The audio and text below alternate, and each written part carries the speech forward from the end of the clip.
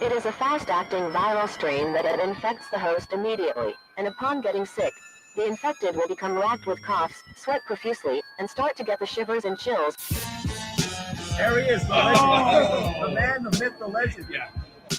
You can't literally run a promotion just for the AEW, what do they call them, sickos? Thank you very much, TikTok and AEW. See you tonight. Tony Khan started telling people there's no such thing as long-term booking anymore. It's week to week. The best guys, Tony Khan. We just secured the bag. It's not like I tried to be a character. It was just sort of happened naturally. But it was never something I intended. It was just something that happened because the wrestlers asked me to do things in matches, and I do them.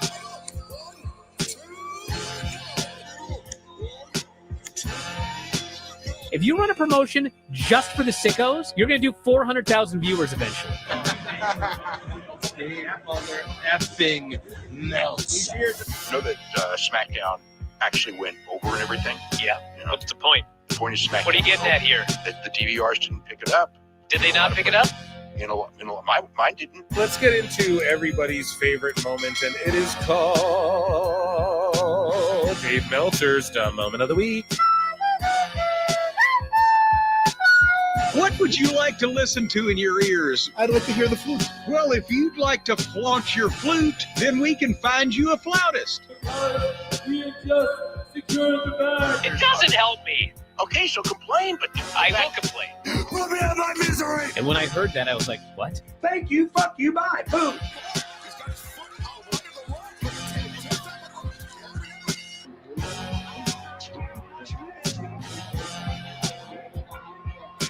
You got to run a promotion for everybody. The sickos can be the ones that buy tickets first and spend the most money on the merchandise. Because we just secured the bag. But, like, you got to promote for everybody. Then you'll have a lot of viewers. I think we proved a lot of so-called experts. We made them look like idiots. We're not going anywhere. Tony Khan's not going anywhere. You'll also be there on TNT. You'll be in 2 places at once. You'll be around like my favorite movie. Time God. It's so great, Pittsburgh. It's not like I tried to be a character. It sort of happened naturally. the best guys, Tony Khan. Keep themselves safe. What was the first year I really started making? I think because I used to write down all the money I would make. Oh, I did this match on this date for this company and I got paid. I remember like when that pay went from $20 to $50, I was like, whoa. The first time I got offered $100, I was like, I'm getting paid $100 to go to the States to wrestle. Like it was mind blowing. I'm 6 years into the business and I'm making 20 grand a year. That's it. I don't need any other job. That's it. Yeah. This is my living now. Yeah. 20 turned into like 40 the next year, which turned into 50. And over time, like, you know, it's just gone up, which is great. And it continues to go up, thankfully. What was your pay on your very first gig? Zero. What was your first paid gig? $20. $20. Yeah. I can actually tell you the first year in my business, in the business, I made $240. And that's because I made $20 once a month. So it was very easy to calculate. Yeah. Didn't have to file, did you? No, I didn't even have to. Yeah. Never mind lying on taxes. Like, you just didn't even have to file them. And you got paid cash too. Yeah, of course. Number 40 on the call sheet. Oh, sorry. Who's number 1 on the call sheet? That's where we're at. 40 on the call sheet. New one? Go for it. It's pretty light, actually. What a drink. Yeah. Oh, man. What were we talking about? I don't know. Next time, make 2 at a time. Snap Basket was really funny how you would have that out and you'd kind of guilt people into eating junk food. I love it. And not touch it yourself. I'm going to answer this differently. I really get a satisfaction off of watching people eat food that I can't eat. Like Swedish fish. All the endorphins are going. Bartender. I do need one more. Thank you so much. My cubano, hermano. Yeah.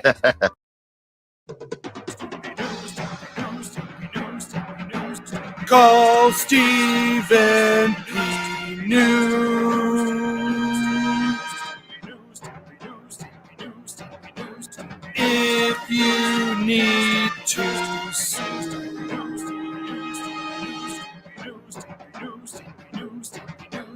outlaw mud show or two. Go through the rest. Imagine being able to build an app with your name on it just by thinking about it. Meet Base 44, a complete.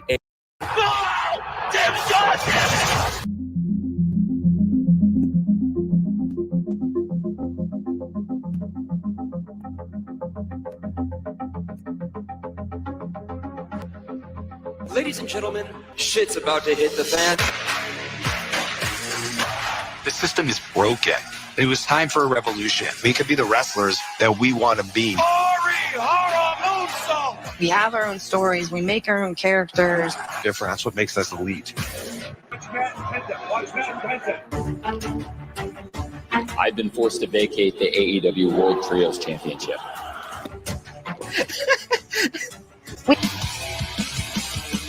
Fun created a revolution. Show days, super chaotic. A lot of times we get here and we don't know what we're doing till hours, minutes before we go out there. There literally are, I think some weeks, 100 talents running around backstage. At that point, it caught Tony Khan's ear, and he started thinking, maybe I want to do this, let's get together. And I guess the rest is history, right? We're just getting started, but it's a great fight to start a great night. Orange Cassidy in serious trouble. This will be fun, right? I'm excited. Ready to go? Go to break. Figured it out what works as a heel in the ring for me. Austin wants to be here so bad. And Is it a break spot? Not yet. we need to build an army right now. It was good. That's good match. You thought everything looked okay? Yeah. I hope it was good. I just feel like... You tonight. That was big. We've seen this time and time again out of Jericho and Guevara. That's awesome. That was great. Ah! Yes! Sick! He's going to take it! And Claudio Castagnoli. Is that heavy, Tony? No. I gave you extra time. 6 to break for right now. Go. Quick. They're really flying through. Hey! That was great. That was perfect. 1, 2, 3. Are you okay? That was great. Way to get him up at the end. You got him back. That was great. Pick him up. That was a great finish. Oh, yeah. Going into the card rundown. We'll feel out the ending, and then we'll go into the card rundown bumpers. With Ty Mello, Dr. Ty and Anna, and Will Nightingale taking Britt Baker with Sky in her sights, and now Sky Blue goes down. My catcher. The team match right there. Jamie Hayter coming up right now. The Elite versus Death Triangle.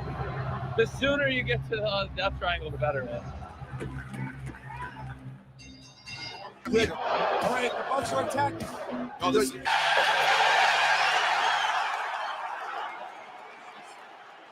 We're good. We got a minute or so. We want to get him going. Get him off this. Moxley charging right back at Hangman. Now, I like this. I don't think I've ever seen anyone hit with an elbow like that. Oh, modern day pro wrestling. Danielson. We're doing good. We're doing good on time. This is good. Hey, hometown hero. Way to go. Welcome back. Yeah, it's great. Welcome back. Love it. Welcome back. Hey, welcome back. You okay? Oh, I'm great. Whenever you're ready to get it going. A secret. Am I safe? Am I safe? Oh my God. They snuck in. It's beautiful. Thanks for getting in. Of course. So it felt great to see Tony. He has been incredibly supportive through this entire process. Of course, we had communicated and talked, but it's not the same as seeing someone face to face.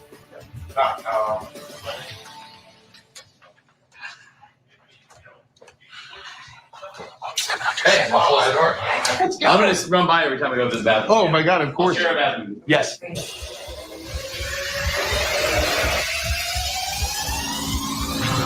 It's Wednesday. You know what that means? AEW Dynamite is live in Los Angeles at the fabulous Kia Forum. All right, we're 2 minutes here. I'm gonna give you the 5 in about 30. A win. Thank you. So I talked to Tony last week, and he told me there's a plan. So I just got to trust him. You know, I trusted him before, and I became TNT champion 3 times. Dr. Britt Baker should be better than these. Neck break. She's your fault. Let Saraya blow into the shot. Here's our finish. I decide I'm not only going to hide in Tony's office, but I'll hide in Tony's bathroom. Oh, shit! She missed that table. She landed right on the floor.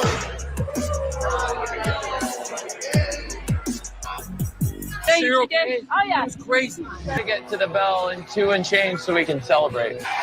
The kid looks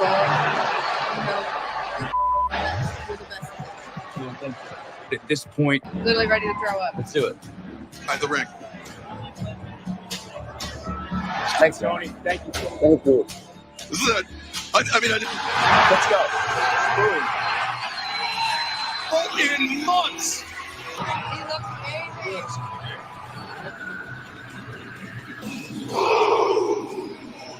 Go see a watch out of that and Cole, baby. Seriously, every single day, I'd read things like, I miss Adam Cole. The thing is, the bad news, it's not for me. Hey. Oh, thank you. Thank you, Tony. Thank you.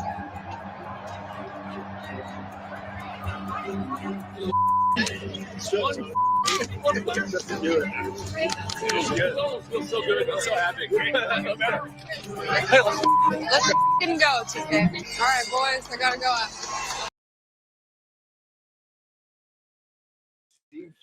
Ooh, what's happening, guys? Welcome to another eclectic edition of PWT Live Show, Sicko Saturday. We're starting early here, folks, and I may be fashionably late, but so is AEW, so hey, sue me for it. I am your host, the infallible Phil Marks, and we are going to be watching tons of wrestling. I hope you guys enjoyed 7.5 minutes of Tony Khan there.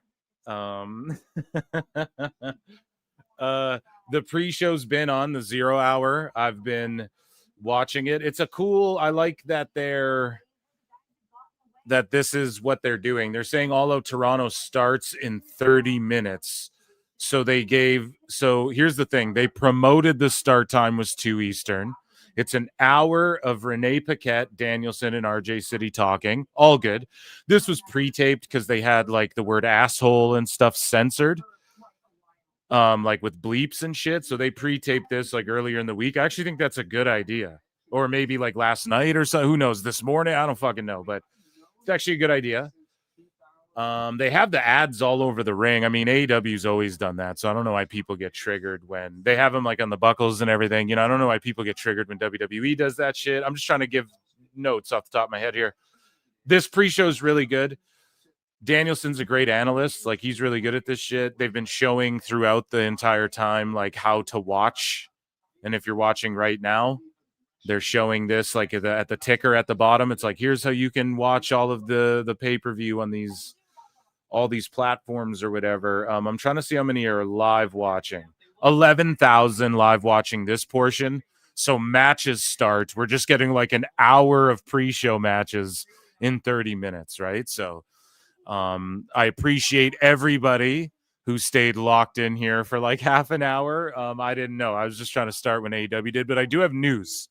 And every time I try and stuff it in, I was like, it'll take me about an hour. No, it'll take me a little bit more than that. I know that. So we're going to run through everything. Chat, thank you for being here. If you're on X, consider coming over to YouTube, youtube.com/@ProWrestleClips.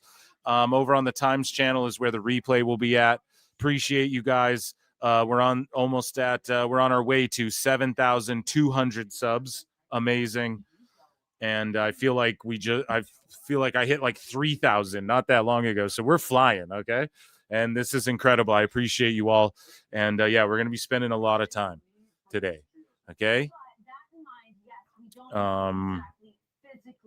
And these things might overlap is what it's looking like. I don't know, because the way they're advertising, there's like an hour-long pre-show. If you're watching for WrestlePalooza, if you're watching on ESPN, I guess there's like a 2-hour long, or like all day they're doing WrestlePalooza content or something like that, WWE stuff. So that's really sweet as well. So anybody who comes here to hang out with me, I appreciate that.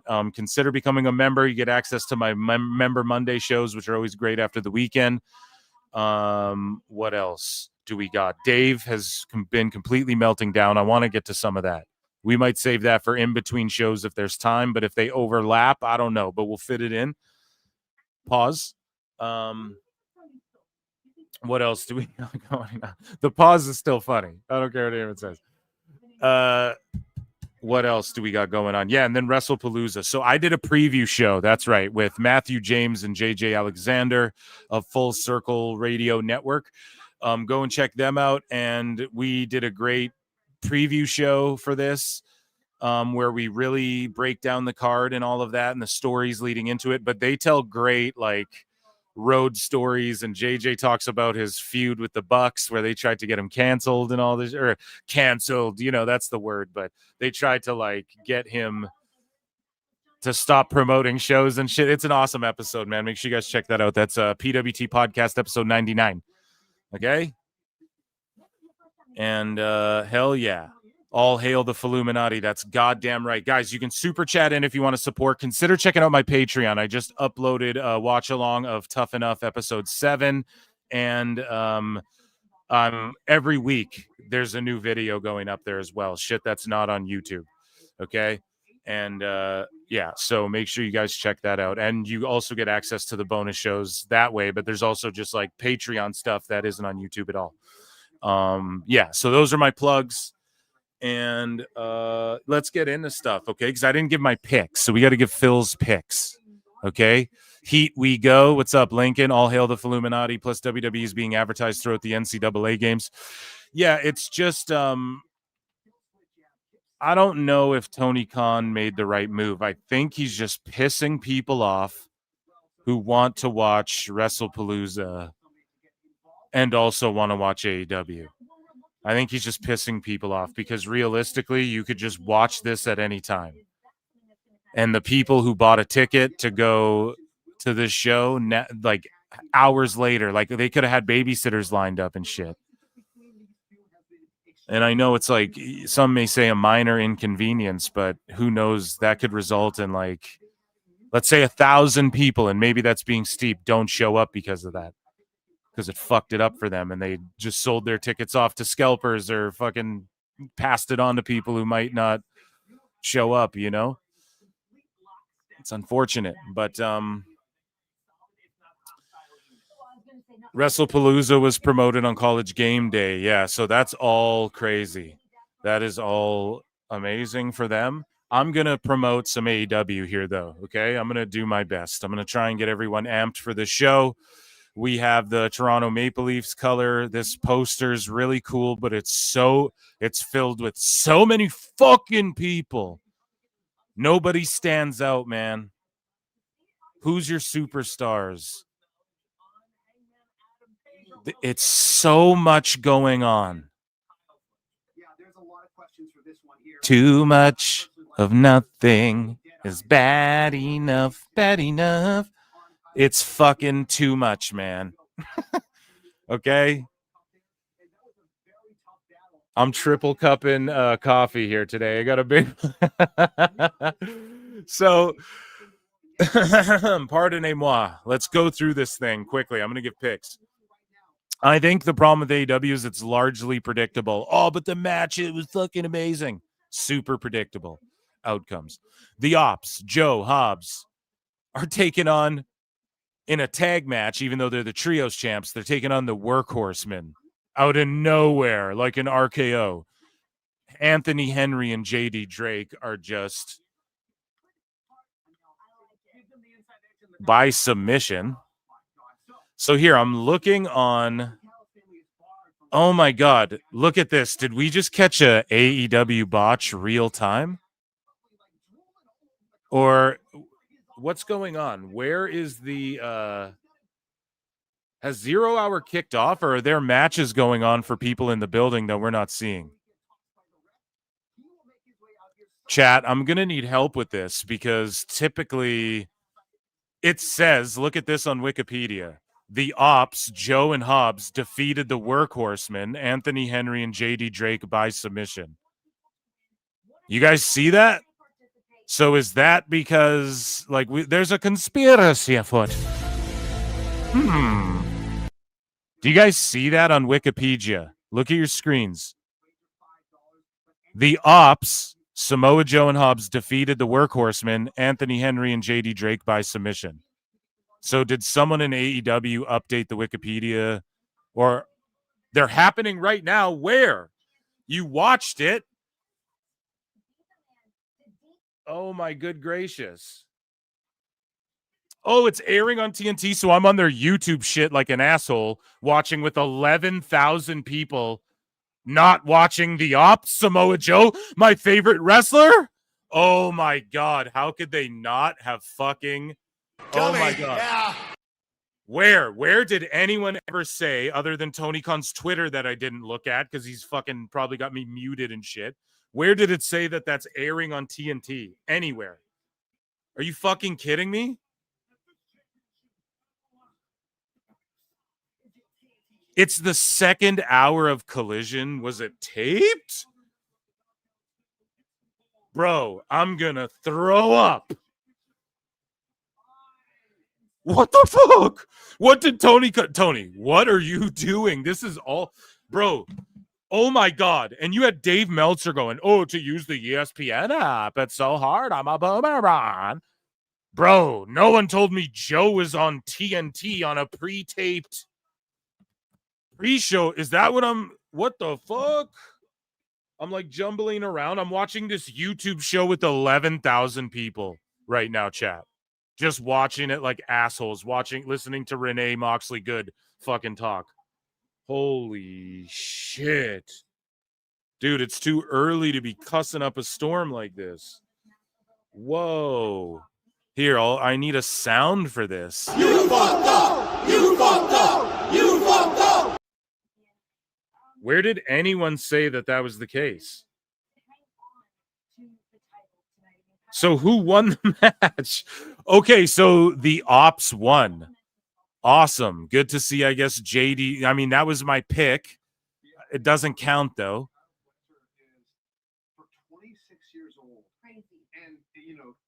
Two weeks in a row. Doesn't count.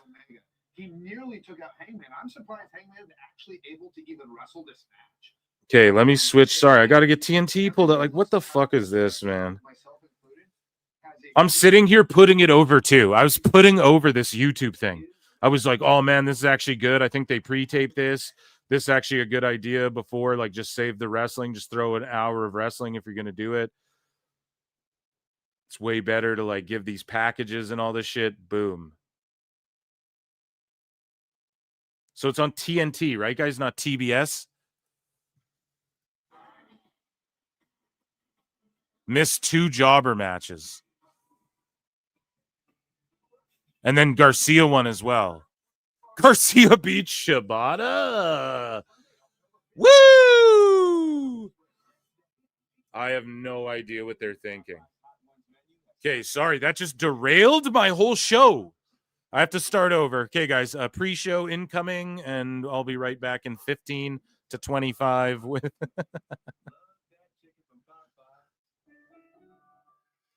Wow. I'm severely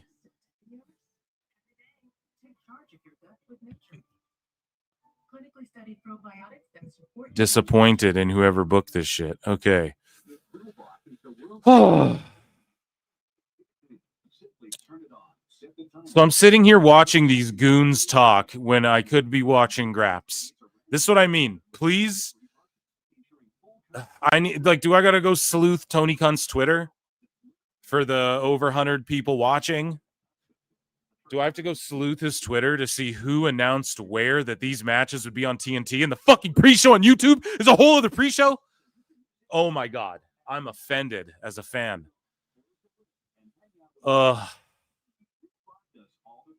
Holy shit.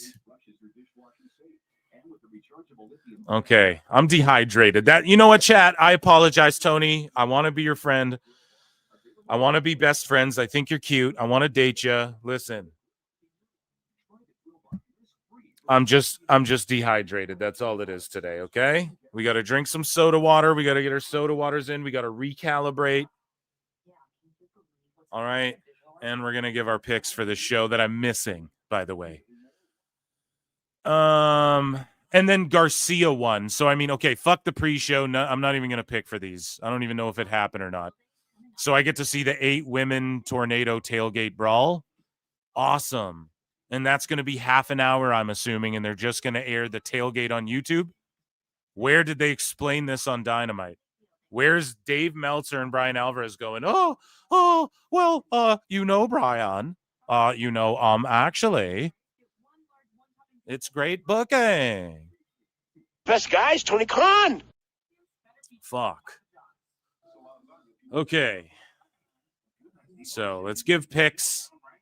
Sorry, chat, for spurging on you guys.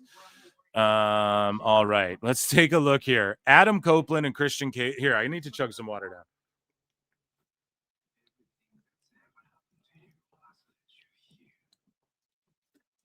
Okay. Pardon me. And sorry if you had to hear that.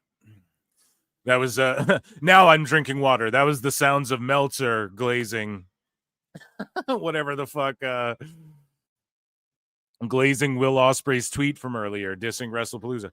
Okay, so Adam Copeland and Christian Cage versus FTR with Stokely. I don't really give a shit about Stokely being with FTR. I said that on the preview show. Obviously, Edge and Christian are going to win. The Hurt Syndicate take on Ricochet and GOA, Gates of Agony. Now, MVP and Lashley and these guys, and MVP said that it's not about it's not that he doesn't like Mike Bailey or any of these guys. It's just that they want to put over guys they think they can really help and shit like that. I broke it down extensively on my show. MVP confirmed what I said. And yeah, I just if that's the truth, then Gates of Agony are going to win this match. If Lashley and Benjamin and them win, which like they kind of should, man. Like Lashley and Joe should be fighting for the title on this fucking card or something, like in one of those fight pit matches or one of those cage things they did with Wardlow and Hager or whatever. But they just don't give people the money shit, you know? So I bet Hurt Syndicate wins, honestly. I'm just going to throw that out there. Monet versus Riho. We know that Monet's going to win this shit. Darby Allin versus Moxley in the coffin. Darby's going to put Moxley in that coffin, or else he climbed that mountain for literally nothing. I think Darby will like coffin himself. He'll like coffin drop Moxley through the top of the coffin, and then they'll both be in the casket. Mark Briscoe's taking on MJF in a tables and tacks match. I mean, I brought this up on the preview show. What does this mean? Like, is it tables and tacks? Like, is it just tables and tacks, but you have to pin or submit the person? Is it just there's tacks, but you got to put them through a table? Do you have to put them through a table with tacks on it, or it doesn't count? Do you have to put them through tacks once and tables once? I don't know. I don't know, as Lex Luger would say, right? I don't know. But I'm curious. And MJF and Mark Briscoe will put on a good match. I mean, it's shitty that Briscoe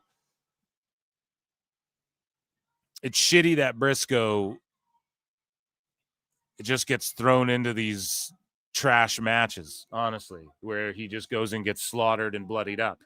Much like Sky Blue and some of these other gals, Tony just is comfortable with throwing them, as we just watched at the top of the show during the pre-show, 10 minutes of Tony Khan, where Anna Jay gets power bombed off a stage and he's just sitting there like a little kid. He's like, ooh. And the wrestlers are all like, oh my fucking God. And Tony's just there like, ooh, I like it. Yeah, it's great. You know?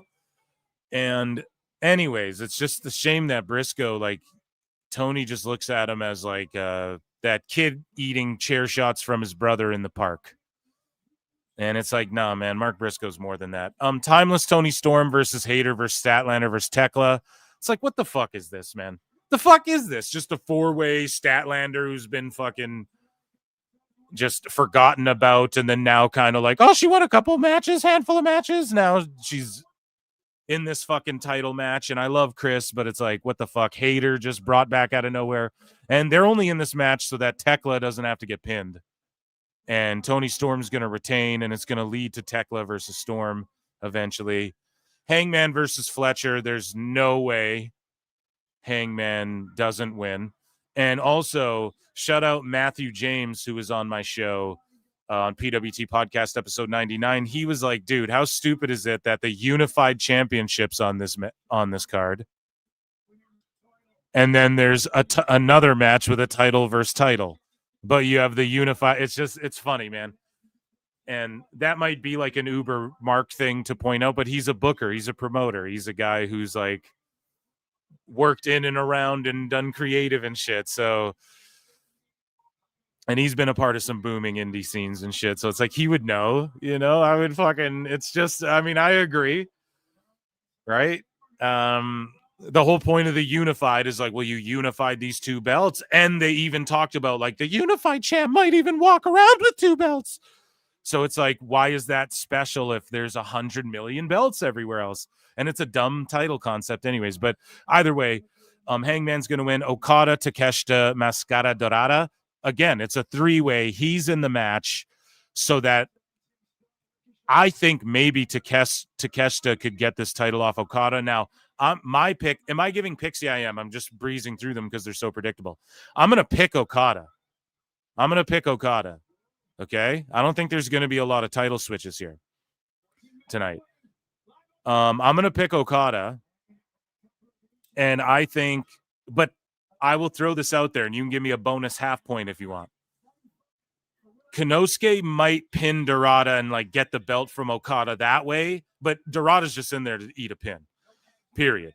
And he might, and this is the thing too, man. I'm going to be honest. CMLL runs AEW shit, and I'm going to break that down more. They kind of run MLW shit a little bit. They run AEW shit, and I'm going to break it down more. Like MJF just lost to fucking Mystico, bro. Like after all that shit he was saying and talking, and oh, well, he's a heel. He's supposed to. No, I get it, but he won that title, bro. MJF should have won that fucking feud in Mexico. If they're gonna run with that shit. Oh, but they need to make a superhero out of Mystico. Okay, he'll get it later. He'll get it from him later.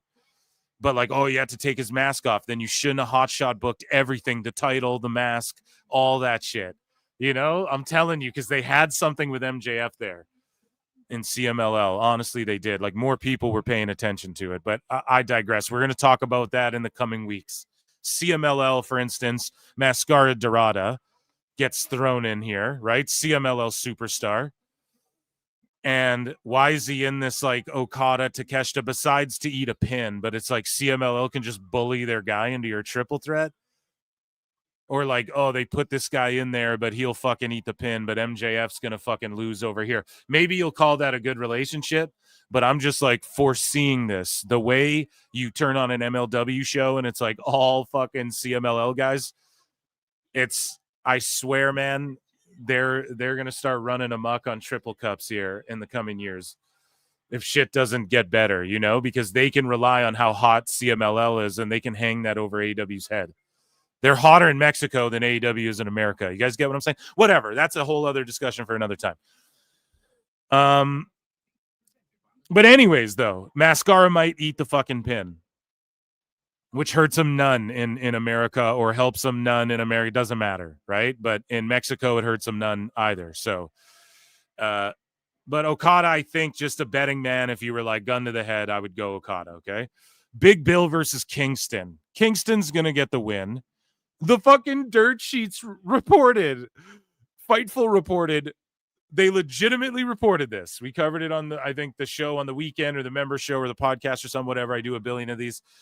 They reported that apparently AEW told them, someone in AEW told them that bringing Eddie Kingston back was not to generate buzz, was not to be a surprise and generate buzz for All Out.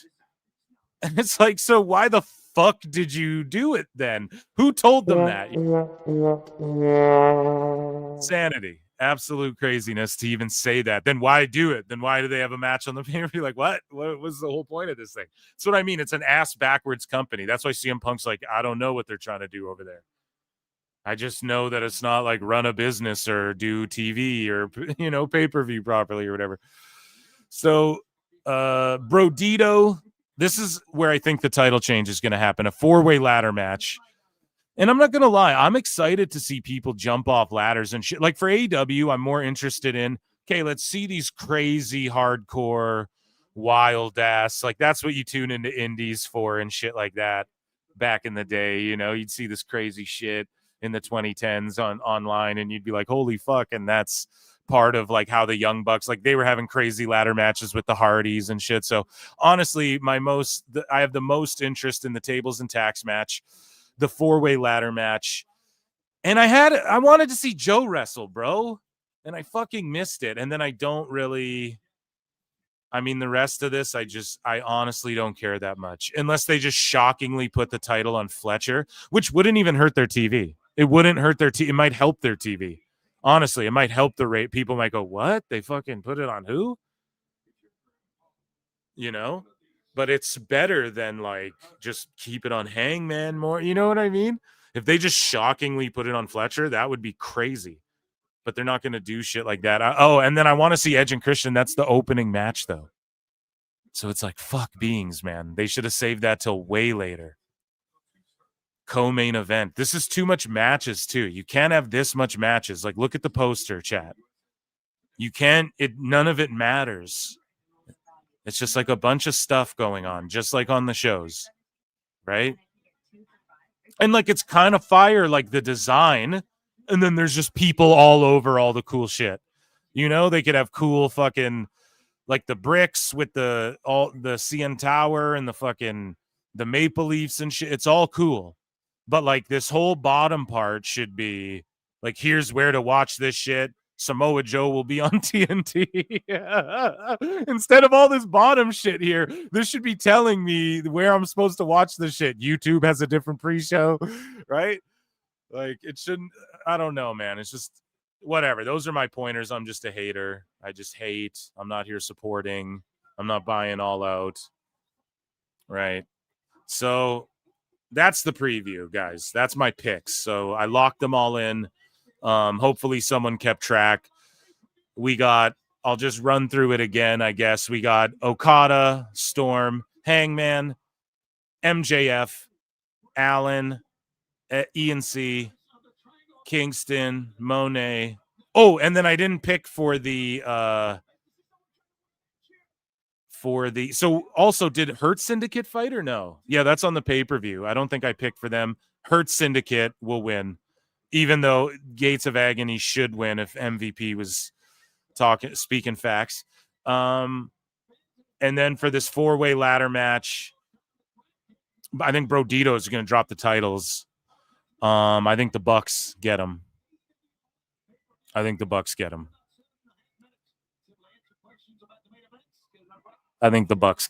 Yeah. And then they're calling the team C&C. I was calling them Cope and Cage. C&C. And it's like, I guess, the indie version of E&C. I guess. It works for me. But it's just Edge to me. It'll always be. I'm not fucking calling him Cope, dude. That's what I do over his name change. Is fucking. Okay, so let me check in with chat, and then let's do an Ichi Nissan because we got AEW news to get into. George Capture for 5. Guys, consider becoming a member. It's only 99 cents. Consider checking out my patreon.com/prowrestletimes. I just watched Tough Enough episode 7. Tons of shit going on there. Every week a new video. And George Capture for 5 says, to be frank, the TNT show is advertised, good sir. Right. So here's the problem, right? When it says All Out 0 Hour on YouTube, and then you click on it and there's 11,000 people watching it, how the fuck is someone like, I'm in Canada, bro? How am I? You know what I mean? How the fuck am I supposed to know this? Like, come on. Someone should have fucking broke this down. Maybe I was babbling about it through Dynamite. But for for Dave and them, for Joe to be opening the show or whatever, he was the second match, that is just nasty business. For Dave to be melting down the way he did and then to get owned on SmackDown, and for him not to say anything about AEW and this shit, it just tells you everything you need to know. They shouldn't have had that fucking Renee Moxley good pre-show. That shouldn't have even been a thing. LMAO at the table spot, then go back to the app, then activate, link both Verizon and Disney to the app to get access. I mean, that shit's all dumb too. I'm not going to lie. But, if he was in WWE, they'd have Anthony Mackie showing up on Raw, CNC Music Factory. I'm watching WrestlePalooza on Disney Plus. That's pretty tight, man.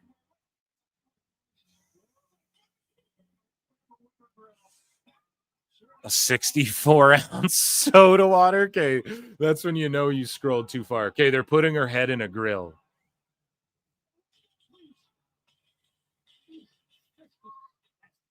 And then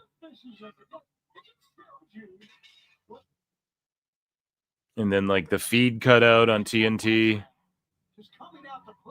Was that just me or what? Is the feed cutting out on TNT? What are they doing? They're canceling this show before it even airs in its entirety.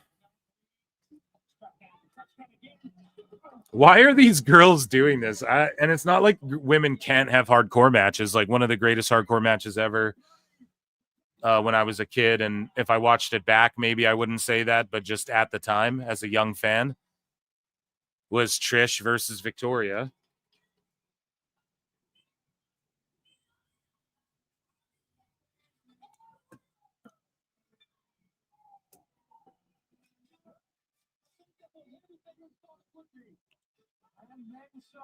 So 4 minutes till Graps. Okay, ladies and gentlemen. Ichi ni Sanda.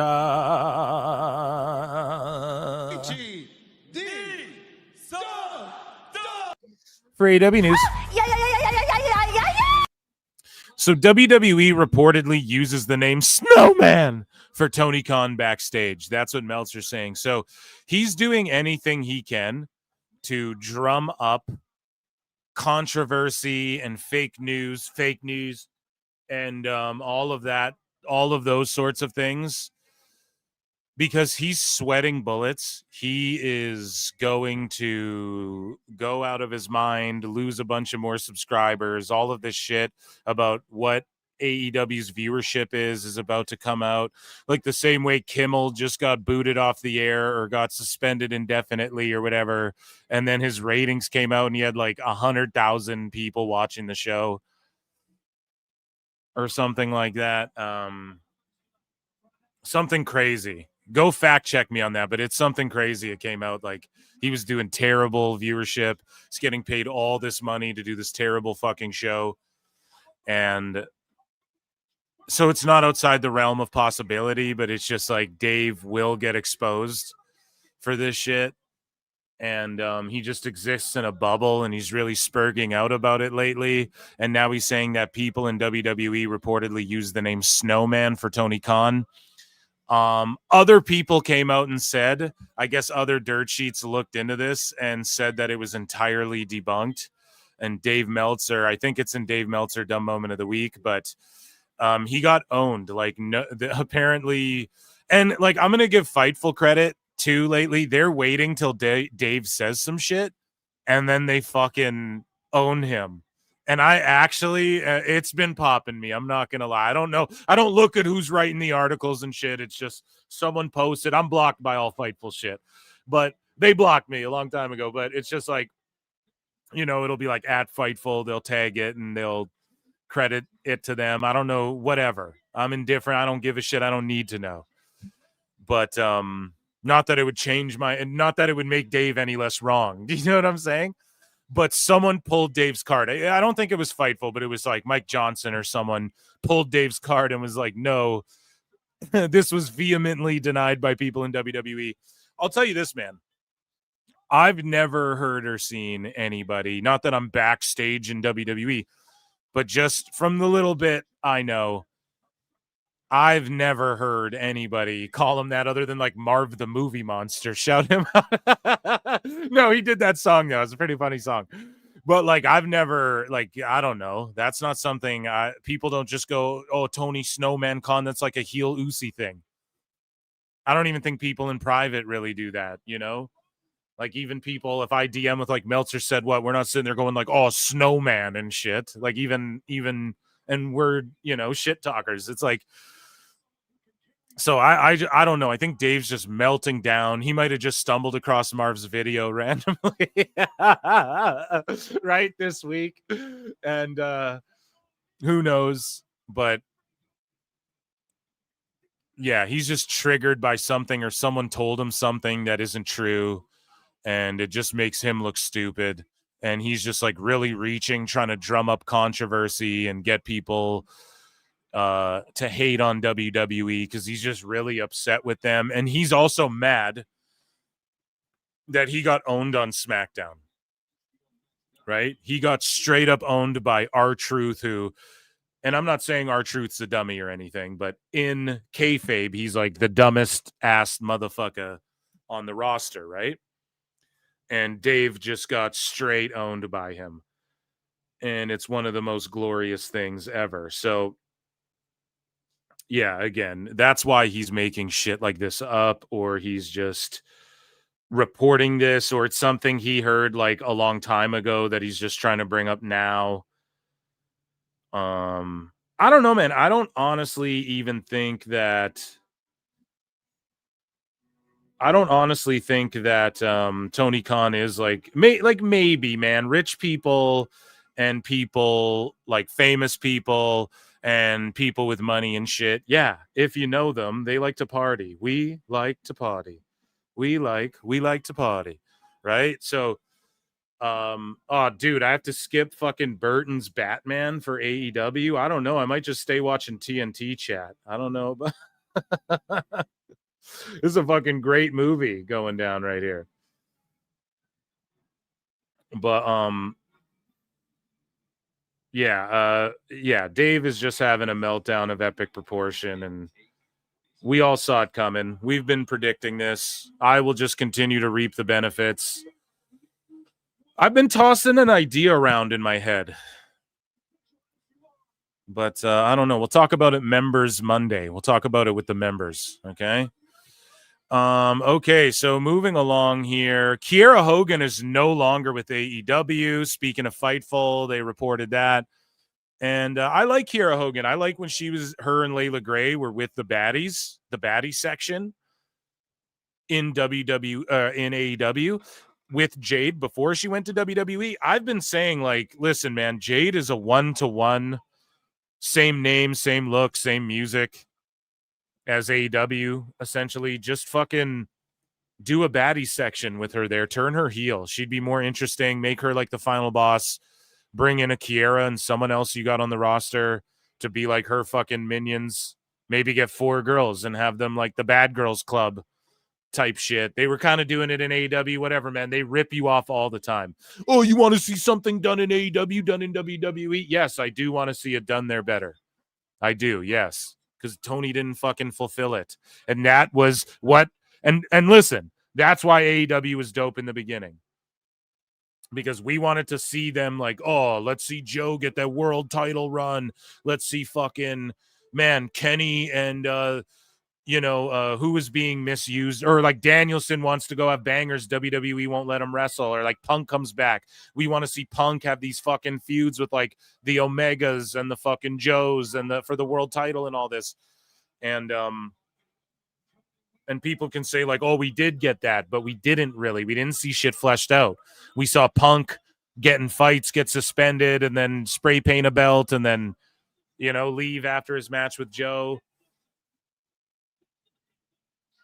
And we didn't get to see things get like proper story be told. It was just they had a match. Okay. What do we take away from those fucking moments? Oh, the crowd was so hot when Omega fought Danielson. No shit, Anyways, moving along.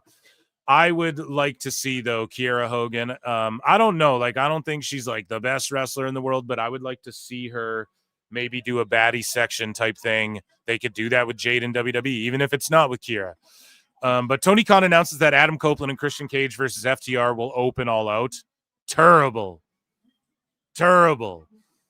Adam Copeland says John Cena's homage to him was super fun. He says, I saw a clip where he did the whole setup and everything.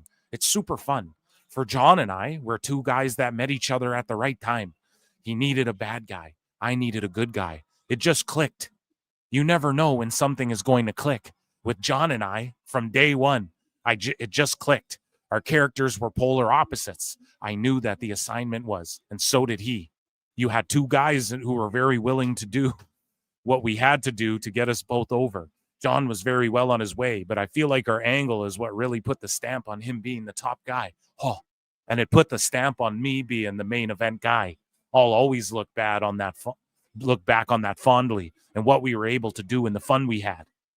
That was he said that to The Score. That was an interview with The Score. Shout out The Score, by the way. Tony Storm says Tony Khan shot down ideas of her that horrified and disgusted him. She told TV Insider, I think you might actually be surprised. There have been a lot of ideas shot down, a lot of wild ideas that our president, Tony Khan, has just been horrified and disgusted by. He really has had to work hard to keep it all together. God bless him. He leads a massive team. Yeah, I don't know. She's always working, so you don't know what's real and what isn't. We're getting a Reeks of Awesomeness sketch to kick things off. Here, we'll come back to news.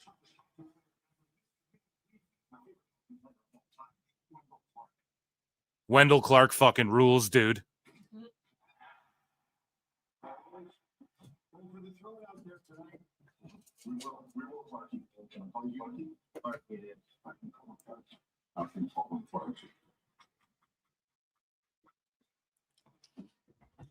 I can't believe you didn't say hi to Wendell Clark. You're wearing a friendly other guy. He's a legend. What's your Bubbles? Oh, shit. It's Bubbles. Oh, fuck, boys. Got a big fight today, and just sort of, Ricky's back there getting chips and pop. They're chanting Bubbles, man. I've gotten fucking loaded and eaten hot dogs out of tinfoil with the TPBs and with Corey and Trevor out front of the fucking venue, chugging a bottle. These guys, like, literally chugging a bottle. The green bastard. Oh, dude, this rules. I think I'm like a bit behind you guys. It's all good.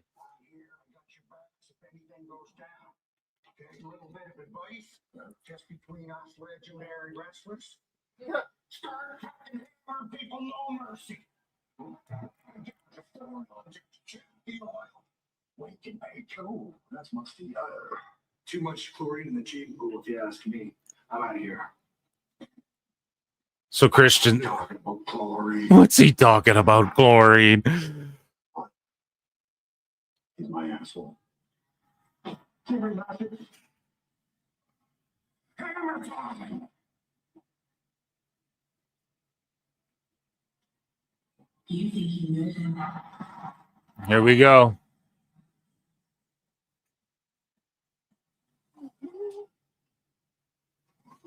Yeah, we got to give Edge and Christian their due. We're going to watch this one, chat. We'll do more news after this one, unless it's tables and tax. I hope Christian comes out. Like, I want them to be wearing, they got to do like an homage to their old shit. She looks like Edge is doing a little bit with his gear.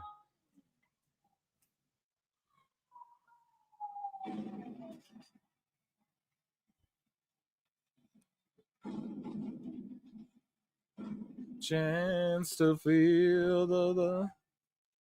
Yeah, he's doing a throwback, but it's like black and modern. I love that.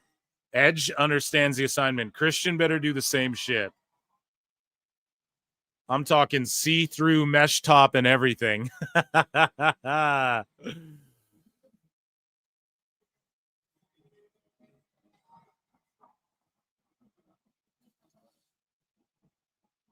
We're not being bot attacked for All Out. And if we are, shout out the mods taking care of that.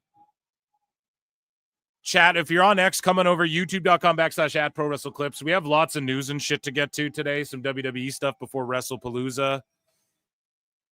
If you guys are trying to watch this shit, I had a post to explain it to people, but whatever. They've done that.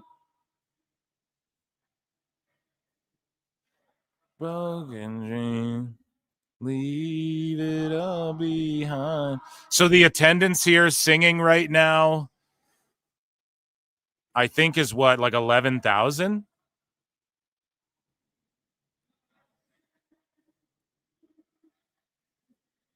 Not a chance to feel the love.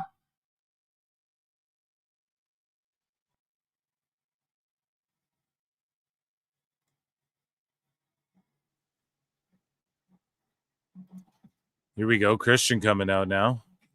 Yeah, I think the attendance is like 11,000.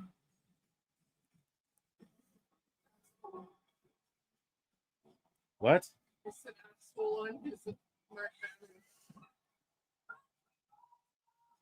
Scully Vibes, a member for 16 months, says, we got a wrestling Saturday. What's the vibes? Is hit the like. Yeah, dude. Hell yeah.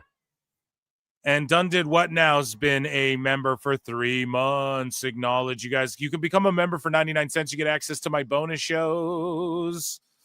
Acknowledge me. Be in here. And yeah, we ran through some news. We're just giving Christian and Edge their due, man. This is like the match I care about on this card, and it's first. So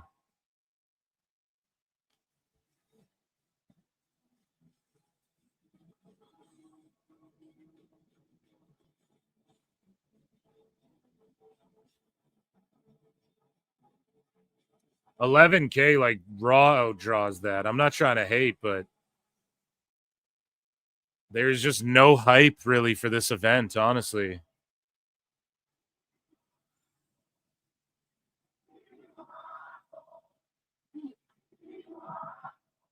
And they're chanting, he's our asshole.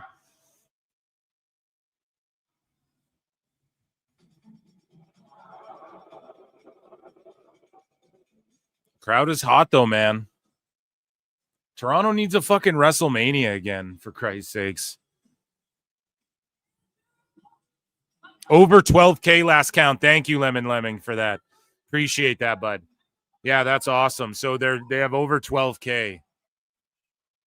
That's awesome. Good for them. I'm not shitting on when they do a house, man. I won't ever do that.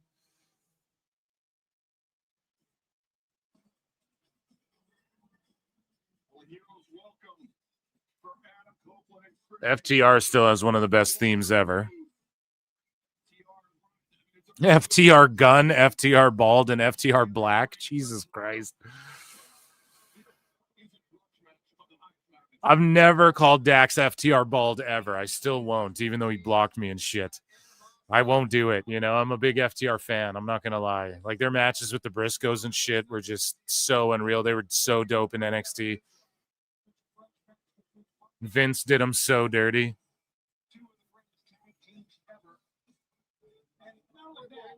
You know there has to be butterflies for Coach and Christian. They're back home for the first time in 21 years together. That's over 8,000 days. And just notice what's on the bridge of the nose of the Dax. Yeah, did you see his nose after Wednesday night? Right. Oh my gosh. Yeah, Christian Cage breaking the nose of Dax a few days ago with the microphone in that melee. So Dax's nose is broken, I guess. He's working with a broken beak.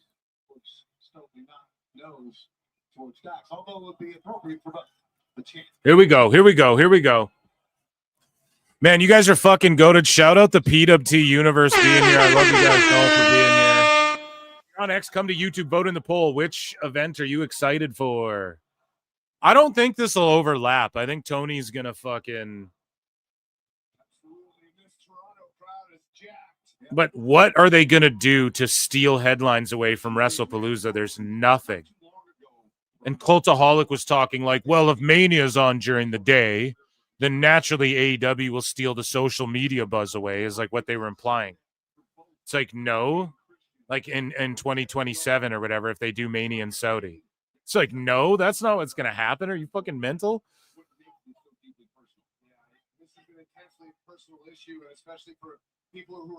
They can't. If they're on the same day as a WWE show, they can't fucking, unless they're PLEs on a Monday, like against Raw, or on a Friday against SmackDown, they're not taking the fucking buzz away. And even then, we've seen WWE do shit on SmackDown where you're like, holy fuck lately, you know?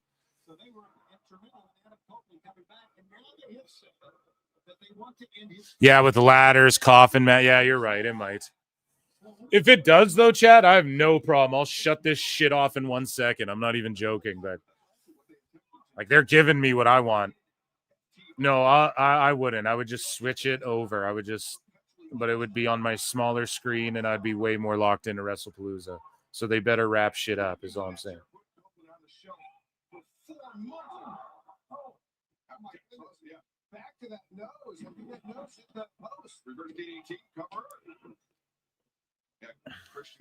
Imagine if they just did something little, like had them all walking out of a tunnel, but it's like a maple leaf that's like changing blue and white colors and stuff.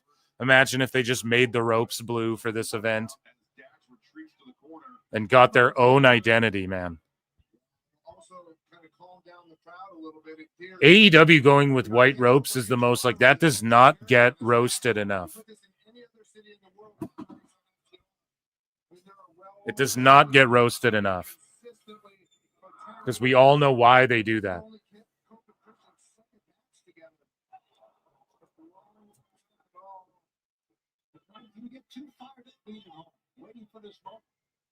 Yeah, I mean, you can. It's an open question. Can you get sometimes the adrenaline rush? There's an adrenaline. I'm telling you, those stages and memorable sets and memorable themes, those go such a long way in fandom. You know, think about those old sets WWE used to do. And I get it's hard for them now because they're selling out everywhere. So people got, and the tunnel thing's cool. But imagine, like, Tony doesn't even need that big, all like that video board and shit. He doesn't even need all that. But I mean, they don't have a house that's like overflowing.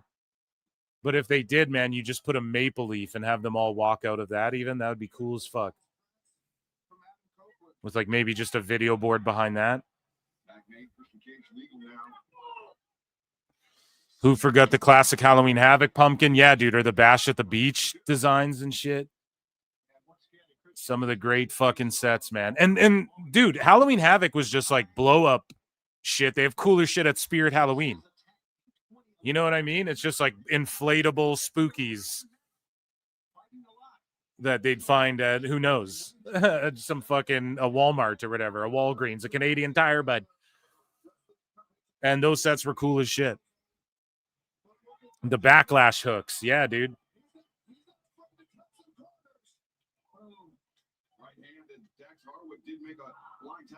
Yeah, the Clash in Paris is one of the greatest, I think, stages ever made. If you did that in the Attitude Era, this era, whatever, it would be one of those. Like, it's ingrained in my brain. It was so fucking dope. I couldn't get over it. We're just marking out about the aesthetics. That's why I love you, PWT Universe. Because that's what it's all about. I'm talking about the trunks and the fucking, oh, I hope Christian's wearing these tights and the fucking ring and everything. But that, it just goes a long way, though. It really does, man, in presentation and all of that. And again, it's not about being the exact same as WWE, but like light up this crowd a bit. Put some blue and white lights on them and shit.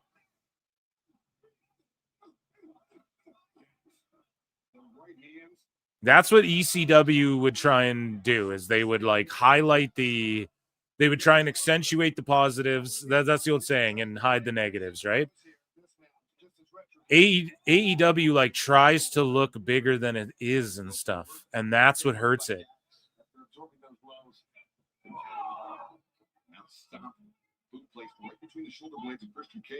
I think that's what hurts it sometimes. They should just embrace the indiness. I've said that for so long. or go the other direction. Like, okay, if you want to be the big, larger than life thing, for sure, but you got to start listening to people like me and Bischoff and shit. I know that sucks to hear, but you have to. Yeah, I mean, we probably don't talk enough about how great FTR is.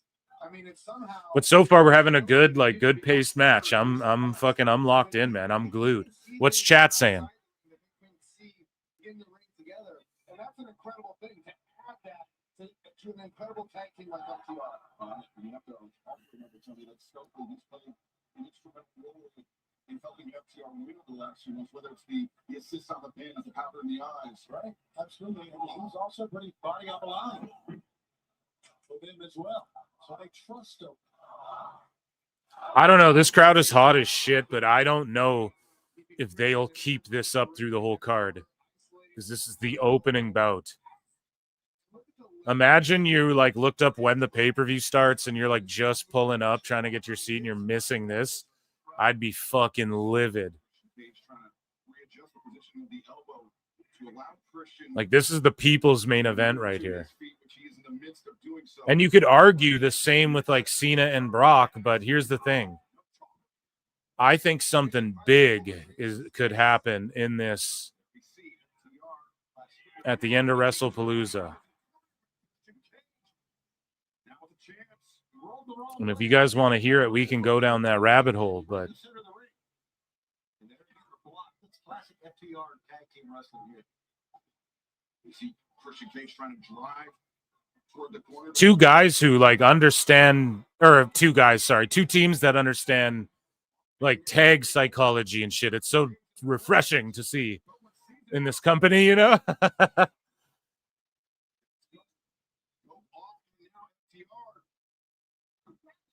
Give us an X-Files. Yeah, I just think that... Damn, that was a neat, close... But shout out this ref for like almost just calling that as a shoot. This guy here and Stephon Smith are the two best refs in AEW. I feel bad too. I feel bad because like I had JJ and Maddie on. Matthew James on from White Heat on the podcast, and like,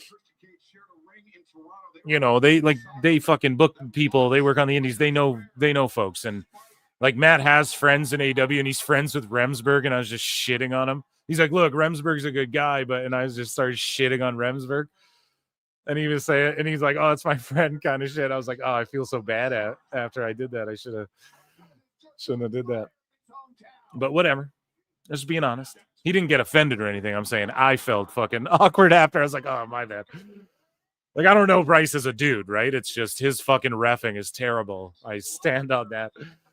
And he's like the main guy. He's in all the main matches. It's like, fuck. Like, and Aubrey's way less defensive. Like, when's the last time you had a good laugh at Aubrey? You know? Like, she really got the memo. So shout her out for that. FTR may be thinking that stuff pile driver. Oh, that's into the post. Catch and drop. Drives down Cash Wheeler. Oh, he's going to shout out Cena. Yeah, do it, bro. See, this isn't cringe because Cena, like, they should be doing this. They're both. This is the one time I'm not going to give AEW any shit for that, honestly.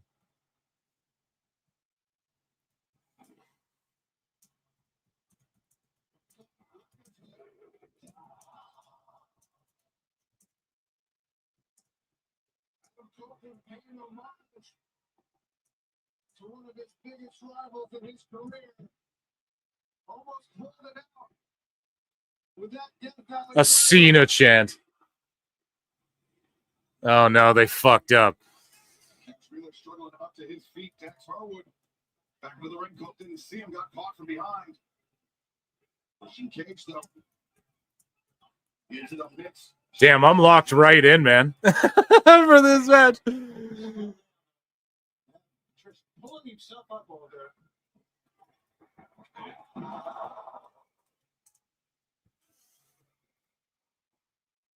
I think a title switch could happen at WrestlePalooza. I think it could happen.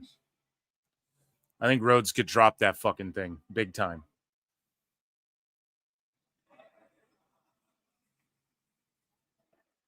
And WWE like values their world champion. Like, yes, there's Brock and like Cena that doesn't need a belt. So I actually think the longer this match goes, the more it favors FTR. But I could also see Brock, as I said on the preview show, I could see him losing his match and then coming out and just attacking the WWE, like Cody Rhodes after or something again. Which we've been there, done that, but maybe he comes out and what if Drew wins and he just fucking attacks Drew? I don't know. Then they'd both be heels, but oh man, what is he? That counts as a tap. If I'm the ref, that's a tap, bro. Damn. Stokely hands him the apron. Ref, you saw that shit. DQ him. Come on, ref. Come on, ref.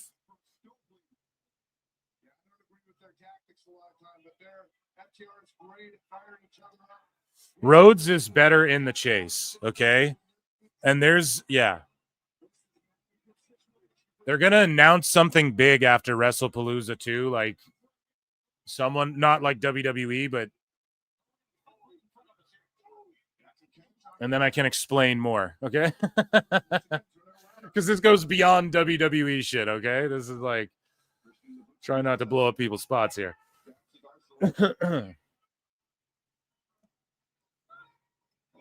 Oh, dude, they're gonna fuck yeah. This is what you do.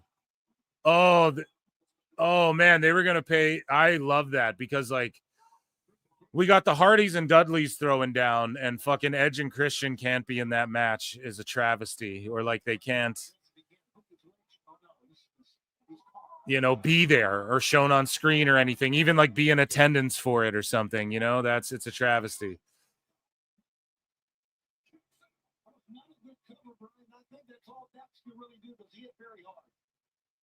And ENC, this is why we're marking out the nostalgia bit. And all of the sickos are going to be like, this is fucking amazing, man. Yup. And this is the shit you've been complaining about that WWE does all the time. This is a top guy speed match thus far, chat. This is what we call top guy speed. Or what the bloodline would call top guy speed, right? And this is like the most WWE. There's psychology in this tag match. They're hitting each other's finishers. They're paying homage to WWE shit, and it's getting the biggest pops. Stokely, okay, now it's like, let's DQ people. Like you're doing ref pull out of the ring angles. Now it's like, what the fuck? Right when I'm putting it over. Okay. Stokely just, I don't know, man. Stokely does nothing for me with FTR, and I don't care to see all this schmoz bullshit during Edge and Christian's match.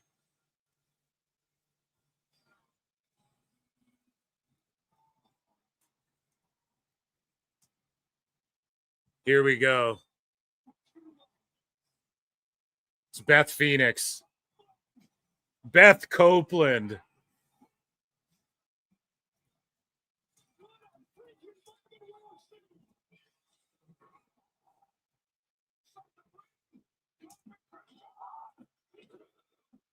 Oh, he kicked the fuck out. What are you talking about? Damn.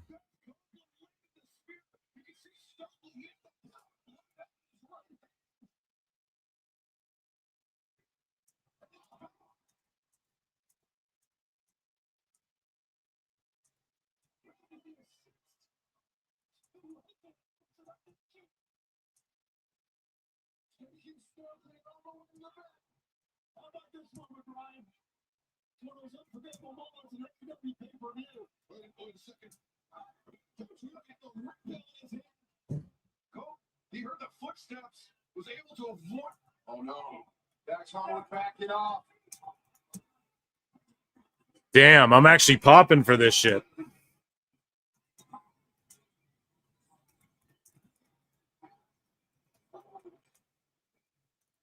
Now go at Christian. Once again on the attack.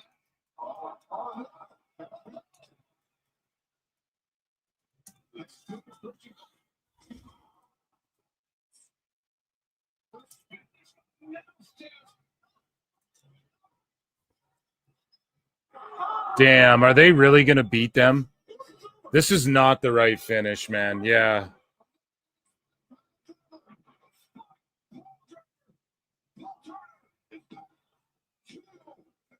Oh, Edge kicks out. Okay, damn. Damn. Woo!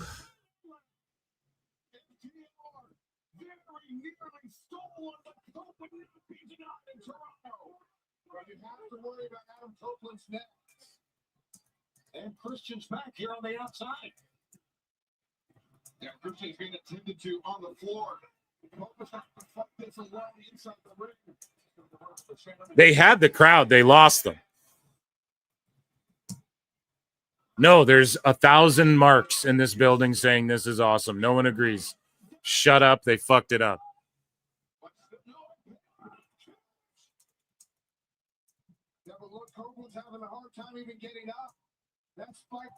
End the fucking match. Jesus Christ, end the match. Like, why the fuck did they not end the match? That is the worst shit I've ever seen. All Out's not even trending either. Oh boy.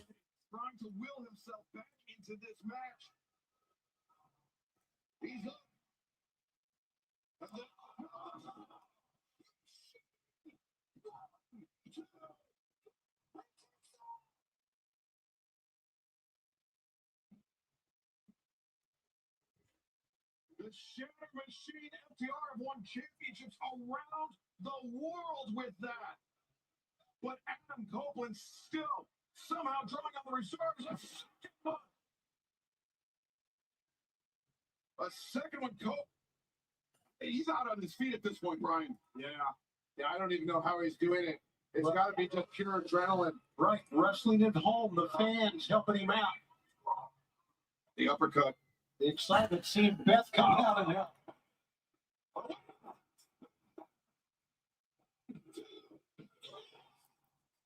Well, okay, I mean, yeah, the crowd's there. I mean, why did they added an extra like 4 minutes just for no fucking reason? You guys know what I'm saying? Like, they kind of fucked that up there.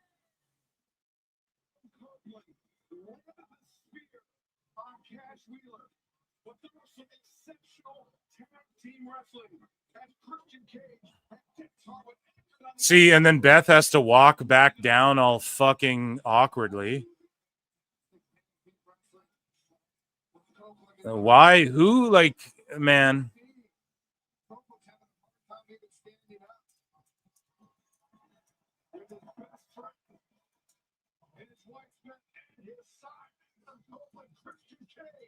Once again, victorious in Toronto. I thought they looked sensational as a team, Brian. Yeah, I do too. Okay, who's coming out now? It'll be like Kill Switch and yeah, Mother Wayne.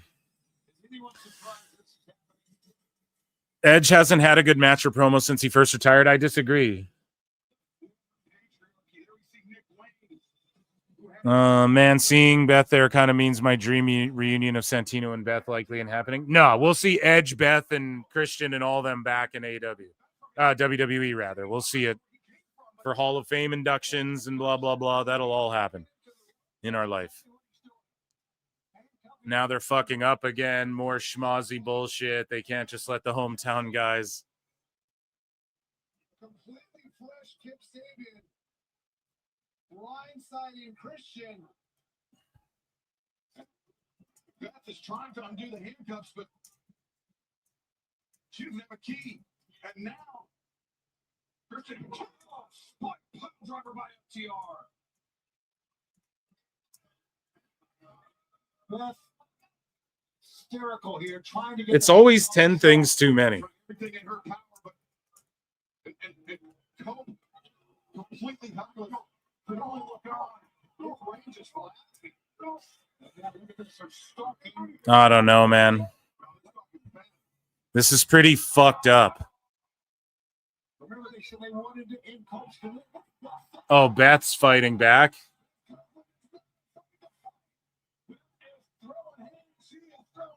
Oh no, are they gonna spike pile drive Beth? No. This is what you do on Dynamite to get your revenge and cause a rematch in a cage or something.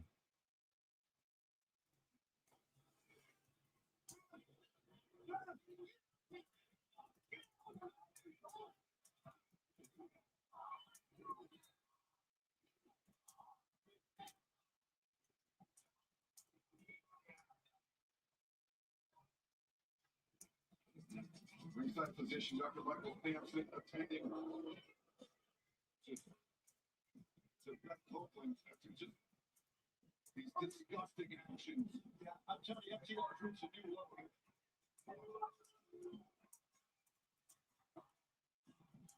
This was the plan, obviously, from the get-go. And Kip Sabian, Mother Wayne, Nick Wayne, all a part of it. They could have had a segment on Dynamite where everybody thought that FTR would shake fucking hands with E&C, right? Or tomorrow, whatever, on Dynamite. They could have had a fucking they could have had a segment like FTR and them, like they go, maybe Edge and Christian come out. They go, yeah, we got to win. Plus my wife is here, whatever. And then Beth comes out and then it's like a moment. They're all fucking, you know what I mean? And then, they're like, Beth's in the ring. She's all happy. FTR come out. They're like, what the fuck? They all, without Stokely, they go face to face and they're like, well, where's Stokely? No, he's up to something. Nah, man, Stokely's not with us. Like, whatever. They stick their hands out. FTR goes to shake their hands. Look, we were friends before. This went too far. Then that's when like Stokely low blows Christian. You get more like sympathy on him. And then they fucking beat down Edge, handcuff him. Beth fights back. You pile driver. It makes me want to watch the show next week. And then it makes me want to tune into Dynamite. And then that go, because this obviously is leading to a rematch, right? Like in a cage or a hardcore or some shit. And then it builds to the fucking rematch sometime down the fucking road. Instead, they just do it all here and have Mama Wayne and all this shit. So stupid. AEW from New York City who claims to be a tough guy. So I'm officially calling you out, Eddie Kingston. Wow, the Mad King. Yeah, that shit really is just booked terribly. And then now we got to watch Sloppy Kingston. No, all the internet wrestling fans love you, Big Bill.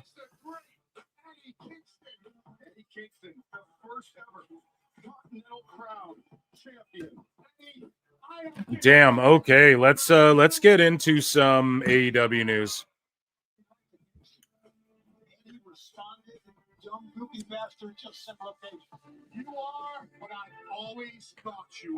Okay, ladies and gentlemen, Ichidi Sada.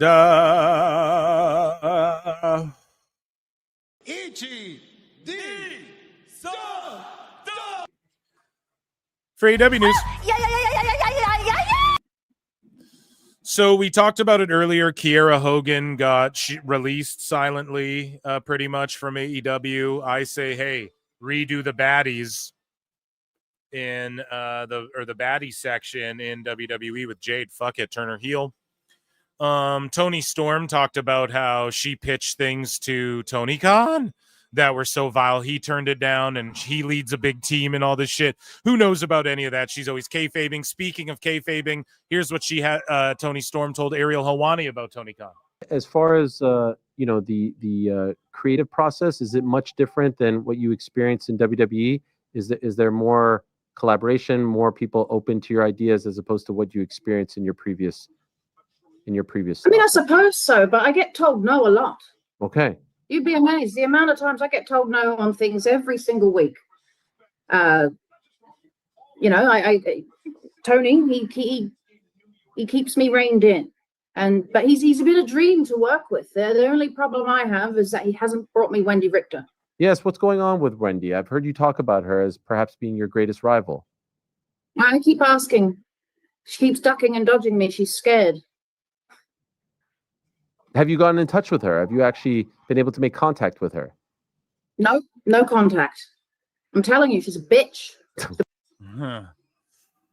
Okay, let's move along here. At this current time, Dave Meltzer says that WWE's schedule is reportedly in place for the rest of the year and won't be going head-to-head with the remaining AEW pay-per-views. He doesn't know anything. Copeland says he wants his final match to be in Toronto. It's certainly not this one. And he says, I have the luxury, I guess, of having one retirement match under my belt, and that was a very emotional one. It was an amazing send-off. So this one, I'm not that concerned with how it goes. But he wants it to be in Toronto, bud. Tony Khan says he is eager and optimistic to hopefully get more opportunities for AEW events, like having a 3-hour block such as September to Remember and this Saturday's Tailgate Brawl. Again, The best man. guys, Tony Khan. I mean, how many times do I gotta fucking told you so? But I'm telling you guys right now, man. Just in from Phil Marks of PWT. He says, I told you so. Collision's going away and is just going to become a 3rd hour on Dynamite. And when they're talking about, oh, look, this Collision did 500K, like Dave is talking about Collision as if it's like a separate show that aired on its normal time. 500K, Brian. It's insane the level we're at.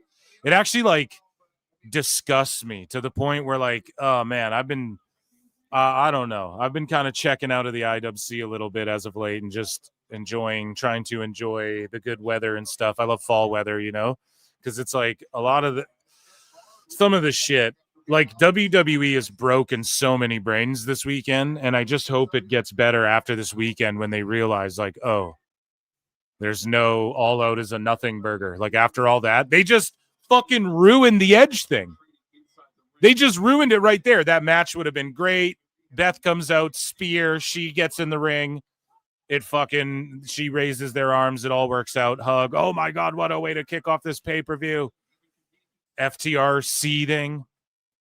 They're staring Beth down. They're like, what the fuck? They're looking at Stokely like, you asshole, whatever.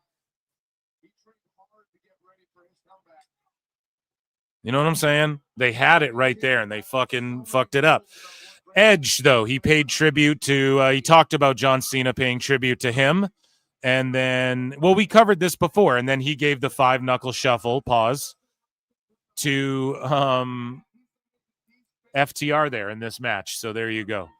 The Dynamite and Collision taping October 15th has 1,200 tickets sold. They're set up for 2,300. And that is in where? Independence, Missouri? MO is Missouri, right? AEW star Will Ospreay undergoes neck surgery. And then he gets up. He just had neck surgery, and this is what he fucking says. What a shit name. Scoopapalooza, Ben and Jerry's. The guy just had neck surgery. The first thing he's got to do.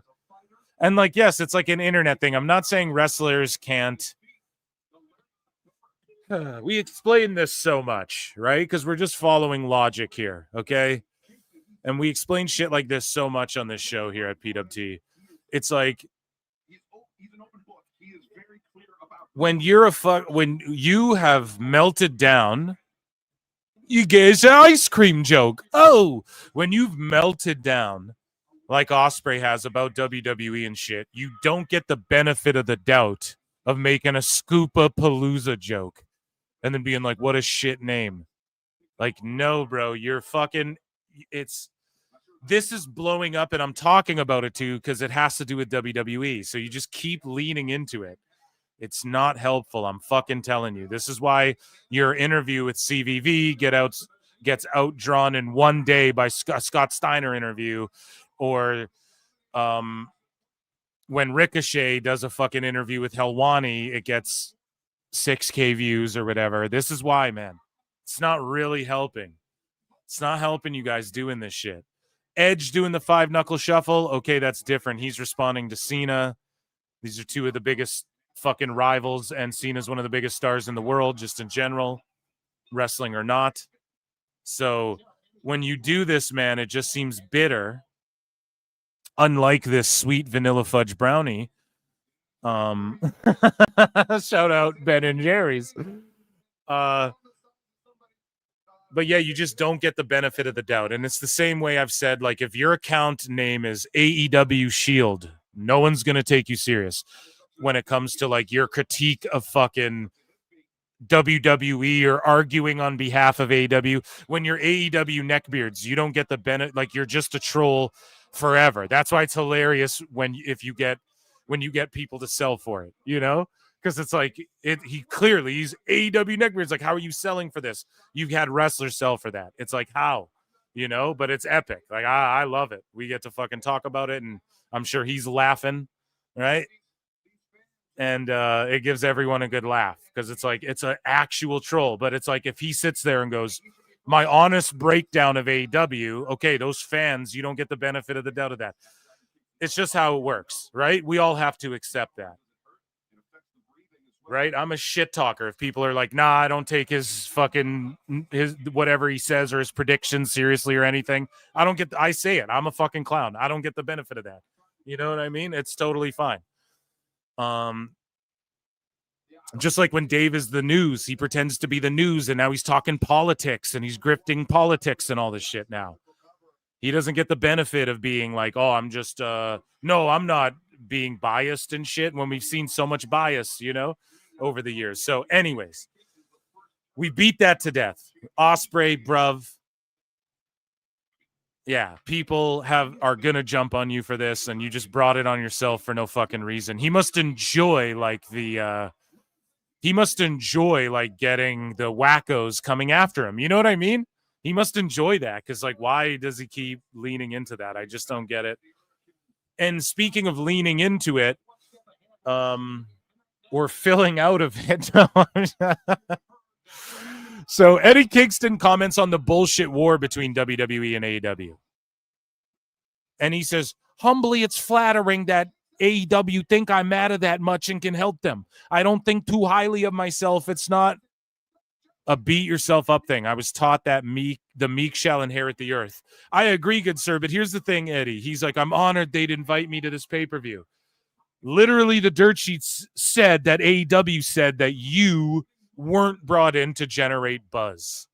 So, like, you need to spinning back fist or Kawada kick fucking one of these dirt sheet writers or something, dude, because they're fucking just burying you, dog.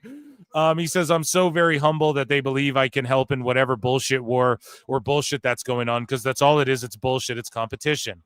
And it's one place wanting to monopolize. Okay. Let's talk about bullshit, Eddie. You're saying it, bullshit. He goes, I don't want any place to close. Am I going to talk shit about WWE? Yes. Why? Because I'm not there and I'm with the other team right now. But you just said that the war's bullshit. That's all it is. It's bullshit. They want to monopolize, though, and I'll say fuck them. But it's just bullshit, though. Don't come after us, man. No. Doesn't work that way. Again, you don't get the benefit of the doubt now when people are like, fuck this guy. And JJ Alexander said on PWT Podcast 99, he's like, I'm fucking mad at Eddie. He's like, I like him as a guy, but I'm mad at him. He didn't take the NXT coaching job. Like, they offered him a job. And it's like he's resentful of that. Right? Meanwhile, he just wins with his spinning back fist. So far, we're fucking 2-0 tonight with picks, by the way. And Hook's about to debut here and save. And I like the H spotlight. His new theme's not nearly as good. And his promos aren't good at all. Hook really needs a fucking guy to talk for him. And, yeah, he's out here helping Eddie Kingston. So that is what it is. But we've had two, like, return debut schmozzy shits to start this card out. Very AEW-ish. So there you go, Eddie. That's how you helped out. Hook came to help you. That's how you helped AEW all out. Moving along here. Tony Khan was asked about running an event while WWE was in Saudi Arabia for 43. He said he is indeed interested, and AEW will be running a big show in the spring of 2027. He mentions they will have a huge Revolution event this year. And sickos were like, see, told you. Doesn't matter. You will not, the indies, even if they flock around it, the turnout and the economy shift and all of that will not be the way that it is for WrestleMania, just objectively. How do we know? We can crunch numbers and look. That's all it boils down to. I'm just talking reality. Shut me the fuck up. Get 50,000 people in a building and have all of America rally behind these indies and have Josh Barnett do these crazy blood sport shows around fucking an AEW thing and have fucking WrestleCon have the names that were on it this last year and that are going to be on it this year. And who even knows? You know what? WWE might fuck up with this Vegas show, though, because tourism in America is just down overall. And in Vegas, it's terrible. In Hawaii, it's fucking terrible.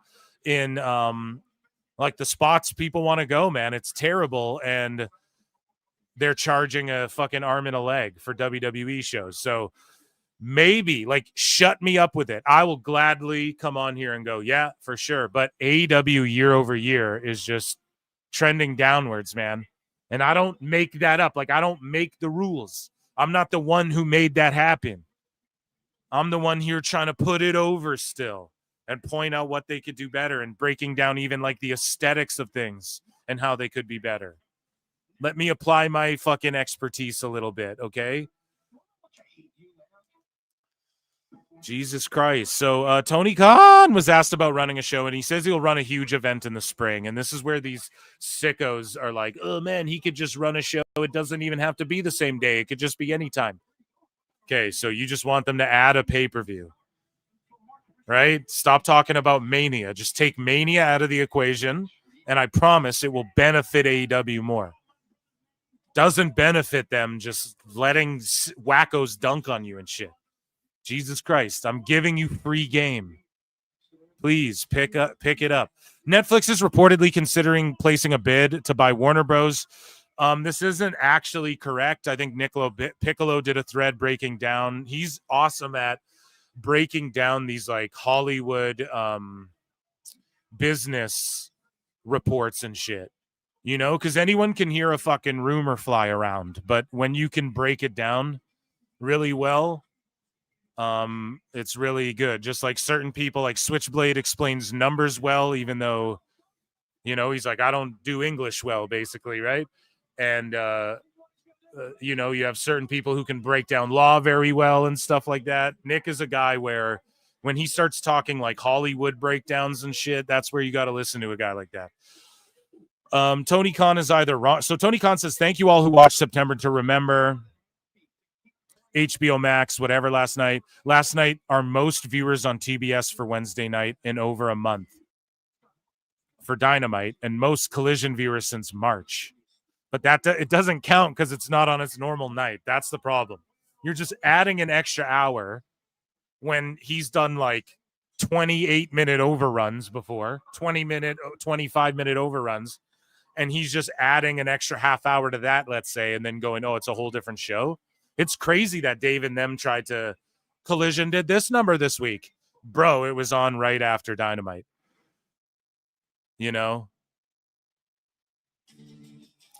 But Switchblade said Tony Khan is either wrong here or Collision did the over 707,000 it did on April 26th this year. I'm going with the former.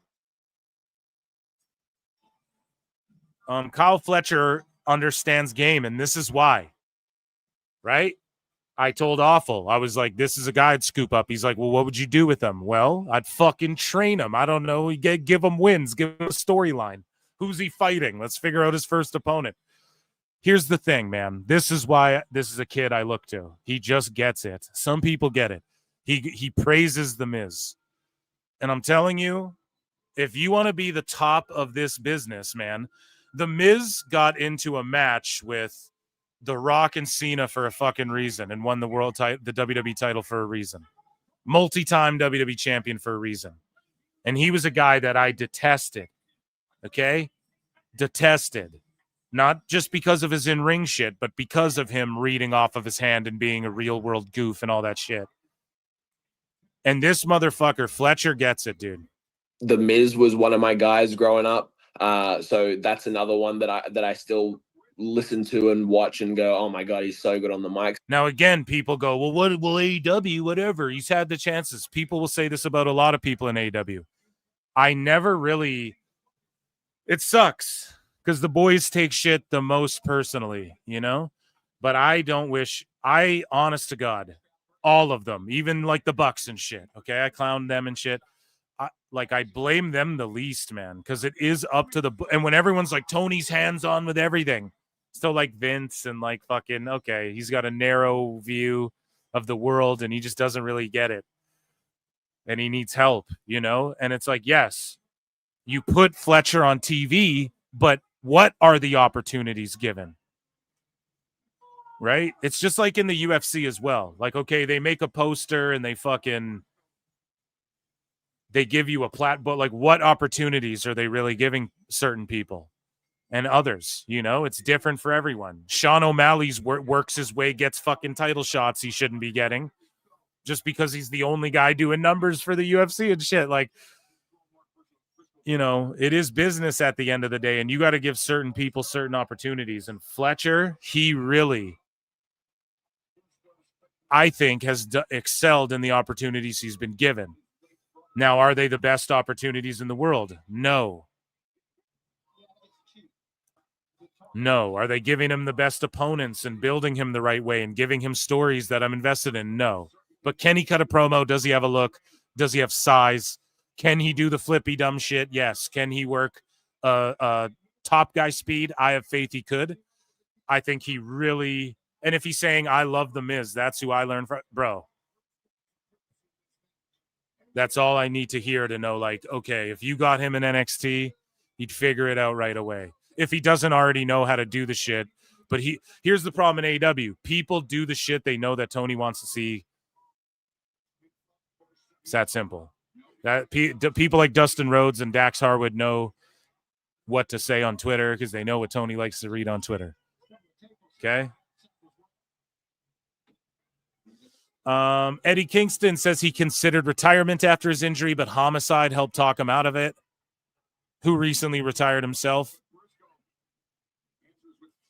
Don't know if that's a good thing. No. So Nicolo Piccolo, yeah, this is his thread. He read the Puck News article. I'm not going to break it all down, but I implore you all to check it out. And yeah, Netflix isn't looking at buying WBD. And if they did, it's not like that would be a massive W. Well, it could be for WWE, but the whole CBS thing, I think that's more accurate and locked in. I think we broke that down on Saturday. Asked about, so, you know, Tony Khan got asked about Saudi Arabia, and he says, I have a lot of interest in it, and I can promise we're going to run a huge event. So we covered this. There's going to be a huge pay-per-view for sure. And one pay-per-view I can tell you is going to be huge in spring 2027. That has done huge things for us in AEW. So again, when he's like huge things, this is like when Tony Khan says, Wrestle Dynasty is a new great franchise. And these sickos go, see, listen to what he said. Bro, all the trends are down year over year. These guys are lying and shit to you.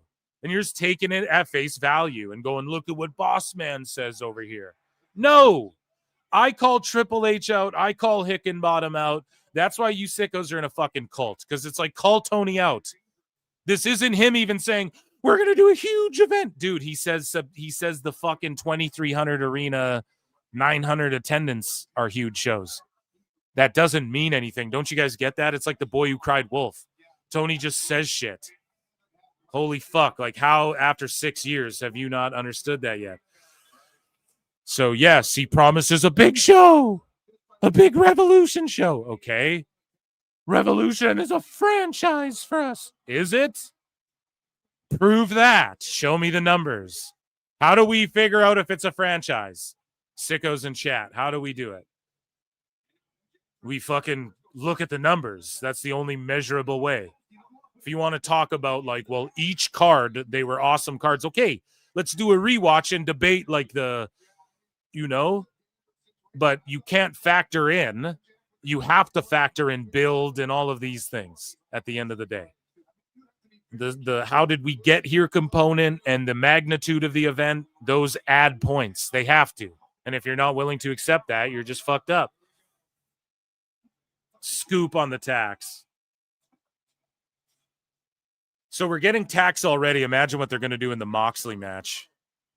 So far it's just tax and then you get slammed through a table, or do you get pinned? Is it a pin and there's just tables and tax and chairs get you disqualified? Like, what are the fucking rules precisely? Is it pin or submit? I must have missed it. I was doing hot news and I might have missed Justin Roberts explaining that. So chat will tell me. Danielson was asked if he could see. Oh my God. Dude. Danielson was asked if he could see AEW and WWE ever collaborating. He says there's hurdles that they'd have to overcome.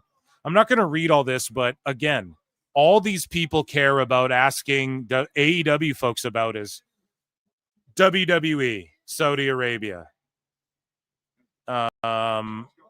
WrestlePalooza. Will you guys ever team up? Did you see what John Cena did?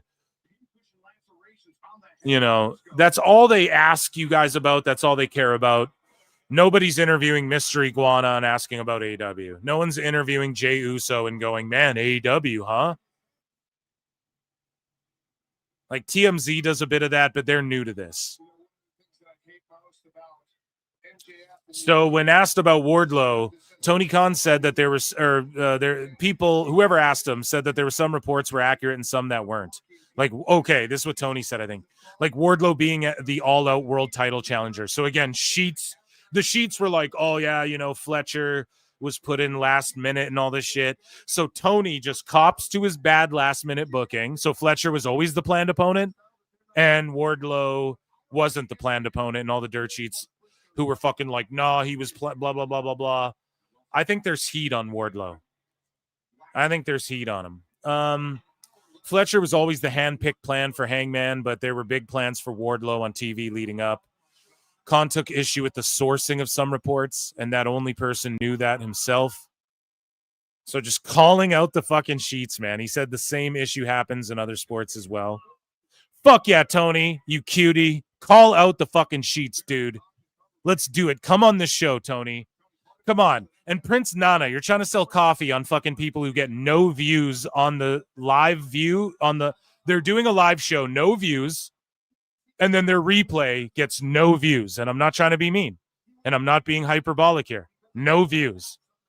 And you're trying to sell coffee on their shit. PWT. Hit me up. Anyways. This fucking tack match is insane, guys. But I think there's heat on Wardlow. Tony Khan was asked about adjusting the start time of All Out. He said he's doing what's best for wrestling fans. I don't think this is best for wrestling fans. He explained he's always evaluating the landscape to determine what benefits both the company and its audience. He added that this summer they've seen commercial success with afternoon events and expect All Out to perform just as well.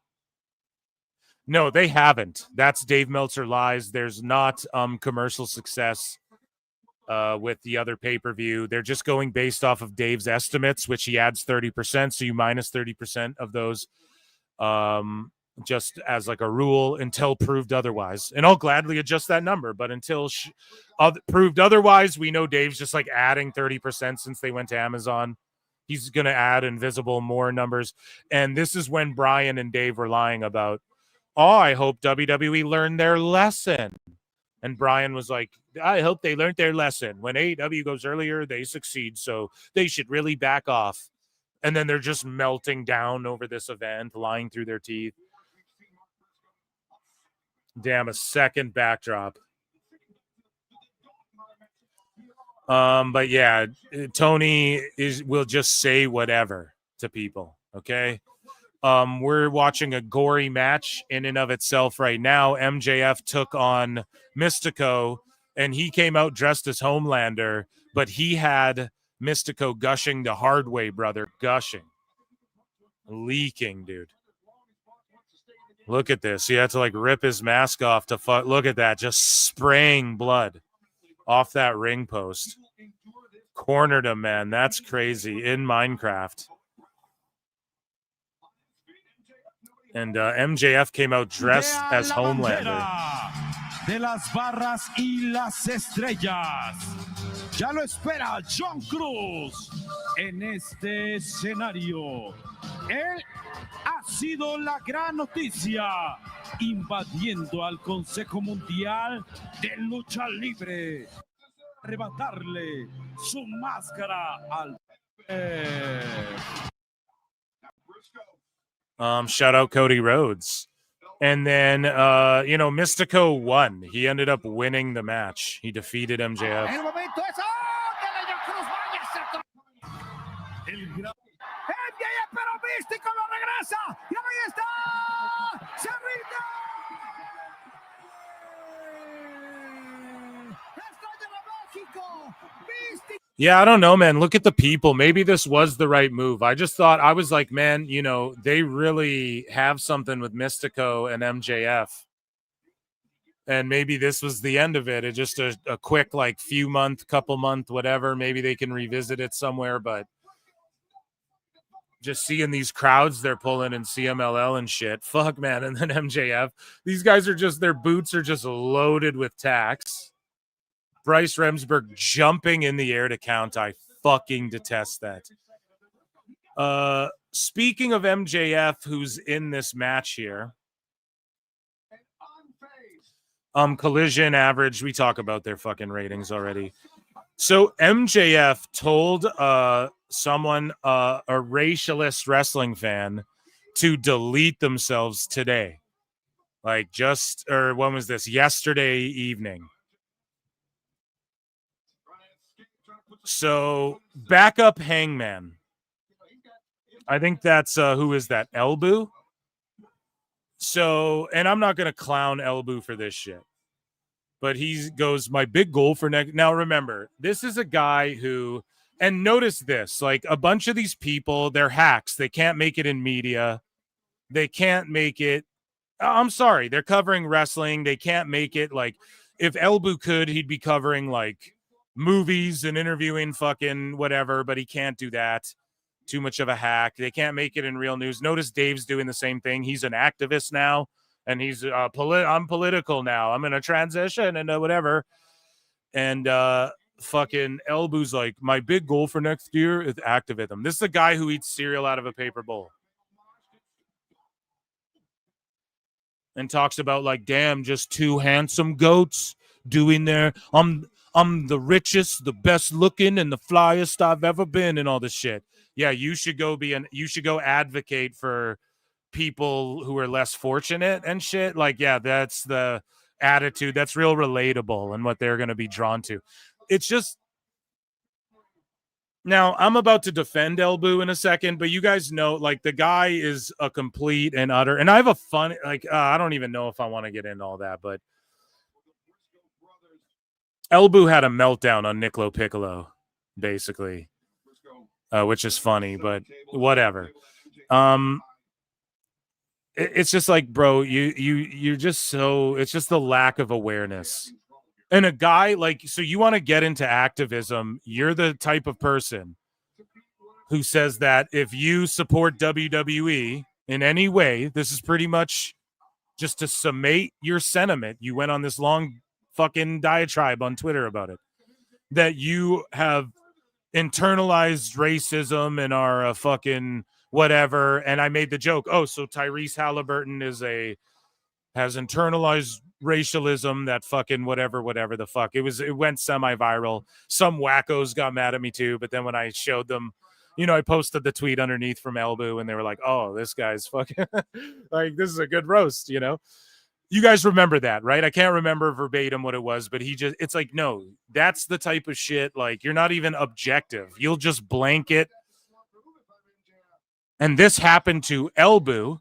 The same thing happened to Elbu, where this racialist guy who fuck this guy, and he is being racist towards Elbu, and I don't fuck with that at all. And he's doing the same thing Elbu's done, though, which is so just in a twist of irony. And then MJF has to tell this dude to delete himself. And again, I've told you guys, MJF jumps on Elbu's streams and shit. So They're buddies. You know what I mean? They're fucking texting him and stuff like that. So again, like I give MJF shit when he calls shit out like, oh, these fucking, imagine like listening to these podcasters that do this and that. And it's like, bro, you jump in on Elboo streams. He's the most fucking disingenuous fucking guy. And here's the thing. He will blanket throw shit like this at people. No one tells him to delete himself. Now, I don't agree with this racialist fuck either. But again, you get MJF coming to Elboo's aid and telling a guy to delete himself publicly like this. And you're a celeb, dude. Saying this to anybody's fucked up. And I don't condone MJF shit either. I think this racialist guy and MJF are both fucking morons for this. And like, have you ever had a friend who's done that?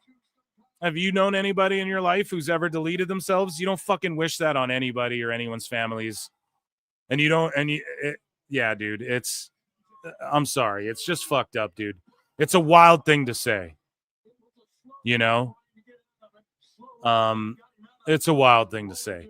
But anyways, though, Elboo's like, my big goal for next year is activism on some scale and using whatever platform and resources I have to organize productive community events.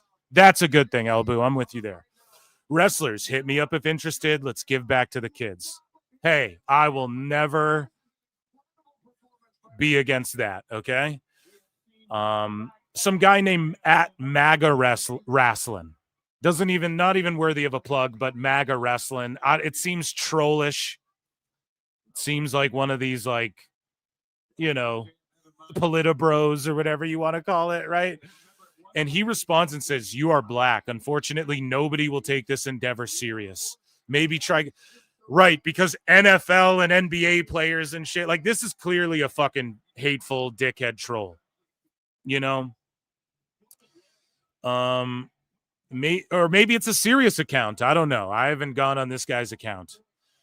And I don't want to. But he says no one will take this endeavor serious. Maybe try getting a job or starting a family. A lot of you blacks, guys, I'm quoting shit here. Don't hate me for this. I don't have a hard time doing that. I have a hard time starting a family. This is just redacted. Like, this is just like Twitter's in an ugly, weird place. It really fucking is. But, and then MJF just adding on to that, not doing anything to make that better. Right? And he goes, honestly, I'm so serious. Delete yourself in Minecraft. No one will mourn you. Freedom of speech. Oh, boy. Oh, boy. Chat. I get uncomfortable. Boy, oh, boy. These are just like things that like just, I don't know, man. That's on the internet, bro. You know, yikers. Both of these gentlemen right here. Elboo. W-Boo. Your name is Waboo today because you know what? That's a good notion. I'm with you on that. I'll help you out. I'll partner with you, Elboo. Let's promote it on PWT.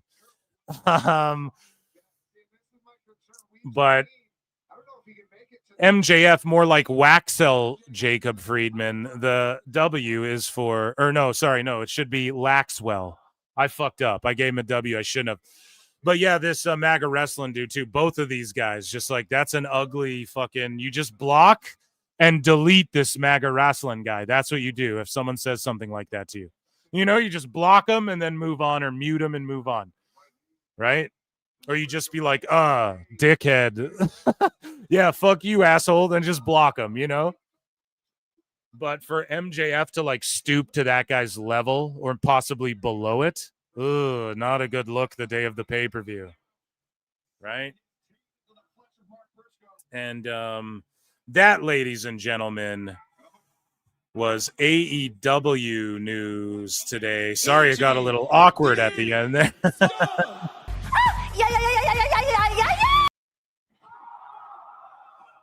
So is the match over? No, it's got to be pin or submission. You know, I kind of like that stipulation a little bit better.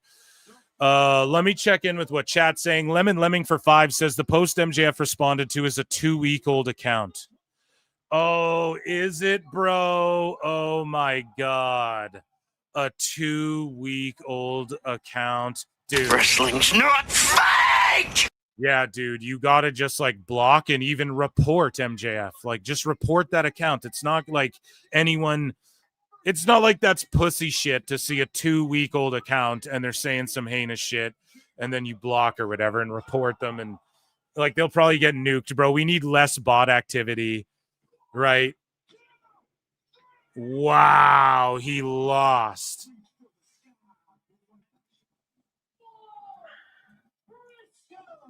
You know what? That match wasn't terrible, but like now I don't need coffins and shit.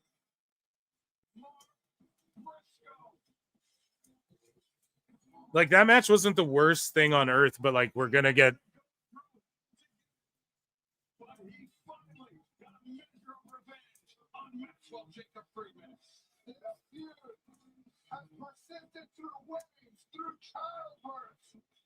And what we just saw, Mark Briscoe finally got his revenge on MJF. Great job! Great family man, a wonderful human being, he really is. What a battle. Yeah, I don't know if I need whatever Mox is gonna do. I don't know if I need that. Lemon Lemming, did I answer your super chat? Can someone say beep boop bop? People, don't work yourself into thinking these people are common. That's what I'm saying, bro. Lemon Lemming, and you have a fucking troll. Like you have one of the epicest profile pics, and we're inventing words here. Epicest profile pics, like here on YouTube, for real, with that type of shit, right? And so you get it, right? Like this isn't like commonplace, you know. And for MJF to like sell that. I don't know, bro. That's fucked up. Like that, you know, that's not even like a real dude. You didn't need to, because he stooped. Like, is murder worse than racialism? I don't fucking know, man. That's a conversation for a whole different pod, or like deletion and cheering on self-deletion I don't know. How do you, they're both just not good things. So don't fucking stoop to that low. I don't know. MJF took an L, and he lost to Mystico and Mark Briscoe. So, like, what comes of this? What comes of MJF? I think I don't know. I don't know if WWE will ever be interested in him the way they may have been before he re-signed with AEW for, like, millions of dollars, or, like, over $1 million for... But it's like per year minimum for however many years he signed.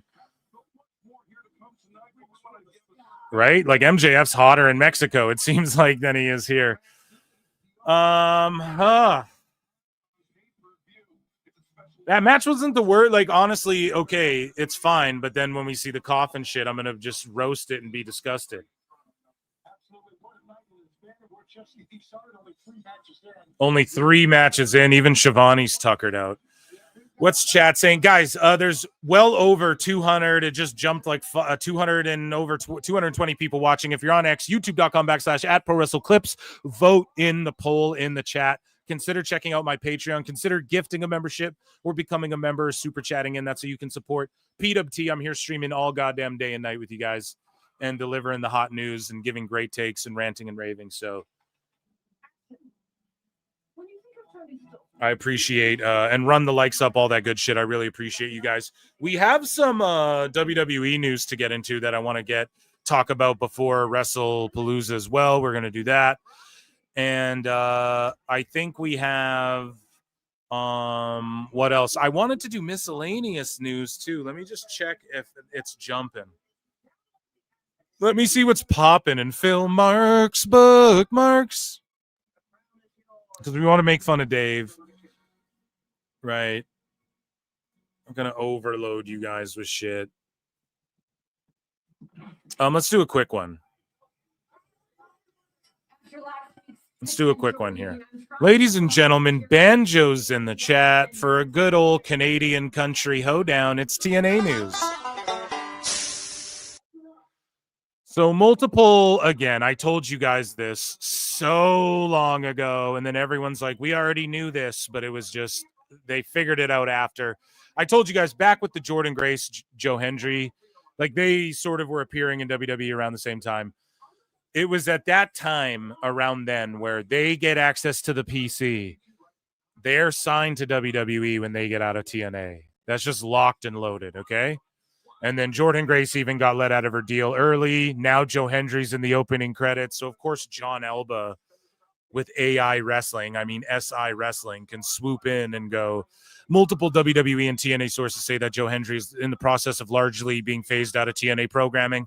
No shit, as we enter the end of the year and his deal's up at the end of the year. Phil, don't fucking miss, dude. Ben said it. Scott D'Amore has confirmed that Brock Lesnar was in talks with TNA back in 2007. Kurt Angle revealed this week that Brock Lesnar was in talks with TNA back in 2007. This is absolutely true. I was the producer of almost all of Kurt's early matches in TNA, and he came back to me saying Brock wanted to come over. Kurt was very excited about this, and obviously it would have been a huge, maybe trajectory-altering signing for TNA. I passed it on to Dixie, who owned TNA, but as you already know, it didn't happen. Yeah, I think that's more on Brock, because Brock realized he had to go to Japan, because if he jumped to TNA, he would have got sued to obliviacry. And so would Dixie Carter. They would have smashed your knee to obliviacry. Right? Where is it, dude? My soundboard. Smashed your knee to obliviacry. So we had to go to Japan, I think, instead, if I'm not mistaken. Or was that later? I just think he would have got sued, because him fighting MMA and going to Japan to wrestle and shit, like, that would have fucked him up too, but he got Vince to agree to, like, just let him go do shit as long as he returned eventually or whatever. Mr. Anderson Kennedy returned to TNA again. Two-time TNA World I think he showed up like almost a year ago as just like a one-off. Champion, Mr. Anderson. I will never forget the first time I watched a mic drop.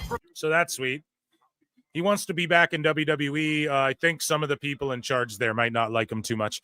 Ridge Hall, hey, just being honest. Ridge Holland attacks Mike Santana. So the steam pig or the sweat hog or the dirty goat or whatever, I don't know. He attacks Santana. Rick Ehrman from Anthem was ready to throw hands with Ryan Nemeth. So look at this. One of the Anthem execs was like throwing punches at fucking Ryan Nemeth. There's gonna be some collusion. Anthem always snipes me, so I'm gonna pause and shit. Ryan Nemeth sticking his nose in my business. Look at him. What's he doing up there? Whoa. Been in the face of Anthem board member Rick Ehrman. Hey, what the hell? What's going on here? I know that's a very important member of the Anthem family. Carlos is trying to control Rick. Pretty funny. Just looks like he's ready to jump the barricade. And that, ladies and gentlemen, was TNA News.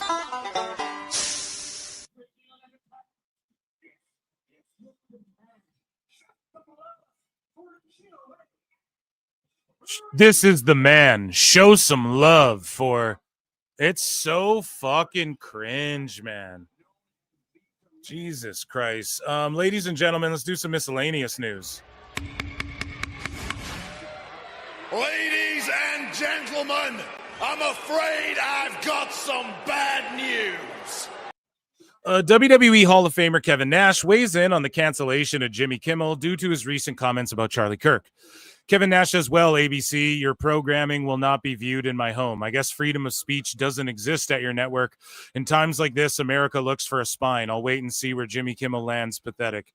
Yeah, here's the problem. Nobody said shit when Gina Carano got fucking canceled and all this shit. Here's the problem. Everybody wants everyone to get canceled, and everybody cries when it happens to them. Shut the fuck up. This is the problem. Ready? Jimmy Kimmel's a fucking hack, and nobody watches the show. Okay, it's that simple. You tune into those late night shows to be funny comedians that interview celebrities. Do that. Stop preaching your fucking politics. Every fucking show you go to, everybody wants to talk about politics. Shut the fuck up. I wish I had 4 more microphones so I could hit him with the Dave Chappelle. Shut the fuck up. You know what I mean? We're tired of hearing this shit. Everybody shut up. Don't say dumb shit.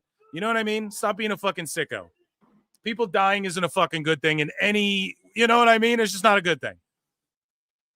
Okay, unless they're like warmongering fucking and they're like slaughtering people in Minecraft, right? And it's like then I don't want to hear the shit. It's just so fucking stupid. And so Jimmy, I don't even know what Jimmy Kimmel said, but I'll just say this. Remember when the late night talk shows were beefing with each other and everyone was actually funny? Okay, well now they all kiss each other's balls and nobody's funny. I think that's the main problem. Stop like preaching shit to people and tell fucking jokes. Okay? Jesus Christ. Moving along. Kona Reeves works at Disney World. How awesome is this, dude? He took Joey Ryan's job. No. Remember Joey Ryan? Speaking of canceled, he fucking worked at Disney World and everyone's like, hey, do you want this guy? Now that's one because people said he fucking creeped on.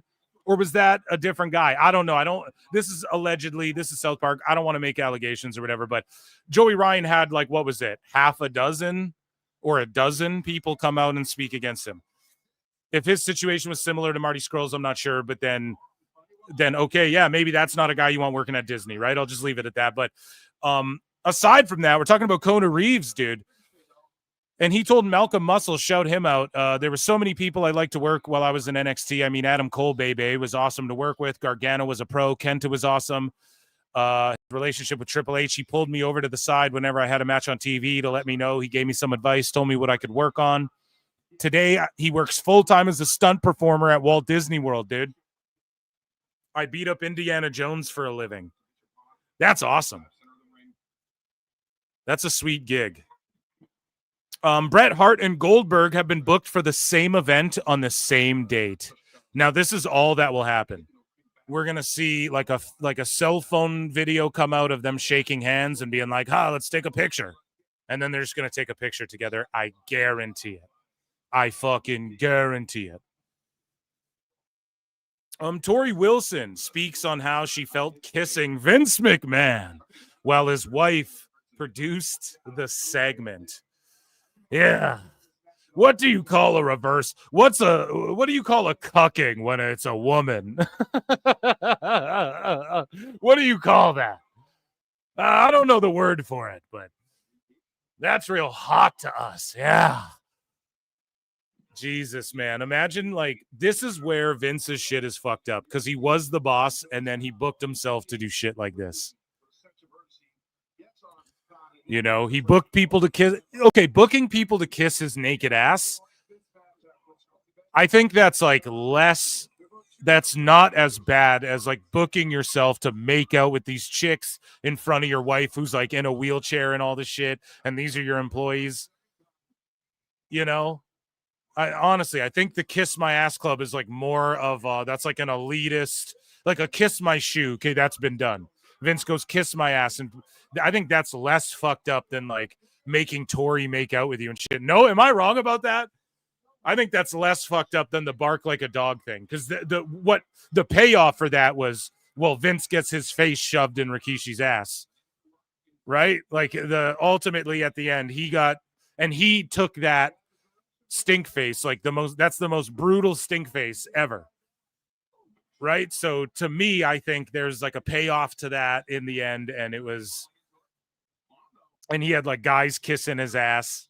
So it was kind of like, if they agree to it, you know, it's not, I don't know. I just feel like the women's stuff, when you look back on it, it's like, yeah, he's making out with Trish, Sable, Tori, Stacy, getting lap dances from Stacy. Like, come on, is that a coincidence?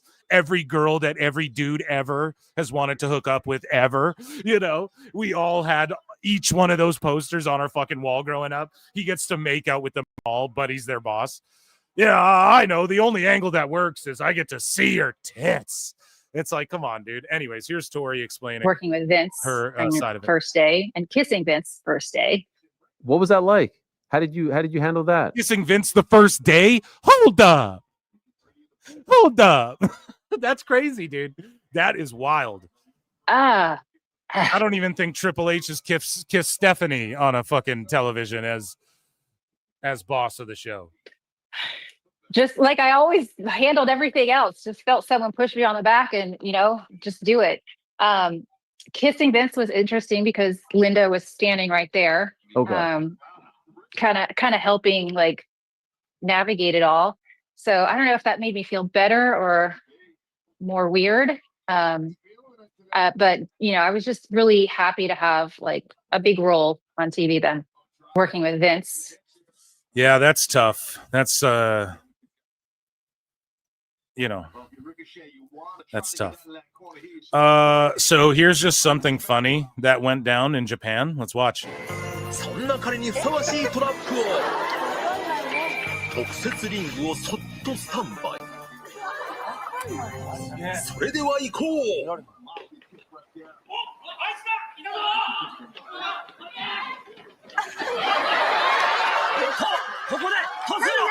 Aja Kong? Aja Kong's in the ring. This guy's scared shitless. Oh, fuck. I think it's a work, though. That looks like Kota Ibushi, I swear. Is that him?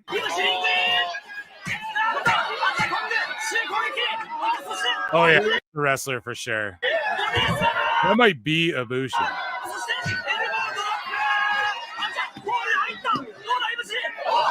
Yeah, kicks out at 2. That's got to be Ibushi. So Batista reveals that why he turned down the role of Peacemaker. Man, Peacemaker, what a fucking good show. A character like you heard about, but you don't give a shit about. And then he's in Suicide Squad, and then the DC EU is kind of in turmoil. So you're like, whatever, I don't know. Then the show comes out, it's fucking great. This second season is even better than the first, other than the intro. The season of the do you really want to taste it? Season 1. That was the theme song for season 1. That one was way better. But fuck, man, this show's cooking, man. Rock on, dude. We're retiring cooking. It's such a lame term. It's totally rocking, fellas. And I can't wait for next week's ep. This week's was really good. But Batista reveals, and they're going into like I don't know. They did stuff with like this Eagle Master or whatever, like this Eagle Hunter, and he's played by Michael Rutger. And then you had like Eagly, and he taps into this thing like in the comics. It's what like Beast Boy, fucking how they communicate with animals and all. It's really cool. They're diving into like the bestial aspect of some of the powers in DC and shit, and it's something we haven't really seen explored that much. It's just really cool. Anyways, though, Batista was supposed to be Peacemaker. That's who James Gunn wrote it for. And two wrestler, and then John Cena took it over, and now James Gunn couldn't be more fucking happy about that. And Cena just knocks it out of the park. But Batista reveals why he turned down the role of Peacemaker and says he doesn't believe he would have played the character as well as John Cena does. I don't think he would have either. I honestly don't. But Batista, because Batista he has something more menacing about him, to where him playing Peacemaker, it would sort of just remind everyone of Drax too much. I honestly think that he would just play it like Drax, a little too close. Whereas Cena has like an endearing side. He has like that, he's Superman to wrestling fans, you know?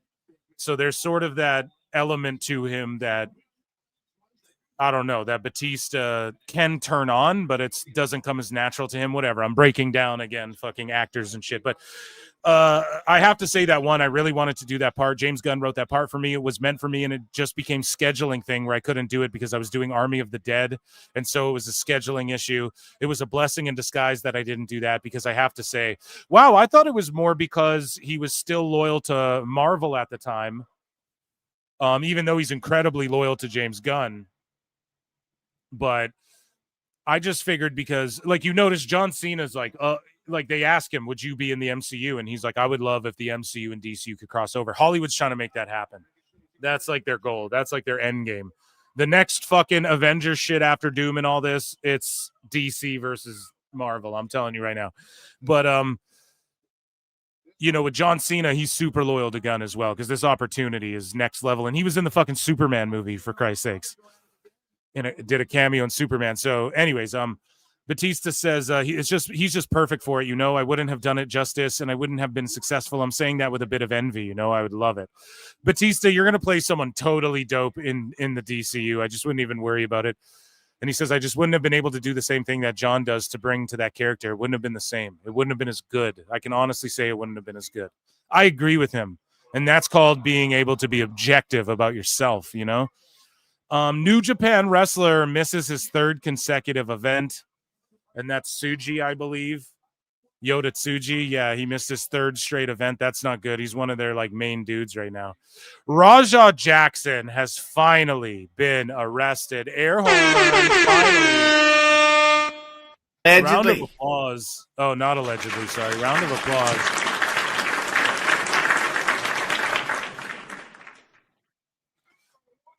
He's currently behind bars on a $50,000 bond. I bet he'll get bailed out.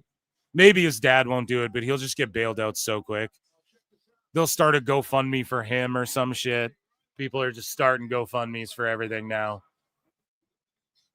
So, but I'm glad. I mean, I should really play them a fucking Price is Wrong for how long it took them, or a dirty trombone flop for how long it took them to fucking get that guy behind bars, but I digress.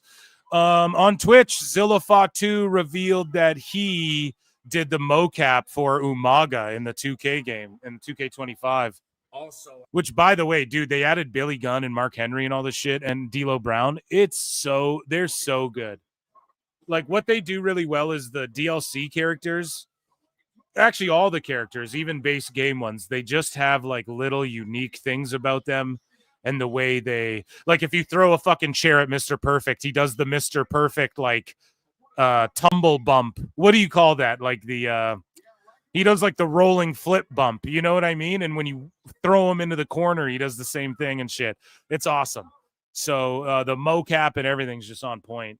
So 2K just really needs to refine like universe and all that shit. I'm going to drop a vlog too, talking about when WWE 2K and motion capture, they flew me out to Cali to do the 2K game, man. I did all my dad stuff on there. I did some The Rock move set on there. He did the Rock's move set, he said. I did some of Hulk Hogan's entrances. I did all my dad's three-minute warning stuff. So some Hulk Hogan shit. Yeah, I think they get a couple guys to do different stuff as well, just so they have a few to choose from, you know, or so that you can also piece it together. When the camera cuts happen, you can piece them together that way. Anyways, Bishop Dyer, Baron Corbin admits he was a little butthurt about not being acknowledged during NXT Homecoming. So a lot of big-time stars last night at Full Sail, which is the original home of NXT. What did you make of the entire event and what they were trying to accomplish? So, in brutal honesty, I was a little butthurt about the whole thing.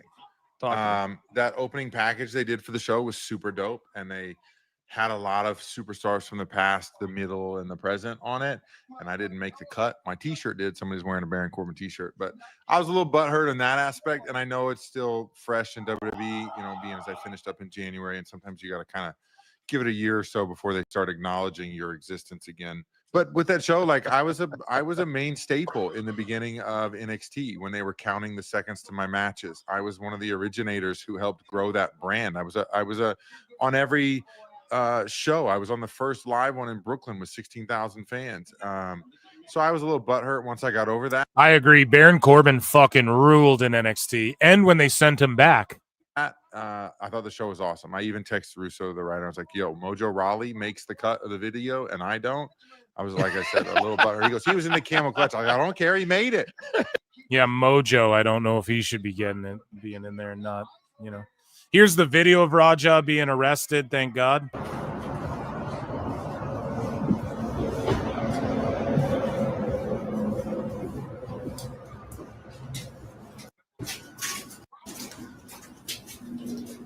And then he's just eyeing this guy down. Like, what are you going to do?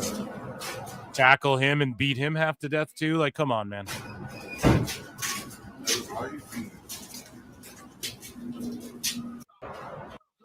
Congratulations, bro. You let a bunch of fucking 12-year-olds on Twitch call you gay or whatever. And I'm tired of the disrespect. And you let them talk you into fucking jail. Great work. So Saraya celebrates 7 years of sobriety. Round of applause for her and her sobriety. That's a big deal. And if you guys want to laugh, go have your mind blown, get inspired. If you know anybody who's struggled with this shit, if you've if you struggled with this shit, watch the Charlie Sheen doc on Netflix. Amazing.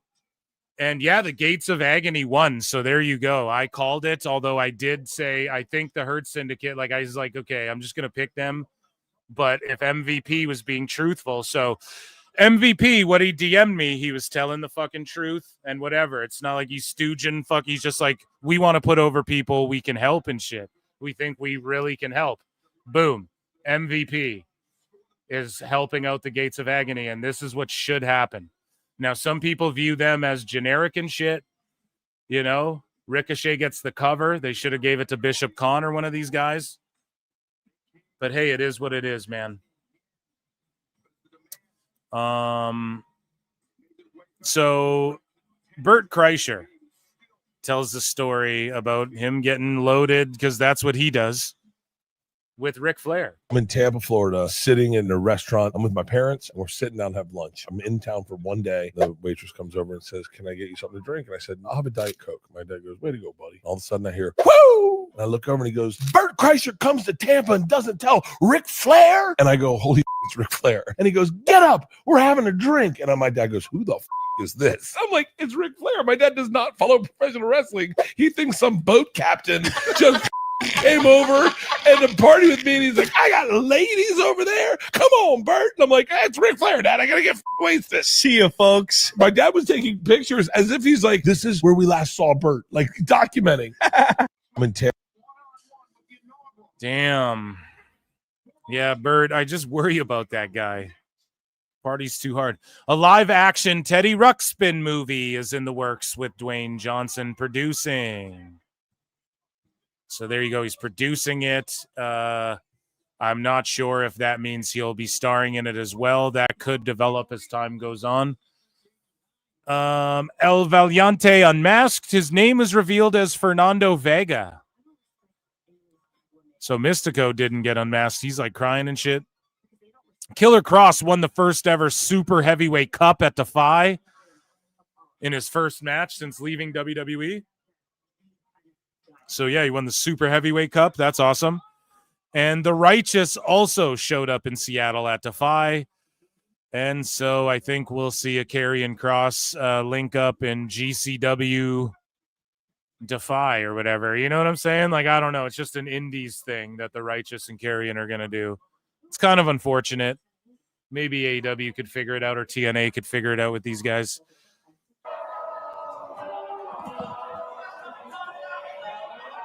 But it's awesome that the Righteous get to keep their theme. But how, did AEW own it?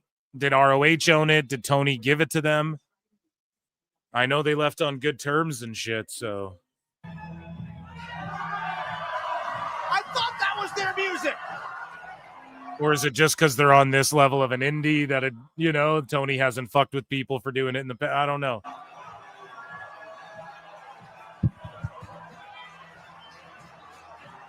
The Righteous have crashed the party here tonight in Seattle.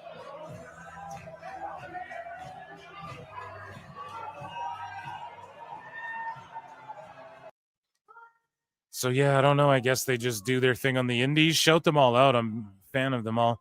So here is Cena or China, or I have no clue. But she trained with Zelina Vega, and she's a famous streamer, and she's with Aleister Black as well. So let's take a look. Oh, great. So she's learning how to bump. It does not feel good now. So are you feeling good right now? Absolutely not. No, Wait till the horrible. kendo stick comes out. I feel like I'm dazed and confused, but in a good way. Oh wait, I forgot about the kendo stick. So you feel normal? Yeah, it feels like there's a lot of air up inside my head right now. Tuck your chin and attack the mat hard. Just like the shit out of the mat. Slap the fuck out.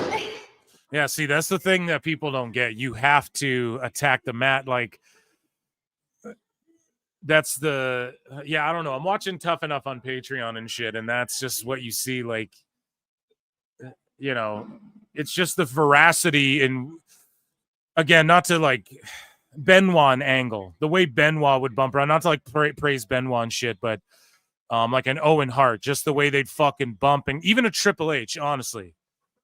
Like when he was in his prime, that guy was fucking, he would just bump so hard and heavy, and it goes such a long way. And it's like almost because everyone's lighter and the rings are more, I'll say, supported. It's not like they're fucking soft or anything, but they have more support and they're padded a little more than they were back in the day. You just don't get that element of when that fucking stiff ass canvas would just crack in WCW. You know, the way people would just hit the mat, pardon me, back then was different as well, you know?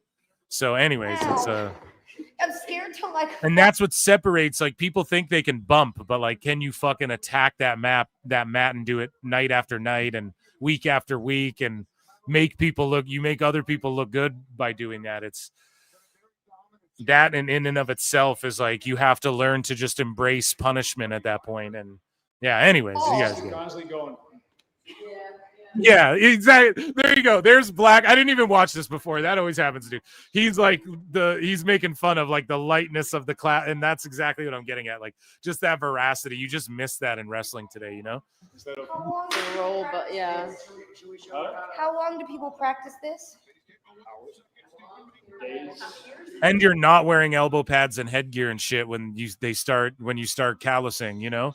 Like when they start when you break in, you're not doing that, you know? And then you start, when you earn a pad, like in the Japan dojos, I'm sure now you can come geared up, you know, you can come dressed like Carmelo Anthony in the playoffs. No, but you can come sleeves on, pads, headbands, knee pad. I'm sure they let you do all that shit, but, or maybe they don't. But in Japan, right, the idea is like the Young Lions wrestle, they're in black trunks and boots, no elbow pads, no fucking knee pads. That's like something you earn, you know, through injury and earning your, like, you get gear when you're okay. Now you're a pro, like now you're off on your own and doing your thing. So Yeah. Wait. is she wearing a Terry Taylor shirt? That fucking rules. So this is how we actually bump and feed and get back up. Ready? Boom. Oh, just that sound.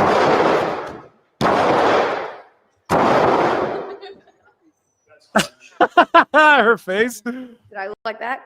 Raja Jackson hits the ring and fucking beats up this streamer girl. No, but for real, hey, I appreciate that she can take over the algorithm as far as like, here's streamers shedding some good light on pro wrestling, right? Instead of that bullshit with fucking Raja, and he got arrested. W for streamers in pro wrestling. Yes. Justin took a great example of you and wanted to emulate what you were doing. Okay. All right.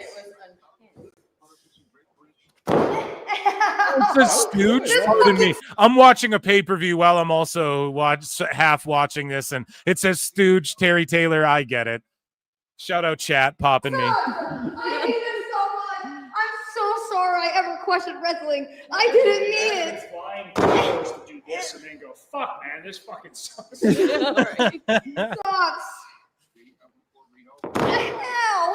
Keep your feet up more so that you're not kind of doing that thing you're doing. Amazing. We have more of that as well. Like Alistair shows her a scoop slam on a padded thing and she can't take it. All right, I'll So relax. This one goes here. This one goes here. This one goes here. And then there we go. Was that so bad? No. Was that so bad? How did I even flip like that? I don't even know what direction I ended up in. And you can't, like when you tense up, that's when you're going to get dropped on your neck. But obviously, he's just scooping her up like nothing. Can we do it again? Can we do it again? She said, can we do it again? No. Didn't look cool at least. But like the thing is, if Zelina goes to body slam her, she's got to do some of the work to get up and make it look good, even on a scoop slam, right? It's not like fucking Zelina can just power her up the way Alistair did. That's about 50 a day. All right, I'll 50 a day, he says. No pad, too. Like she's wearing fucking headgear and has like a padded, like, they use that pad for when you're jumping off the middle or top rope, right? So here's Zelina Vega.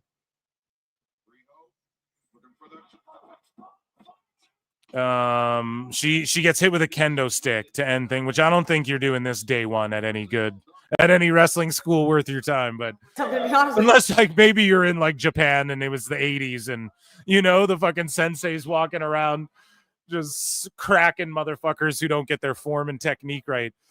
But yeah. Ready? Are you hitting me now? I mean, Right now? too. Oh, we're full sending it. Ready? Okay. Oh. Okay. Oh.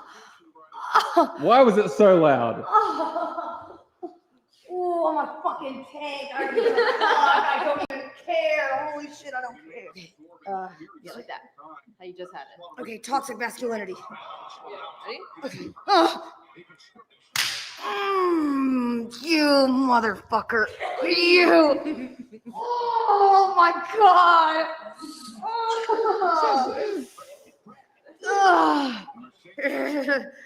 Does this look horrible? So what? She's just increasing the power? Don't give her another one. Like I don't.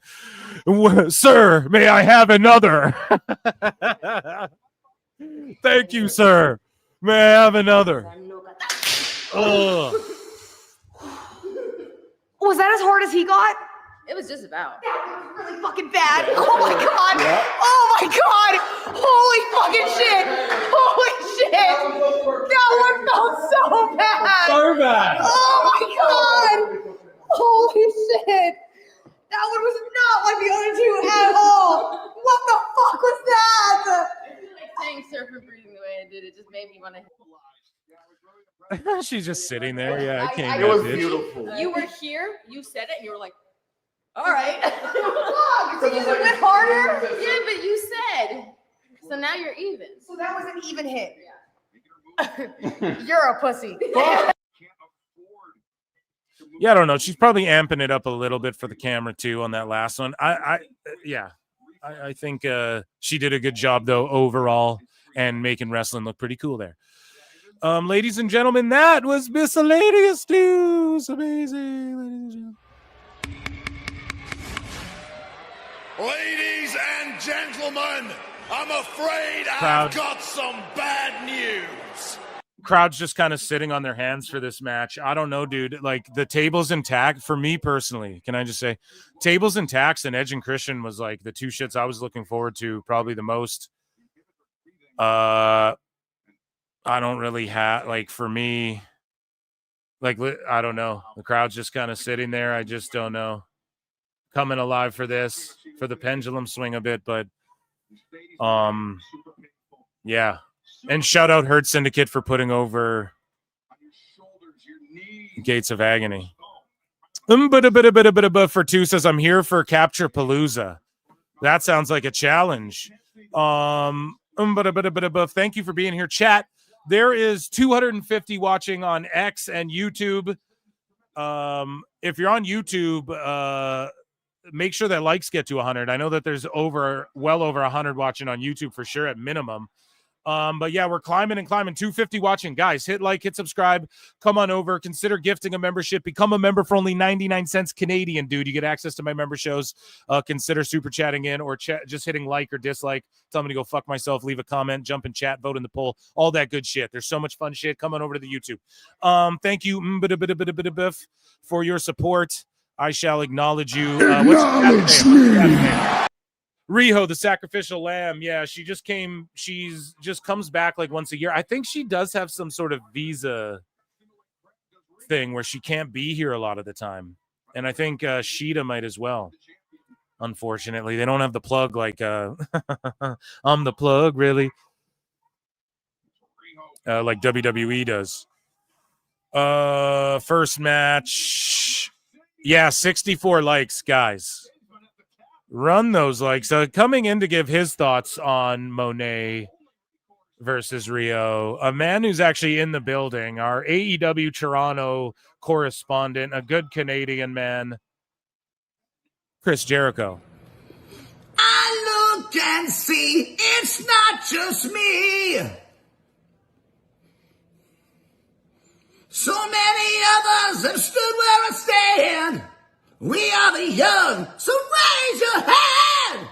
They call us problem child. We spent our lives on trial. We walk an endless mile. We are the youth gone wild. We stand and we won't fall. We're one and one for all. The writing's on the wall. We are the youth gone wild. Let it get wild. Yay!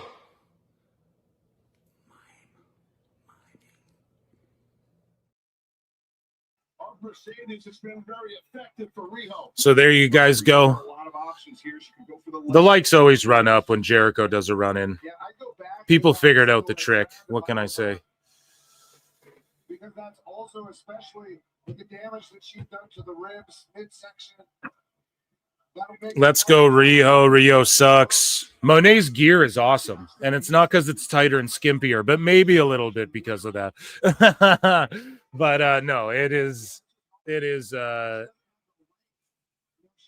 definitely nice. Rio's gear a little better, but still kind of like the frilly dilly. She should have just wear like the street, the what do I call it? The Street Fighter Tekken gear or whatever, right? Like the jean skirt with the.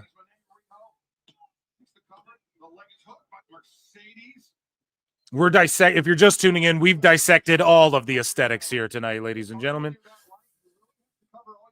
Dislikes for Jericho. Thanks, buddy. You mean there are idiots in the crowd who are actually chanting Riho? Monet is terrible. AEW fans are even worse. You guys are just fucking over here hate watching. Run those likes up for hate watching. AEW ass out Toronto. Who's the worst thing to come out of Winnipeg? Jericho or Don Fallis? Crowd is dead. Yeah, they're just dead for this. You know, they're it's just too much, man. We talk about this. Like WrestlePalooza is gonna bang it out of the park, and we might see a crazy title change or something.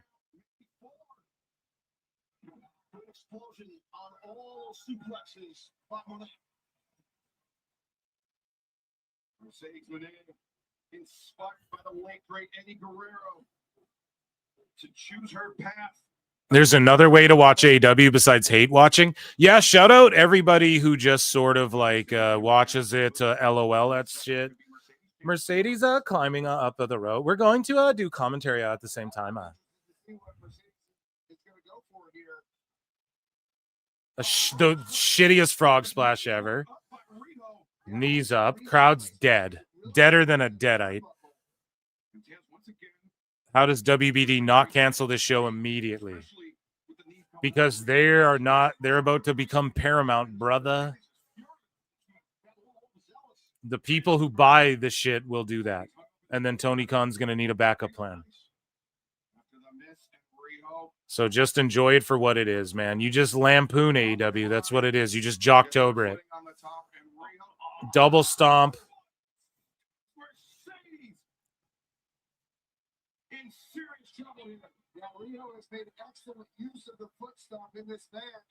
Why would they put Edge Christian on first? The crowd gives zero fucks. Exactly what I said. Why the fuck would you do that? That and the tax and tables and tax. The stipulation's not bad, honestly. I'm not mad at like you can use tables and tax and fucking it's a fall to a finish or the guy has to quit. I'm totally fine with that stipulation. That match wasn't that like I'm totally fine with that match too. It's just now I don't need to see coffins. It doesn't mean okay, give us an hour break and then we still have a ladders match on this shit. We still have coffins. Like it's just it's 3 shows in one. This could be separated into a 2-night event. And you could have done half this card on one night, half this card on the other, and you could argue it's too much on both cards. And guys, I previewed with my friends PWT podcast episode 99. It's on anywhere you listen to podcasts, and it's also on YouTube. And go and listen to that, and there's timestamps in there. So even if, like, because we previewed this stuff, and it came out yesterday, so I know the preview parts might be dated. But go and check that out for the, if you want, like, the road stories and just the beef with the Young Bucks and stuff. They tried to get JJ canceled back in the day and shit like that. Tried to make it so he couldn't book people and shit. And I don't know. It's just cool stories, you know? It's all water under the bridge, but no, he's still kind of mad at the Bucks, but they tell some cool stories and shit. So as bookers and guys who've been around, you know, done indie shows and shit. So I don't hate Rio either. I got to be honest. But it's just like this match should have opened the show or been second or something like that. I don't know. When you have Edge and Christian, put them on at this part to wake everyone the fuck up at least. Like, it's easy to upshift quarterback from here and say Rio should have dragged it to the middle first, but you're in mid-motion of an attack. we have news, by the way. We have WrestlePalooza. We have Dave Meltzer. We got all sorts of shit today. We're hanging out all day. Support if you guys can. I appreciate it. You all are supporting. Like, run those likes up and shit. If you're on Twitter, just go and hit like retweet on the video or whatever. You know what I'm saying? Hit it. Give me a heart or some shit. Tell a friend. Here we go. Able to kick out by Rio now. Taz, you're a suplex master. I was really impressed with the bridge on that German. I totally agree with you. Sounds like Danielson's voice is already going. I feel you, brother. It wasn't just the bridge, it was the technique, man. You know, that We still have an entire WWE PLE worth of matches left in two. I know, guys. I know. That's why I ran the pre-show for so fucking long, because I was like, you know what? You guys can just sit with this in the background while I fucking chill out for a minute, because, like, this is going to be long.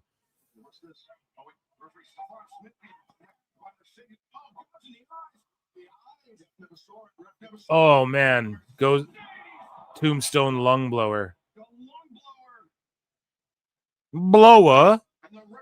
I barely knew her. Oh.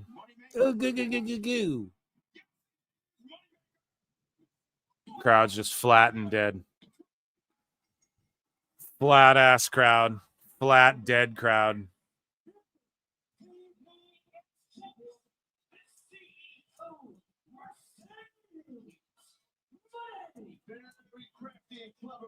Mercedes did with the referee and grab it up. And then he turned his back. He had to. Next thing you know, a little tomfoolery about a chick. And Mercedes been in, Brian. I get the sense that she may have been at her wit's end with Rio. Yeah.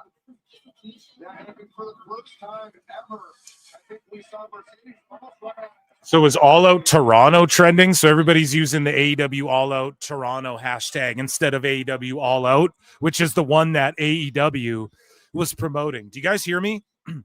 So WWE, they go, WrestlePalooza is coming up. And then you go on their Twitter, and what hashtag are they using? Hashtag WrestlePalooza. Not hashtag WWE WrestlePalooza. Not hashtag whatever. Okay? It's hashtag WrestlePalooza. The little thing shows up at the end. For Tony Khan, AEW, I went and looked at their Twitter. They're using hashtag AEW All Out, AEW All Out, AEW All Out. Their fans get AEW All Out Toronto trending. This is like when Dynamite. This is like when Dynamite with no N in the middle. Dynamite was trending. And Tony Khan's like, there's something funny going on. And the fans are like, oh, there's something weird where Dynamite's trending. Yeah, you guys spelt it wrong and then all jumped on what was trending. It's fucking ridiculous, man. So they got AEW All Out Toronto. It should just be AEW. It should just be hashtag All Out. Shouldn't be anything else. Just All Out.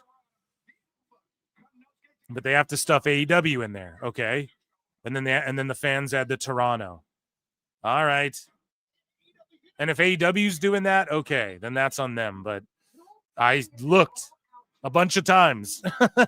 It's my duty as a streamer. I want to know what's trending and shit, right? So I'm looking at this stuff. And then they have All Out Toronto trending. So maybe I'm just nitpicking here, but yeah, I missed Samoa Joe's match. I'm pissed.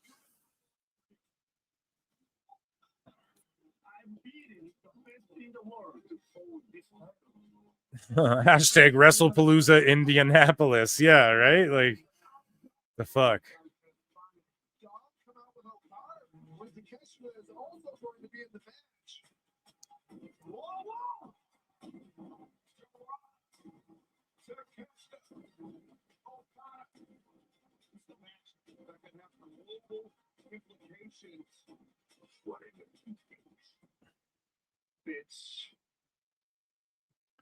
Okay. Yeah, so see that whole thing, that whole vignette is a build-up. Like, this is what I mean, dude. What is the point of this fucking...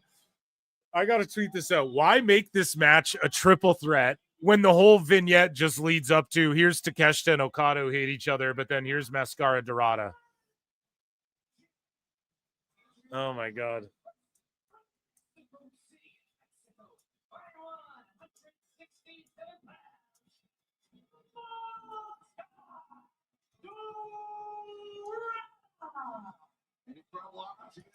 For this young man, Mr. Dorada, on the verge of becoming the first athlete signed with CMLL to hold an AEW. But Dorada has quite a few things working against him in this match. This is no exception.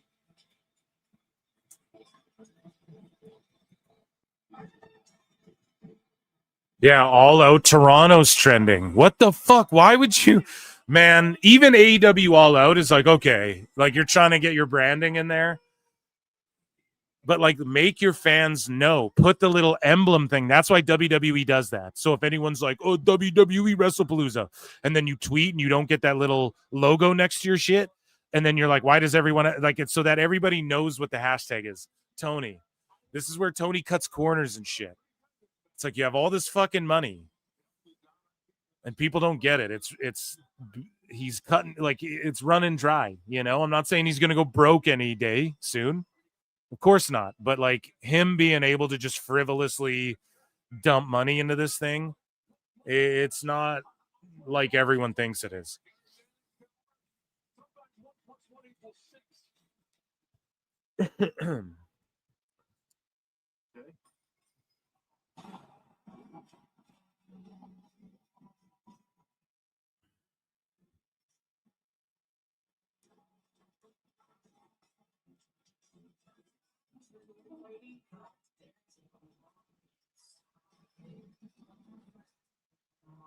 Now, Okada has fans all over the fucking world. Okada rules.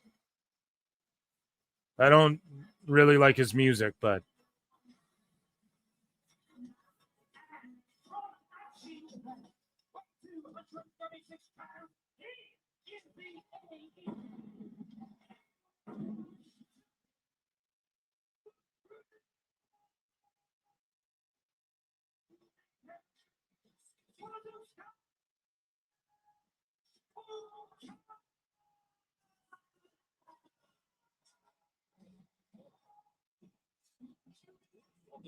yeah, Okada rules, dude.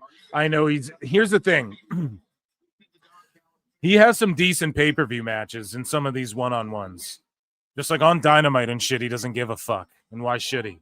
What is he gonna hurt himself on the, you know? I don't blame him. He's getting paid insane money and do whatever the fuck he wants. Because Tony just loves him that much. It would have been so cool to see him in WWE though.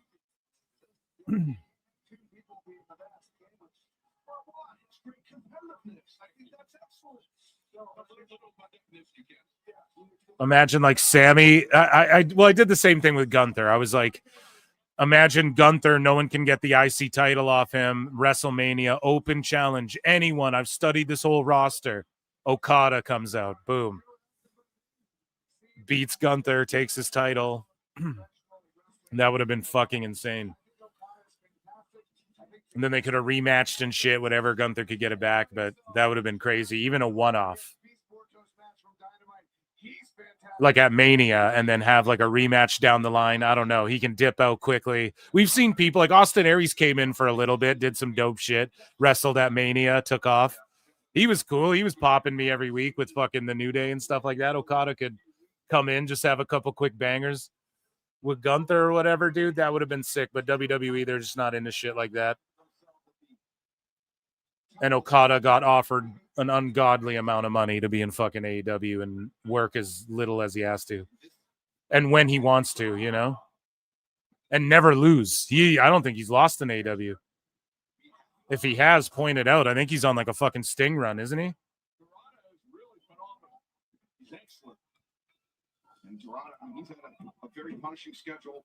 We mentioned the match next Wednesday, Dynamite, Brian, but of course he was competing in Arena, Mexico, less than 24 hours ago as well for CMLL. So chat me up about like are you guys all set up on ESPN? What, like, it's just on Netflix for me. So are you guys all set up? Like what's going on with all of that? Is it difficult? Is it as hard as Dave Meltzer was saying it was, or is it easy as R-Truth made it look with the Motor City Machine Guns on SmackDown?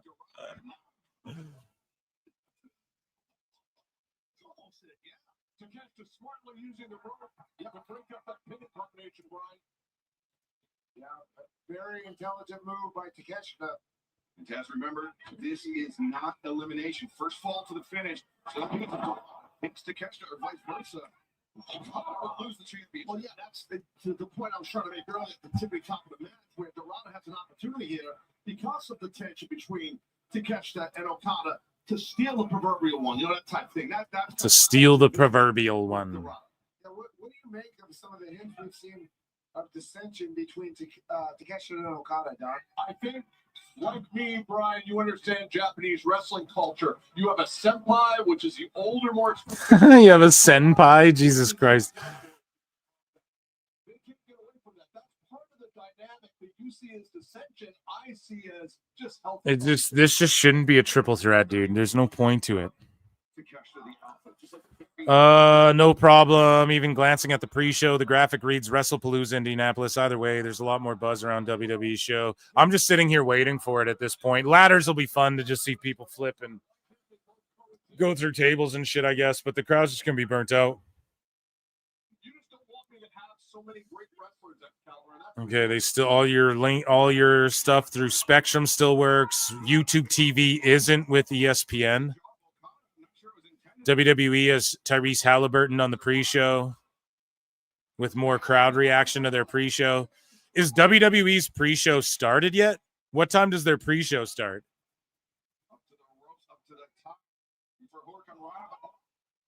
What time does WrestlePalooza start? How many hours from now, chat, is WrestlePalooza? Pretend it's the top of the hour. Okay?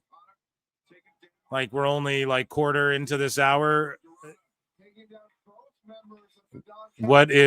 How many hours until 3 hours? Less than 2 now. 2 hours. Okay. 2 until WrestlePalooza. God damn. So the pre-show is on now.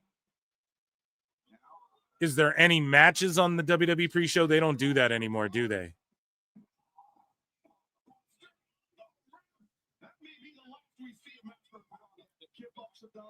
Seven EST, so that's fine. Yeah, dude, this is gonna bleed over into WrestlePalooza.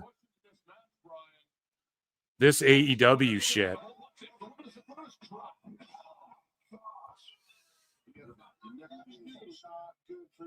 Okay, so I am going to.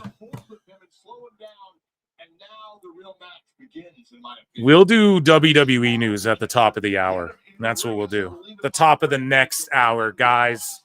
Thank you for being here with me.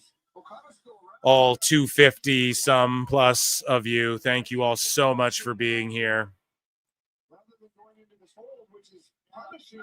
There's no pre-show matches. Yeah, there's not. Do you agree, Brian, that Okada is one of the smartest wrestlers you've ever seen in your career? Yes. On purpose, too. I mean, I don't give a fuck. I'm switching over to WrestlePalooza primarily, and I'm going to largely probably ignore the rest of All Out, which is predictable anyways. So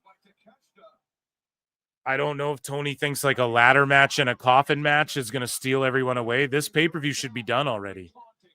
This pay-per-view should be done in the next 30 minutes, or else it's gone even less than that. Honestly, it's gone so long. Crowd's just sitting there. No one's on their feet.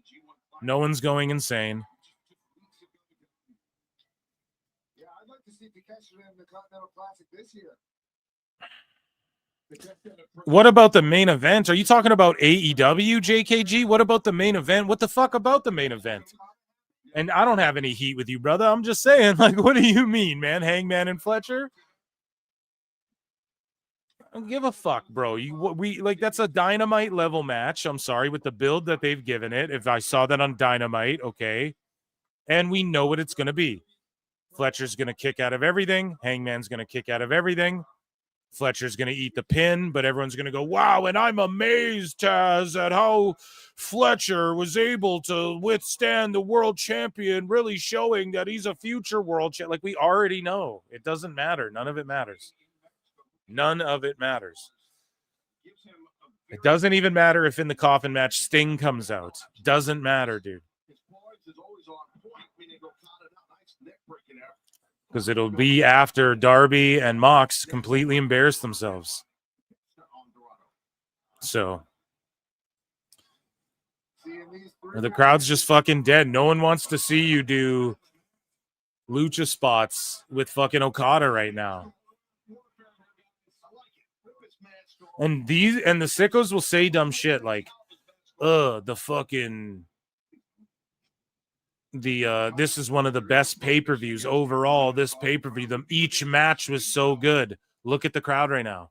This is Toronto, by the way. They're starving for wrestling. Like, everyone who's like a smart fucking came to the show. Okay, there's about 11,000 fucking uber smarks on the East Coast that are going to show up for this fucking thing. If WWE was there, people would come from all over Canada for WrestleMania, and it would be like 18, dude. It would be like 18. I'm telling you. If WrestlePalooza was in Toronto, people would be spilling over the fucking. I'm telling you, man. But for this, it's like, dude, they're just sitting there. I don't know. It's kind of odd, honestly. It doesn't feel. Remember WWE, they'd have to go, man, Canada's Bizarro land. Because the crowd is just wild beasts who just start chanting crazy shit. And I'm pretty sure Toronto's responsible for the Kurt Angle "You Suck" chants as well. I think they were like the first city to do that. And look at them. They're just sitting there. So this is what I mean, dude.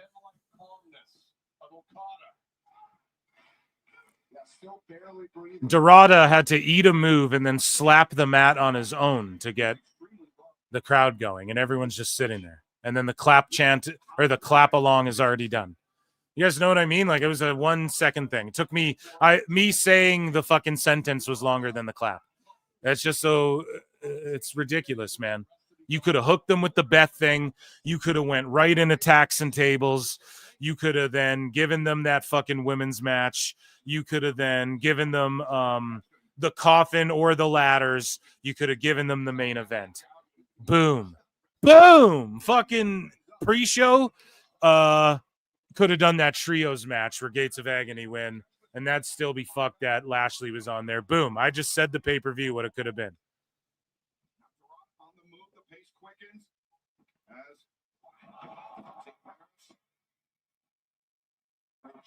Crowd would be going nuts. We'd be going home in 45 minutes, right?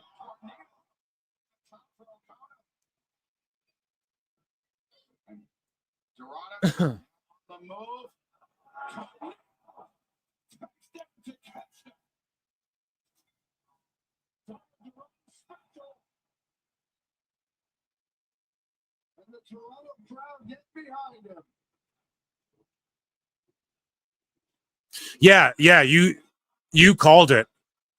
Canadian WWE fans would be flocking to Edmonton or Winnipeg even if WrestlePalooza were there. No, you're absolutely right. You're absolutely right, without question. But Toronto going to Montreal, bro, and shit's so expensive in Ontario, man. It's just like, I don't know. It's just not worth it. There's not enough buzz for this all out, either. For it to be worth it. But to go for WrestlePalooza, I don't know. That would be worth it even to sit up high, I think. From the young high flyer, take another look, Taz. Yeah, you can see this tough landing for Okada, but not enough to get the victory. Uh-oh. Oh, God. Oh, the neck breaker. They're dropping each other on their necks and shit, and just no one cares. What a shame. Okada's getting dropped on his shoulder, and he don't give a fuck, because this is how Japanese fans are. They just clap at the moves. But rabid Canadian beers drinking trailer park boy fans who like wrestling aren't fucking, we're not just clapping at the fucking moves. We're popping, we're going crazy. We're fucking booing The Rock, even though he got ran over by a semi. You know, we're cheering Hulkster because Hulk runs fucking rules, brother, forever, dude. So, and we still got fucking coffin matches. Chat.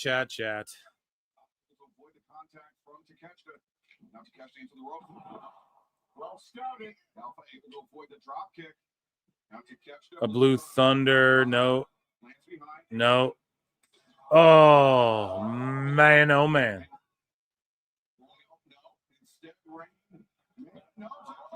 Oh, Blue Thunder Bomb. Oh, Remsburg's too cheesy, man. He's such a cheese ball. Yeah, oftentimes you'll see Takeshita using both legs to cover the shoulders when he got the Blue Thunder Bomb. He wasn't able to get it there. Okada down. Takeshita, you could sense Master Dorada coming into this match. We'll make fun of sickos a little bit. We'll do Dave and WWE news in between.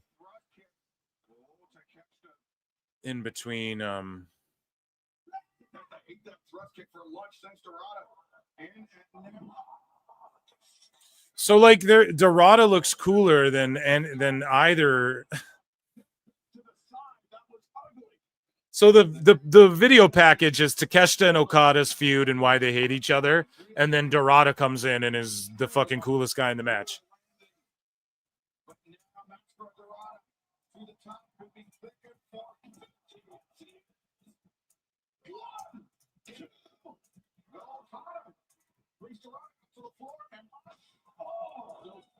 So smart.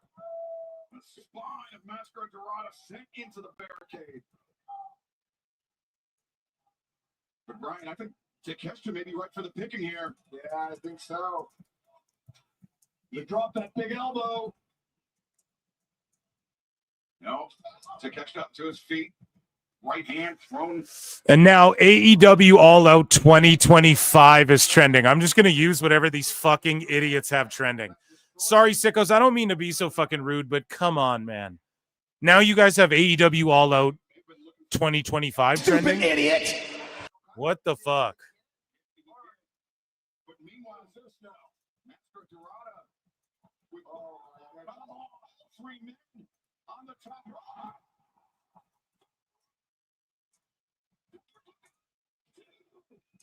I'm going to write this out in a tweet. I've been using hashtag AEW All Out leading up to the event.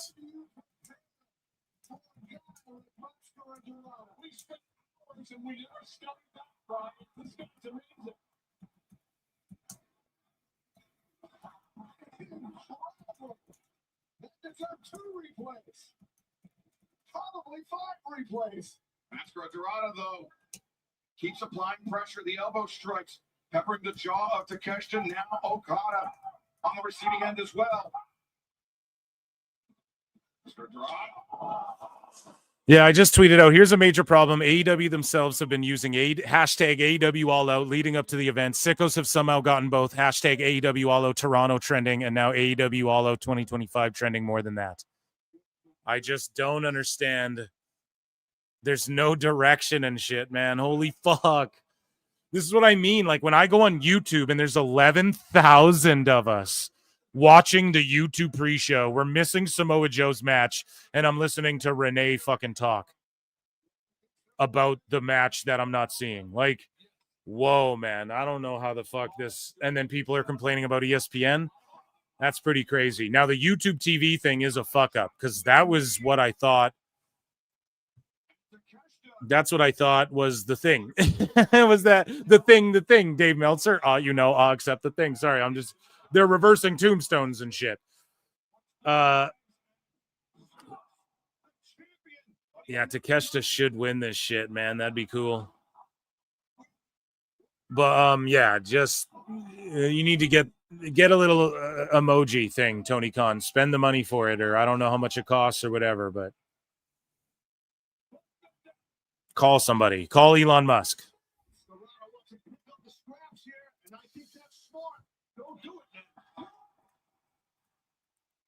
And we're going to do picks as well for WrestlePalooza and all that good shit, pals.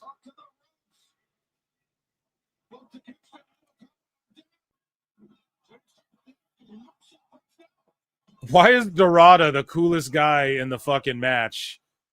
And then he's just never going to be seen again. He's just beating the shit out of your two like top Japanese guys. I don't know.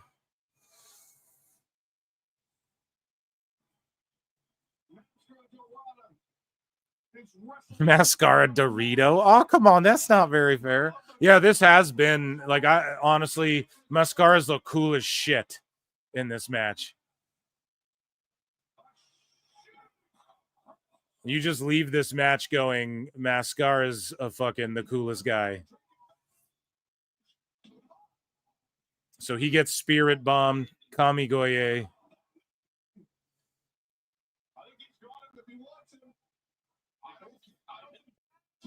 Kamigoye, or however the fuck you say it.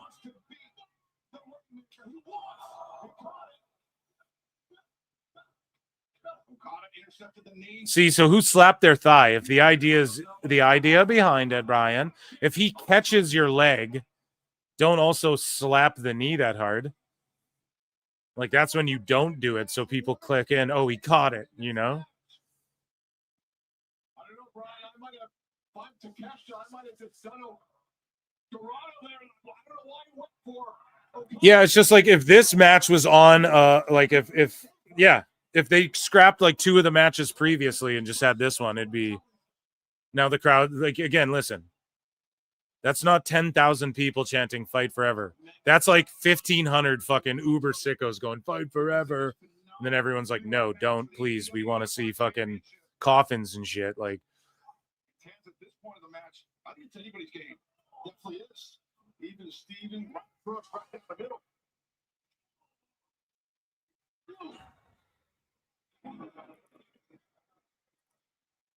now they're in a three-way, a devil's triangle. If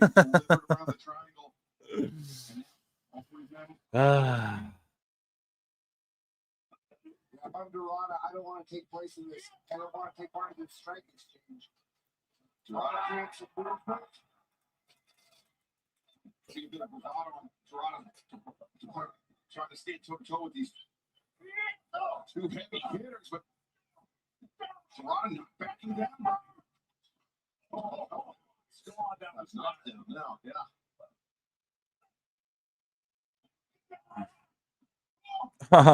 Rainmaker. Oh. To the jaw, Dorada.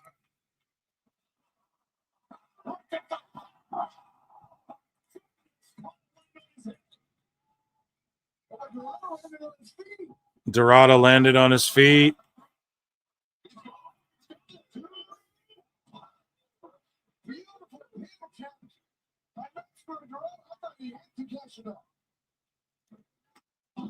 Intercepted the boot of Dorada, but Dorada came around the corner, NC Gary.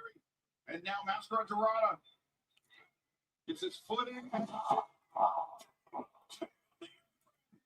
Okay. So this guy everybody's calling Patty Lesnar, Frederick Vosgrone, gets a first-round submission at Octagon 76. Écoute, la télé, c'est d'envoyer des coups d'en bas. Hein. Bon, ouais, il n'y a vraiment pas de clé technique pour sortir de là. Faut s'arrêter d'ici 10 secondes, monsieur. Faut s'arrêter. Vraiment, ouais, je pense que. So yeah, I don't know. He just like submits him. He's not that good, but his look, he's got a ton of hype. Shout him out.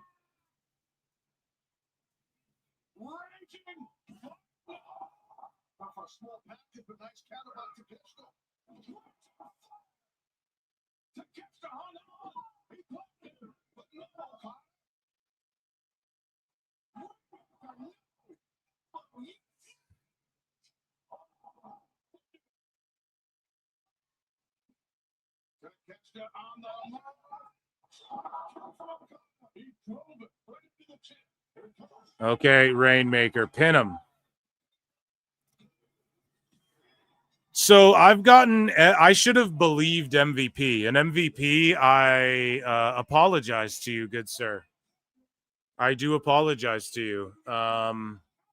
You did exactly what you said. You put over Gates of Agony. So far, I'm batting 1,000. And I did say, if MVP is being truthful about what he was talking about, what he said to me, then they would put over Gates of Agony, which they fucking did. So round of applause for MVP. That's my only loss tonight, is saying the right thing should be Gates of Agony. I know some people boo-boo on that, but I'm telling you, those guys have size. There's an upside to them. They'd be more in WWE if they were in WWE. Let's put it that way.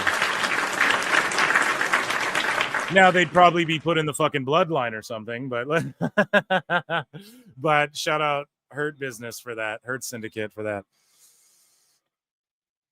Because I was like, I don't know. I just have a feeling they're going to AEW this, and Hurt Business are just going to go over. But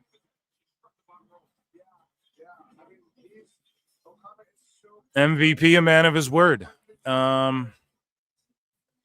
Let's do a little. We have a tiny one. That's what she said. Ladies and gentlemen, let's head over here. Because it is time for nobody's favorite segment, and it is called the... So this guy's like, continue defending WWE. And then, yeah, it just shows how much all their shit costs every year. Yeah, that's Chi-Town Smart, hey? So Conrad, the mortgage guy. Oh, come on now, Eric or Jeff Jarrett. Check out this ring. If you head on over to savewithphil.com, you can go ahead and buy yourself this ring. It's almost half off. $800 originally, $1,500. And while you're there, why don't you get a new chew? I'll chat me up about how you like children's beds converted into pro wrestling rings. I'm here for it, Eric. I'm here for a healthy box spring mattress that resembles a pro wrestling ring with ropes that do not match. Well, because chat me up about how this side of the ring unattaches so you can go to bed at night. So you can crawl right in, snug as a bug in a rug. Eric? Yeah, this is cool, dude. This is like the sickest bed ever. When I was a kid, this thing would have fucking ruled. So Nicolo Piccolo owns BJ Bethel, and he says a journalist shouldn't be this stupid. Someone please do a wellness check at this man's one-bedroom Southwest Ohio apartment. So BJ Bethel says the admin seems to be pushing for massive media mergers and handpicking the winners. It's as close to Pravda and state-owned Moscow media as you can get. BJ Bethel sitting here saying, oh, it's as close to state-owned Moscow media as it can get. Bro, you tongue Tony Khan's ass hairs. You lied about the 500,000. Like, don't talk to anyone about propaganda. And BJ Bethel saying that there will be several players for WBD if it gets to that point. Zaslav has the company debt-free. They've had a monster movie year. Bro, they're not debt-free, okay? And he doesn't understand the details. Like, BJ Bethel doesn't understand the details, which we broke down. I'm not going to break them down again. Go watch my last show. But BJ Nicolo Piccolo broke this shit down. BJ didn't. Nicolo Piccolo broke this shit down, essentially how the sale happens before they split. And Zaslav's incentivized or whatever the fuck. I don't know. I'm not going to break that all down. It was like an hour-long segment I did on PWT Pod or on PWT live show, whatever. So yeah, BJ's just full of shit. It just doesn't matter. Nick is owning him because he's just full of shit. And he just doesn't know anything. And he's trying so hard. And then Elbu, he goes, here's the sincere WrestlePalooza take. So if you have to preface it by here's a sincere take, it's just like then your other ones weren't. Knew it, called it. So it's like when you honestly, if I'm being honest for once, you might as well say that. And he just says if Cody wants to draw money with Drew McIntyre, he should lose the first match with him. It's just a dumb take. Like if Cody wants to draw money with Drew McIntyre, no, Rhodes is drawing money with McIntyre regardless, and WWE's drawing money regardless, and people are already interested. He should lose the first match, maybe. I mean, I could see that happening tonight. And I've been teasing a lot of shit leading into WrestlePalooza, and we'll break it down more once everything gets announced and everything after the show and all that. Because like I said, it's beyond WWE shit. So, but yeah, I've said this on my show a babillion times. Rhodes and Drew want to have a long program with each other, and the fans want it too. So Elbu's not entirely off here, but I'm not even roasting what he's saying here. But when he starts talking about credibility and all this shit, I don't want to hear that from Elbu. But I just want to make fun of how he's like, here's the sincere WrestlePalooza take. So the other ones aren't, it's like, come on, man. You just make yourself look silly. Here is Ricochet. Here's what Ricochet had to say to Canceled Unleashed, who's a fucking goober as well. Right? So that guy sucks, and I dislike him more than Ricochet. However, Ricochet is wrong here, and I'm about to break down why. So this guy Canceled Unleashed is like, yes, family-friendly ticket prices for families to come and watch hardcore garbage. Tony Storm's sex talk and MJF throwing water in kids' faces. AEW All Out. Now, he does have a point. He does. Like, for sure. We pointed out, too. Okay, so I'll give him that. And I dislike this guy more than I dislike Ricochet. Right? But Ricochet goes, I love that all the marks that grew up with suck it and middle fingers to authority figures, The Rock talking about pie, and many more are now all trying to hate on AEW. Shut the fuck up, morons. And he's right to a degree as well. But the problem is that parents control what their kids watch, and that shit was inappropriate for kids too. DX having girls pull their titties out, them doing suck it and coming out in thongs. If a parent were to say, hey, I don't want, if a parent just walked up at an assembly or something and said, I think bra and panties matches, I think middle fingers and beer chugging, I think pizza cutter slices and impale spiking in the backs are all inappropriate for my children. I don't want that in my household. You can't argue that. And that's the thing. Yes, I shouldn't have been. I ran around at school saying suck it and middle fingers, and I got fucking in trouble a lot, dude. Okay? And you did have to sneak around and watch. You always had to explain away when mom comes in and the divas are doing some dumb shit. And it was embarrassing. And you had to be like, or they make you flip it. Then you have to flip back when they leave the room. Turn the volume down until the next segment and shit. Mom, no, go back on the next segment, whatever. Yes, no, that's inappropriate. It just is. Oh, the marks who grew up loving it. Yeah, I know. Yes. Okay. But the thing is WWE is one thing. AEW is pretending that it's the same thing. They keep saying they're the challenger brand. Okay, then you have to challenge the this is for everybody and for families thing. That's part of the challenge, dude, of being the challenger brand. Coke and Pepsi. Pepsi's the challenger brand. Pepsi is fucking soda pop. It's not like juice, and they go, well, we're orange juice, but...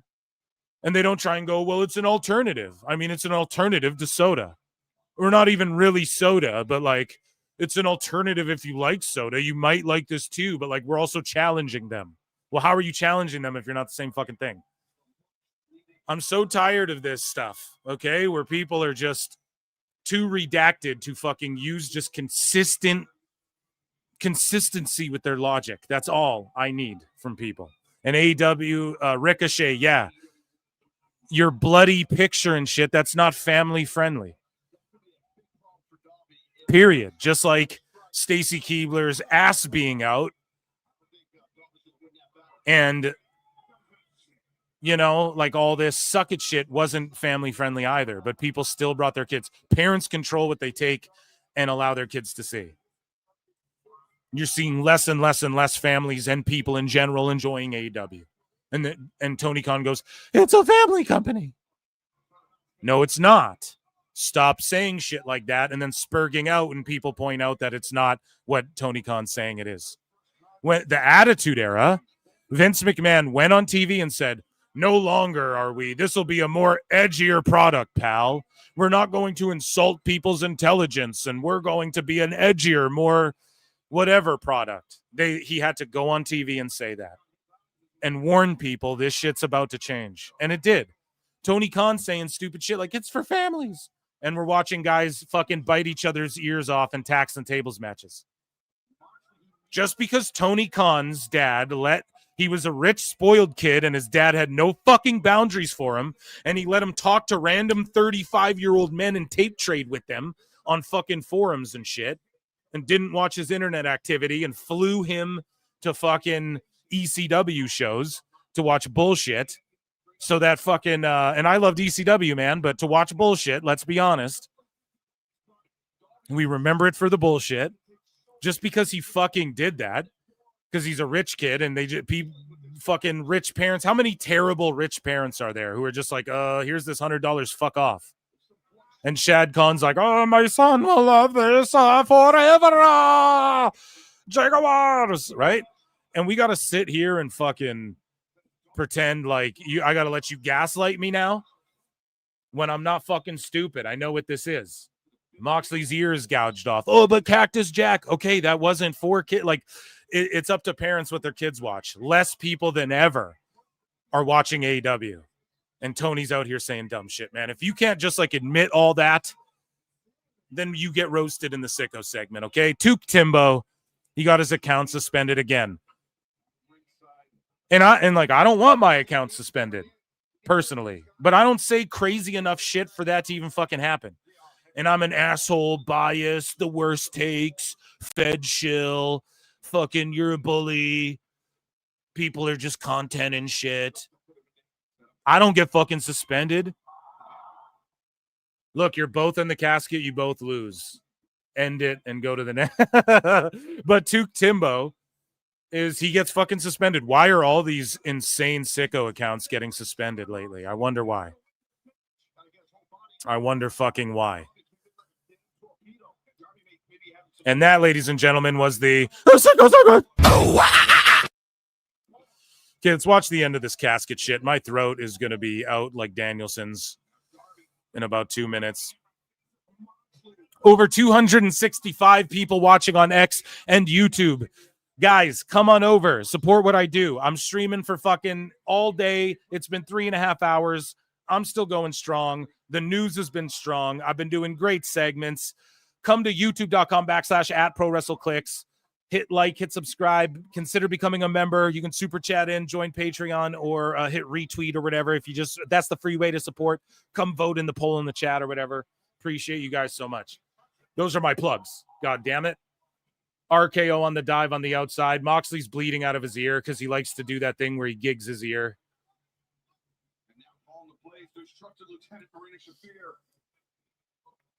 Great. Round of applause for me for being a spectacular host.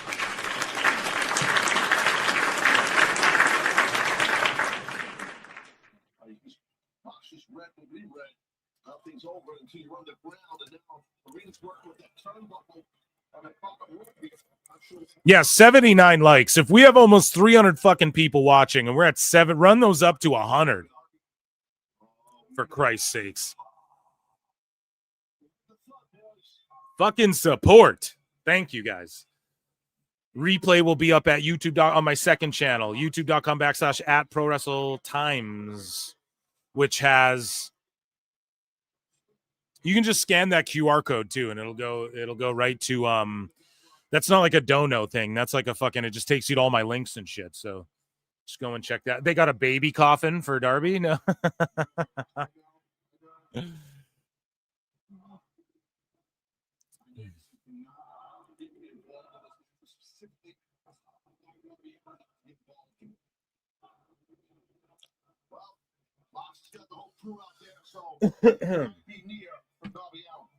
mean, Darby has helped so many people here in AEW. We're discussing that nobody's coming out to help him. And you can't. You gave your word, right? So you can't do anything. It's got to be frustrating for you. What is Garcia trying to be? This is the biggest clusterfuck group. Goofy awe group.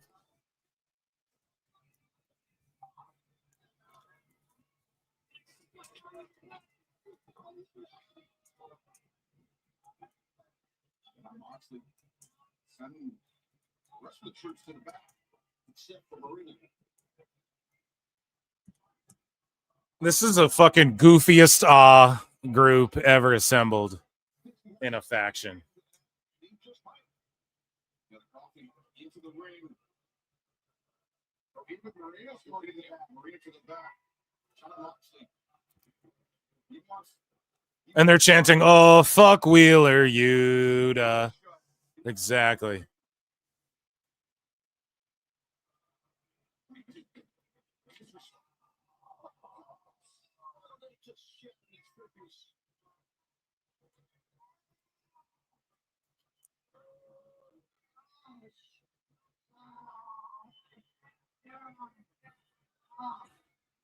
Good God, that was nasty.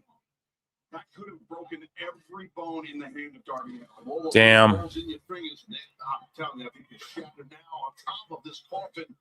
Mox just wearing Darby's head out. Darby trying to cover up, but Mox is directly to the left eye. And also close fist punches Brian in the feet. There's no disqualification in this match, of course.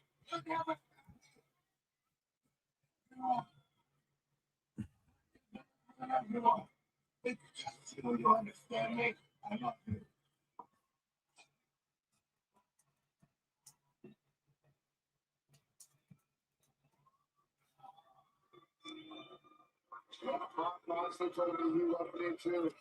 Meltzer said what? Just cooking Dave up. Love it. Love it. Adding to the Meltzer segment as we chill. Thank you guys for tuning in, man. You guys are fucking amazing. I've completely aced this card. You guys can give me a bonus point for the Gates of Agony thing if you wanted. I didn't trust. How big of a dick am I? I didn't trust MVP. Like, what an asshole. The dude reached out and I'm going to DM him and be like, dude, you know, I should have known, because like if it was me, I'd have put over the Gates of Agony too. That's the type of teams I thought he's talking about. But I got a little persuaded by my my guests on PWT Podcast 99. They were like, I don't know. I think it's just the Hurt Business just coming in to beat guys. That's all they've done. And I even explained it. I was like, well, man, you know, I think it's just like Jet Speed. They're like, no, we're not going to lose to like Orange Cassidy and Jet Speed and these guys. We'll lose to guys we think we can help. And Gates of Agony, you could push them. Hobbs, guys like that. You can push these guys if you fucking book them, man, you know? Yeah, just stabbings and stuff in Minecraft. This is just terrible.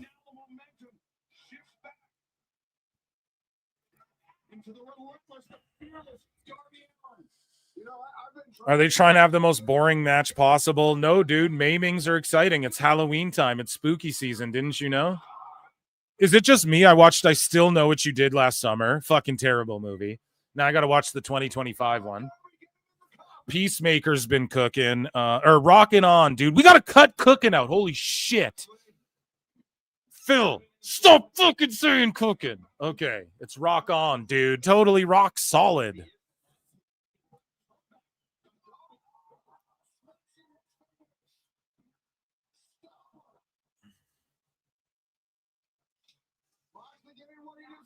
Wheeler Puta, that's fucking hilarious. Cancel this show now. Bodacious, radical, dude. It's totally rocked on.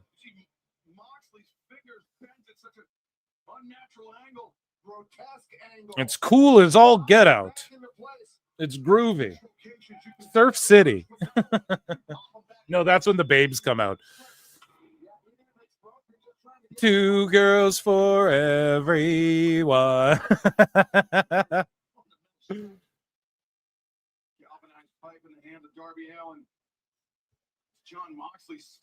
Oh yeah, we got some we got a lot of WWE stuff. Top of the hour here. We'll get into it. We'll do we'll make fun of Dave, Wavy Davey. And then we'll do WWE news, leading right in to the PLE.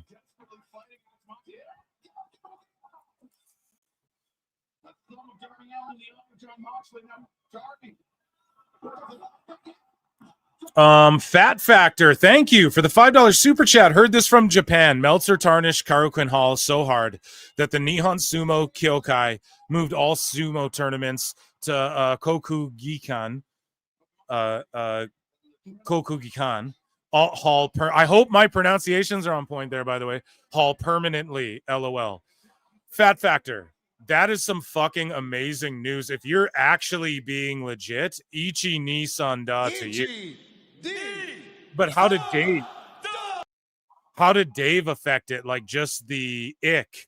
I'm telling you, man, in Japan, they have the ick. And I acknowledge you, Fat Factor. Thank you so much for super chatting. Acknowledge me. Obviously, fat is not a factor for you. And if that's true, and Fat Factor, I want you to follow up and chat. Like, is that true? Because there's like an ick of AEW. Like, I've beat this up all year long. I guess we should carry it through. We're getting into the tail end of the year here. I'll just do it all the way till next year. But at the start of this year, dude, New Japan's on one night. AEW versus New Japan is on the next night. All the same New Japan guys plus AEW guys gets outdrawn by just the New guys. Like, how the fuck does that happen? It's because there's like an ick. You know?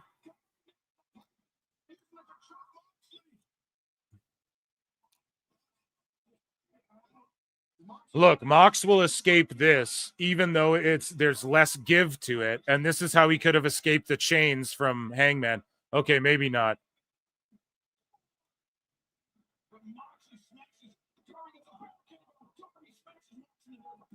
Oh, this shit sucks ass. We haven't seen glass yet. I think we need some glass before the match. Like, yeah, I'm with you. He created an ick and caused an epidemic. He puts the ick in epidemic of obese foreigners disrespecting the venue in the post-Wrestle Kingdom New Japan. Yeah, dude, then these sloppy bitches come over. They fucking stink. They leave messes. They throw their popcorn on the ground. They fucking stack up their nacho cheese box. I don't even know if they're squid. They're fried octopi, right? And they leave their containers laying around, and it's, yeah, dude. Okay, so here's the thing, right? He's like the suffocation shit with the bag. I think I'm a bit behind you guys, but it's like you can rip that. So rip the bag in your mouth hole to get out of that.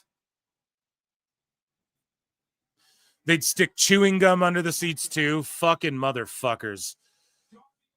Fat Factor, tag me if you're on X, dude. I'm Pro Wrestle Times at Pro Wrestle Times, or if you know, or my email is prowrestletimes@gmail.com. If there's any articles or anything like that, or screen grabs or whatever, please send me that. I would love to cover that more in depth on my show. Please and thank you. I would really appreciate that.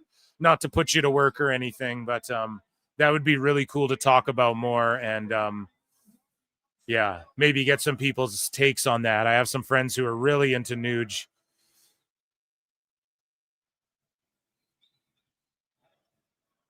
This is murder, they're chanting. Oh, and they'd steal cushions. Absolute rats. Fuck that. Pac is back.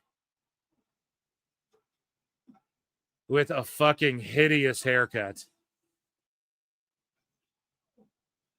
I don't know. Him with hair like this doesn't look right.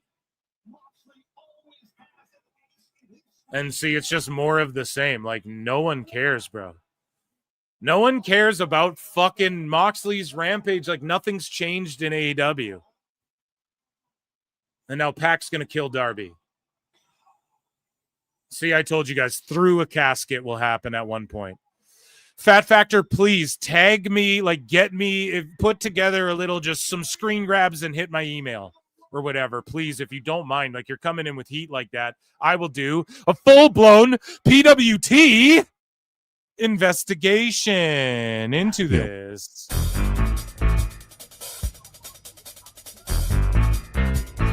Okay. I will get my top team on it, and we will get to the bottom of this, and we will find names. No, but for real, we need some of it. We need some of that.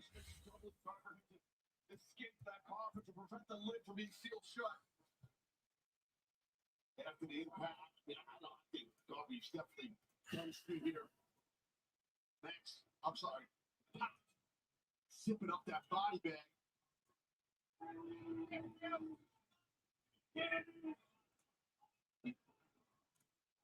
But right now, we're going to be doing the heavy lifting for Moxley. Little shirt. Yeah, nothing changes.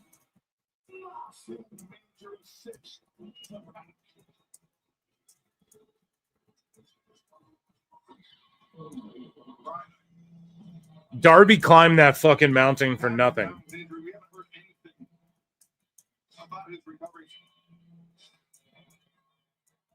I can't even believe that he played a role.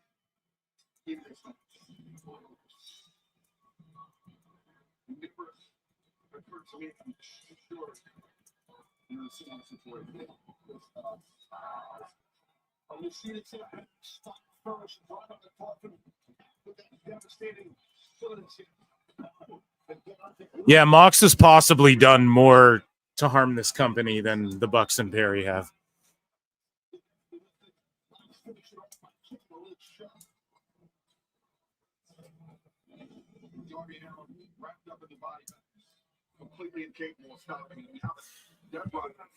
Yeah, I just had to fucking I just tweeted, oh, bullshit after bullshit after bullshit. Nothing changed at all once Hangman beat Mox, so that was meaningless. Darby climbed that mountain for nothing, not even an AEW payoff. Fucking garbage.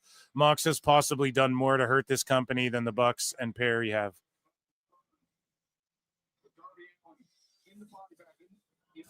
Man.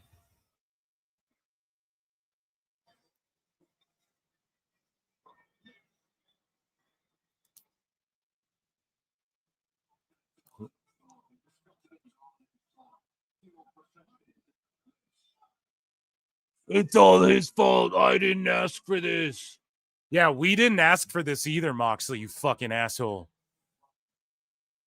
Exactly, no pop.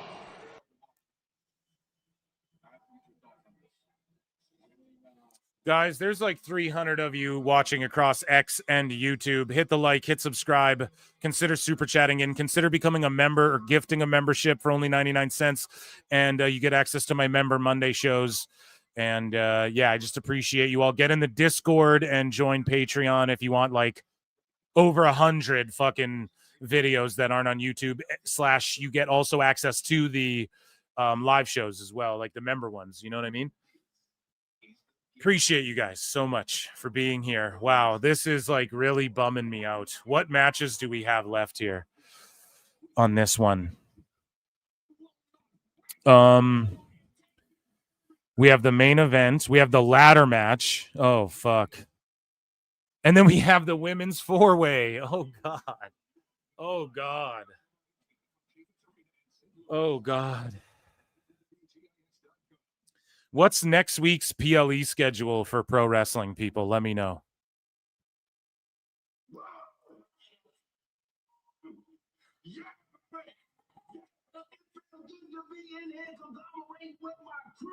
We all picked up big wins. We was all victorious this evening, and it feels really good. I got that that piece of garbage MJF behind me. So now it's time to look forward in front of me, if you will. And you know what I think? I see a man who has been a bit of a thorn in my ass. And, woo! And that's you, Don Callis. So I'm laying it out, plain and simple. Wednesday night, Don Callis, pick 3 of your goons, your 3, your biggest, your baddest, your toughest, and y'all can take on, let's say, me, my main man from the Mexican land, the amazing. And then Roddy Strong. Why is Kyle O'Reilly and another member of the conglomeration? So is this a faction? Is he ready to come back?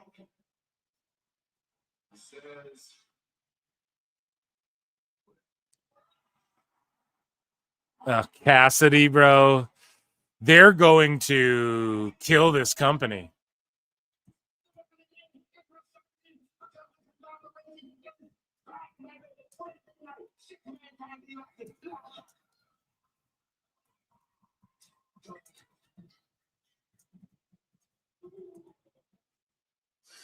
Yeah, Orange Cassidy coming back will just tank this company worse.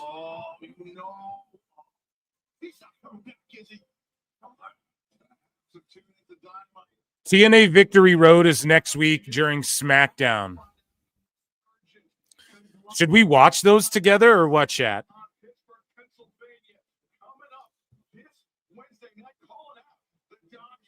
Because Victory Road, man, some NXT shit will pop off. I don't know. We'll talk about it.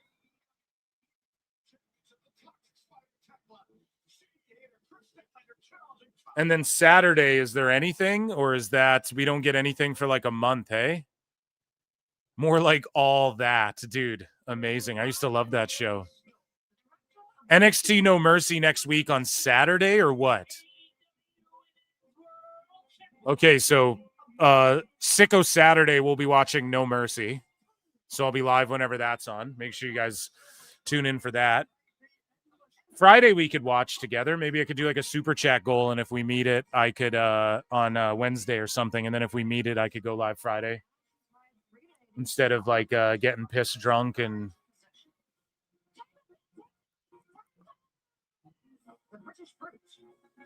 doing some fall activities. Okay.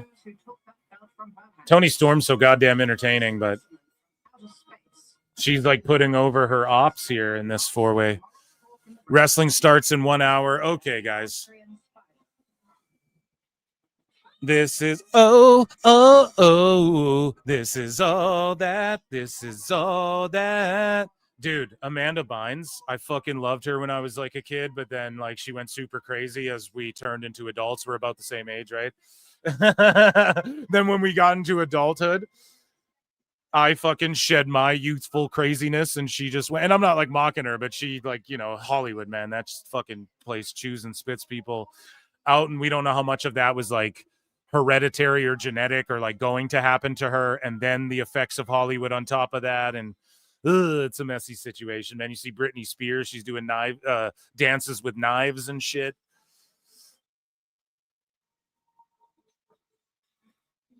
Tony Storm will most likely jump ship to WWE. No, I don't think so, bro. I don't think so. Tony Storm is great. She is. Hope the ESPN app doesn't put any random commercials during the matches. Man, I pay for Netflix, and do you know what they do?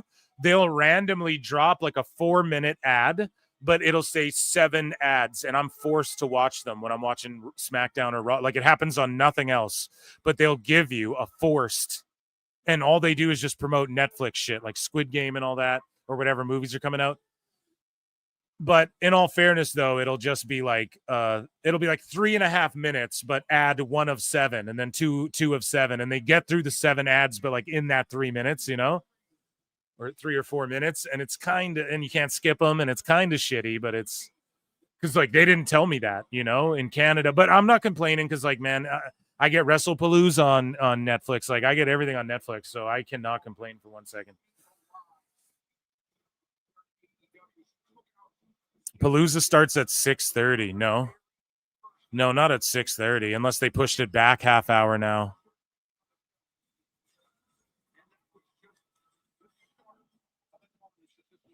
Tekla fucking rules.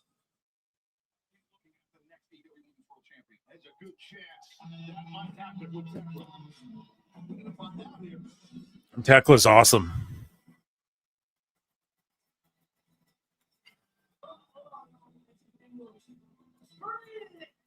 Pre-show has started already. Yeah, it starts at the top of the hour, hey? So, okay, what I'm going to do, let me recalibrate some things here.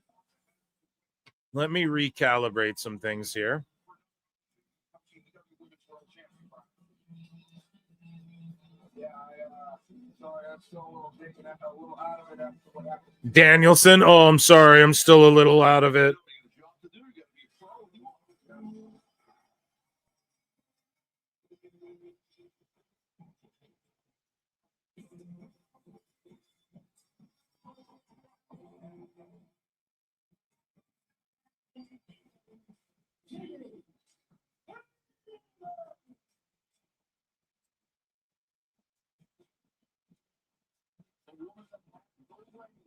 So I'm going to switch things around. I want the Fed on my fucking bigger digs. You guys know what I'm saying? Bigger digs, pause B. Shout out Brendan Schaub. 8 inches B. Anybody in chat frequent the Fighter and the Kids subreddit? I've had to lay off it. I haven't gone on it in like 6 fucking months because it's just, you start talking like, I do that with Dave. The idea behind Brian, there's more than meets the eye.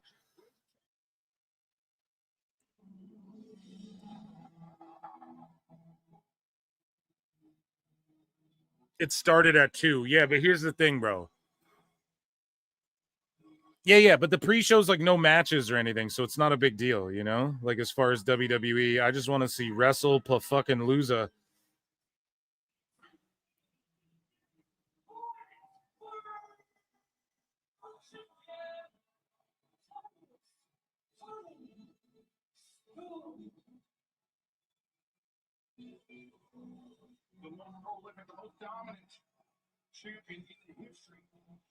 Okay, I'm switching this around. So the pre-show for WrestlePalooza is on YouTube, chat. Tell me now. Or do I need ESPN, whatever the fuck? No, it's never on Netflix. No, because Netflix, they don't do the pre-shows. Like, that's a whole other bag, right? So they do the pre-shows on YouTube, and then they because otherwise the advertisers, you know? That's like a whole other thing. But if you're using a VPN, Netflix will start when the PLE starts, if I'm not mistaken.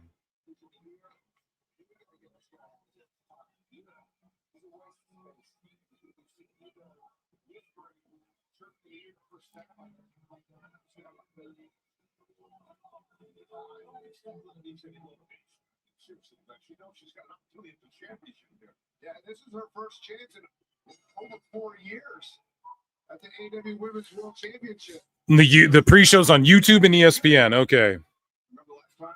Now, chat, if I'm missing Samoa Joe matches, make sure you let me know. Because I got to go to YouTube and then switch over to Netflix.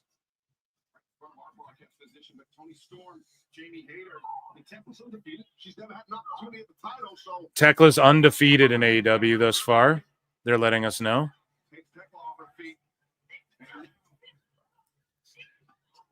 Okay.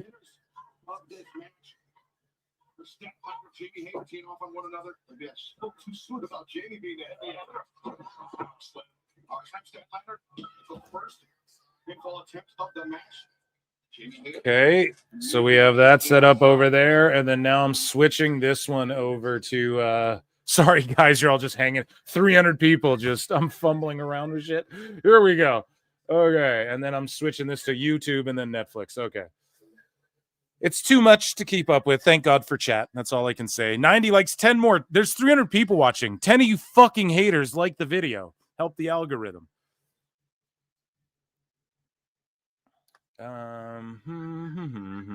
Countdown to WrestlePalooza. 41K watching this. With Prime Big Deal Day is coming October 7th through the 10th. Greatness is a pure way.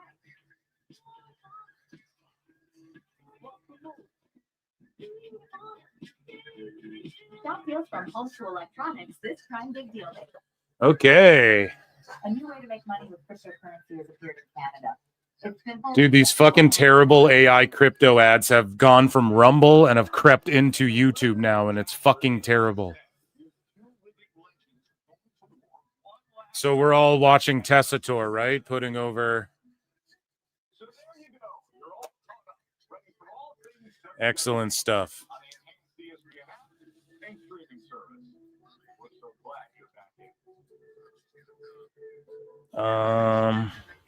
ESPN gave me 7 minutes of random commercials like you get in regular YT, and now a regular WWE commercial. This better not happen during matches. Yeah, for real. We're all going to learn together. You guys are going to tell me what it's like on ESPN, okay?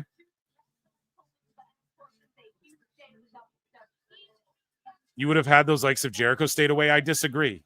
I think I'm going to play Jericho one more fucking time. Okay, ladies and gentlemen, though, let's get flutes in the chat. How about that, everybody? Flutes in the chat. I want to see flutes in the chat.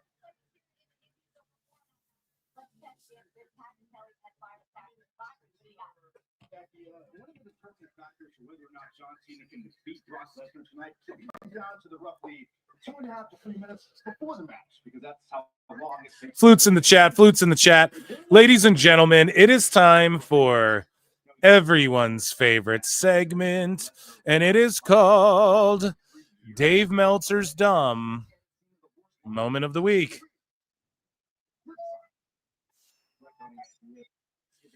So Dave Meltzer, man, he's getting in his feels. We have the GOAT. Meltzer said what? Just cooking him up. Really rocking him out, fellas. So, again, man, Dave and Brian were complaining like old fucking boomers, and we made fun of them last show. They're talking about, oh, how do you get on this app and the ESPN? It's going to be so hard to use. And then on SmackDown, Ron the Truth Killings just explains it's super easy. And no one's saying shit about how fucking confusing the YouTube AEW shit was, right? Anyways, this guy here, El Plethora, had this to say. He had this to say. This is what you crybabies were crying about. This, and by the way, it's not $30 extra. It's $15 extra because Peacock bumped up its price. And if you were like me and canceled Peacock as soon as the Paris show ended. Okay, so he's telling y'all some life hacks there. And Meltzer said what says, when F4W did their last upgrade of their forum on the board, somehow they couldn't transfer over existing users. So here's Dave getting fucking owned by the GOAT, okay? And this motherfucker, look at this, dude. Dave was complaining, oh, it's so confusing, ESPN. Meanwhile, dude, your shit was confusing. So when they did their last upgrade for their forum, somehow they couldn't transfer over existing users' login passwords, which meant that every single user had to reset their password for the privilege of interacting with the mutants. This seems more difficult than ESPN. How fucking funny is this? Oh, man, crazy. It's like a 2K update, right? Fucking everything up. So moving along here. This guy says, you need to acknowledge your tribal Keith. You're responsible for creating him, and acknowledge your long-lost son. And Dave Meltzer says, NXT did 737K, 0.17, higher than usual. Increase wasn't as much as I had expected, given the nature of the show. But, Dancing with the Stars did a monster number head-to-head, Brian. Bro. Head-to-head. I guess it is technically. So, bro, Vince Russo, bro, let me tell you, Jeff Lane, okay, I invented roasting Dave Meltzer. Bro, there wouldn't even be Dave Meltzer without me in the wrestling business, bro. Bro, let me tell you, bro, this mark, Dave Meltzer, got owned by Bully Ray, okay? So here's Vince Russo and Jeff Lane's little mini roast here of Dave Meltzer versus Bully Ray. So Bully had put out a tweet. Unfortunate, but AEW as a product is lost. There's certainly some bright spots, talent, but as a company, it lacks definitive direction, is what it is. A company owned and operated by a fan with lots of money. TK, he's a good guy. He's got a good heart. And people are saying that they didn't get a flute, so we can run one back, man. There you go. Hopefully you guys heard that one and this one. You know, poor people don't like AEW. Or PWT. So let's go. But he's not a booker, and the boys know it. Dave said- Meltzer. Dave Meltzer. What's his name again? What's his name? His real name again? Danny Messler? Yeah, Dan said. Danny. I got to be honest with you though. What honestly, what in my opinion, what he just said about Tony Khan, bro, he could have said the same exact thing about Triple H minus the money. Same exact thing about Triple H minus the money. I'm sorry, bro. Triple H is a freaking mark, not a booker, and the boys know it. So go ahead. So Dave responds to this. What are minus 28.5%, plus 3.5%, minus 57.0%, minus 34.6%, and minus 44.2%? I have no idea. I don't either because he didn't say. That's all he said. What? That is all he said. I already showed it to them. I'll show it to you because you gotta see this. This is all he said. Let's try to figure this out. He's running to Tony Khan and AEW's defense here. I am assuming with all the minuses, I'm assuming this has to be WWE, has something to do with WWE numbers. I'm assuming. That would be my guess. WWE is down in something with these numbers. Why wouldn't he say that? Why wouldn't he say what that He thinks is? he's being smarter than everybody else. But he looks like an absolute idiot when he says this. This is all, if you subtract these, then add them back.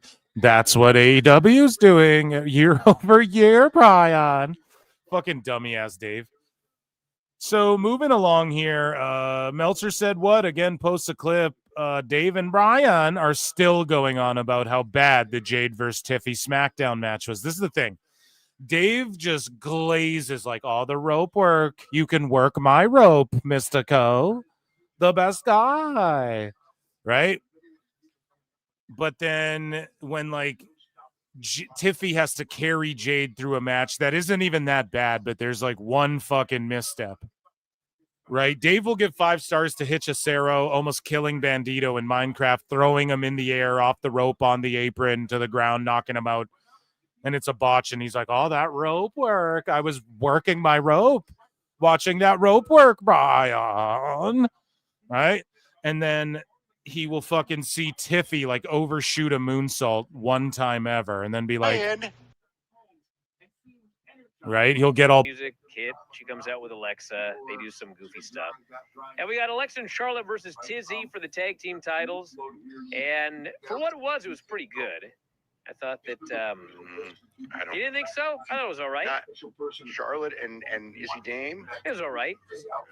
Bro, I just watched Tiffany and Jade. Like, this Well, it was was better. all right. It was better than that. They whatever it was, they weren't working well together. Tatum and Alexa worked well together? Tatum and Alexa were fine. Actually, they were good. They were good. Tatum actually was very good in this match. bro, I hate these fucking reviews. Like, dude, you've never, I don't even want to hear it. You know, when Jim Cornette's breaking down like spot for spot and shit in a match, I'm locked in, man. I don't want to hear it from you assholes. That's why, like, with me, I like to give quick freestyle reviews. And yes, I might put over like little intricate, oh, this person's facials is what will make them fucking take them so far in the selling and shit. Yeah, for sure. But like, just the show is great. The homecoming show is great where the matches like blow you away. You guys have to come on, say, oh, I mean, yeah, in this fucking, what was it, a 6-woman or no, it was just a tag team match. In this tag team match, it was better than Tiffy Jade. It's a whole other thing, and they're in NXT, you dumb fuck. Like, Jesus Christ, it's apples to peaches. Like, Do you think Izzy Dame is going to be a big star, or at least a star? But it's just with her and Charlotte, I don't know what it was. Actually, that happens a lot with Charlotte these days. You know, whatever it was, but yeah, I didn't think that was much at all. We had Zari and Soul, and then Charlotte's. yeah, they crying, Brian. Today, Brian Alvarez, you get promoted to crying Brian Pillman. No, shout out Brian Pillman. So Dave Meltzer says this, actually, except, there's more, the idea, well, it is, there's more than meets the, I will say this, anyone who says I give out BS numbers is the biggest form of liar on the face of the earth. Dave, you give out Bethel's numbers. So even if you believe them, it means you're redacted, or it means you are a lunatic. It's one of those two things. You're either a liar, you're like super restarted and naive, or you're a lunatic and you really believe it, and then you run with it. Or you're just like in a bubble and you just don't understand, like you don't get real info, right? And so if there is something that advertises that you're a fraud, it would be saying something so totally provably false like that. Who are you talking about, Dave? Like everyone in the world? So everyone in the world is just lying and making it up. Well, not my bubble. Yes, that's like lunatic shit. You know what I mean? Like, yes, there's sickos that you're like robbing blind and fucking who believe like you have the scoop and all this stuff. It's craziness. And I do think Dave believes he is using real numbers and shit, but he's just so off in his own world. He doesn't take time. It's just know-it-all, sociopathic, condescending. Like there's no objectivity at all. So he's not willing to take in information that might, counterbalance what the information he's getting. And he just doesn't care. And it's not absolute. And he's been proven wrong time and time and time again. And he's melting down now. Oh, if anyone says I'm a liar, they're a liar. Why? What have I told you guys? ESPN folks are going to come out, and WBD is about to be more transparent with Nielsen. And then this big sale to Paramount where they're not going to fuck around and they're going to continue this thing along. And they want to be more transparent with their numbers and shit. It's about to blow up in his face. It's about to blow the fuck up in his face so badly, and he knows it. That's why he's getting testy. So WrestleMania Double or Nothing, so here's what Dave says. There is reportedly a belief in God. Like it's always a belief, the idea, the perception, the epiphany. There's more than meets the eye, Brian. Just say it, dude. There's reportedly a belief in Las Vegas. In Las Vegas. To who? The guy dressed like Elvis Presley and Spider-Man, fucking busking on the corner. The fucking the Asian lady smoking cigarettes, playing penny slots. The fucking the guys who own the MGM Grand. What the fuck? In Las Vegas, the city, it spoke to me. The earth. I was out in the desert, Brian. Ayahuasca. I opened my third eye 30%. I see things 30% more clearer, Brian. There is reportedly a belief in Las Vegas that the announcement of WrestleMania 43 being in Saudi Arabia will help boost attendance for WrestleMania 42 due to people not wanting to travel to Saudi Arabia. No, what Dave does is he just thinks the thing and then he makes it up. So what I do is I go X-Files here. Like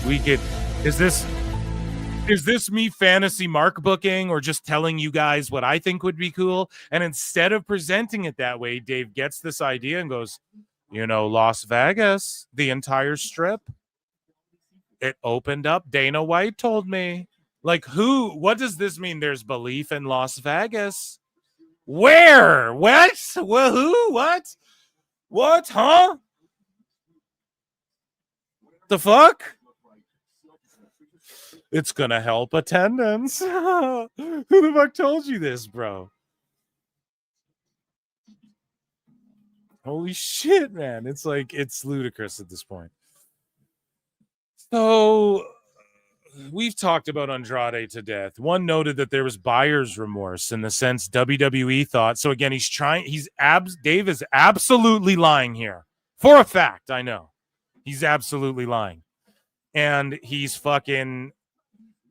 WWE didn't want to lose Andrade, okay? But he's trying to make shit about AEW when it's not about AEW. So Dave says some in WWE noted that there was a frustration that Andrade's English never got better. One noted, really? Where the Joshis and Vac Air and fucking Io Sky are fighting for the world title on WrestlePalooza, and they've been cutting promos in their languages and doing broken English version of their... Are you sure about that, Dave?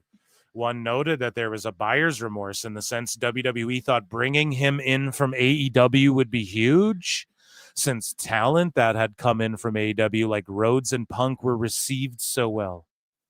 He literally gives credit. Like, man, this guy thinks Punk is an AEW original, Brian. This is the delusion. This is the gaslighting. This is the sociopathy. Punk wouldn't have been big if he returned to WWE.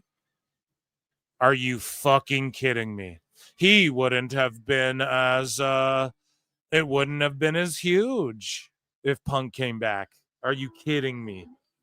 Cody Rhodes, he's more of a star because of AEW. Yeah. So is everybody in AEW too. How much of that is AEW and how much of that was Cody Rhodes?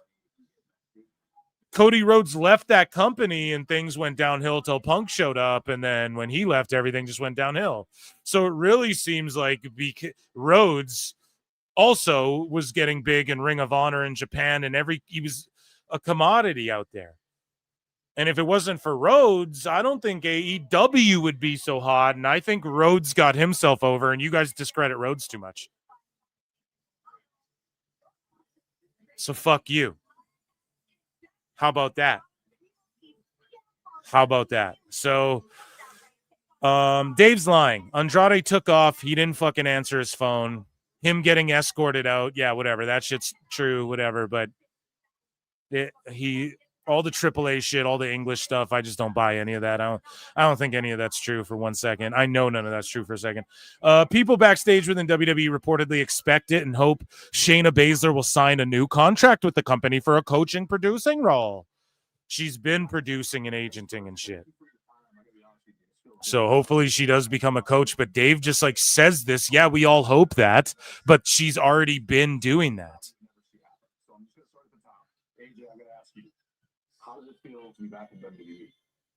You know what I'm saying, chat? So, like, what do we give a fuck? What do you have to say about that? Sami Zayn versus Rey Fenix, IC title. Again, it was for the US title. All good. People make mistakes on Twitter. Who gives a shit? At WWE, but I'll roast Dave for it. At WWE, because there's other editing problems. Sorry, as I interrupt myself. At WWE SmackDown.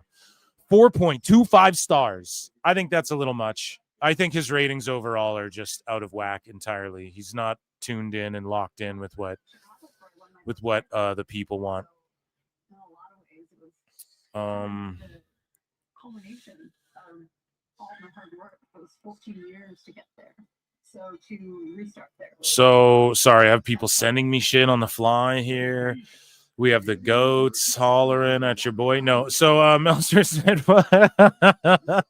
if anybody is dumb enough to believe Dynamite Dave that WWE had buyer's remorse, figuring that Andrade was going to be like Rhodes and Punk returning to WWE from AEW, please DM me for more information on a packet of magic beans that I'm selling. So here's what Dave had to say. Some AEW would be huge since talent. We just read this shit.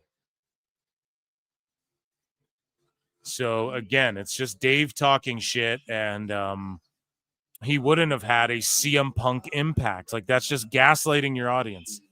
TKO made the decision to not allow press for fans at the Saudi Arabia WrestleMania 43 announcement. They were reportedly concerned that fans would boo the announcement and thought there was a possibility that press would ask real questions. A complete and utter lie. This is an absolute lie. Liar! Liar! Tell us what you know, you goddamn liar! Turkey Al Sheik doesn't give a fuck about any of that shit. He'll stand out there with Dana White when people Dave didn't see the clips of Dana White being pressed by the boxing media? with Turkey sitting right there with a straight face. He doesn't give a fuck. He has so much money, he could buy the WWE 3 times over probably, or his resources, right? Over the next 10 years, he could probably buy the WWE, right? He has access to, he could be pitching shit like that. This guy's got buku bucks, infinite money, okay? Infinite resources, okay? He doesn't give a fuck about that. He doesn't give a fuck about the media. He's the guy. See, Dave just talks out of his asshole. Turkey Al-Sheikh is the reason Dana White's down to squash beef with Ariel Helwani and have him back at the press conferences and all that shit. And people I've said it too on Twitter. People are like, Ariel's not banned. No, motherfucker, he's unwelcome, okay? You don't go somewhere you're not welcome. Yeah, you're not explicitly banned on paper anymore, whatever. Company trying to save face. But like, dude, he's unwelcome there. And he, well, anyways, now he's welcome back, etc. And I'm sure, yeah, the TKO alliance might have something to do with that merger, whatever. But Al-Sheikh is the guy who goes on Ariel's show and is like, loves Ariel. And even though Ariel asks the questions, like, they're trying to get in business with UFC, and Ariel's the one known for like asking the questions and blowing up fucking UFC spot. You guys get what I'm getting at? Turkey Al-Sheikh doesn't give a fuck about that. And the fans who would go there aren't going to boo the fucking 43. It's pro wrestling. If people boo, then they flip it. They find a way to fucking. It's just because everybody knew. It's just a statement. They're not fielding. They weren't fielding questions. It was more of just like a press release, a press statement. It's not. They're not there to field questions. Well, what are you going to ask? So like Indianapolis, are you guys planning in 2 years to go back there? Oh, they were scared people would boo and they'd get real questions. What real questions? They already go there for Crown Jewel. They already go to Saudi Arabia for all the shit. What real questions? They're having rumbles there and shit. What real questions are they ducking? So Khashoggi. Are you going to bring that up? You guys are fucking clowns, man. Complete and utter clowns. Dave Meltzer, you guys, I'm saying. Brian, you're lumped in there too. Garrett, you're an asshole too. Filthy Tom Lawler, Lance Storm, you guys are cool. Tom Lawler, you're fucking awesome, dude. Same with Lance Storm. You fucking rule, dude. You opened every Invasion pay-per-view of note, essentially, right? You were the fucking show kicker-offer in that fucking era, dude. The true MVP of the Invasion, Lance Storm.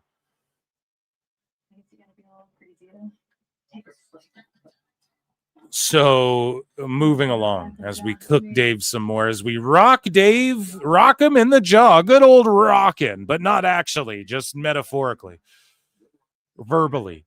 AEW. So Dave Meltzer had this to say, which again, he's wrong about because MJF. Now, yes, were people tiptoeing around and not wanting to go on Ariel, and is Tony a little bitch about Ariel? Yes, absolutely. Has MJF gone? If you really wanted to, could you just go on Ariel's show? Fuck yeah, MJF's been on there. But Dave says AEW talent was not allowed on Ariel Helwani. AEW talent was not allowed on Ariel Helwani's show after Helwani called an interview with Tony Khan the worst of his career, which it was. It was. Even to the point of calling him Snowman. Yes, because Tony took shots. People take shots. And then Ariel responds. He 10-7'd him, Papa. Ask Brendan Schaub. That's what Ariel does. People don't like when he plays a fucking heel and he starts he doesn't ever start these beefs. He just he's started beefs between like fighters and shit. I feel, or he's like stirred the pot and shit. But like for him, he doesn't. I think he waits until people talk shit. Then he goes off and will just drop DMs and fucking, then he just goes gloves off. But yeah, dude, people talk shit. The sickos went after Ariel because it's a cult. And Tony Khan got fucking clowned. And he does give shit interviews. He just says, everything's great. And he doesn't really answer questions. And unless you ask him about Superman or some shit. And so Tony Khan, so Dave has this to say. Snowman, the insider term among some for him. So Dave is conspiracy theorizing. Everything's a conspiracy theory. It's not just, dude, Tony Khan's a fucking clown shoes. He's a nice guy, but he's adorable and cute. You want to like hug him and shit and put him in your pocket. And you want to be friends with him because he takes you out to nice dinners and all this shit. But you don't but he sucks. His creative sucks. His booking sucks. He has no creative vision. He just has a shitload of money. Right? It's always this, and they want to say everyone else is bad faith grifting. Meanwhile, you are bad faith grifting, gaslighting. Lies. Now, here's what I know. I may have talked about this earlier. I've never heard or seen anybody refer to Tony Khan as fucking Snowman personally. Now, I'm not sitting here chopping it up backstage with chopping it up. What, like a fucking lines? No, I'm not here like, but I've never heard.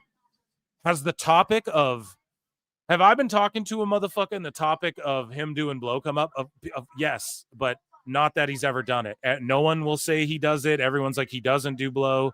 Blah, blah, blah, no comment, whatever. It's just like, and I'm not like going around asking people, does he do blow? I don't give a fuck.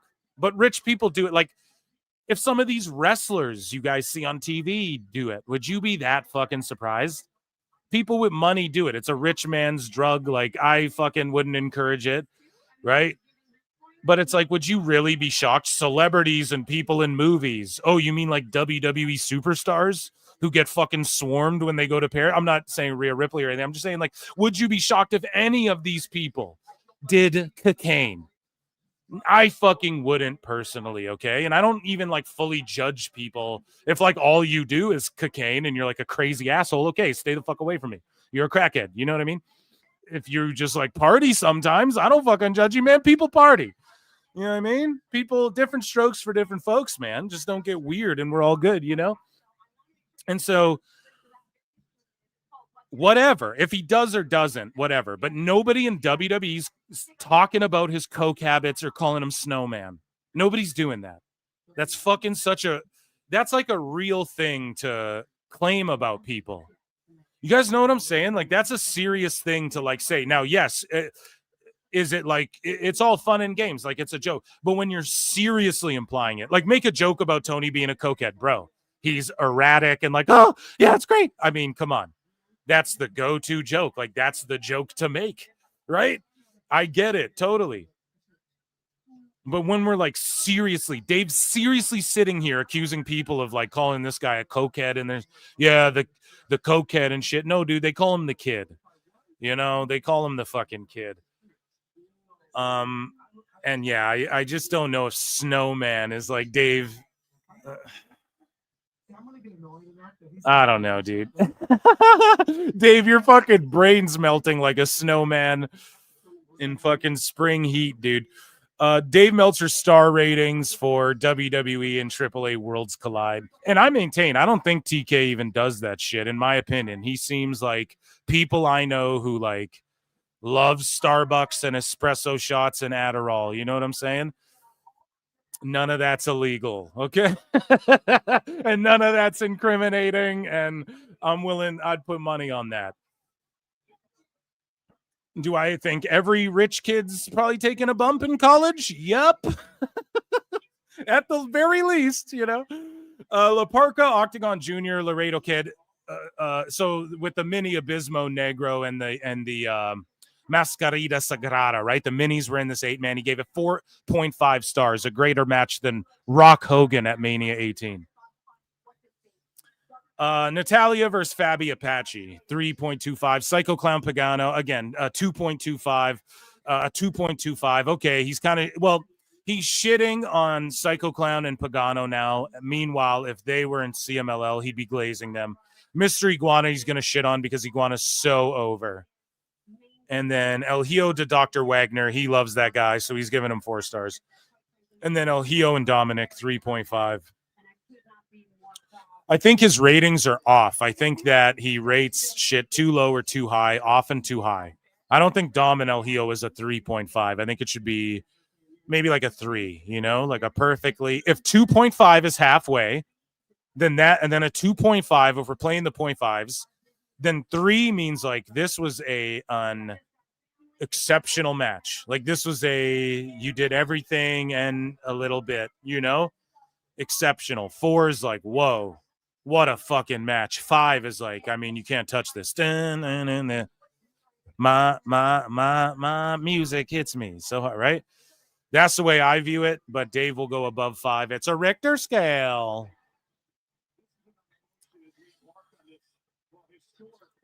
So here's Dave. He's like, oh, there's something in my eyes. There's cocaine in my eyes, Brian. So here we go. Here is Filthy Tom Lawler, unable to believe how uninformed Dave and Brian are. We'll come back to that because here is Meltzer spurging about ESPN some more. Okay, and it is bringing him to fucking tears. And I told you guys, he is Brock from Pokemon's like deranged uncle or estranged father. He's slowly morphing into old man Brock from Pokemon. I've told you this. So anyways, here's him just talking more about ESPN and losing his mind. ESPN, there were a bunch of media calls today, and in one of them, they talked about the coverage of professional wrestling and how that was ironic. Everybody can just write whatever they want. It's separation of church and state, and oh my God, Absolutely nothing's dude. gonna change. The media separation of church and state. I mean, the way ESPN is going to cover this thing they paid $1 billion for is going to be really good when we really wish it would be really bad because The best guy's Tony Khan. And all they're going to do is say things like, oh my God, it's the greatest thing I've ever seen. But meanwhile, Brian, I can't admit This that. just in, we have confirmed that Dave Meltzer fears PWT and flutes. And this is the same company that when the deal was brokered, or actually just before, they, stopped covering AEW. They have not had an AEW story. Who gives a fuck? No one cares about AEW. That's why. The last time they wrote an AEW story was about Tony Storm and the show in us. Nobody ever went to ESPN.com to read shit about AEW. Not one person but you, Dave, this week to see if they wrote anything because you didn't before. Australia. So it's February. You don't think that these negotiations. Did I just call Dave Brian? See what I mean? It like engulfs you. I got to take a break from Dave. Had anything to do with that. I totally believe that they're not, especially with ESPN, which has a kind of history. I totally think that, I totally think they're not, especially with ESPN. What point were you proving before you went to the next point? It's like people saying that they're not going to change their coverage of football because the NFL now owns a piece of ESPN. And that's ridiculous too. That's just not what that is. Dave, holy shit, man. Dave's retarded. I'm sorry. Here's the thing, dude. They invested in football, or NFL owns a piece of it, so they're going to cover what? Football better? They already cover the fuck out of football. Oh, they're going to say the Lions had a better game than they did, or what's the worst team right now? They're going to say that fucking Chicago had a better game than they did. How do you cover football differently by promoting sports? Well, more than the other sports. NFL's like the most popular shit. Well, not globally, not in Japan, Brian. Like, what the fuck, Dave? He's just such a kooky old bastard who doesn't know about any of the shit that he's talking about ever. Real world as we live in it today. The real world. The real world, Brian, not my bubble. Well, soccer, I mean, in Europe. Okay, ESPN is doing their thing. On the Ocho, they play, pickleball or whatever because, they know what they're doing, Dave. You don't know shit. Football because the NFL now owns a piece of ESPN. And that's... I literally don't. Can someone ridiculous. Explain, though, what the fuck does this mean? What the fuck does it mean? What the fuck does it mean to cover football differently? Dude, it's just not the real world as we live in it today.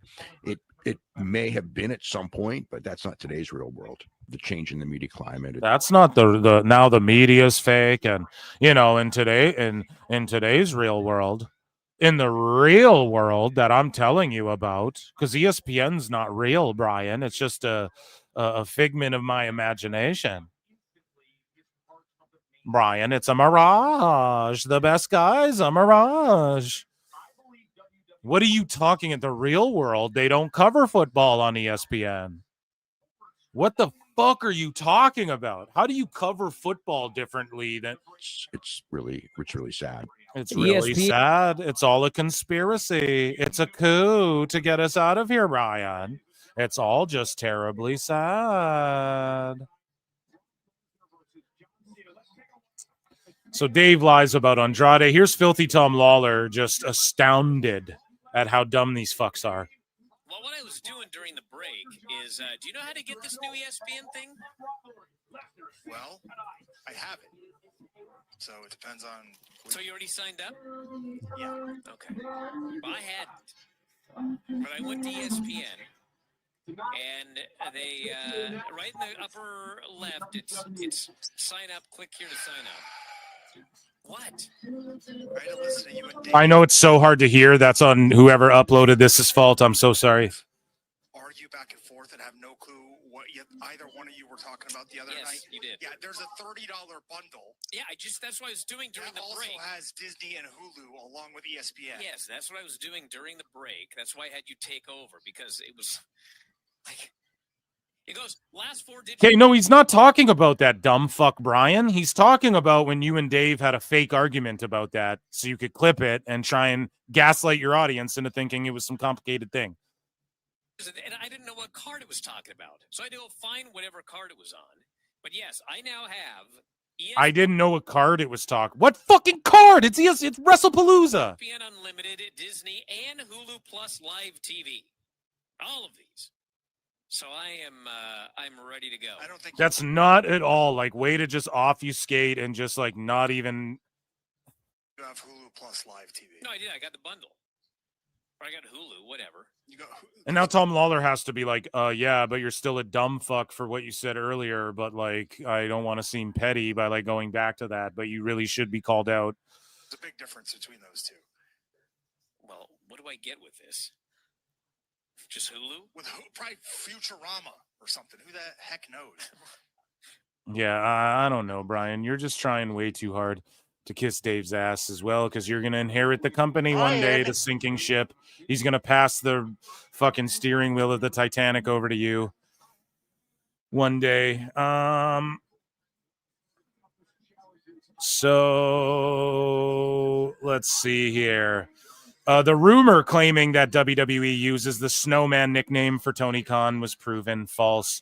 Ringside News posts this story, and Fightful says they claim this. So according to Fightful, a number of WWE staff and even higher up reached out to Fightful to say they've never heard of Tony Khan called Snowman internally at the company, contrary to reports, because that's all a crock of horse shit and everybody fucking knows it. So Dave had this to say: this is a huge show. I told people from the start, come the last few days, ESPN will promote it to death. Same as when they had a major UFC pay-per-view show. So Dave's sitting here going, this show's huge. I told people from the start that ESPN would promote this thing that we spent billions of fucking dollars buying. Same as UFC. Yeah, you don't need to. When they announce WWE's on ESPN, everyone assumes that. Fucking 13-year-old kids assume that, Dave. That's not a brag. Right? I told motherfuckers about a AAA deal. You didn't even know about it. So, you know, Dave had this to say. He responds to this guy called Smartest Mark Alive. Is this as bad as I think it is for AEW? If they keep them, it would majorly expand their reach and audience, but I cannot see them having both companies, correct? Dave says, no, not as bad as you think. Same with the Skydance rumors. Having a group on Netflix doesn't mean Netflix won't want another group on TBS and TNT. Most likely, I will say it's possibly bad, but in the end, popularity will determine the move. I don't know, man. He's just a big-time dumbass. And then Nicolo Piccolo just dropped a bomb on him. He's like, this is an intervention. Everyone in the IWC loves you. That's why they're here virtually. No, we don't love Dave. What are you talking about, Nick? I'm not of the IWC, but I've been designated to do this for them too because I'm the only one who's actually done interventions in real life, not once, not twice, dozens of times. I've dragged stars barefoot out of wreckage, and this is real shit. I posted 3 a.m. bail after they broke into the wrong house. I fixed the unfixable in real time, and those were just the ones I could bury with Michael Strick level crisis PR. I told you guys, man, Nick is like, I said it way back in July. He's like an Ari, I think it was like July. He's like an Ari Gold. I called it, you know? That's why it has to be me telling you this. You're a Hall of Famer, but this is the internet, and the NWHOF is a web. Just pretty much wrote him a eulogy there. It's just funny. So our last bit here, a smart person would hear his fucking Meltzer said what going off snapping. And he doesn't usually snap like this. So Dave Meltzer gets into a fight with Julian Weeks. And Julian Weeks has this to say. And Julian Weeks, I'll give him shit for this. Like, he's one of these guys where he'll be like, oh, holy fuck, man, you know, WWE and Saudi $250 billion deal, fucking amazing and shit. It's like, I don't know. I don't really care about that. But he goes, people pretending creative has no correlation to attendance and ratings is funny. He's 1,000,000% right about this. When ratings and attendance was declining under Vince, everyone was quick to point out it was because of the bad booking. Bickety boom, exactly. But when TK has declining attendance and ratings, they act like they don't know why. Exactly. He just spot on. This is what I preach from the high heavens. So Dave comes here coping. So you're saying Raw and SmackDown creative are terrible because viewers are way down? From when? And AEW's is great because viewers are up and likely way up. Holy fucking shit. Losing his mind. Learn, baby, learn. Meltzer Inferno. Bro just said that AEW's way up. Likely way up. A smart person would realize the change of platforms is far more important than the booking and all of those guys. Holy shit, man. I don't know. Dave's not like tapped in, dude. He just really doesn't know what like the general audiences care about. And Julian says, now, Dave, you purposely left out attendance because it didn't fit your agenda. Exactly. Just like how you manipulate the Raw numbers to fit your agenda. You know, I include attendance, and I did for a very good reason, because when ratings dip, attendance is what we look at to gauge interest. AEW's down in every metric across the board. We both know ratings for WWE can always dip from time to time. Exactly. And that's not cope. That's the truth. Historically. Well, AEW's only 6 years. Yes, and each year it's down and down and down and down. Down, down, down, down, down, down, down, down, down, down, down. So the difference is they have shown the ability to go back up. Now let's stop now because we both know you're going to block me once I kill every false narrative you throw at me. Owned, cooked them. And then Meltzer said what goes, bitch, shut the fuck up to Dave. I literally buried your career 6 feet under by exposing your daily lies to the point where you have to permanently run 50% off sales because you're so untrusted now as a journalist. Sit your fossil ass down. Yeah, that's the GOAT right there talking. I mean, that's Sensei. That Sensei said what, right? Like, that's the fucking, I mean, I take a lot of credit, right? But because I took this shit off Twitter and I Jocktober Dave. Right. But you gotta give it to the Godfathers, man. Meltzer said what? If it wasn't for him, dude, he's got pulls from like 2018 predicting what Dave would say now and shit. Predicting exactly what AEW would be and shit. So hats off. We give credit where credit is due here at PWT. And that, ladies and gentlemen, was Dave Meltzer's dumb moment of the week of Palooza. I hope you guys enjoy the new Meltzer flute. I wanted to surprise you all. Just in, we have confirmed that Dave Meltzer fears PWT and flutes. Okay, so chat. Fat Factor for 5 says if you you know the thing is if you subtract Shibata's brain and Brian. The best guy. Brian. Oh, thank you, Fat Factor, for all your support. Guys, there's over 300 watching. WrestlePalooza is about to kick off. I'm going to give my picks. Hit subscribe. Come on over to youtube.com/@ProWrestleClips. If you're on X, hit retweet or heart or whatever. I appreciate that, guys. Become a member, only 99 cents. You get access to my bonus shows. We've been cooking here almost 5 hours stream already. We've been watching All Out. This ladder match is still going. Guys, consider gifting a membership or becoming a member or super chatting in or joining my patreon.com/ProWrestleTimes.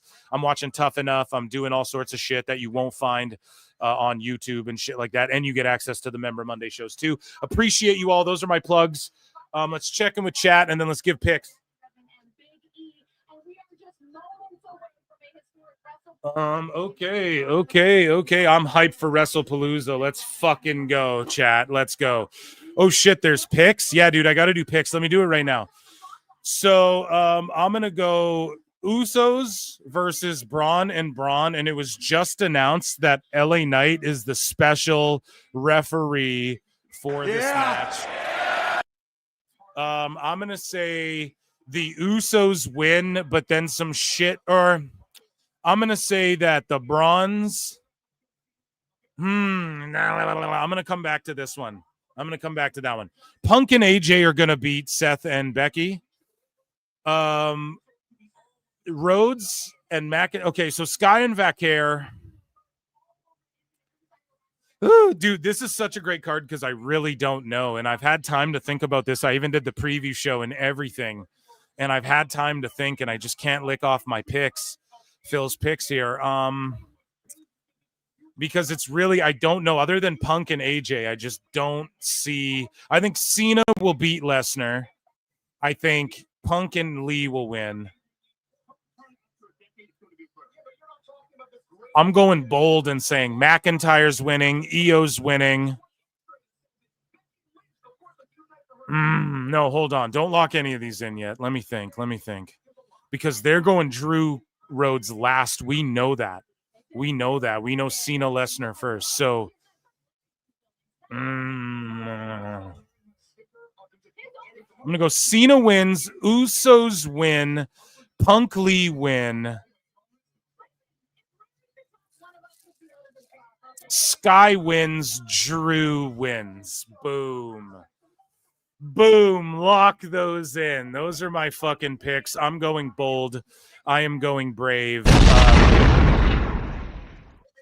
There's going to be a WWE adjacent announcement. I don't know if it's on Raw or just in the media or tonight at WrestlePalooza, but something to do Hollywood oriented, which I'll break that all down like after they make the announcement, because it's bigger than WWE. It's not like dirt sheet shit. It's like fucking, they don't know nothing about this. This is like, so once that all goes down as well, we'll break that all down on likely the Member Monday show or whatever. So whenever they make that announcement, we'll talk about it at PWT. So make sure you become a member.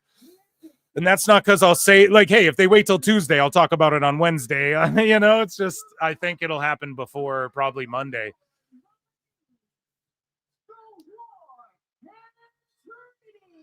The Warren Treaty again. They fucking rule, dude. Let's go. Warren Treaty rock. And I'm going to switch on over to Netflix.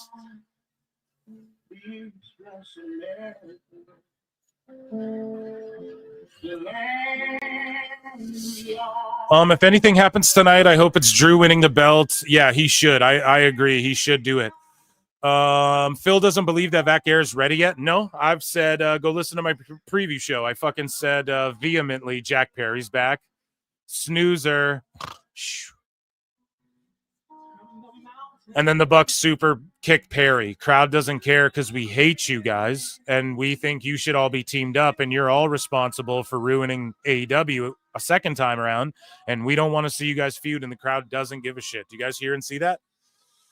So Taco Bell Perry's in the ring. So no, I said vehemently I think that Stephanie Vaquer could win a title. Absolutely.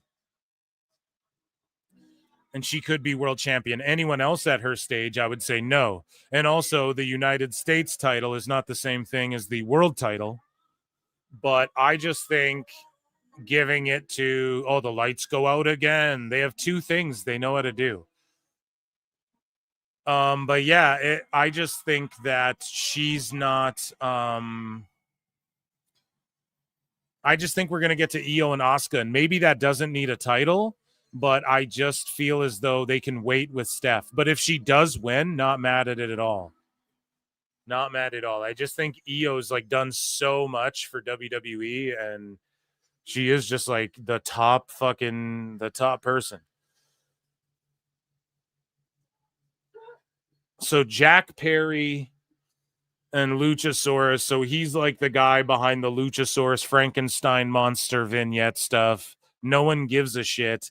They're back together, but as heels. And now the Bucks are supposed to be baby faces after we hate their guts and they've been goofed on like clowns. They've been made to look like clowns every fucking Dynamite. And now they're just fucking, I don't know. We're watching WWE. Is that a new then now together forever? A new opening for ESPN? Damn.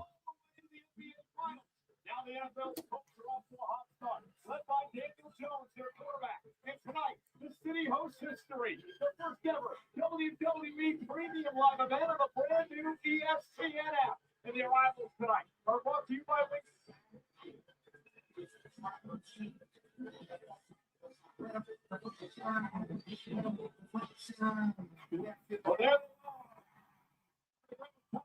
Yeah, here we go. I don't give a fuck. All out, whatever.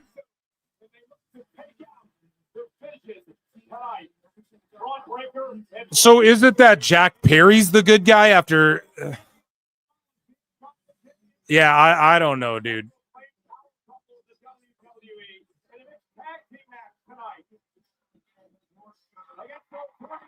Are they playing the? So they're playing. So now they're just jungle people again.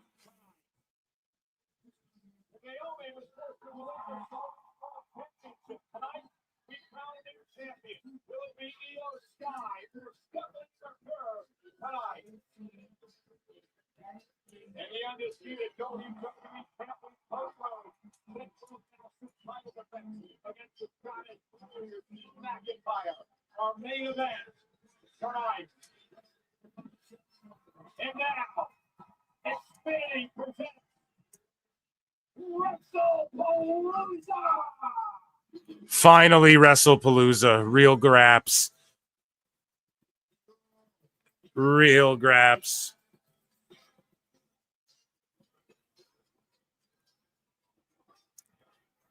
Here we go. Lock in.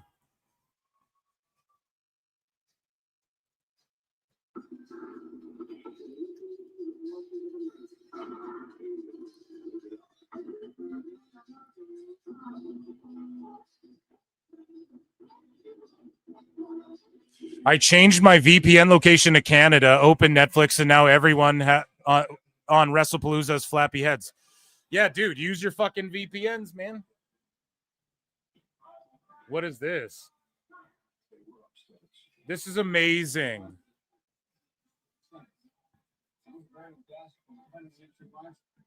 I mark out so hard for shit like this.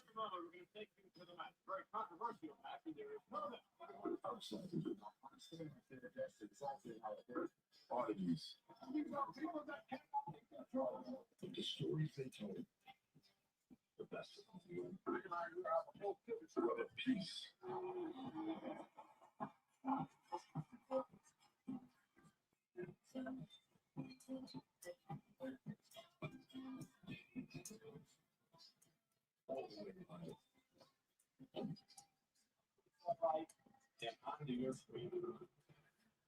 Ending the event.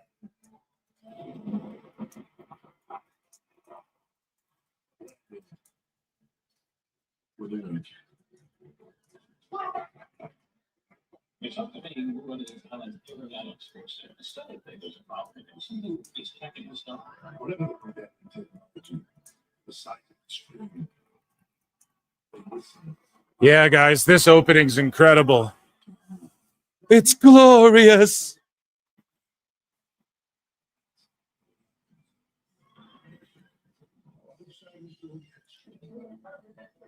Renegades morph into heroes.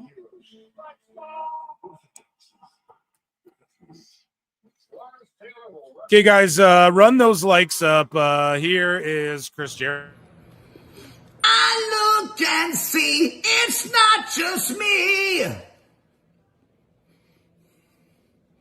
So many others have stood where I stand. We are the young, so raise your hand. They call us problem child. We spent our lives on trial. We walk an endless mile. We are the youth gone wild. We stand and we won't fall. We're one and one for all. The writing's on the wall. We are the youth gone wild. Let it get wild! Yay!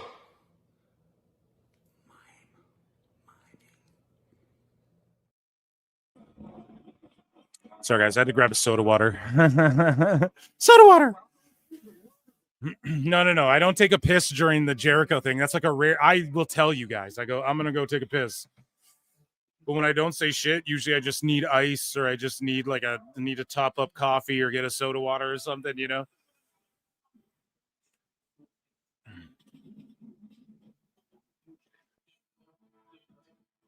The pyro with the package is amazing. Yep.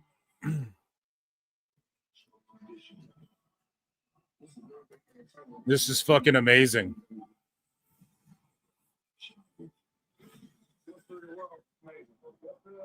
And we have Darby fighting Moxley backstage with a crowbar. So there's a with a pipe. So there's a backstage brawl. So the matches aren't enough. We have to also do this and have a backstage fight.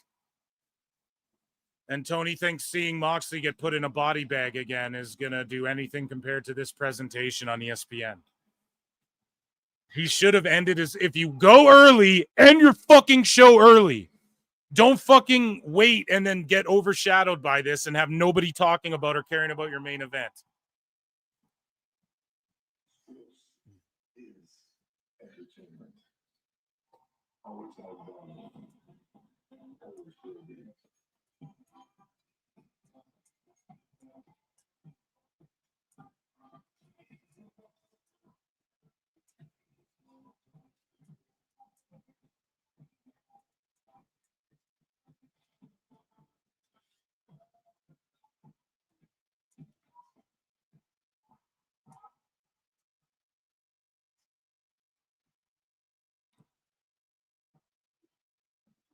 This event's gonna fucking rule. Darby's being dragged away like a goof.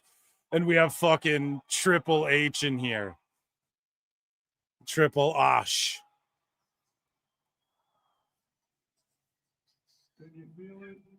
Oh, yeah. I can feel it. Listen to this fucking crowd, too. What you are about to witness is the final form of sports and entertainment. Sky, big win for the Wolverines. Announcers. Guys, hit like, hit subscribe, super chat in, become a member. Support me. Love you fucking guys. I've been streaming 4 or 5 hours thus far. And we're going another, 3 or 4 now. However long this shit is.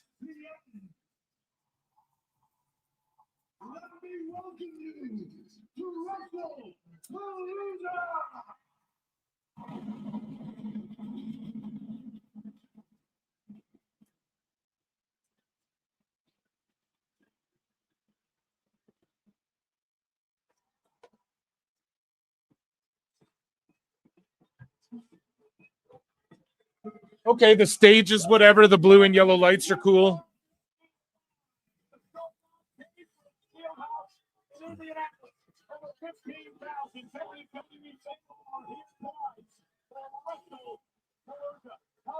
So is the world title about to go on? Yeah, dude. Wow. They're going to do their fucking world title during Brock and Cena.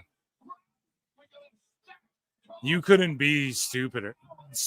That's a dumb thing to say. You couldn't be dumber. superstars production team, The Office, WWE has arrived. WrestlePalooza, live on ESPN.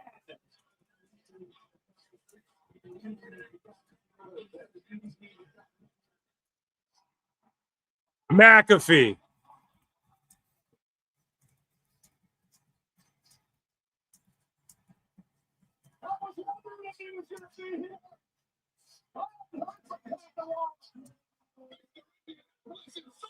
Pat McAfee's more over than the AEW All Out main event.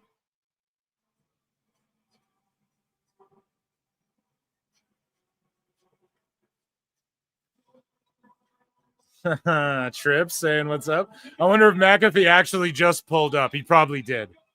He probably did, legit. Yeah, because everyone's like hyped to see him. Bobby Roode, P.S. Hayes, let's go.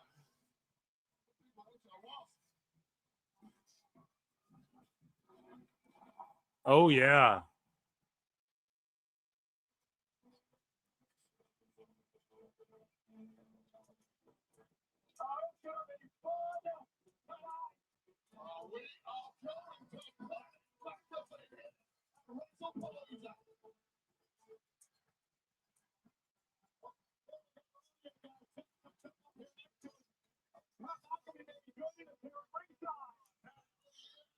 Let's go.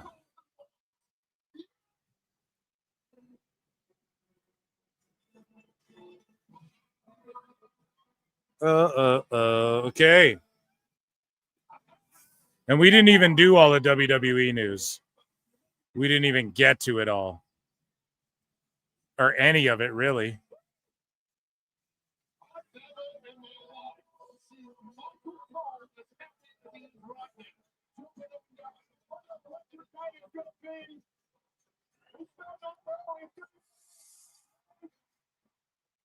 Oh, yes.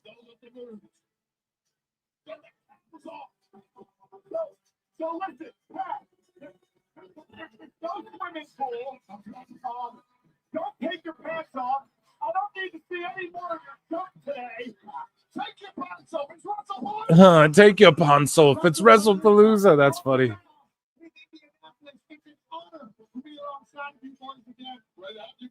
Yeah, let's pull the card up. I'm not going to start doing news. It's Cena Brock. What am I going to fucking...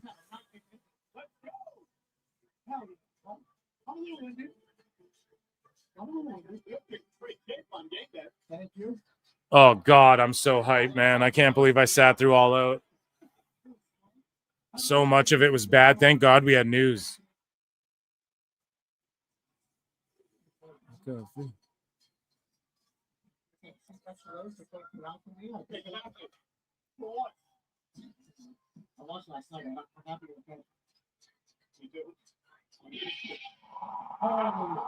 Crowd erupts. You got Hangman and Brock Lesnar making the walk at the same time. You want to talk about aura. You want to talk about who's doing what. Look at the shape Brock is in. Dude, he is juicied. And here's the thing, man. There's a testing pool and shit in MMA, but there's no USADA anymore. And Brock, they've made exemptions for him. And I know he's expressed he's done in MMA, but like that White House card, I don't know, man. Dana White's saying he wants to make it the biggest card of all time. I mean, Brock, if he looks in this kind of shape and there's no USADA, you could have him fucking fight. Like they've made, again, as long as whoever signs off on it, like Mark Hunt complains about Brock Lesnar doing steroids and beating the shit out of him, but like he agreed to it. He knew. Right. And he got into this big legal battle with them, but they proved like Mark Hunt knew. He even said in interviews, I don't care. I know. I don't care. Let him be on all the steroids. I'll still mollywop him. I'll still have a go at him. And fucking then he's all like, oh, they knew he was on steroids and shit. And it's like, yeah, but so did you. And you still like, so it's a weird thing, but he just looks juicy. Like all the meat. All the roids. Look at how big his delts are. I mean, fuck beings. He looks terrifying. He's not in fighting shape. You're right. Brock gets a little leaner when he goes fighting shape. Right now, he looks closer to 300 pounds. You know, the limit at heavyweight in MMA is 265. And you're right. I'm just saying, like, with that White House card, they're talking about Dana White's like, it'll be the biggest fucking card of all time, is the shit he's talking. McGregor and Chandler's like all, but I know that they're talking shit, but McGregor's like, I'm fucking fighting on this card and stuff even. And I never thought we'd see Conor back. He pulled out of the fucking presidential race in Ireland or whatever.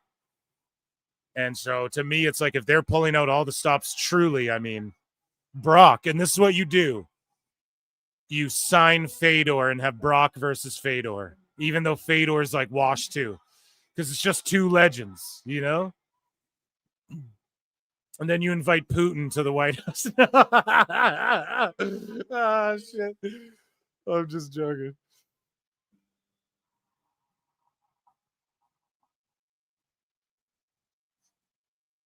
So here we go. Super Cena versus Super Lesnar. Yep, I love it. Let's go. Cena in this motherfucker.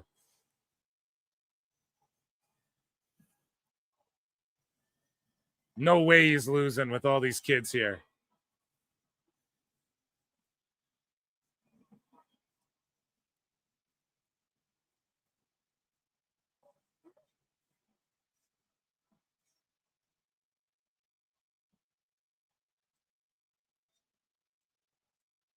Yeah, I seen people online like triggered that fucking Superman and people are being affiliated with like Peacemaker because they had like an orgy scene in the first episode or whatever. And it's just like, yeah, but Cena's in that show too. And he's like the biggest Make-A-Wish guy ever. Like that's all I could think, man.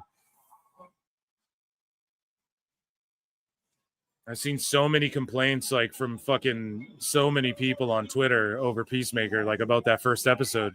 At first, it was disheartening. Again, I was like, come on, man. Like, it's John Cena, though. Yes, there's a dick in his face. That's kind of why it's funny. Like, you just don't expect that ever. You don't expect Cena to ever. Dude, the funniest, one of Cena's funniest cameos or whatever is when he plays this guy, I think his name's like Spider, and he's in that fucking movie with, what's her name, Tina Fey? And what's her name? Amy Poehler or whatever. And they play sisters. And it's like this movie Cena's in it, and he's all tattooed up his neck. And he's like a drug dealer. That shit is so funny because you just, at the time too, you just did not expect that. You're like, what? Like, what the fuck? It was just so weird, like seeing him talk about like anything bad. He's like Superman, you know, he's the little kid guy. The most extreme he got was against Sabu, you know, it's like, so, or I guess he was telling people to choke on these nuts for a while. And Ruck Fools was a pretty fucking edgy shirt, but they quickly changed. And what's with the lighting in this AEW main event? Like, are they trying to do different lighting for the main event? Like a LED white light to like put a, it's definitely cringe and looks bad. I'm not going to lie. That scene is gold. Yeah, dude, I'm telling you.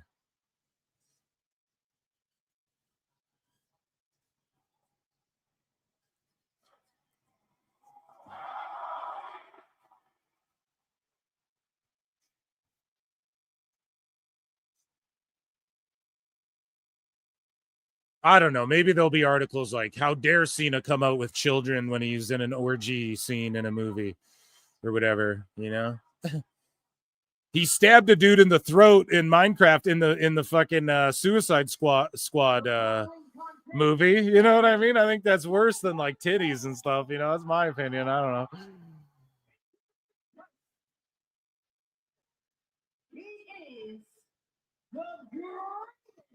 The Never Seen 17. Let's go, dude.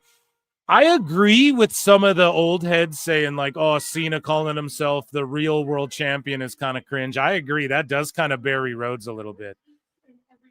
Let's be real.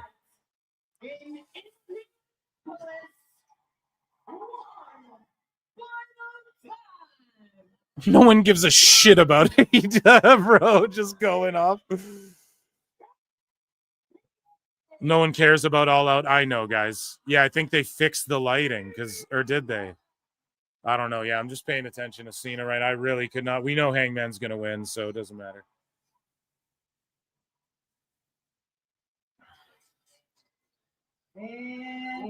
Comes out with kids when he didn't pull out with Amy Schumer. Yeah, exactly. He was already doing. He fucked Amy Schumer. I mean, I don't know if there's anything more horrifying you could possibly do on film. No. There's no way. If Brock joins the Vision. Oh shit. Oh shit.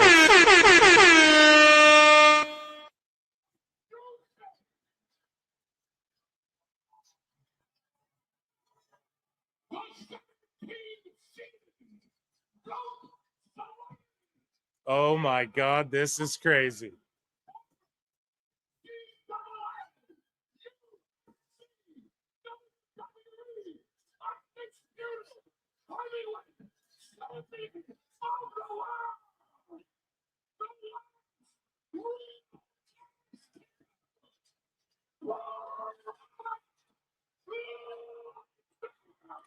Yeah, Lesnar's gonna win this shit.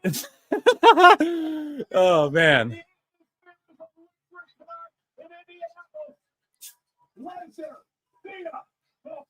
Oh shit.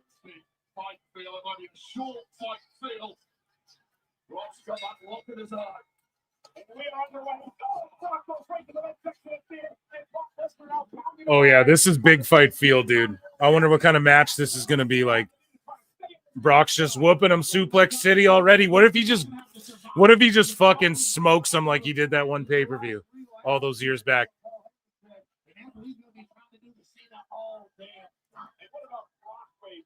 Brock is fucking juicy right now, dude. Holy shit. It's just his upper body and shit is just.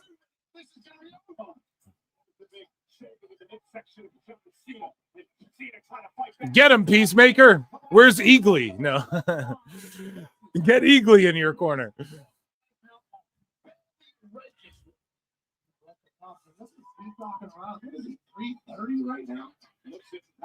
What is he, 330? I don't know about 330, but he's if they said he's 310, I would not be surprised, but I would say yeah, he's close to 300. If not a little bit above 300. And his legs are not as big. I don't know. Like his thighs are so goddamn big, but I think his legs look bigger when he was younger a bit.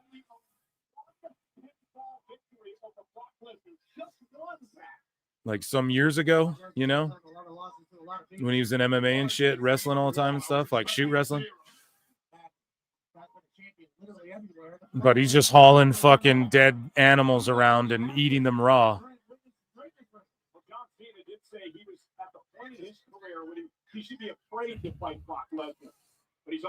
Haven't been thick since 06.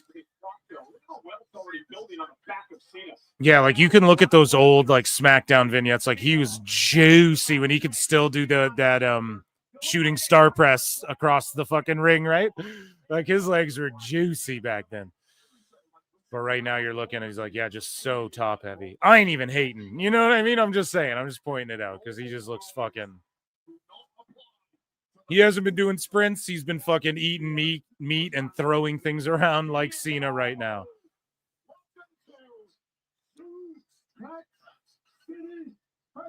WrestlePalooza has just taken an exit to Suplex City, and Cena is about to get German suplex right out of the United States of America. The first time these two men were in a match was 2001, Ohio Valley Wrestling. It was a tag team matchup. They did a number of times up to 2004. Ohio Valley Wrestling, 01.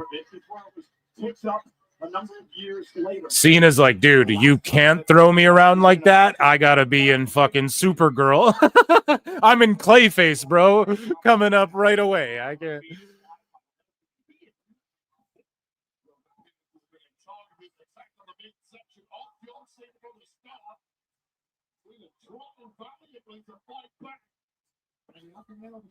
Always has a strategy to plan.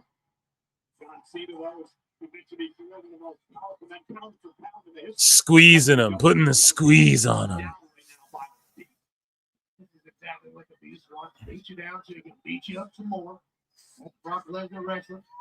You were in there, Pat. What would you do against Lesnar? Oh, yeah, I would jump out. Smart man. Clear. 2 options. Fight or The bear hug, a classic. I mean, we just saw a power bomb on the apron from Fletcher to Hangman, and watching Lesnar put the squeeze on fucking Cena is far more compelling shit of getting the fact that he's hurting his body over, you know? Way more intense. The crowd shots are amazing. I don't know, the stage is whatever, I'll be honest, for WrestlePalooza, but it's because they're in a, you know, the place is full. They just come out of a fucking simple stage. I don't really like that because every wrestling company, you see indies that get the video boards like that. So WWE, at least they can do the light shows and the pyro and shit to really stand out. But yeah, I want those old school stages back. But again, those old school stages would help fill out buildings that you didn't sell out the way that WWE can sell out these days. So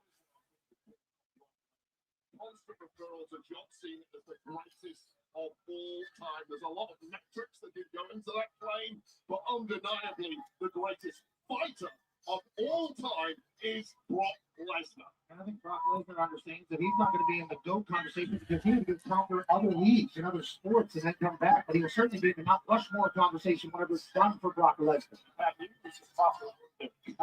no water. I got soda water right here. And now a kick right to my midsection of Cena. Just look at his mitts. I think there's an 8X. The guy's built to beat the hell out of him. Lesnar has to be at least 285 or so. At the minimum, he's got to be at like 300 right now, like 298. He hits the scale. He's like 298 right now or some shit, I bet. 295, something like that. He's just beefy.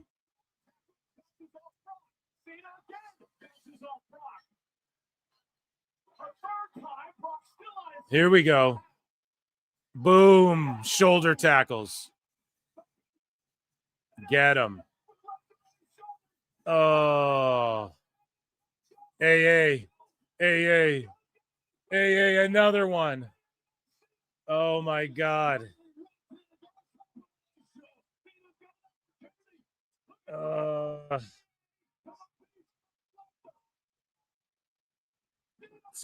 Is it over? Oh. Woo.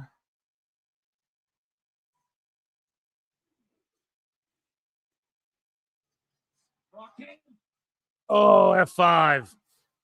Oh, can he roll out of the ring, Cena? Oh, no.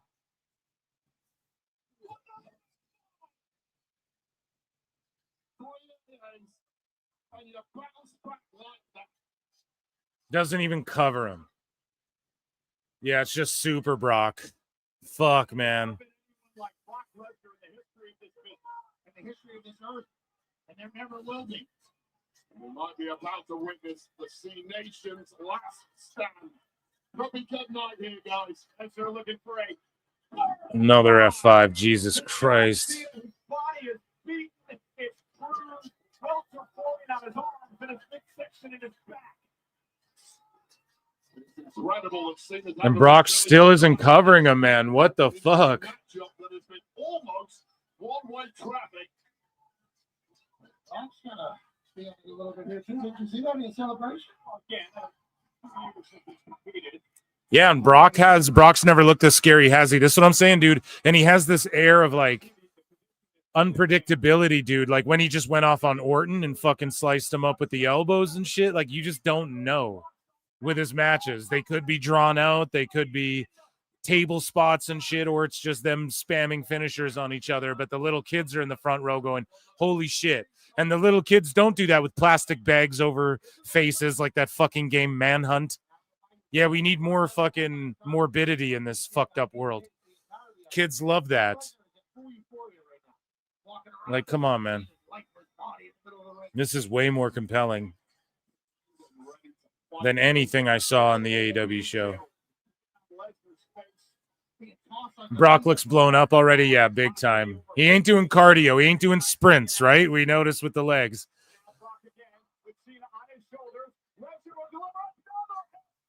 Another one. Pin him. Cena's going to get the win because Brock just won't pin him.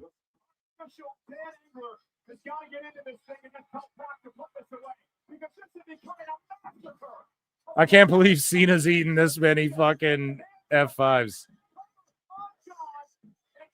I can't believe they just... see, here's the thing. I can't believe it, but I can kind of believe it because Brock is that dude that breaks Undertaker's streak. And he's the dude that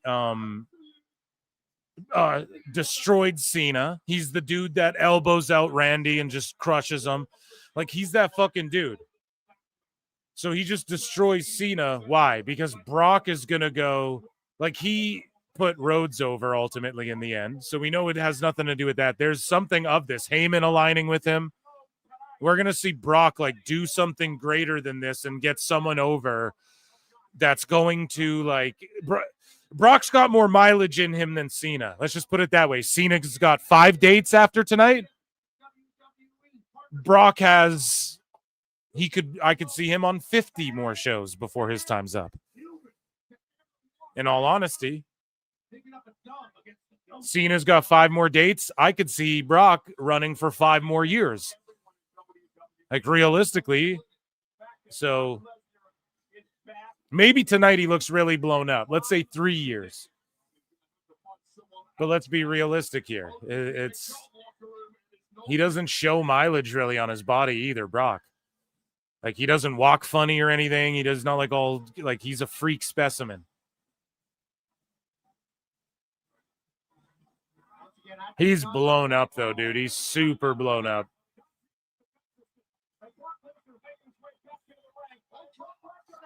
Oh my God, he's gonna get the ref.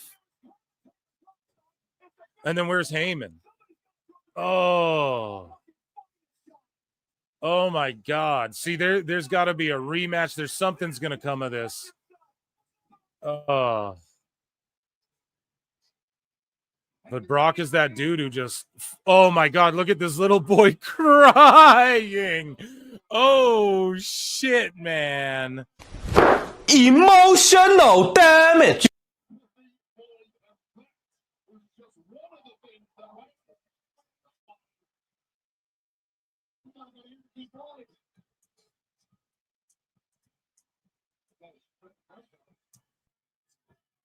Zero human weaknesses, physically or mentally.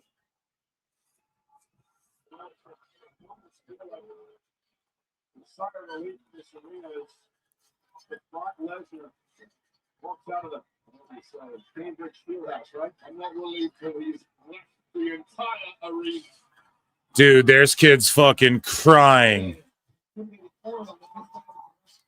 This was the moment we thought John Cena was about to pull out a miracle. There was 3 AAs connected to Brock Lesnar. They got a 2.5 count, and things went downhill for Cena straight after that. The entire building's wearing Cena's merch, it looks like, too, and he just gets fucking smushed.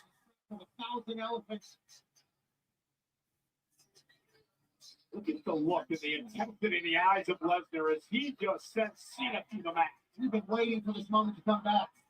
And they're chanting, "Thank you, Cena." Holy shit, man. Yeah, WWE is such a better product, and all these fucking lunatics losing their minds when they hear us say that. Fed shill sucker. You guys don't know. That's why AEW's down every year over year. Everything's down, every metric. Unless you're Dave Meltzer, who's a proven liar.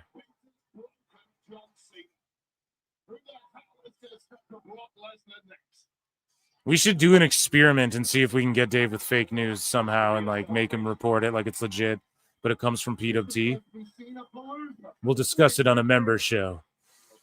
Seems like a plan. Biggest fan, I think we know that, but I have all the respect in the world for that man for stepping up to an unbeatable opponent this evening. Just a shock, you know, just a shock and awe moment.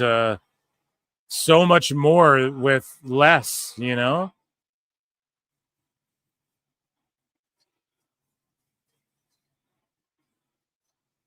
See, these last matches for Cena, there won't even be a rematch. Maybe, but listen, it's going to be Cena doubting himself these last few matches, though. You're going to see, like, the doubt creep in, and he's going to be like, fuck.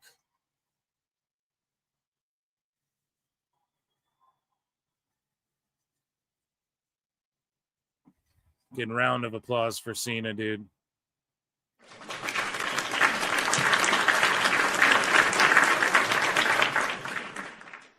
Ooh, man. What a moment in time. What a moment in time, man. Let's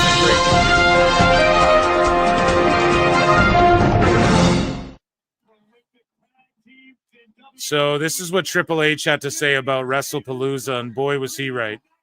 The idea that your business, your product, and ESPN, which has always been what we have been, coming together, like for the first time tomorrow night, what does this mean? Nobody does big events like WWE, with possibly the exception of ESPN, right? What you guys do, the hype that you put around it, shows like this, coming up here and having the honor of being here with you. You know, all of this, First Take, ESPN builds those events to be bigger than anything, and then we deliver on them bigger than anybody. So expect spectacle, expect surprises, expect to have a lot of fun. And already surprised, already having a fun, already having a good time here, and it is a spectacle thus far, dude. So moving along here, Cody Rhodes says Roman Reigns is the biggest feud he's ever had. This was on ESPN as well. Your biggest feud in your estimation in your career? Oh, in my career, for sure, is going to be Roman Reigns. Yes. Okay. Because Roman Reigns held the center of all of wrestling for a while. When I went out there and did everything and tried to make as much noise, create all kinds of different worlds for myself, he held the center. He was WWE's guy. And they have the commercial music on Netflix. He stayed their guy. Right. Whereas I came in a disruptor, and I feel like no matter how you look at it, wrestling's as real as it gets, or you just look at it as the show. Right. That competition between us is filled with respect, but that's the one that I'm always having to keep an eye out for. Hell yeah. So moving along here, we have Rhodes sitting here on ESPN, I believe, as well. Or on Sportsmanlike, sorry. And he gets asked if he wants to be where Triple H is in 10 years from now. 10 years from now. Do you want to be where Triple H is right now, or where you still are right now? I think there's starting to become a fight for it. And I didn't see that at first. I thought, well, obviously I'm the best candidate. I don't want to run the place. I don't know if I'm actually the best candidate. No, but you want to run the place? I felt like I had some experience and I'd be interested in something like that. But also, it's very clear that CM Punk is really great at helping develop young talent. Dude, Punk and Seth and Rhodes will be running the shit one day, and Cena will be like the commissioner who comes on TV every now and again in a fucking suit, right? Like, that's what it's gonna be in like 10 years time. I can't wait. He probably has a knack for it more than anybody. Seth Rollins is a little bit more rough around the edges, but probably would be an outstanding boss. When it comes down to it, I'd love to throw my name in the hat. I don't know if I'm ready to do it officially yet, but I like the fact that there's the three of us, plus there's tons of other people. Bailey, Roman will always have a say. Just, you've got an older locker room right now. So eventually those positions, see if you can do good, because it's not always booking.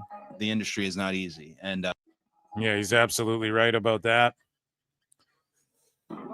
Let's see here. So Triple H had this to say about, he names Roman Reigns. This is on what, Good Morning America. And he's talking about WrestlePalooza. If you got back in, who would you like to wrestle? Oof. If I get back into this point, I'd be wrestling Father Time is what I'd be doing. Yeah, nobody, mostly me, wants to see me back in the ring. So it's hard for me to say. I think if in this moment right now, a current superstar, if I could go back in time and do what I did in my peak, it would be Roman Reigns. Yeah. Did a commercial with that, man. He's a good man. He's a great guy, incredible talent, incredible performer. Out making movies right now, still WWE superstar, but branching out into Hollywood. He's going to be a massive. Not as famous as Mystico, though, Paul Levesque. So Triple H is pissed that Stephen A. Smith put Goldberg at the top of his list of like goats in pro wrestling. Let me break this down for you. Right? What he does for a profession is piss people off, right? Yeah. That's what he does. Yeah. So what he did is he bait and switched you. He set up a list that is arguably accurate. The Road Warriors, The Rock, Hogan, Flair. He left out a few because it's just the top 5. But then what he does is he comes in and he Stephen A's it, and he goes Goldberg at number 1 because he knows that is the name that is going to piss off maximum amount of people at all time, putting Goldberg on that 1. Now, I'm not going to say he's not great. I love Bill. I think he's a great performer, had great moments in his business.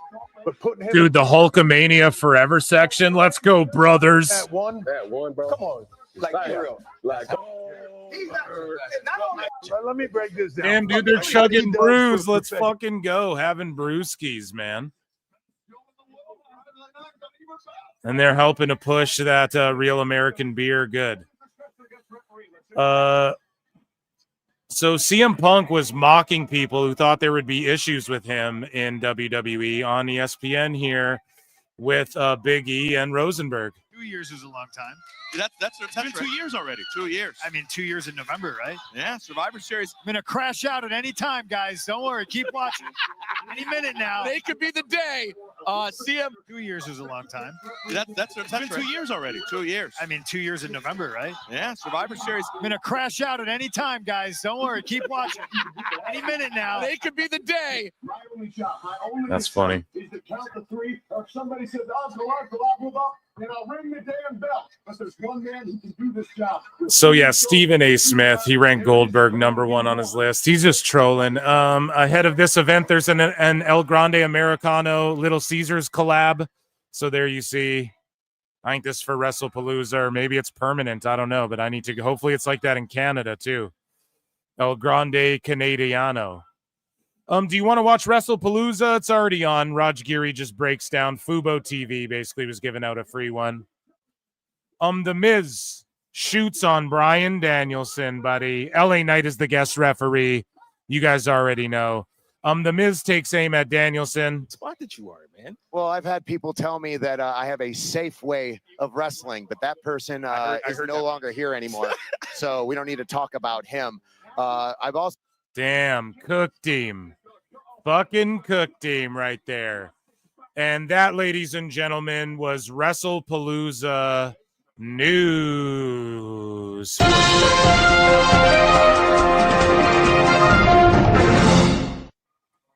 And guys, I'm going to put a new poll in chat. Joining me on the show over from White Heat and Full Circle Radio Network, it is JJ Alexander here joining me on the show. JJ, how are you doing this fine day? Round of applause. How are you doing today, man? Angry. Why are you angry? Because that match fucking sucked. You didn't like the Brock Cena match? Chat me up about why you didn't like the Brock Cena match. Bro, you know what that was? That was SmackDown Here Comes the Pain when you do an exhibition match and everyone gets 5 finishers to start. That's all that fucking was. That was fucking awful. Like, I didn't think anything could be worse than the fucking Cena Brock match from when he first came back. That was so much worse.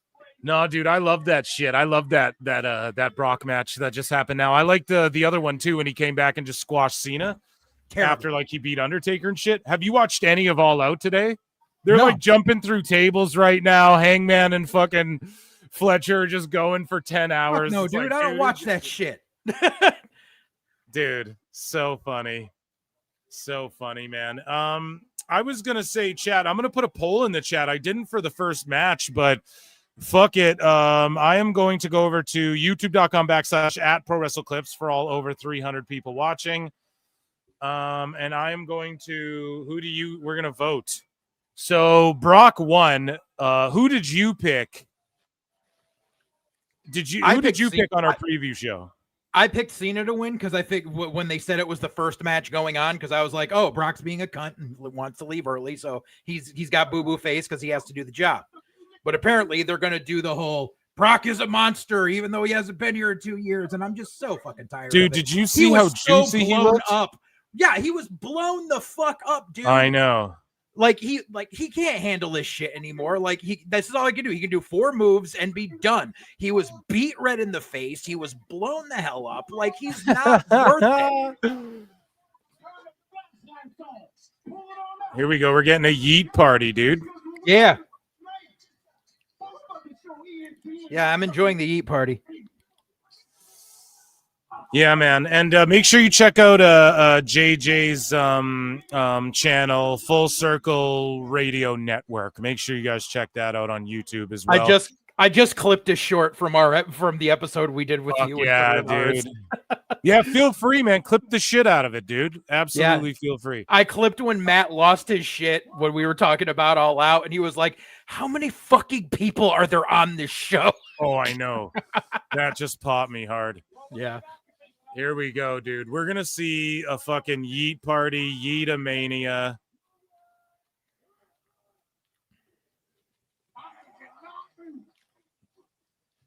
Yeah, I'm looking at the chat here. Ricky Day, I don't want another Cena versus Lesnar because every time it just keeps getting worse and worse. Let's look at I want to do a poll. Yeah, sorry guys. I was just getting distracted by this epic show and this Yeetamania going down. Yeetapalooza rather, sorry. Lesnar never needs to be WWE champion. Oh my god, and I'm playing there's doubles of me. What were you saying there, JJ? Someone said Lesnar future WWE champion. I said he doesn't need to be fucking champion ever the fuck again. Yeah, he doesn't need to be, and he already had that feud with Rhodes. So if it's to get someone else over, then okay. I'm trusting WWE with this because they wouldn't have Brock just come and fuck up Cena's night if it was, and then Heyman came out and joined him. They wouldn't be doing all that if it wasn't leading to something more. And like I said, Brock could have, like, Cena has 5 appearances left. Brock, I could see him wrestling for another 5 fucking years if he shows up like a few times a year, you know? No. So I just think that's how they're looking at it. Like Brock's gonna, it's like he put Rhodes over in that, like, already. So it's like we know Brock isn't just, he would have lost to Cena, like if they really, but I just think there's something more to it.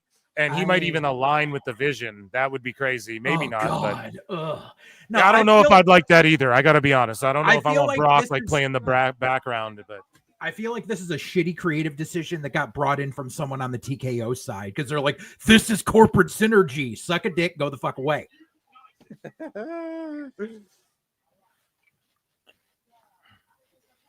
Day 1-ish.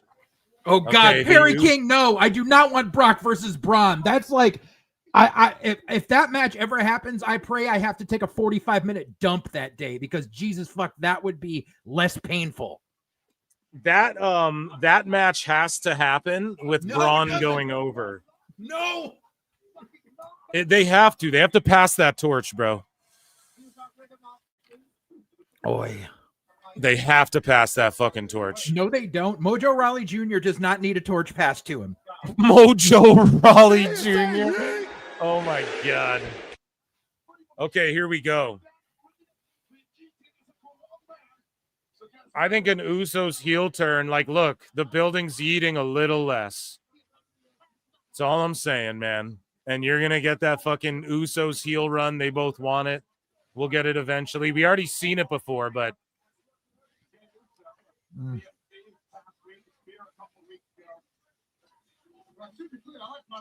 it's not the whole building like it once was, man.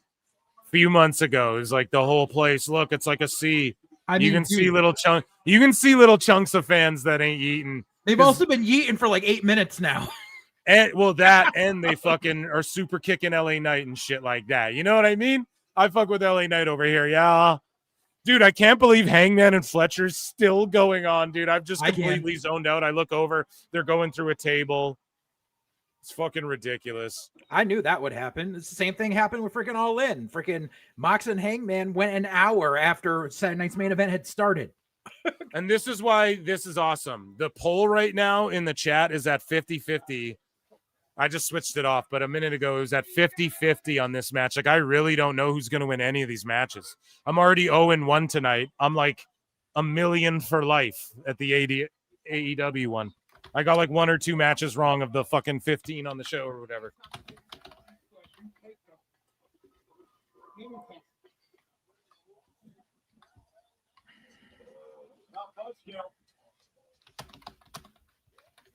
JJ chat saying if I'm a reading dump the takes chat. you 45 minutes, you need some fiber in your diet. I know. That's why I'm saying my comparison from that whole sentence was that would be less painful. Is what I said. Yeah. Yeah, AEW's still on, dude.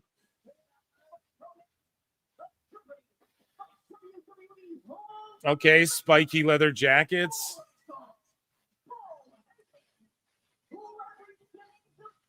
What's AEW? Bronson Someone Reed looks says. like me in high school before I lost weight.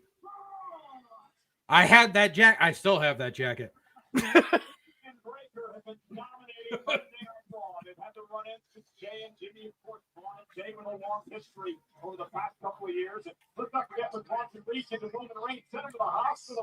That is the most generic clip art fucking logo on those jackets. Yeah, dude. Do they not know that an upside down triangle? You know something? I'm not going to say it. I'm not going to say it. Let them figure that out on their own. Illuminati. No, just kidding. It's the No. joke from Ready to Rumble. Diamond upside down is a pussy.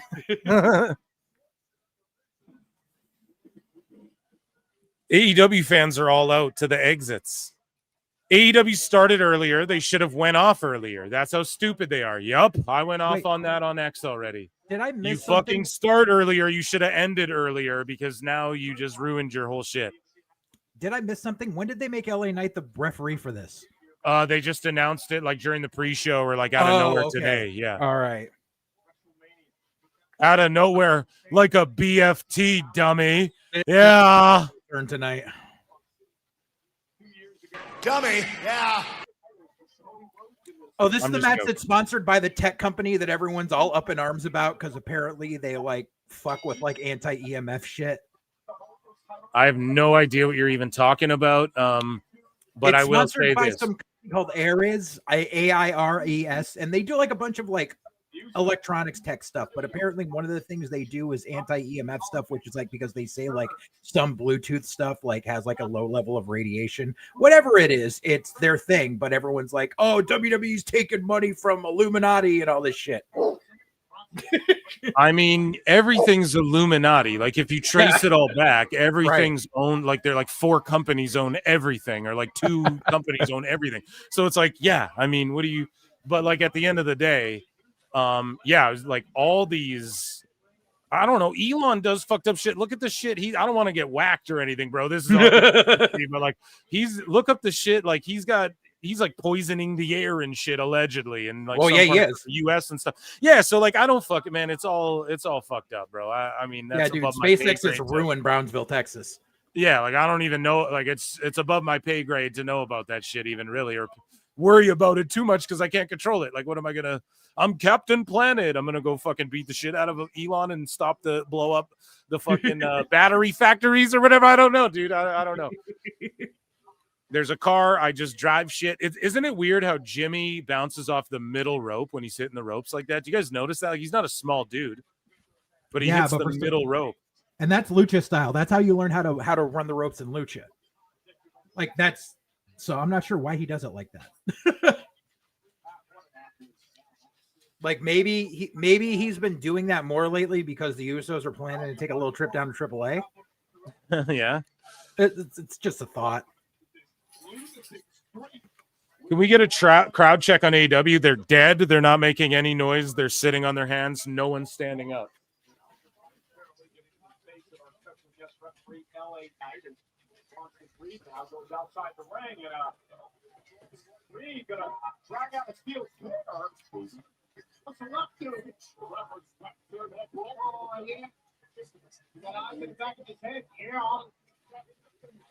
Okay.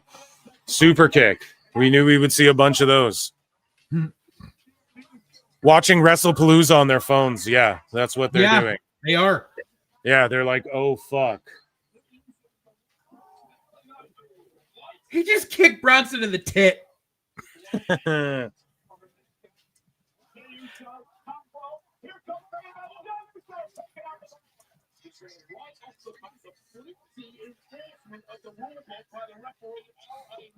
Yeah.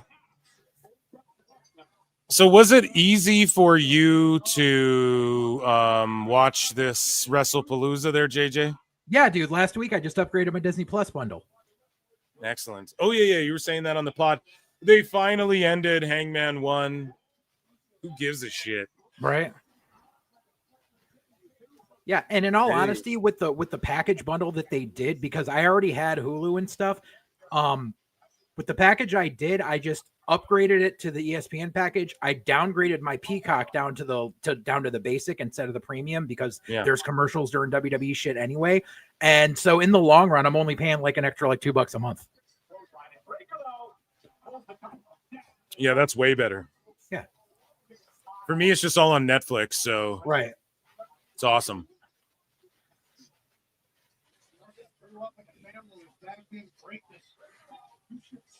But if it wasn't, I'd be fucking around and figuring out. I'd be following our truth steps and getting it, you know, however I can. Yeah. Oh, the flying shoulder tackle.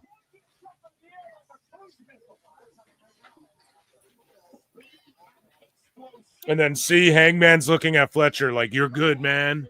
And then the commentary, wow, Fletcher, what a tough guy. He's so tough. Bro, they fucking do that shit on Dynamites and shit. No one cares. We all knew it would be that.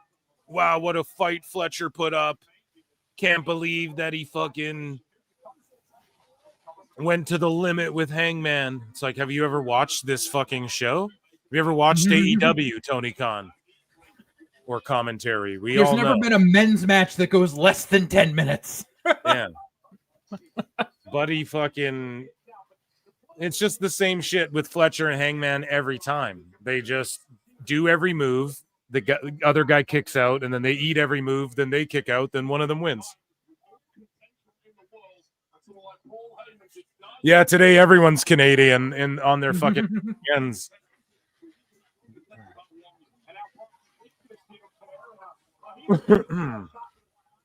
I should go crack open a Unibrew.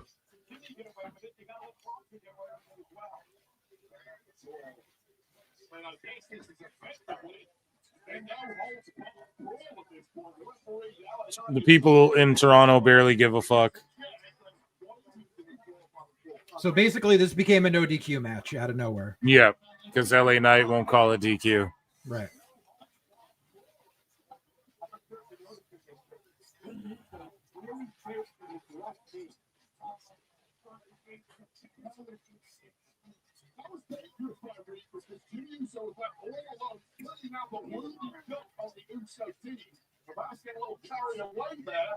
And now they're promoting Dynamite. Tony Khan has an important announcement on Dynamite this Wednesday. Again, Tony Khan has an important announcement. I'm retiring. I'm stepping down. I mean, let's be fair. They haven't done a Tony Khan has a big announcement since the night they showed the Punk footage. So it's been a while.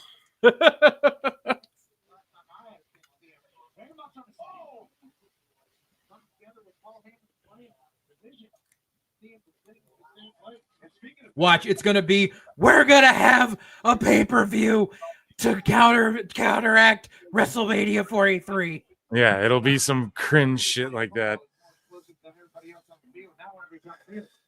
Damn. Yeah, that all-out stuff sucked. I'm not going to lie. What a shitty ending. Now, this isn't my favorite match on earth either, this tag match thus far. I gotta be totally honest. But it's kind of just there. Yeah, dude, All Out was just a stinker. That might have been their worst PPV this year. Yeah. Jimmy's playing Ricky Morton in this right now. And then Jay gets the big tag, eat, super kick.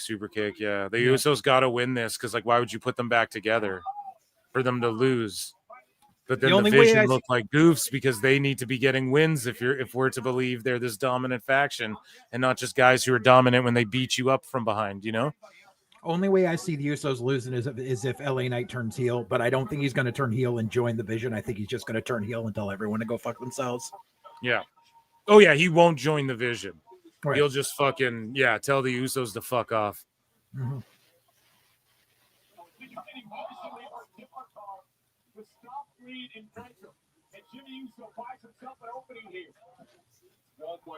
Training first into a steel chair with all the momentum up to hitting the ropes. Desperately attacking it. Jimmy Tony Khan's huge announcement on what could it possibly be. This is what it could be, though. Ready? I'm going to tell you guys what I think. Collision is becoming a third hour of Dynamite. I could see that. Yeah, Collision's canceled Saturdays.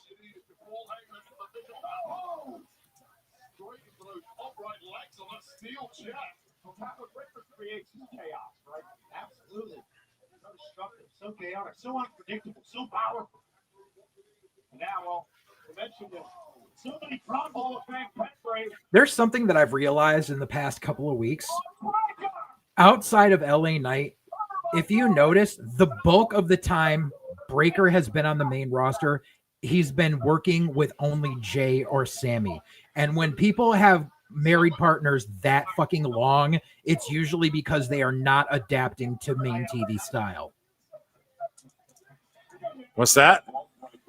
So like what? Like just like what? Like what's the fucking? Yeah, sorry. What are you saying?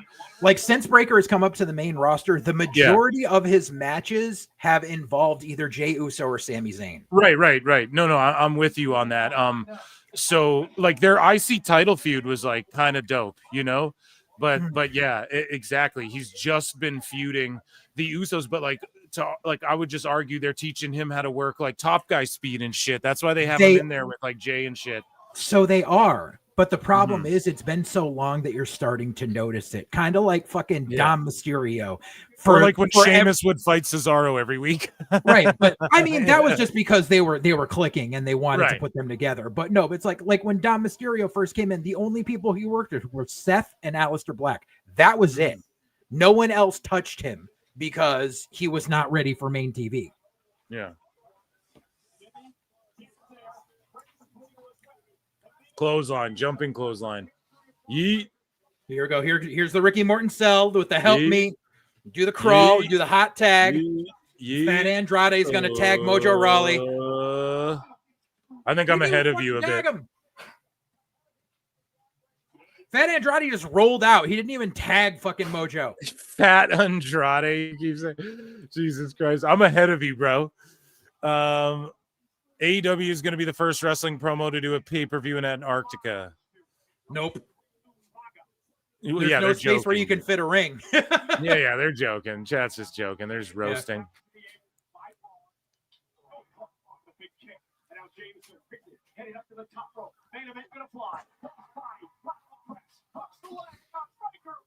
Kick out. Here we go. Crowd getting behind Jay a little bit. Not red hot like they were for that fucking Cena Brock match, that's for sure. Yeah, I can hear your TV in the background. You're like 15 seconds ahead of me. Okay. Why are they dressed like why are the Usos dressed like Robin Hood men in tights? Like you know what I mean? I think the colors there are one of the college teams. Okay. From Indiana. Cena took the yellow and blue in two different versions. Yeah.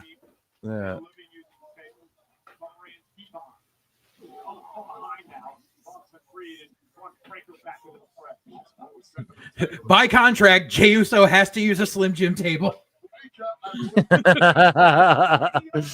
And LA Knight has to be in a match that involves Slim Jim in some capacity. That's why they're both in here. That's why they put LA Knight in here. Part of the contractual thing was because they did the Slim Jim commercial. Yeah, every PLE they need to be fucking featured in some segment. Guys, there's well over 300 watching. If you're on X, come on over to youtube.com/@ProWrestleClips. Hit like, hit subscribe. Check out JJ at Full Circle Radio on YouTube as well. And consider super chatting, becoming a member for 99 cents, or checking out my Patreon as well if you want to support what I do, or just hit like, leave a comment, vote in the poll, whatever. Hey, Ricky in the chat. The whole Paramount buying WB is still up in the air because now Netflix is looking into buying WB. No. Here's the thing, though, bro. I'm gonna tell you this right now. Netflix isn't really looking into buying that It's shit. just a bidding war. And this is like a big CBS play. Like they're gonna bully AEW off of TV is what. Oh yeah, absolutely. Yeah, because they have it all. Niccolo Piccolo has a thread breaking this all down, and how conservative media is kind of taking over right now. And he connects all these dots, and he's batted 1,000 on all of this shit. It's his job to like foresee the shit. It's his job to like understand these sorts of things. And he fucking has a brilliant thread that like I broke down extensively for like an hour on my live show. But Netflix actually isn't. That's not even really what Puck News was saying or whatever. Oh, okay. But yeah, it's an interesting thing. But Dave, of course, has to spurg out about it, and everybody's fucking. But yeah, it's just and I mean, I don't blame people for misunderstanding shit like that, right? It's like when it gets into legal jargon and some of that business, like stock exchange and all that Wall Street shit. I mean, that's where I need help with that too. I mean, I'm not savvy in those areas. I gotta be honest.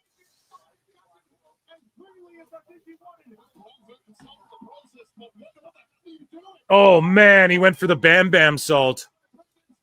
Oh gee. Oh, a swanton bomb. Oh shit. Oh, and a spear cut him in half.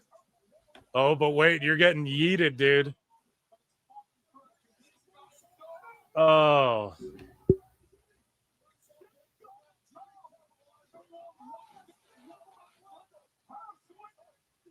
And Chekhov's table. Oh my God. 1, 2. Oh my God. Damn, they're heating up now. They sure are rocking, pals. Yeah. We're not saying cooking anymore.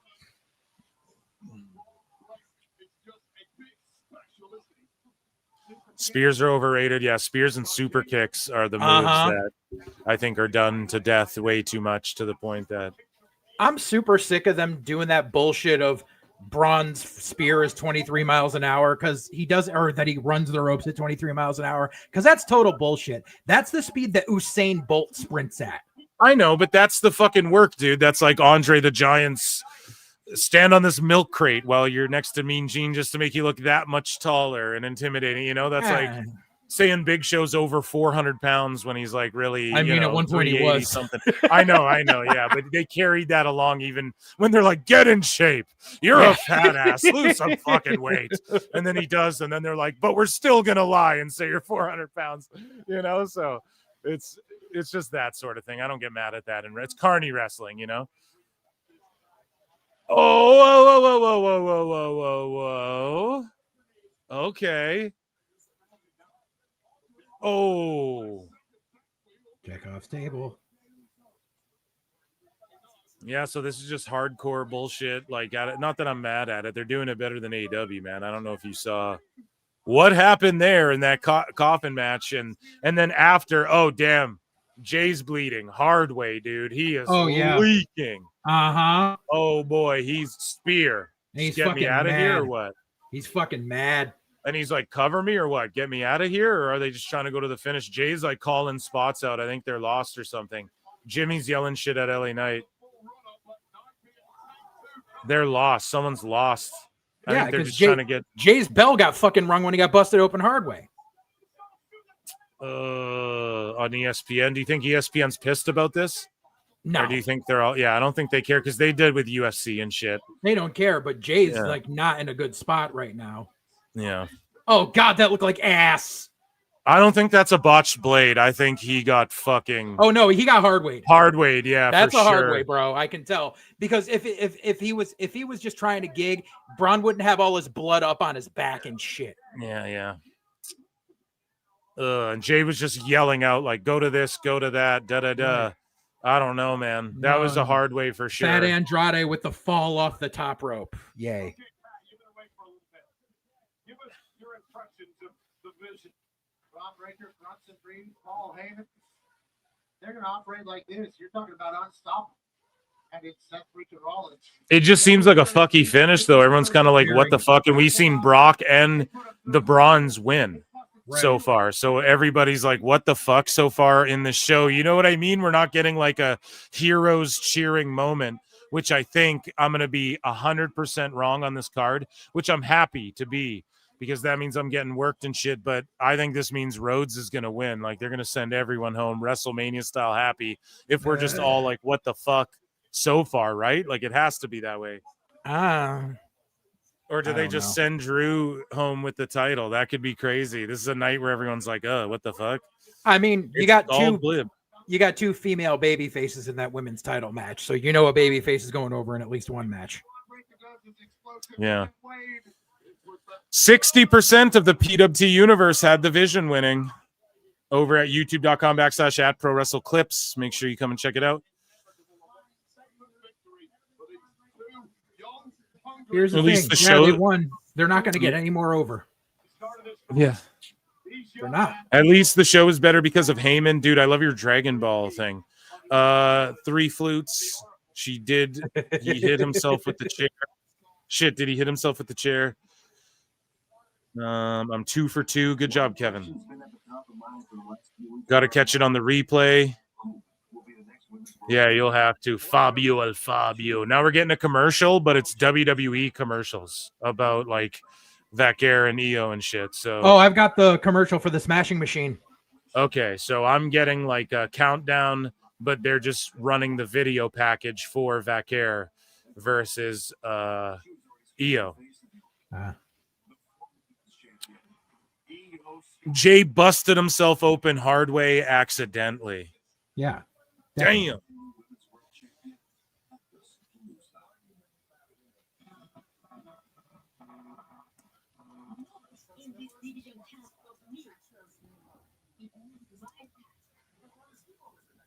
Why are we? There's this commercial for their Owen Wilson and Vince Vaughn are redoing their characters from fucking Wedding Crashers. Are you serious? It's an Xfinity commercial. Oh no. This is terrible. Yeah, the worst ever was when Ferris Bueller did that. I remember I was at like a movie theater and he did like a fucking car commercial, but I thought it was like a for real like Ferris Bueller movie for a second. Right. I was like, you motherfucker, you know?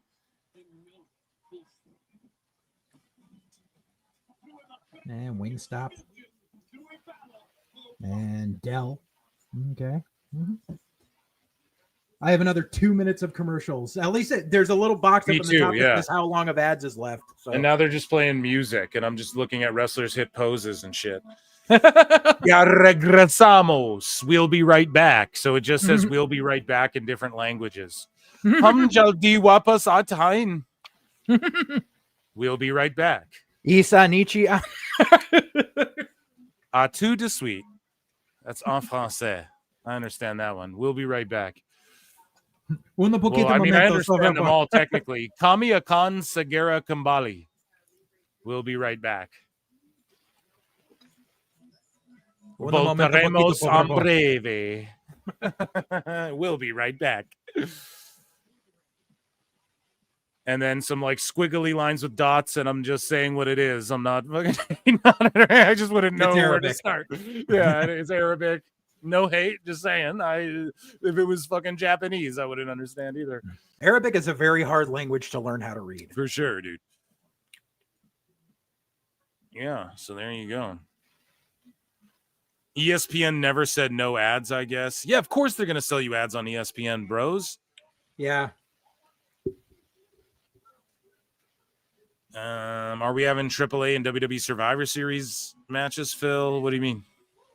ESPN never 30 seconds behind you guys. Now just music. Yeah, there you go. I think we're getting EO and Stephanie Vaquer up next.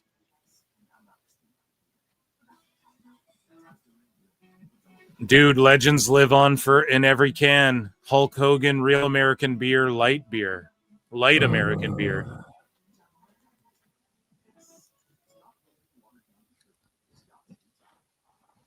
So what do you think, Phil? You think by 2027 they're going to have the technology out, and one of the matches we're going to get Mania 43 is a hologram Hogan versus hologram Andre match? Nah. Nah? Nah. No, I don't think people want to see shit like that. But man, what do you guys think of the new intro, the Then Now Forever, the new one? I haven't. They just had a new one. Now they're making another. Now they have another new one.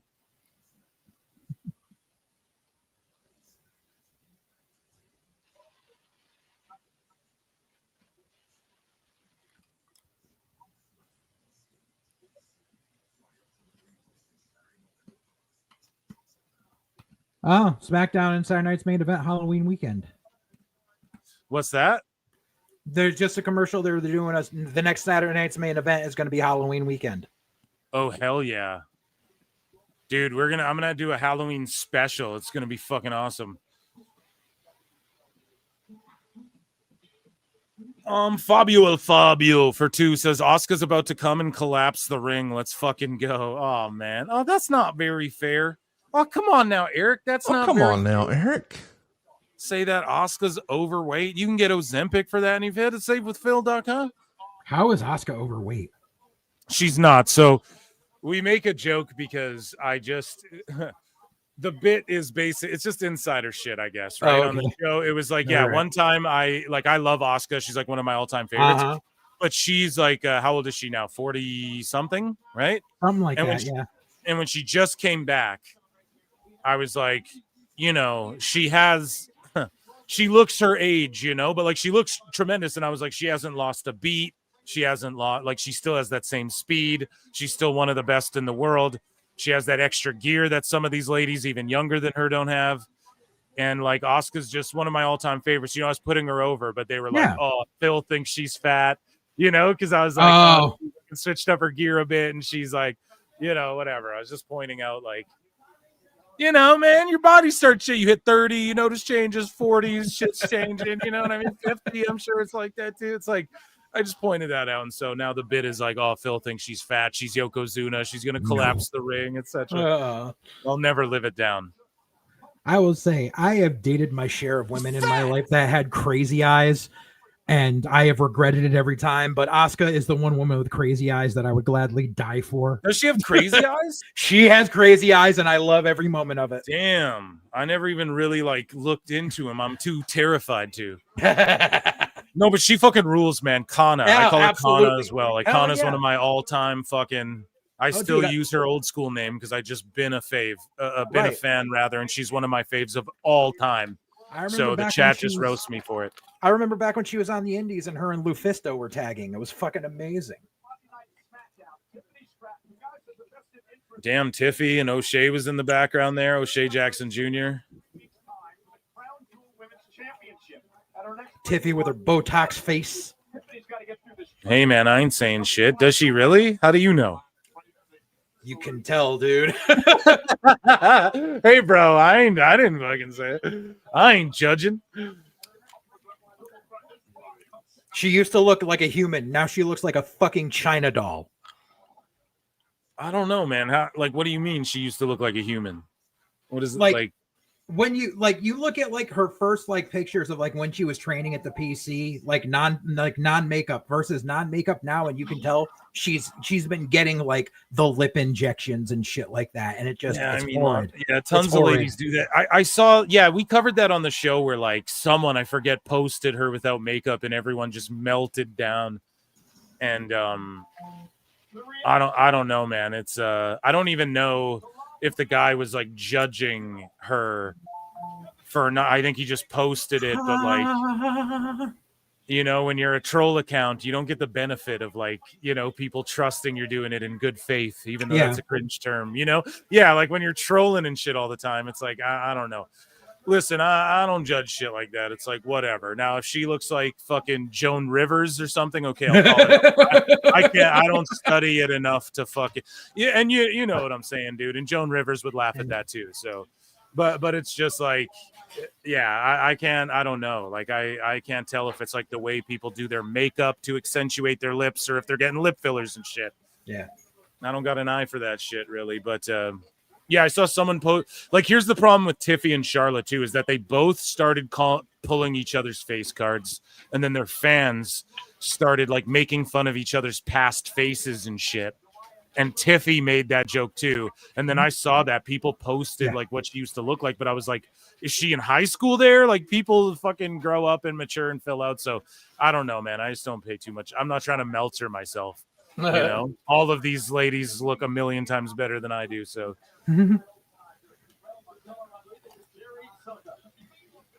amigos, gracias. We have the Spanish announce team introducing that table because someone's going to go through it. I'm going to put a new poll in chat. You what? Joan Rivers catching strays? Man, she'd fucking laugh at it. Come on. She would. She's made more comments roast. about her plastic surgery than anyone else. Yes, and that's like unfortunately how she passed, I believe, was like her getting, I think, right? Am I wrong about that? No, like you just like she died like she was up there in age. Like it wasn't. I know, but wasn't it like she went under the knife again or something? I don't want to talk out of turn, but I love Joan Rivers. She was fucking one of one and just a legend. And her roast, fuck man, a great one. Greg Giraldo snapped on the Joan Rivers roast, dude. It was one of the funniest. And R.I.P. Greg Giraldo too, guy. Fuck. Yeah. He was massively underrated, but he just had demons, bro. Like he would just go and drink and do drugs till he started hallucinating and shit, and he just couldn't, you know. He was like Dave Chappelle. He had a bunch of fucking sitcoms picked up and then just canceled before like anyone did anything with it. You know, it's unfortunate. This is the match of the night right here. Yeah, this one's gonna steal the show for me. Yeah. This is to pull the crowd up from the last two car crashes that we just saw. I don't know. I think the opener was amazing because it's sports entertainment at the end of the day. And then I think that that second match was like whatever. And then this one's gonna be like the highlight for me. I was least looking forward to that tag match, as I told you on the preview show. Who do you think wins the vacant Women's World Championship match? Io Sky or Stephanie Becker? My two faves. The following contest is scheduled for One fall. One fall, yeah. It's what you do when you're in the building, man. Yeah.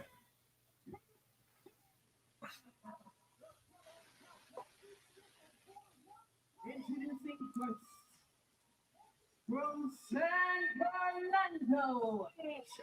Yeah.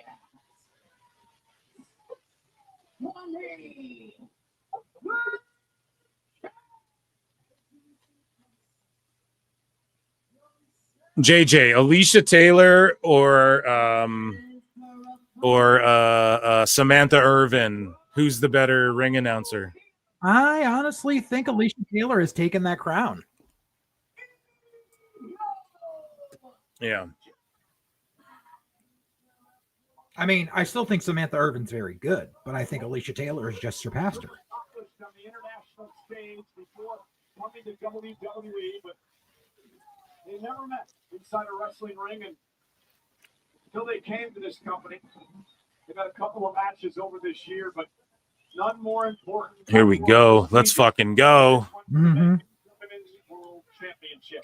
Let's tell it as it is right from back. Io Sky is a heavy favorite in this one. Why? Because she is a proven commodity at this level, and she's facing up against a woman who we all expect to be at the top of the ladder for at least the next 10 years here in WWE, but you don't get to claim that until you've proven it.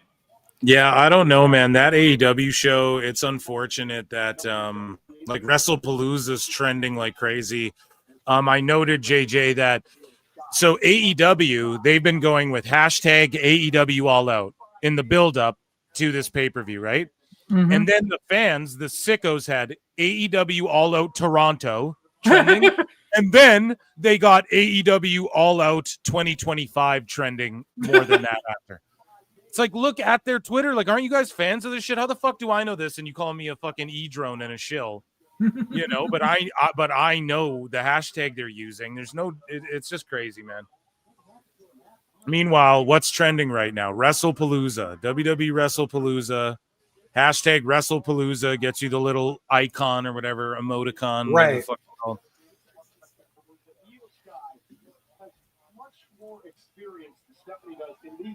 Samantha Irvin has better assets. Yeah, dude, we're talking about ring announcing, not like RIP to Patrice O'Neal, the fucking goat. The fucking goat, dude. That's a guy I'll just like throw on his old O&A appearances and go to sleep and shit, you know? Yeah. Patrice is the fucking man, was the man. On roasts though, like the big official ones, he just like didn't really try. The couple he was on, there's some that were filmed that are being uploaded now. That's like that were just done independently and stuff that he was on, where he crushes. But like, you know, I think the Charlie Sheen roast, his shit was heavily edited. Like he just didn't really, because he's more of a guy that I don't even know if like writing jokes is his fucking thing as much as like just observing and talking shit. You know, I don't know. He was he was amazing.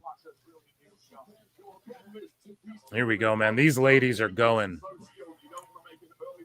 This fucking camera guy. Oh, dude, Vac Air with the fucking go around. Roll up. Oh shit. So I'm looking at the trending sports tag on X, and it's number 1 is WWE WrestlePalooza, number 2 is Io Sky, number 3 is Ken Griffey Jr., 4 is Brock Lesnar. Usos are number 5. Bryan Danielson is number 6. Jungle Boy is number 7. Moxley is number 8. Tony Khan is number 9. I bet the fucking media scrum hasn't even started yet over there in AEW. They make you wait. Guys, way over 300 watching. I've been streaming for over 6 hours. Show your support. Subscribe to the channel. Hit like. Do all that good shit. Become a member. All that good stuff. Okay, what's going on now? There's a bit of fuckery. Oh, they're kind of... Here we go. She's got to tease the devil's kiss at least twice before she actually gets to it. Do you think? Yes. Because the crowd's expecting it, and also because it's this high caliber of a match, it's one of those things where if it's your signature, you have to tease it a couple times before you can actually hit it for the crowd to really get the crowd to genuinely pop for it. Of Io Sky giving her the upper hand. Both of these women. Just like Io's probably going to go for that moonsault at least once and miss before she hits one, and she'll probably hit one. Vacker will kick out at 2, and Io will be like, "Holy shit!" and the crowd will give the holy shit. Ain't no half stepping. Goddamn right. Thanks, Phil. Love the show. Love you, dude. The Joker. Excellent stuff. Yeah, become a member, 99 cents, guys, or gift a membership. You can do that too. Hit like or whatever, subscribe. Trying to run up to 7,200 subs on the main channel, so we got to fucking keep climbing, guys. Let's get some subs for this long ass stream. Yeah. And go and check out Full Circle Radio Network as well, and White Heat and fucking... Yeah, I need subs too. Dude, yeah, and you and Matt, I fucking love you guys. I love Matt's thing as well. I always forget the name of his other thing where he like untrained wrestling or whatever. Dude, just the concept is like, I wish I thought of that. Just ingenious, great stuff.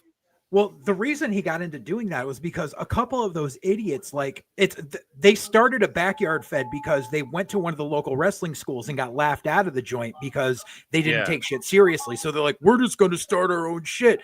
And the kid that started his own shit is now going around trying to get gigs as a commentator and a manager, claiming he was trained by all these people. And I'm like, no, he fucking wasn't. He's a backyarder, and here's proof. Oh, man. So it's a show where they just roast this shitty backyard fed and stuff and break it down. They like, who are these podcasts that essentially they jocktober it. It's genius. Yeah.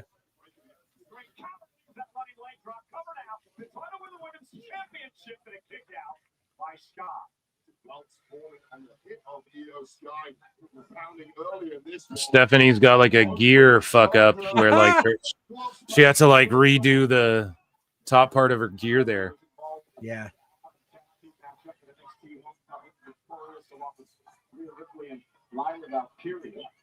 I mean, that's a wardrobe malfunction I wouldn't complain about. Yeah, I just hope it doesn't become like a distraction for the rest of the match as far as like fucking her not being able to perform. No, because it seems like it was just a snap on the back of the neck. So yeah, something headlock. Top gal speed. Sassy gal. Too legit to quit. There you go. Top gal speed right here.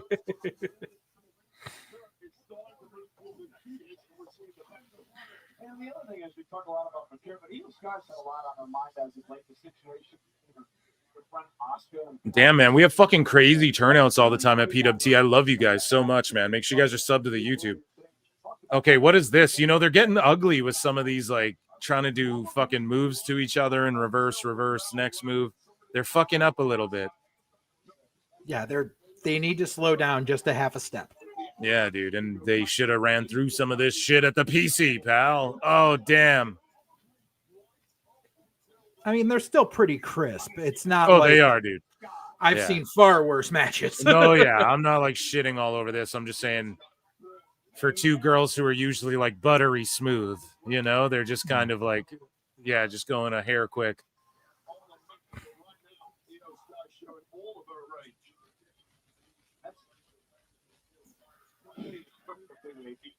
I'll watch 10 matches like this before another fucking casket match tonight or whatever, and then a Toronto tailgate match. Yeah, Toronto tailgate or the fuck, bro. I'm just being honest. Oh my God. Oh my goodness.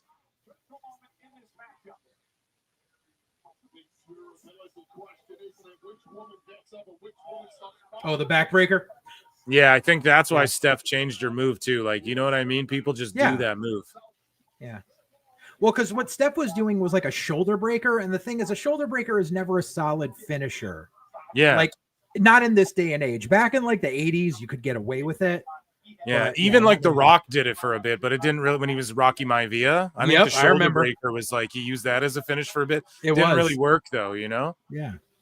Oh, the palm strikes. Jushin Thunder style right here.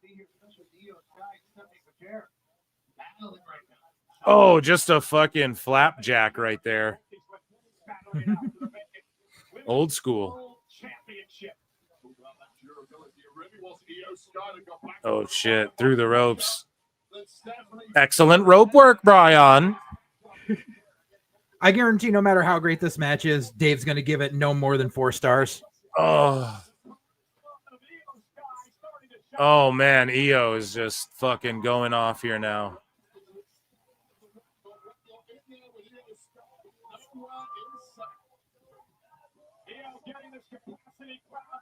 People love EO, man. She's so good.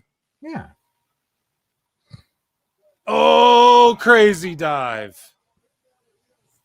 Awesome. But I like that lung blower. Someone in chat here, the lung blower is a better move. I agree. It's just a way better finisher. We talked about that on the preview show. Yeah. This is a sports town. They love their competition. And they are eating this one. Also a wrestling town. Always has been, always will be. For the year it's been for the Indianapolis Royal Rumble. Here back in February, the first ever ESPN premium live event here tonight.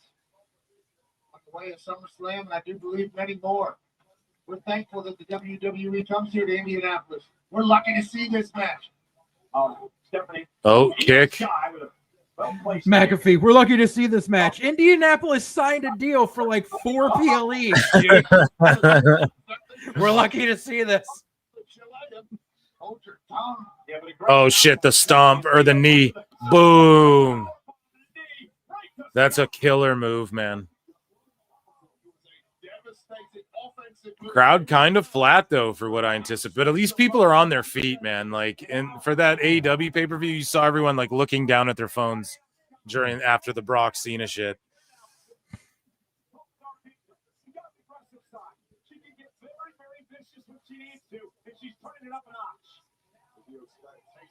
Did Brock like SummerSlam Cena again? Yeah, dude, he destroyed him. It's terrible. Yeah, JJ doesn't like it.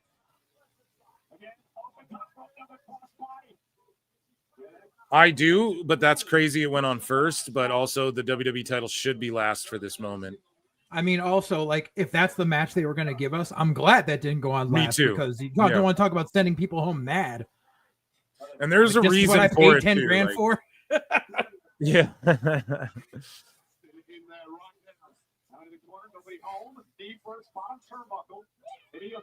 Oh, German. Again for the Women's World Championship. Now vacant. I love the Hulk still rule sign, the Hulkamania section. Ground game, the submission, the technical skills, everything is evenly matched. Absolutely. Look at this knee. Boom. That shit is crazy. I love that move. I don't know. I'm not there yet. EO Well, no, they're showing a replay. They're showing a replay of earlier. Oh, okay. Yeah. Now I'm seeing the replay. Yeah. So they're just replaying that knee and shit. Yeah. Because they sell in WWE, so right. There's time for replays. Right, they have time to put up replays because people are selling.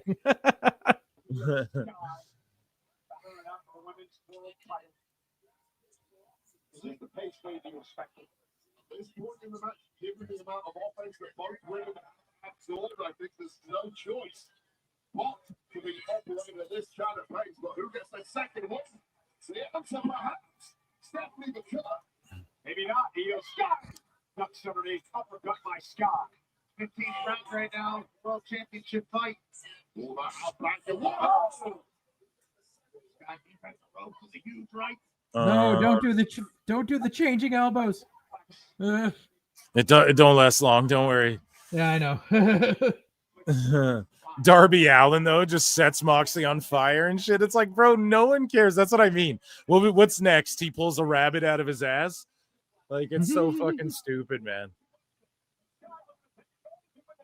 I know, set me on fire. Great family entertainment. Yep. Which means on the third one, she'll actually hit it. And you made mention earlier, just that one mistake could cost you. Maybe Stephanie made it there. It might be a learning experience tonight for Stephanie, but that'll take a beat against someone the level of Io Sky. Rabbit out of the ass is Matt Riddle's shtick. I mean, Matt Riddle's getting paid an ungodly amount of money to be in MLW. Mm-hmm. Elbow. Oh, that fucking dragon screw gets me every time because it's just vicious the way she lays that shit in, but she's safe with it.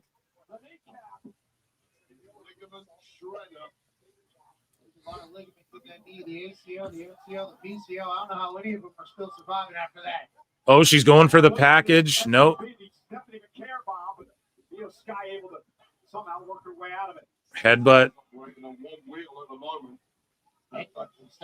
Ropes. Oh, Hurricane Rana. Dragon Rana. Oh, no. Or what's the Dragon Rana? Is that where you front flip first and then do the Rana? Yeah. Whatever. Doesn't matter. Yeah.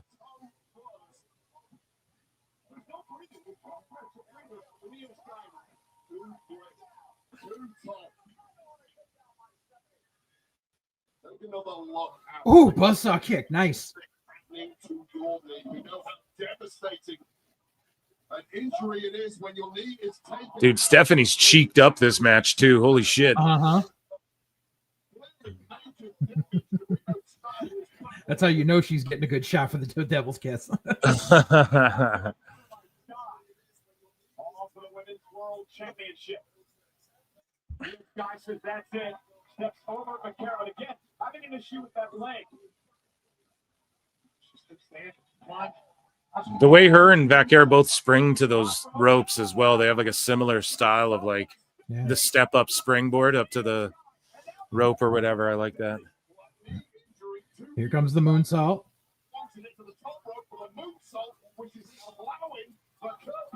Oh, super kick. Yeah, I'm just like 10 seconds ahead of you guys. Oh no. Oh man. Damn, dude, those dragon screws. And here we go. Oh, beautiful. Told you on the third she would do it.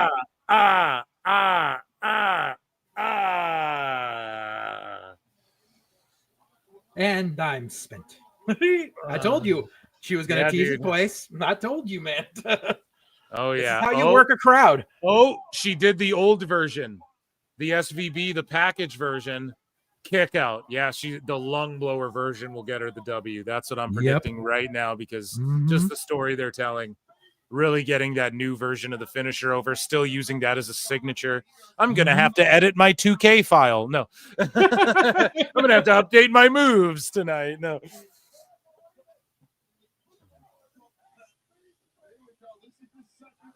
Oh, that second dragon screw is vicious as well, man. Yeah.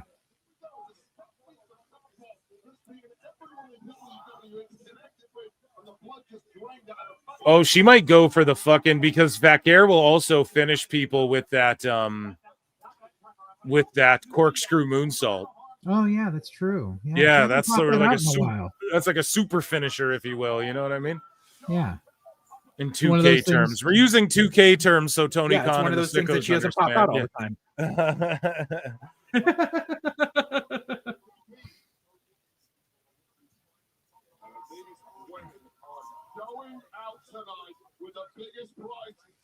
So she does the SVB, the Stephanie Vaquer bomb. She could call the new version the SLB, the Stephanie lung blower or something like that.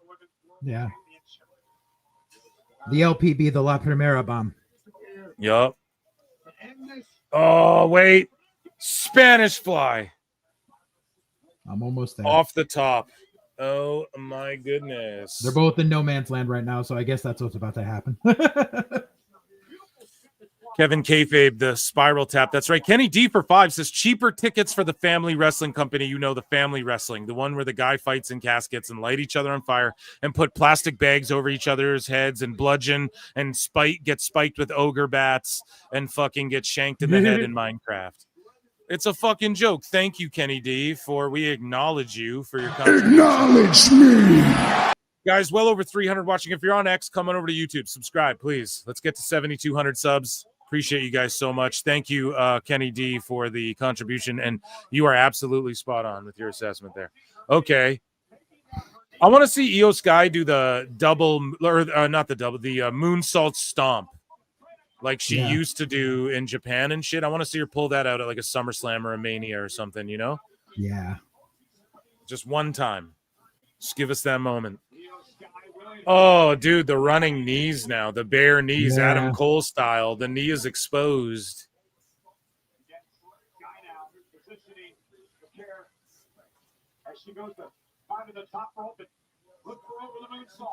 Over the moonsault. It could be over.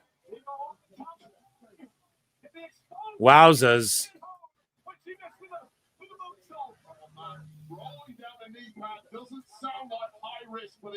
Wowzas. Now what is she going for? Oh my God. Stephanie's going to hit the spiral tap or whatever it's called. Oh.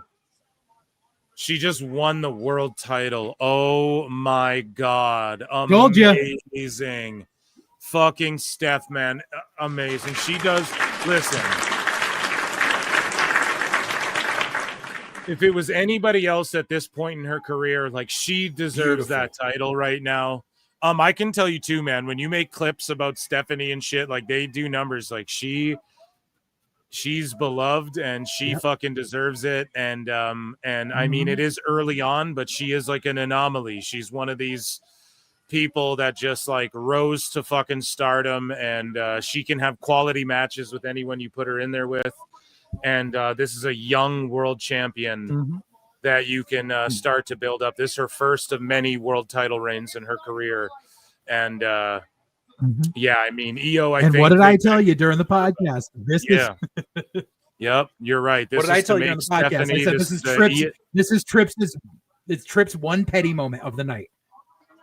Yeah, and it's like, but you're right though, in a sense where, as well, because you brought up on the pod as well, like it's the ESPN era. Maybe Matt brought it up, but it's like we're introducing people. If the idea is that, right? I mean, it's like you give Steph this big win. She has the title. She's carrying the company in the future. And we get Io versus Asuka next. And Io versus Asuka doesn't need a title. Yeah. You know? Right.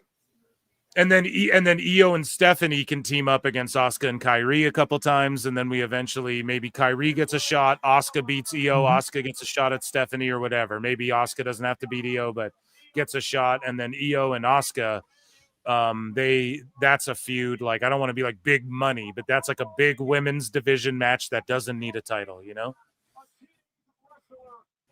Stephanie with the fucking bow. That's fucking great. Yeah. Good stuff. Is indeed a first for La Primera, the brand new women's champion.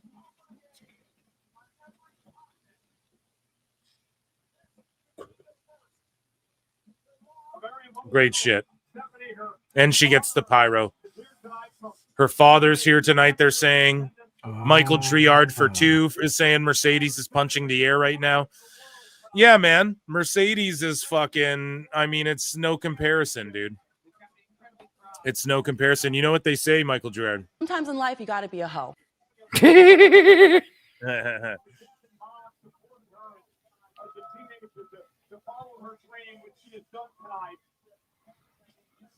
Become the brand new women's world champion.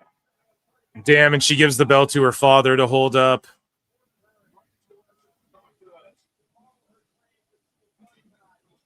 What a proud moment for him. Family programming.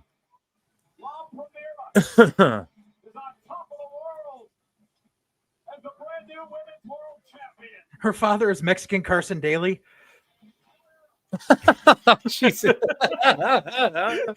Oh my god.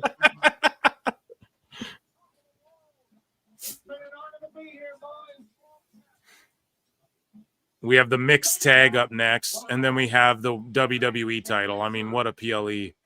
Yeah. Here we go. And then Pat McAfee took off, I think. And now I'm getting on Netflix. This is the music I'm getting. Do, do, do, do, do, do, do, do, do, do, do, boops, boop, boop, boops. It's like this. I get the Smashing Machine commercial again. Yeah, Pat's fucking off, I guess, now, chat. Let's get a new poll. We're gonna obviously get the tag match up next.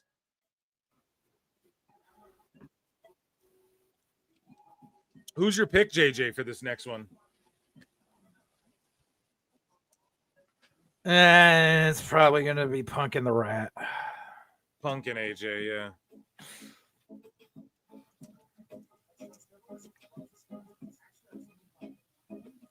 Were they playing Ghetto Macarena on your end? What the fuck?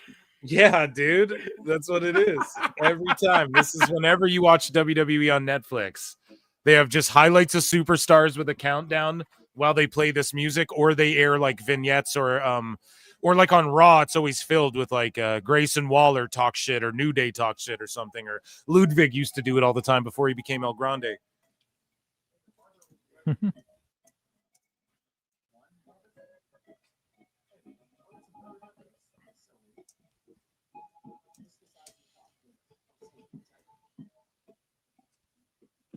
Okay, guys, new poll in the chat, youtube.com/@ProWrestleClips.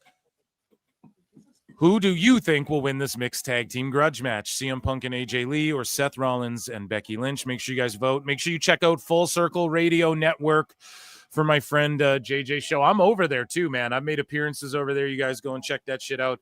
Yep. Fun shows, and make sure you guys like and subscribe. Check out my Patreon, super chat in, gift a membership, become a member, all that good shit. I really appreciate you guys, man. We've got an amazing turnout, show after show, and on these PLE watch-alongs, they're always great, and it's great. Everything's great, and we're trying to get to 7,200 subs though. So I've been going live for 6.5 hours now. It's crazy. This music will drive you nuts. Yeah, dude. So far, 4 out of 5 pay-per-view. Okay. Watching via Disney Plus. Very good match. Mania will now be in Saudi every year. No, it won't. No, it won't. But It will be every like other year or every third year, like minimum. But it won't be One of the big four will be in Saudi. every year. Yeah, one, and then they'll also get like a crown jewel or king of the ring or whatever. Yeah. But they like one of the big four every year will be in Saudi, and then Mania won't be every year. But every 2 or 3 years, I wouldn't be shocked if Saudi just outbid everyone for it and just said, we want it. Yeah. Though the Saudis will own WWE one day. I just did a whole big talk about that. Yeah.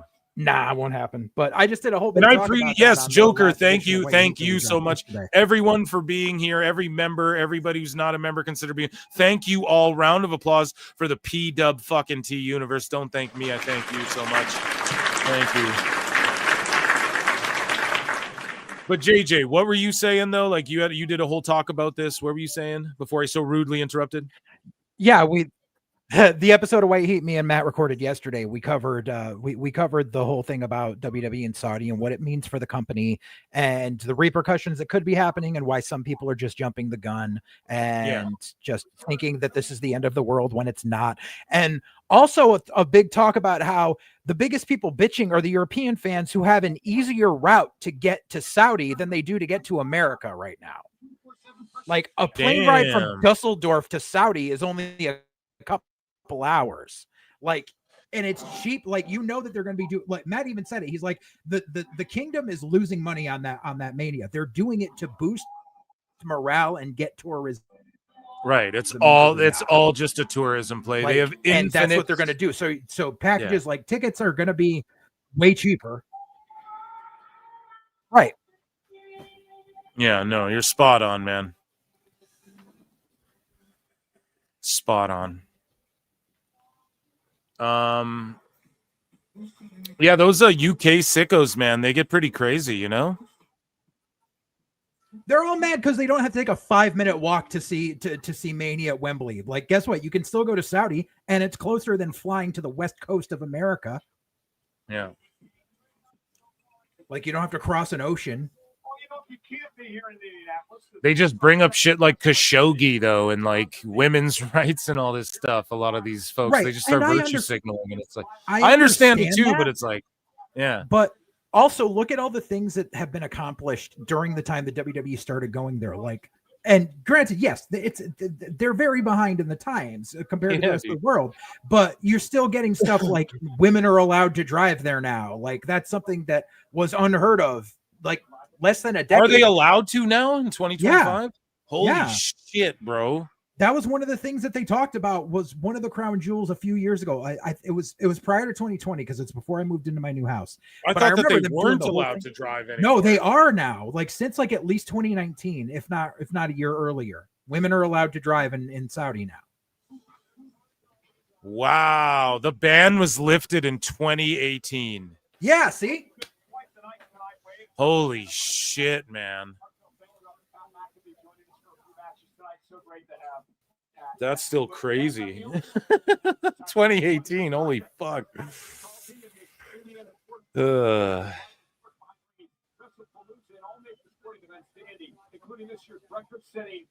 there's Patrick Tulty, Indiana Sports Corporate, whatever the fuck. I missed it.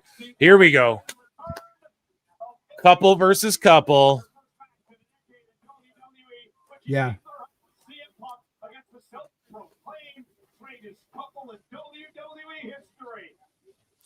Dude, I'm so down with Mania during the day early on, though. I'm so down with that. I'm not mad about Get to that day at all, drink? man. Yeah, exactly. Who doesn't love day drinking?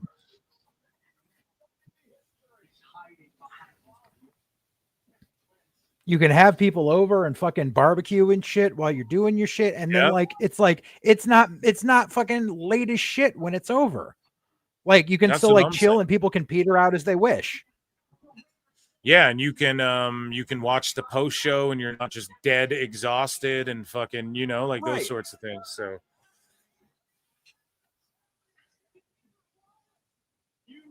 I'm way more into that. And then if AEW counter programs, I mean,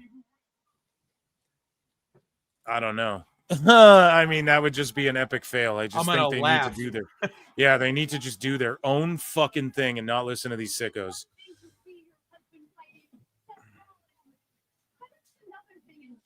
Yeah, day drinking is superior, definitely. Especially when you get old like us. Yeah, man. Well, I mean, yeah. I feel old. I'm not terribly old. I'm an old soul. But I definitely dig. Got it, you know. In your 20s, you just want to stay up all night and shit and all day. And then, I don't know, since I've been in my 30s, it's just like, yeah, day drinking's far superior. Being in bed earlier is superior. Midday drinking, that's cool too. Yeah. That's the way you can get away with it being socially acceptable still, you know? Get out, go drinking, stay drinking, not sleep, go back to work the next morning, and then pass out when I got home. Now, if I don't get a good 6-hour sleep, I'm 45 and I feel like I'm 80. Yeah, dude. I'm turning 34 right away, and that I can't do a fucking, if I'm drinking, I need to have sleep. I would die, you know, but I remember those nights like drinking and you stay up 24 hours. Oh shit, I was drinking early, you know, that evening you like grab another bottle or some shit to try and just keep it going. Yeah, it's old party. It makes me sick thinking about it, you know? Makes me want to puke thinking about it. But I just remember back, like way back in the day, one of the old podcasts I was on before it was called podcasting, when it was still called internet radio back in the mid 2000s. We did a show one night where we were all drinking heavily. We finished because we used to go on and record after Raw. So we would start recording at like 11:30 at night. We were drinking and going, and we went until like 4 a.m. And then I slept for like an hour. I woke up, went to work for 7 a.m. I thought I was hungover. I was still drunk. Yeah. Oh man, I know that'll still happen to me sometimes now. No, just kidding. I don't drink that much anymore. I do it like typically maybe like once, twice a month, you know, like I just kind of, but like I'll go hard. I'll drink like fucking a bunch of beers, chill out, you know, but I try to stay relatively conscious and shit, you know, of like what I'm eating and drinking throughout like most weeks of the month, you know. I might fall off for like 3-4 days, just go hard in the paint, but yeah. I had 2 beers while we recorded that Patreon episode the other day. That's amazing. I'm fiending for one now talking about it. No. Here we go. These guys are coming out. I like the entrance. Guys. Yeah, I like the entrance, the platform, the reverse elevator, the matching gear. I've always said I like when Seth wears like Cosmo colors, like space colors and that sort of thing. So this more kind of suits them. I'm down with it. And I like the Seth intro into Becky's music. I really love her theme. And I mean, this is just perfect for them. This is way better than the Vision faction with the bronze. Like they should just do their own thing with the spiky leather jackets, and these guys should come out dressed like cone heads or whatever. And is that a good pull, cone heads? Yeah, I think they kind of dress like this. And so I don't know. And then we're gonna see like punk rock, down to earth punk, and AJ Lee, perfect contrast. I'm really looking forward to this match, and I love this entrance here they just gave together. Hopefully they put it in 2K26.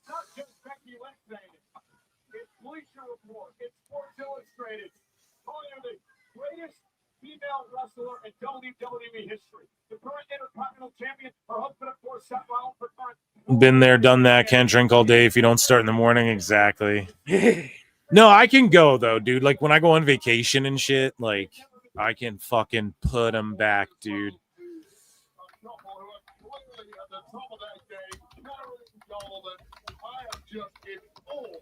But that's why me and Tony Khan are going to become best friends, dude. And we're going to crush like 800 White Claws one night. And we're going to book like an awesome year of wrestling together.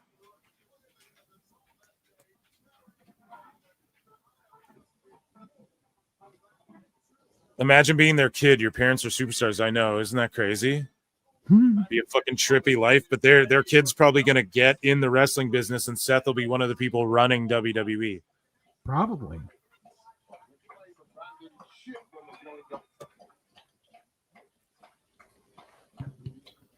Give me 1 sec while they're doing the intros. I'll be right back with you.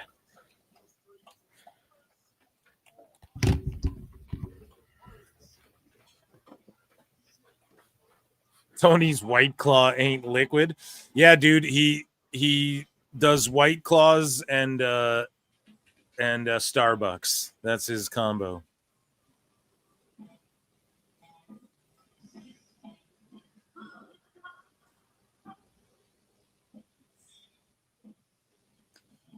Cult of personality. Only God's lettuce. Yeah, that's my favorite, honestly.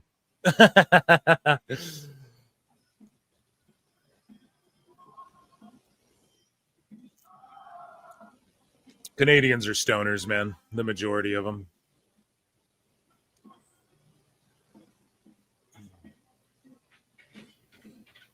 All in a triple cup.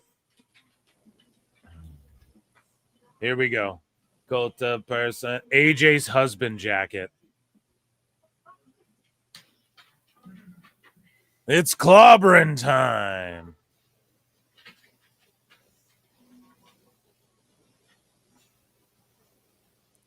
I'm strong to finish because I smoked me spinach. I love that shit, dude. I'm right there with you. I'm right there with you. Phil and Tony are going to have a White Claw party one day. Pillow fights and pizza rolls. Hell yeah, dude. We'll film it. We'll stream it. It'll be on Collision.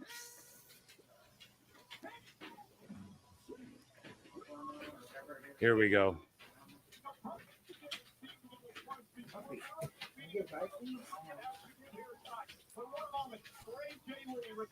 I can have some of the address. Here we go, dude. Here we I'm go. back. Punker and AJ are in the ring. And again, they enter to their wives' themes, and they have like a mixed tag video screen there and shit. That's awesome. My guy's got what are you doing? What is that? A puzzle? Were you shaking a puzzle box? No. So speaking of wives, my wife just got home. She went and visited her parents today, and she brought me back a bag of all dressed chips. Oh shit, dude, that's very Canadian as well. All dressed. Humpty Dumpty, baby. All dressed is very Canadian. Ketchup and all dressed are the Hell yeah. Bigger pop for AJ than Punk. Yeah, I mean, people are I don't care what anyone says, Vince Russo, Barrow, any of these fucking people or pundits out here can say whatever, but AJ's like, people were fucking melting down when she returned. Like, she has a fan base, and it's an epic moment that people didn't think would happen, you know? But once Netflix gets involved in shit, like, I've broken it down previously, but she has ties. Like, she produced fucking Cowboy Bebop or whatever, and like wrote some other shit or something. Like, they're invested in the AJ Lee business. They're invested in the CM Punk and the WWE business, you know? And it's airing on Netflix for me here. I know it's on ESPN everywhere else, but yeah, people love AJ Lee. People love Punk. Rollins is on this Netflix show as well recently. We watched a clip of that. Becky Lynch is trying to cross over into movies. She was in Happy Gilmore too, which was a Netflix exclusive fucking. So on the international front, Netflix is fucking peachy keen with all this stuff. We got like Bronson Reed's like cousin with the mullet in the front row there. In the fucking football jersey. Yeah, dude. Yeah, dude, that's Bronson Reed's little bruv.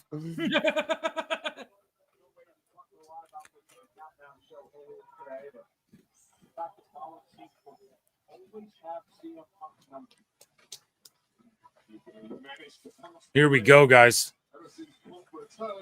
AJ Lee, CM Punk, Seth, and Becky. I'm looking at the chat. I don't think many Canadians actually drink Molson nowadays, do they? So Molson Canadian, like when you start beer, you drink shit like that, you know? Right. But yeah, I mean, maybe, I don't know. Like, I don't look up the numbers, but I definitely don't drink that shit anymore. And I mean, it's a solid beer though, for sure. Yeah. I mean, I grew up drinking Molson Ice, so yeah. I'm like one of these dudes. I like craft beer and like Same here. local. I like local fucking IPAs and juicy IPAs, and I try everything, man. I like blonde lagers and stuff like that. So I was gonna say, usually if I want a Canadian beer, I reach for a Unibrew. That's the company makes Le Fin du Monde and Ephemere and all those.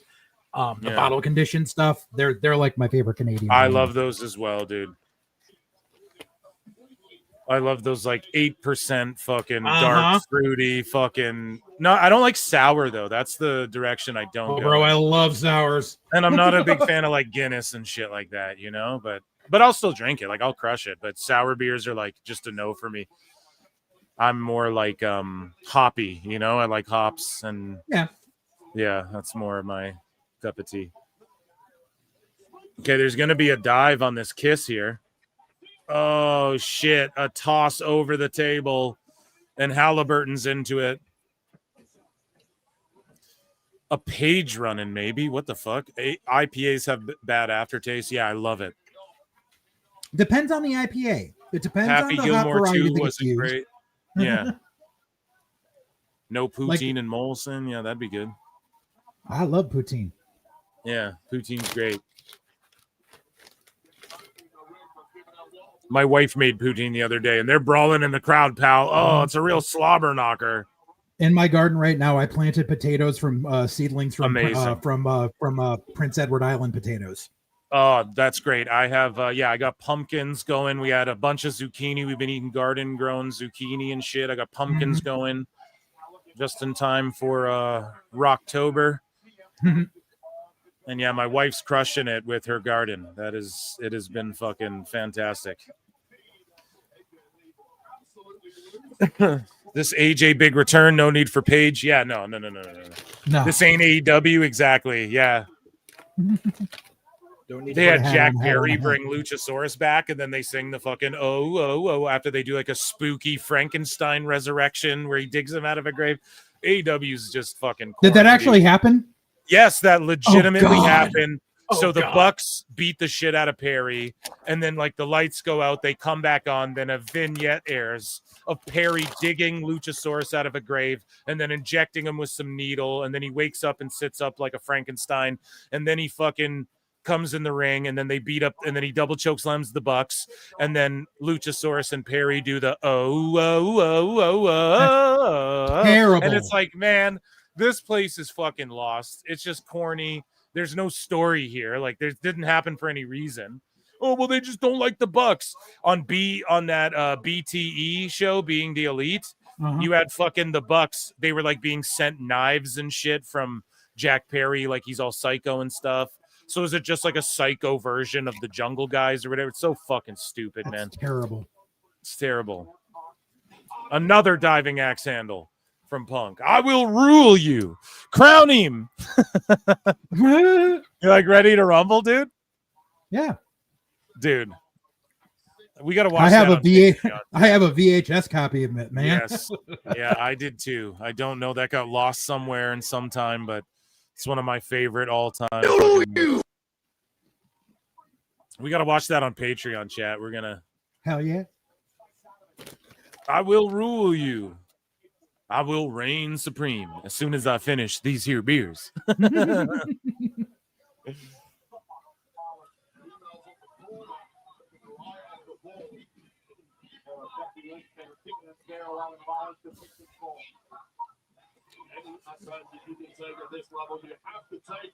Oh shit, and then Becky throwing Punk into the steps. Yeah, the hot tag will be to AJ Lee and shit. She'll do the big comeback and shit. She'll hit like a head scissors or something, like a tornado head scissors or whatever the fuck on Seth or something, hey? Yeah. Yeah, something like that. Pushes glasses up nose. Excuse me, Phil, but I believe the name you are looking for is Jurassic Express. Excuse me, Mr. Marks, Phil Marks. It's actually Brian. Actually, JJ, it is called the Jurassic Express. Yeah.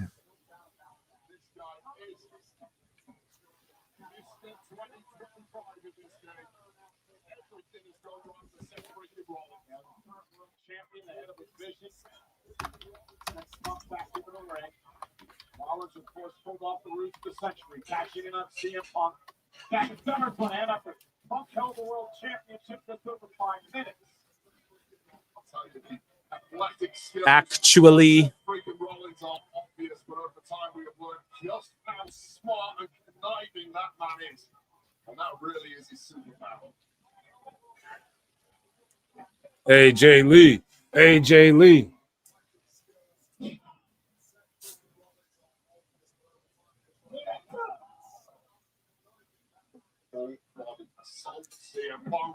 Guys, I watched Tough Enough season 1, episode 7 with JJ over on Patreon. Check that out. Patreon.com/ProWrestleTimes. And he told some stories, man. He had a That I did. He's met a few people who might have been on that fucking show in his day and hung out with them, and he tells some fucking good stories, man.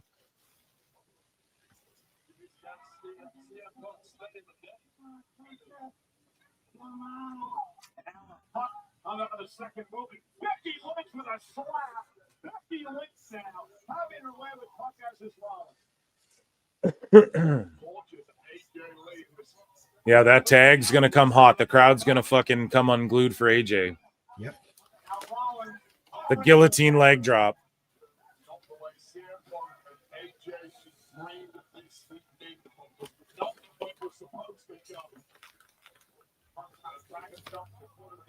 AJ Lee.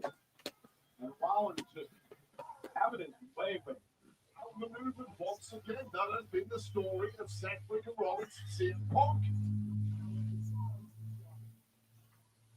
Oh, glommed him.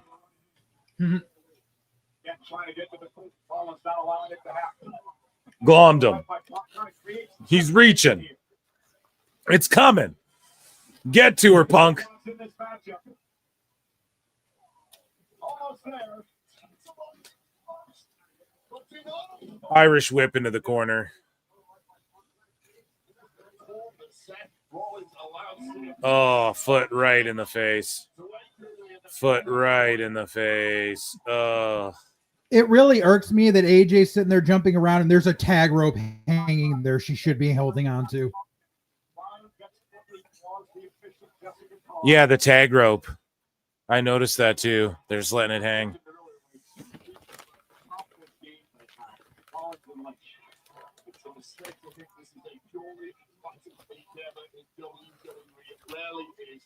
The strategies, the tactics, the skullduggery, and no one specializes in that better than Seth Rollins and Becky Lynch. Both champions, Rollins the world champ, Becky the Intercontinental champion. Now Seth, now there's Punk there. Rollins is pumped up, Punk lands on his feet. Something has to give.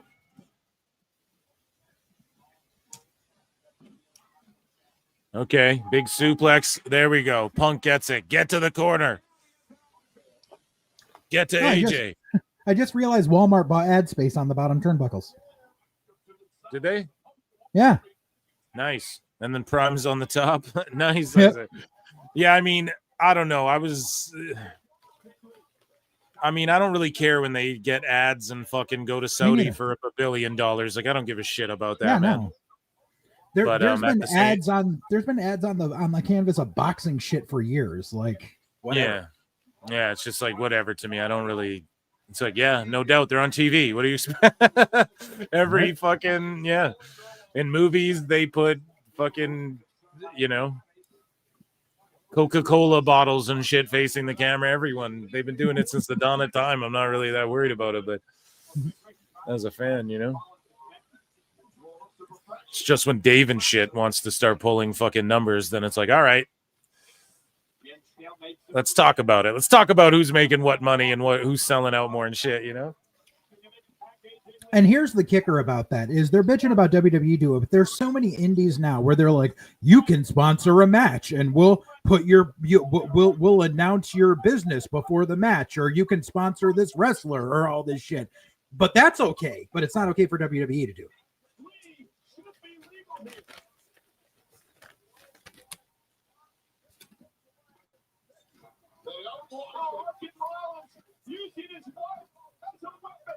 So AJ Lee should be legal, and now Seth is going to throw Becky onto Punk, and then he rolls out of the way.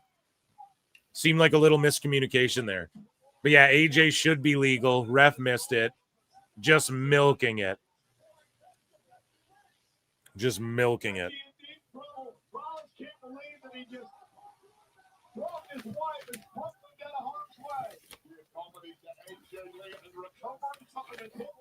Yeah, Seth's got something like on his hip or his rib or something. He like bruised himself or Yeah. got canvas burn or some shit.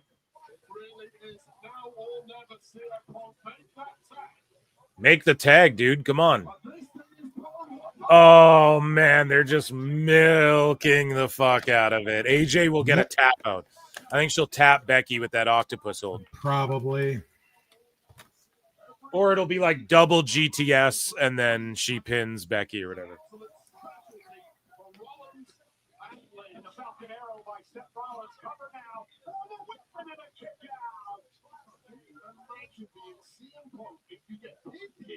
You lose the match and you never tag your wife in on her big return. Well, he's trying. It's not like he's saying, I'm not disputing that. Why don't you let conversation in the car? Yeah, go over well, huh? It's going to be a lot of silence. A long drive back to Chicago. Well, I was born in the morning. And now Rollins mocking AJ Lee here. Wow, Wade, could you rub it in anymore?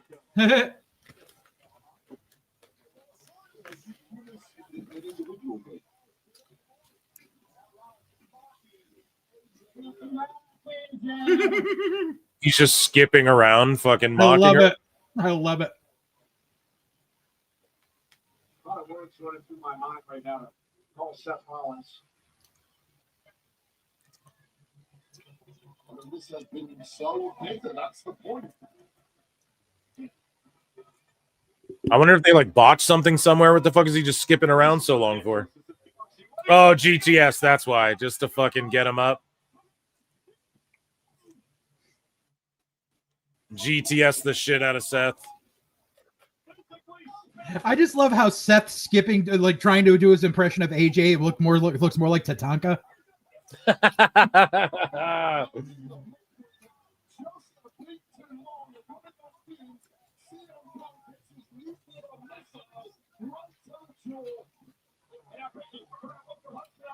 Becky, you need to wake him up with True Love's kiss.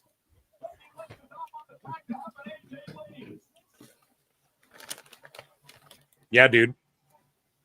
Okay, wait. Is he going to fucking Enziguri or he's going to GTS Becky or something? No, he can reach AJ. Becky's cooked.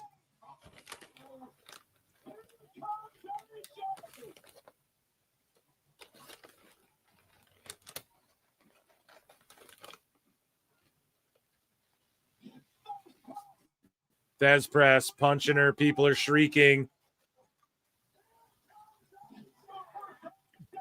The crowd pop, but that was a lousy hot tag.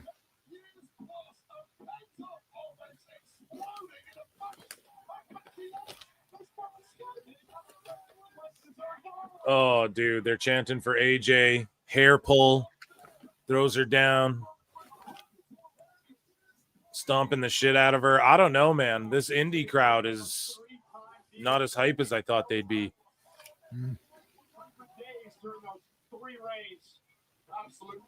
Oh, yeah, the punch count. 1, 2, 3, 4, 5, 6, 7, 8, 9.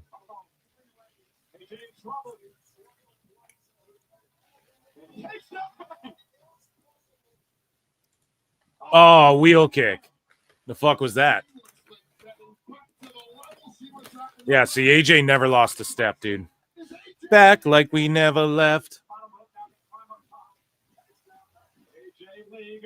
Crossbody, boom.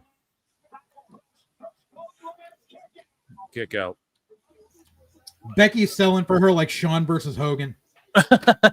Do you think? Yes. You don't think Becky likes this, that AJ's here like taking up the shine? We know in her book she kind of had heat with AJ early on. I think she's just overselling to be like, oh, you want me to sell for this chick that hasn't been in the ring in 10 years? Fine. I'm going to be a bitch about it, which I don't blame her. Yeah. Here in Indianapolis, Becky Lynch has never won a match in this city. Becky's never won a match in Indianapolis, they're saying.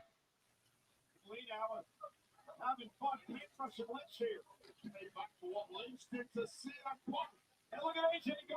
Unorthodox offensive style. Just wouldn't Bailey.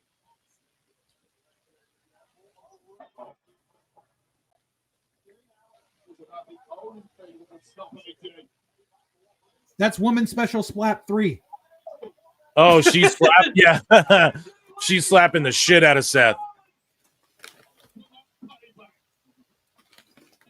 Oh, no. Becky's got her. Wheel kick. Oh. Tornado DDT off Seth. AJ's whooping both of their asses. Oh, see, I told you. It'd be like a bulldog or like a Shirin Nui or whatever move. Yeah, the Shirin Nui and or whatever you call it, sliced bread. Yeah. They kind of botched it a bit, but they got it under control.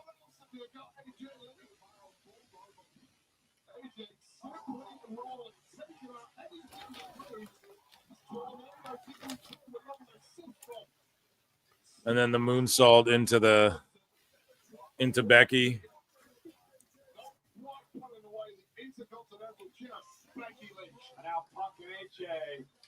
Yeah, isn't the ref gonna fucking start counting? Right. That's the problem, is the ref should have been counting this whole time. And I get it, it's modern times, but like don't AEW yourselves out, you know? Right. You're on ESPN. Shining Wizards.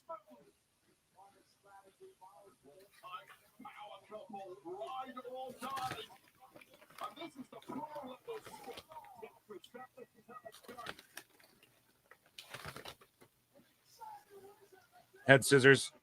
Botching. Fujiwara. No, roll up. What's going on? Oh, a grounded octopus stretch. It's just the ground Inoki hold or whatever. Oh, shit, kick out. Oh, head scissors into the octopus. Or the Black Widow, whatever the fuck she calls it. Yeah. Oh, sharpshooter. Oh, he's botching the shooter. Come on. A double tap out spot.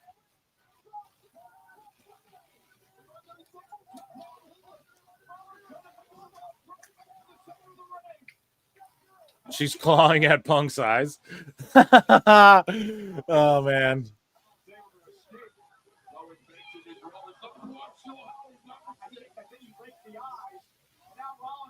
Oh, man.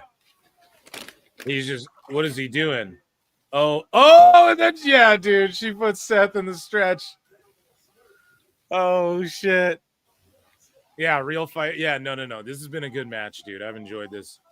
It is just like, yeah, AJ, like maybe a step or two off at some parts. Okay, it's her first match back, dude. It's a huge stage.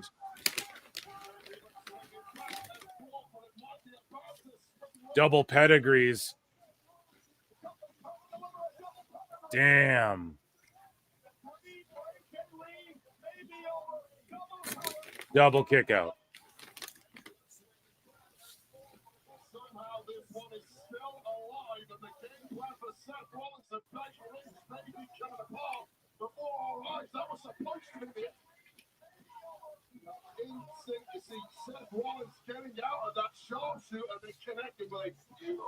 So who the hell is supposed to be illegal right now? I've lost it. You lost what? Who's supposed to be legal? Oh, yeah, dude. I have no fucking clue. I think AJ and Becky. Technically, you're still legal. AJ and Becky.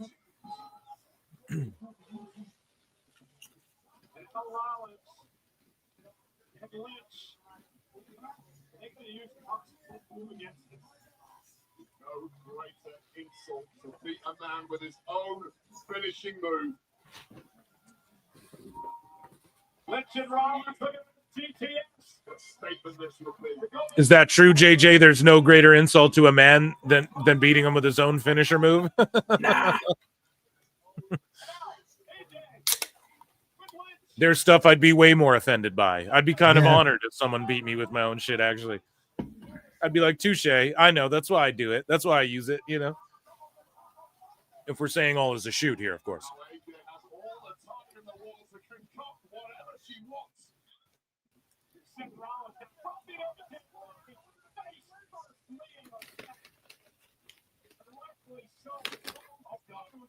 Oh, shit.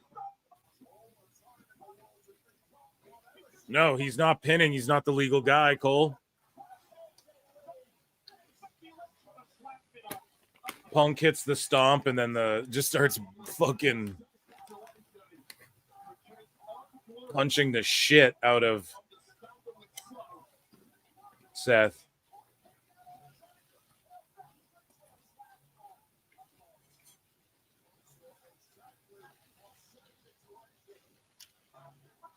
What is he going to do to Becky? You're on Disney, bro. You can't hit a woman. Yeah, they can do Deadpool's on Disney. Right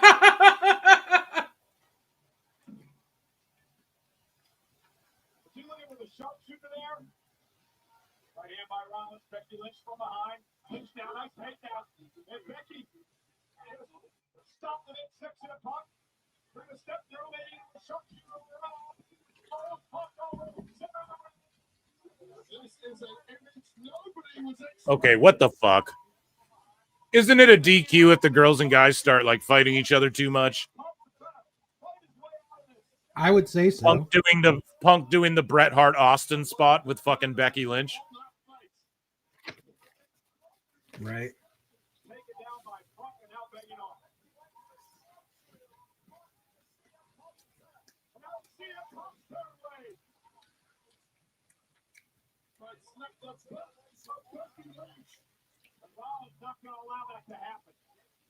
Oh, pedigree. Oh, fuck. He's done. He's cooked. He's rock solid. Stomp. Damn. Let's see.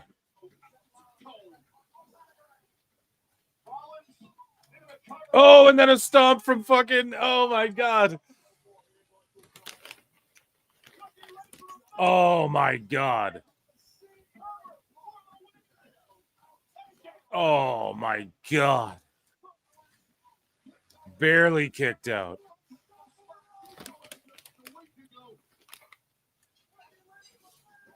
Yeah, Punk not sure where he's at. Well, this is completely up for grabs now. All four competitors completely wiped out. This should be a stomp to seal Punk, and if not, And wait a minute. So was Punk tagged in? Like him getting pinned, is he even legal? This isn't Tornado. It's not just like man pins man, woman pins woman. And if they're able to sharpshooter each other and shit, why can't Becky just pin Punk or some shit like that?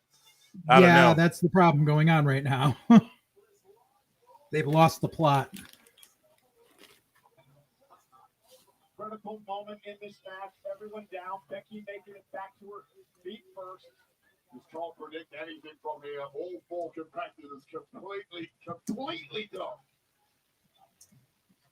Becky Lynch, the only one who's got any fumes left in her body. Excellent. AJ blocks it, delivers right on her own. AJ Lee's got to fire back now, the Intercontinental Champion. Driven purely by bitterness and anger and frustration. This is so personal. Now Punk's going to separate Becky from AJ. Seth Rollins now takes the fight. Okay, now they're trading, Punk and Seth. Fight's been all over the place. So much hatred between these competitors.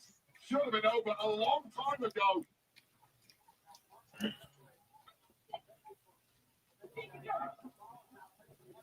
AJ's like, I got this. Take 5. I don't know what's going on. Who's legal? Count. Now they're brawling. Hockey fight. I understand that. Here we go. Oh, they're brawling.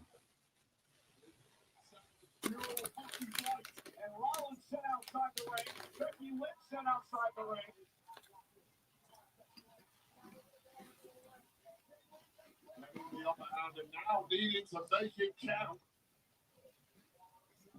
And Punk now setting all of Oh, Rollins is completing one. he just sent Rollins flying. The girls are still legal. No one is tagged. Yeah, but the ref counted for Punk and Seth. So that's what I mean. They just lost the plot.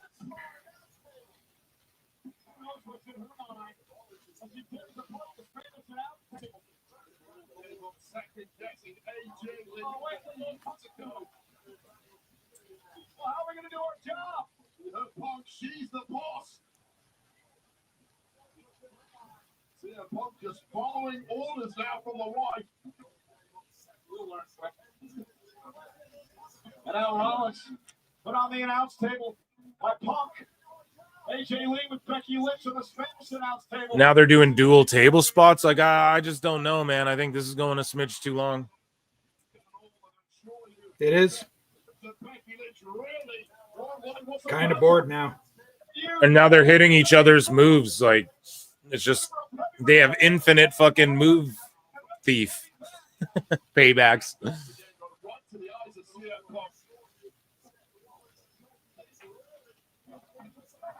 And Punk fighting back again. No, Punk's got Rollins on his shoulders. Oh my God. And AJ, ugh. That's a rough fall, man. I hope she's okay and not hurt, dude. Fuck. I don't know, man. I'm just glad AJ's okay. They all just collapsed through that announce table, and it was like, all right, fucking blow out a knee like quad, like Triple H or whatever, you know? Like, Jesus Christ. The octopus stretch. This is how AJ won all her championships in her career.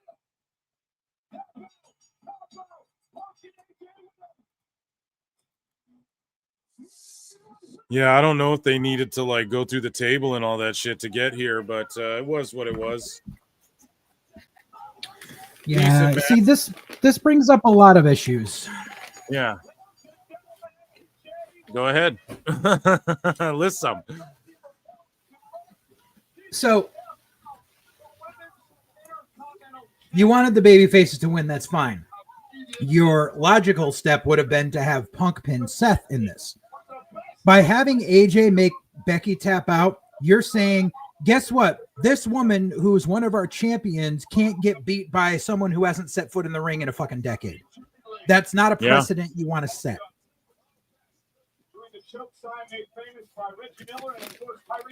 Yeah, a lot of these, like even the Bronze, like with the Usos getting back together. You know, some of this was like, I don't know.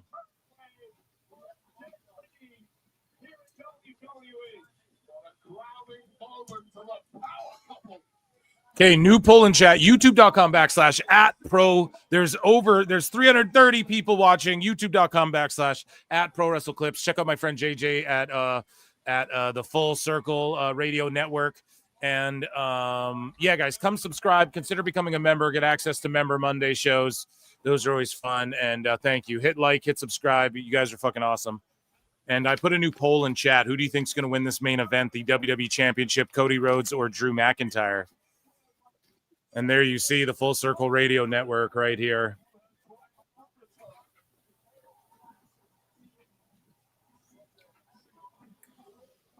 And we did a ton of hot news. Your boy Phil Marks has been going for 7 hours and 17 minutes. Round of applause for everybody here this evening /day/morning lunchtime.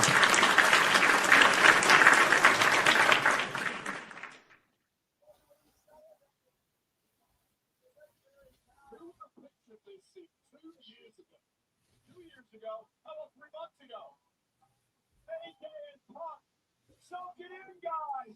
Soak it in.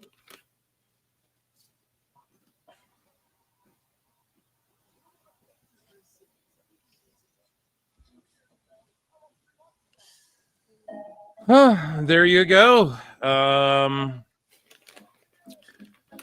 Yeah, I don't know. I'm going to say that so far, WrestlePalooza has been. I mean, the Cena Lesnar stuff was awesome. Sky Vac Air was really good. They had a couple spots that were like, and then they kind of got it together at the end. That tag match went a little too long. Like I'm talking about the one we just watched. And then the Usos bronze one, I just don't know if that was like the way to have Brock win that match and then have the bronze beat the Usos again. Like, and the crowd's just like, they're kind of bummed out. I don't know if that was the way to do that. And then Rhodes McIntyre, I think I was talking all this shit about Drew winning the title, but and I can explain why, like probably at least by Wednesday's live show, I'm sure. But when it comes to just, I don't want to blow up fucking people's spots, man. It's not just WWE. It's fucking beyond that. So whatever. But Rhodes, I think they'll send everyone home happy with a win. Or do you think the Punk AJ moment was like the here's your happiness tonight? Yeah, I'm hoping that was here's your happiness. I really want Drew to win this shit.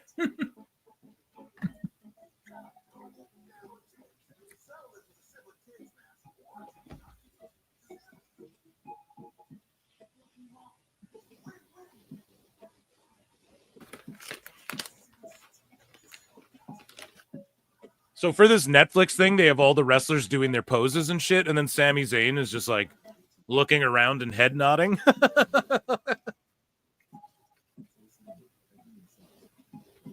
What would Sami Zayn's pose be? I guess like him haluva kicking someone. That would be his Jordan logo. Yeah. Yeah, I would love if Drew won. I would love it.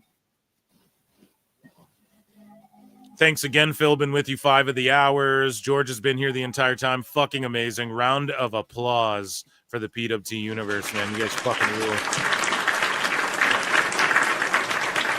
If you're on X, come be a part of this, man. Yeah, and Rhodes, if Rhodes loses it to Drew, Rhodes can always win it back, like down the line, and then they can have like a trilogy bout and all this shit. Like, I think they'll have a long program with each other. So it could happen tonight. This could be Drew's night, man. But also, they just might want Rhodes to win because it's like this new ESPN era, and he's their perceived like top star and shit, you know?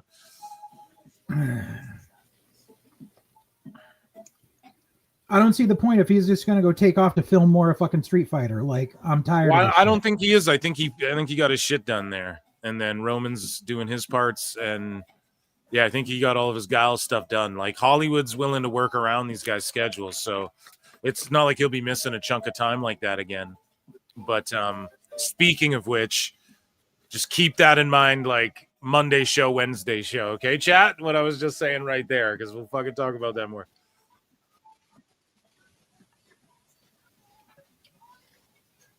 Okay, 5 seconds. I'm getting this music. Do. Okay, here we go. We're back on Netflix.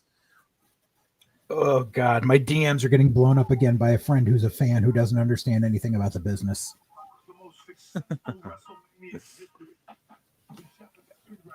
Like every couple of days now, it's I still think Cena has a few years left in him, blah, blah, blah. Like, bro, you don't understand. When you get this old, bumping fucking hurts. Yeah, and his back's shot right now, dude. Right.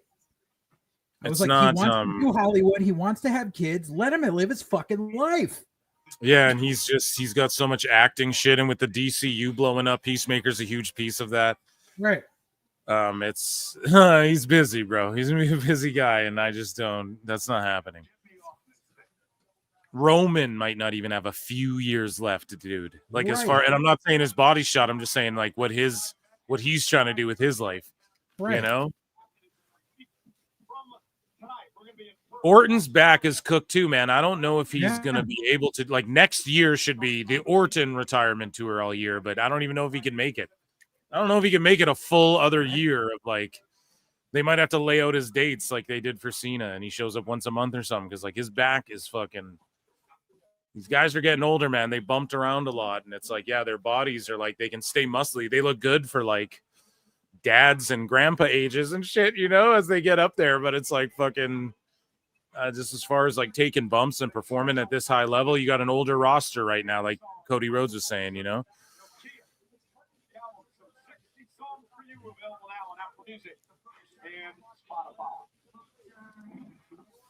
PWT post show immediately following the main event tonight. Joe Tess going to be hosting things. Going to hear from Triple H, CM Punk, AJ Lee, among others. Immediately following the main event, presented by Mike Carter.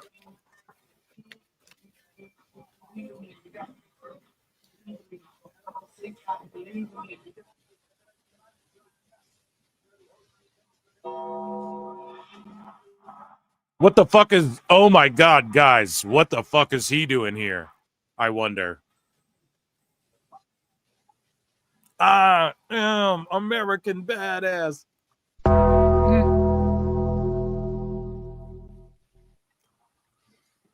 It's the Ding.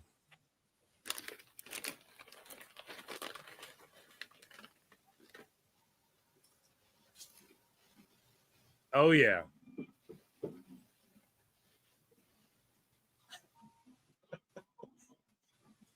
Oh yeah, dude.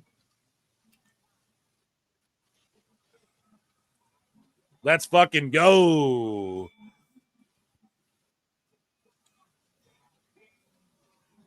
They know Taker can ride something down to the ring and not crash into the fucking barricade. And there's Steph. Yeah, he better not pull a Stone Cold. What? Crash into the goddamn kid. I drank a few beers. Crash into a pregnant lady sitting in the front row. What? That's terrible. My throat's gone. I've been streaming for going on 8 hours almost. Well, goddamn kid. And there's Nick Khan. Yep. Nick Khan, Stephanie.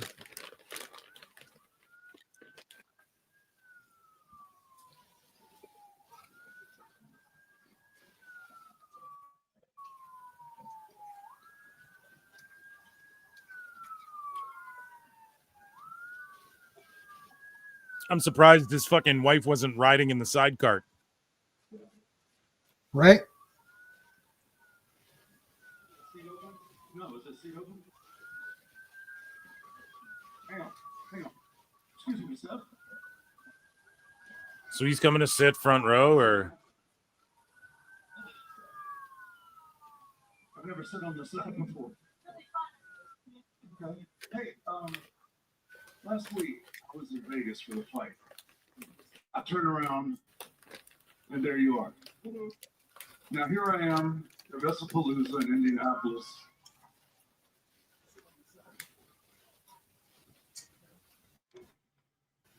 I'm just trying to see the kid. And I come out, and here you are. Yeah. Are you following me? Followed you for a very long time. We have known each other for quite a long time. Okay, where are they going with this? We want to leave it there, don't we?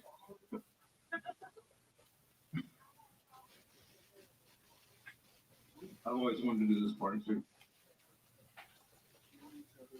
Are you ready?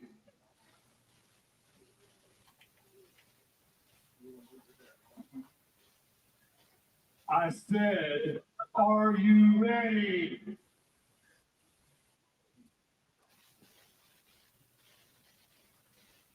Because it is my Okay. We're just locked in. We're just sitting here.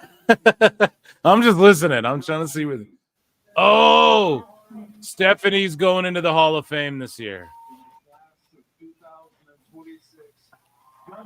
Round of applause for Steph.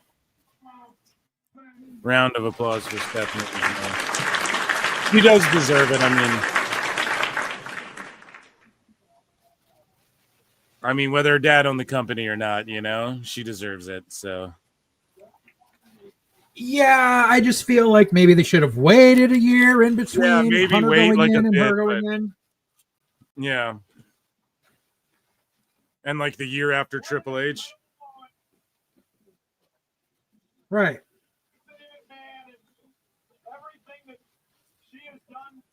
I was wondering where they were going with that. I was like, what the fuck? I wonder if they get Batista this year because it's in Saudi. No, it's 2027. Oh, right. Sorry. Yeah, the next year. So, yeah, does Batista wait until the next year, or do they just do it this year? Because if Stephanie's the first name going into the Hall of Fame, I mean, yeah, she got caught real off guard there. That was an awesome moment. Enshrined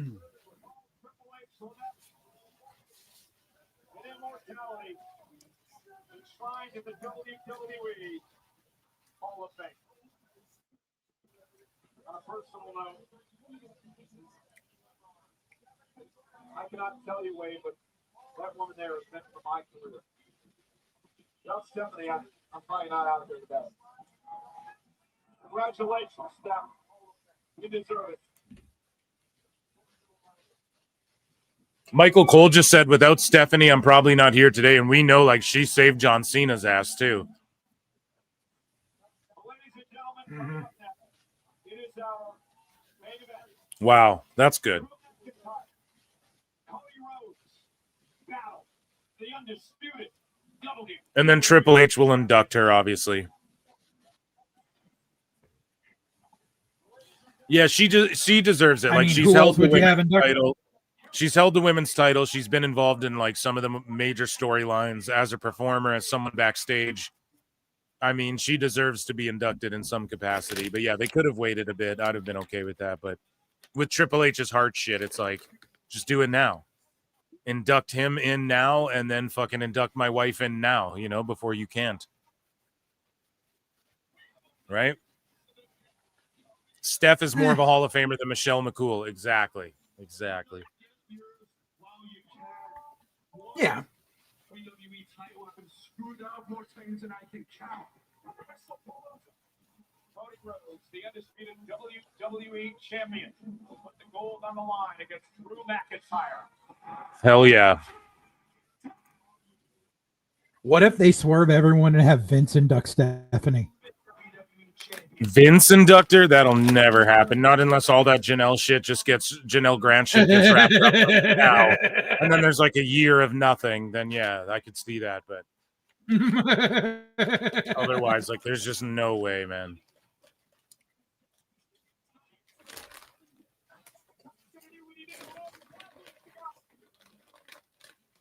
I'm not going to kick your head through the announce table again.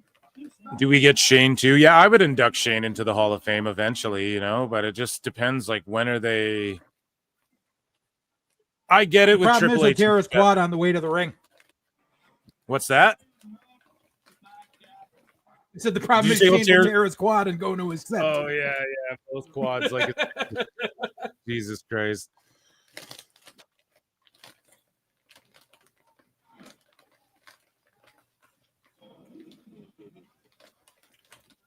I just realized something. What? Besides the NWO induction, has Nash been inducted as a single? Yes, he has to have. He has? Yeah, because I'm pretty sure so. Scott Hall has as well. Yeah, I think Diesel. I know yeah, Hall Diesel and has. Razor. Nash. If Hall got inducted, Nash got inducted. He did.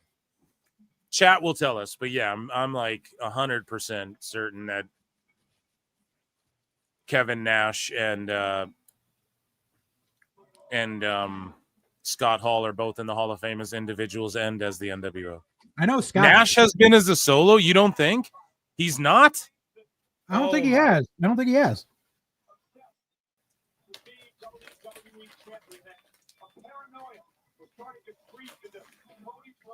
Kevin Nash in the WWE Hall of Fame. Yes, a two-time Hall of Famer, individually in 2015 and as a member of the NWO. Yeah. So I was gonna say, Razor can't get inducted, but fucking Nash. You know what I mean? Like, Nash can't not be if Razor is. Like, Nash did more than fucking Razor did. Not to hate on Razor, but like, he was like, Nash was WWE champion. You know? Yeah. Over the past 3 years, who would not inevitably become better. Time and time again, Drew McIntyre. I wonder what match they induct this year. Probably Hogan and Andre, I bet. Oh, definitely. Yeah. Hogan and Andre will get inducted this year. Yep.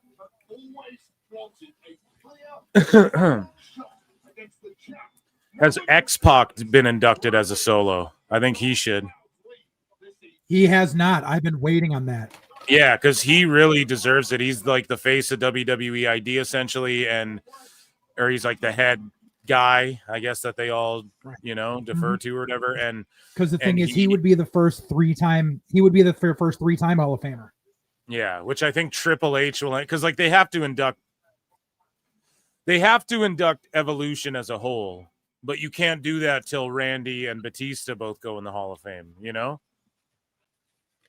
as solos. So I think Triple H might want that too, but X-Pac should go in as a solo because he did so much for like both companies, man, WCW and WWE. Like realistically, man, that guy held so many titles and fucking had a bunch of memorable fucking like his time, even just like his little like X-Pac's little feud with Road Dogg and shit like that, or when he tagged. Remember like DX kind of got back together and it was like Road Dogg and X-Pac, even that shit when he tagged with Kane and shit.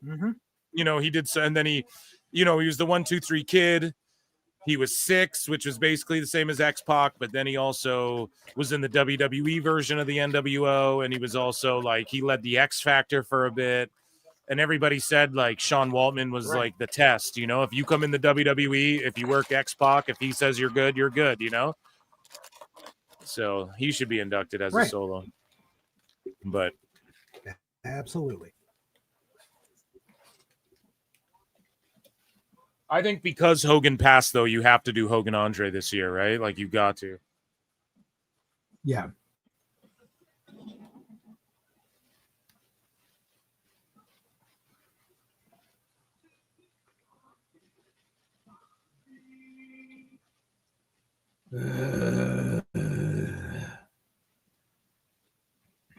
I bet they'd have inducted Hogan and Andre. Fucking sick of Cody Rhodes.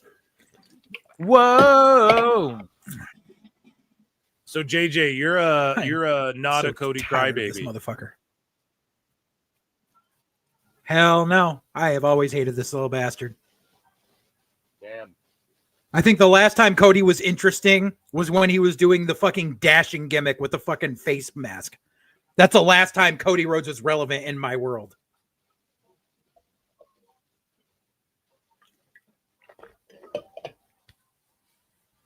You didn't like him in when he was like going around Ring of Honor and TNA and all that shit, New Japan? Nope. Especially because, and if you go back, one of the episodes of White Heat we covered how he completely buried one of the indies around here that Matt was working for at the time. And Matt gave the real story of the bullshit story he gave during this big ass interview with Sam Roberts that got plastered all over the internet. Like, Cody's been a shitbag for a very long time. Damn, that's crazy you're saying all that. But like, I'm glad to hear a different, most people just cry over Cody Rhodes or they're like, go back. He's the best. Yeah. Yeah, the last episode of White Heat Redux we wanted. It says White Heat Redux, the memory remains. A good chunk of that is just us covering that, the Cody story.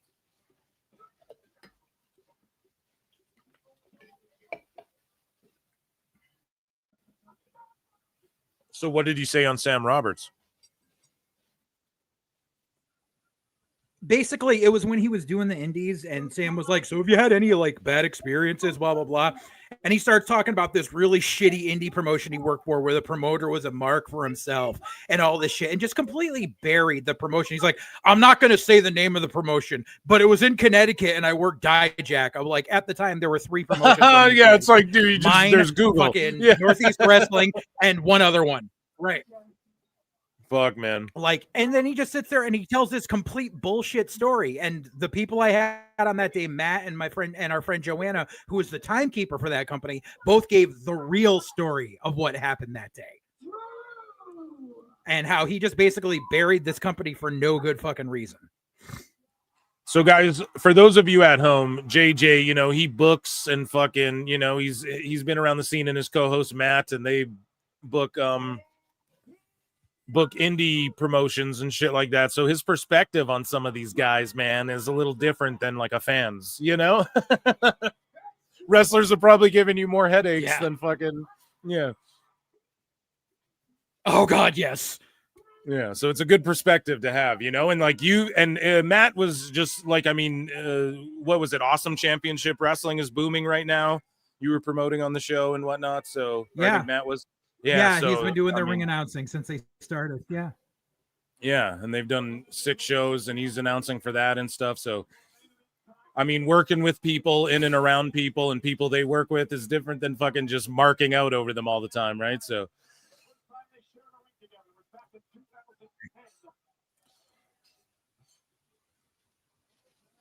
Later on that year, they would become tag team partners.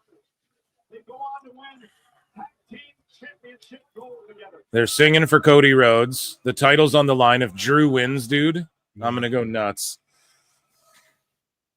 Me too.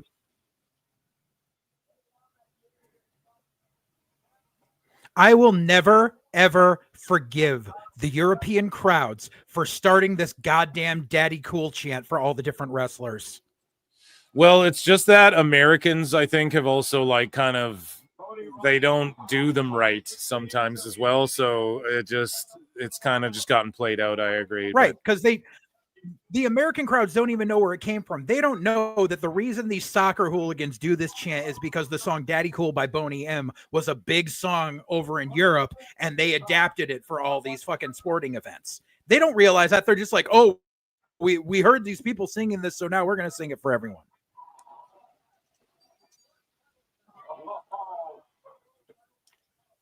Of course, we're sponsored by Minute Maid. A slap from Rhodes. Slapped the juice out his mouth. David Haydich says, JJ, when did he turn down your booking idea?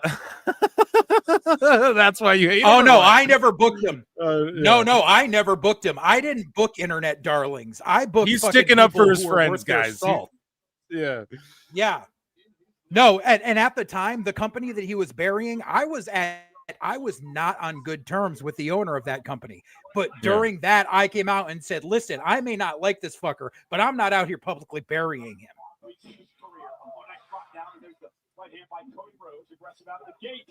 And guys, go and check out PWT Podcast 99, where JJ tells the story about how the Young Bucks tried to get him canceled essentially for fucking for just criticizing them on Twitter and what they were wearing at an ROH show. Yep. And yeah, dude. So there you go. He just redeemed himself. The Bucks hate him, and he hates the Bucks. There you go, Chad. Whatever disagreements we may have, we can all come together on fuck the Young Bucks. Kevin Pierpoint, did you just compare me to that fucking leprechaun JD? You said I'm angry like I'm from the Bronx. That might have been not comparing me to JD. Kevin Pierpoint. JD from the Bronx. Hey, JD, I'm from the Bronx. I'm over here now. JD's a fucking bitch. Oh, Jesus, shooting hard on JD. What did he do to you? You think you fucking hate everybody, dude. I'm surprised you don't hate me. JD pays House of Glory to work commentary on their shows. And I'm not the first person to fucking out him on that. So don't be like, you can't say I'm making up shit. Other wrestlers have been like, yeah, he pays to hang out with wrestlers and he pays to fucking work House. Damn.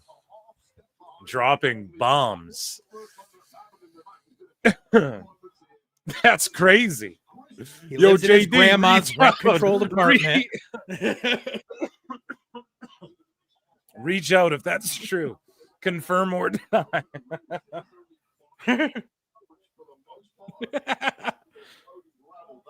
Because I used to book House of Glory guys all the time, and I heard this shit a lot.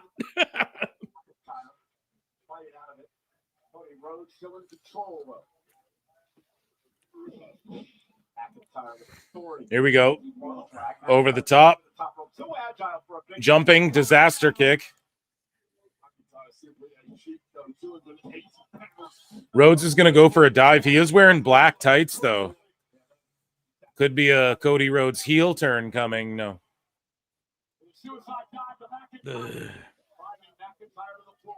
That announce table's like just all. It's not even put back together entirely. It's just falling They're like, apart. fuck this game. Yeah.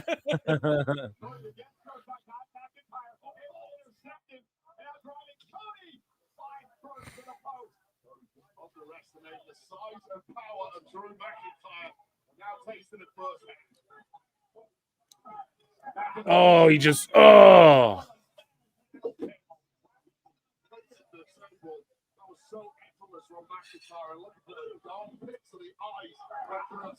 Oh, he just tossed Rhodes over that table, dude.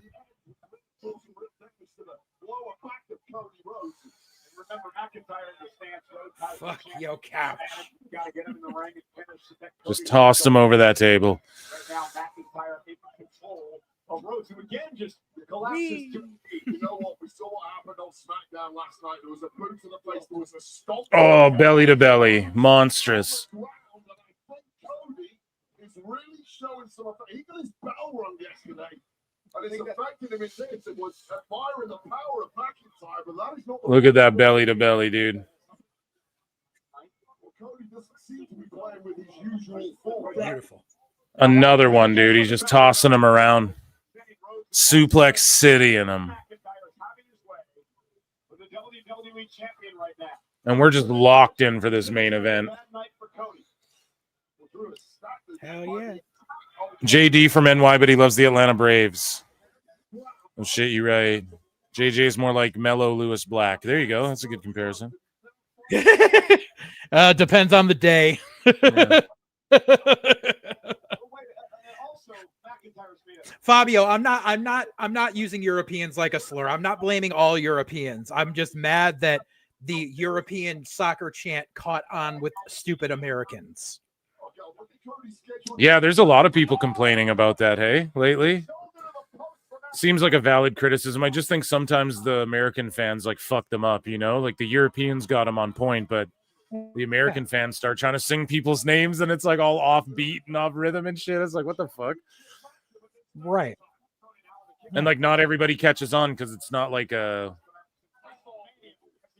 it's like specific chants for specific people. You don't just do it to everybody, you know? I just think that's what's making it played out. Oh, the reverse Alabama. This is a dangerous ass move. Yeah.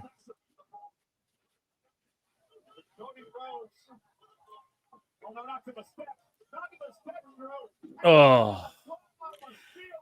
I'm a bit surprised. Well, not surprised because they were saying to like expect a bunch of surprises at WrestlePalooza, and so far the only major surprise is them announcing Stephanie going to the Hall of Fame.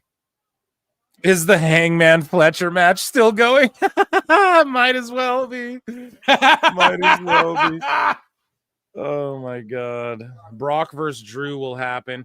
And here's the thing. You guys remember when Drew I don't know about Claymored Brock out of that Rumble halfway through when he eliminated like 15 people? Damn, look at Drew going off with live rounds. Right. And then Drew beat Brock for the belt that year. Yeah. So they could totally go back to that and do it where it draws money now because wasn't it like COVID or something? Yeah, it ended up being COVID mania, so they had to do it in the PC in front of nobody. Yeah.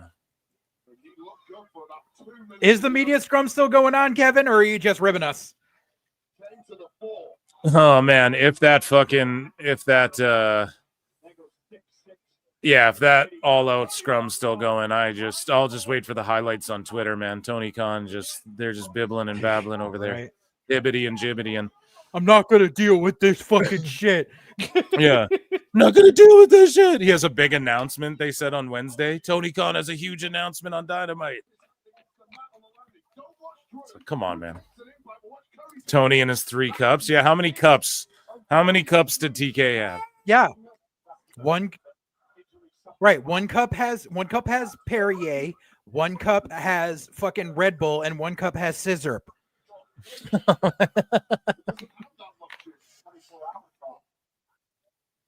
This is for the WWE Championship, undisputed, live at WrestlePalooza. Okay, they're trading blows now. Go to sleep, nap boys. Boom, boom, boom. Trading blows. Excuse me. Trading blows. I've been on the air for like 8 hours, for Christ's sakes. Punch to the face. Over the top. Power slam. Barely got Drew over. Why are they doing a hockey fight spot when there was a hockey fight spot in the last match? Does nobody watch the fucking monitor anymore? Disaster kick. Yeah, it's like doing one of the what Moxley did after they already had the tax and tables and tax. Right. That's the big problem, and that's something that, like, AEW, no one watches the monitor, but in WWE, it's like you should be watching the monitor to see or checking to see and make sure you're not doing the same spots 2 matches in a row, or even 2 spots in the same card. Yeah, like, because crowds get burnt out. Here we go. Saw the cutter. Crossroads. Oh, big knee to the head. I hate that everyone calls it a cutter. It's called a fucking ace crusher. Headbutt. An ace crusher. Yeah, that's called a gun stun. Like, so Dallas made it the diamond cutter, and that was fine, but it was an ace crusher.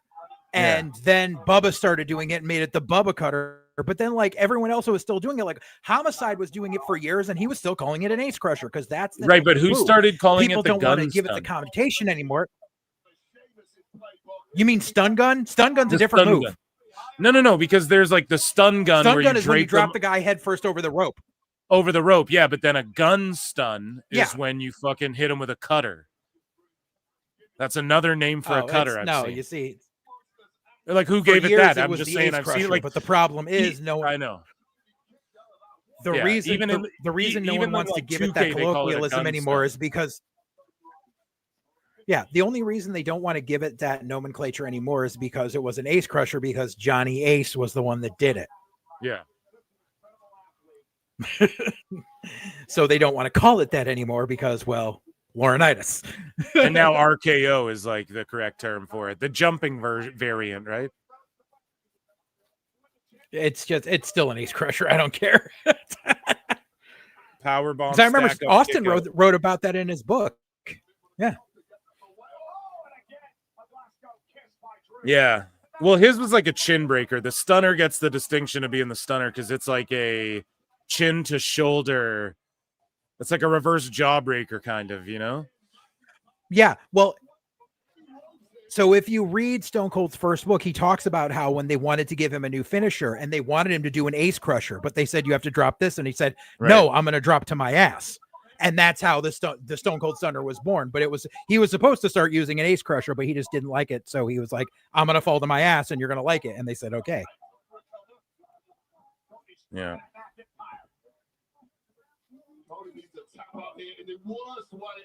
Yeah, now I'm just super curious. Like, who tried to give it the name Gun Stun? Like, where does that come from? I've never known. Is that like, did Billy Gunn do it or something? And I just don't know about it because that's what they call it in the games and shit. And that's what they've like ever since I was a kid. There's always a cutter variant called a Gun Stun, which is like, what is that? I don't know. That's like back in the early SmackDown PS2 games. Like, you could do the catatonic, the move that fucking but it was called the gun. It was called the gun stinger in it. Yeah. Okay, Drew's got the buckle off. So obviously to distract the ref. Holy shit, dude. The media scrum just ended 10 minutes ago. That's insane. 10 EST, the media scrum ended. Jesus. Fan service. The greatest promotion in the world. The best guy is Tony Khan.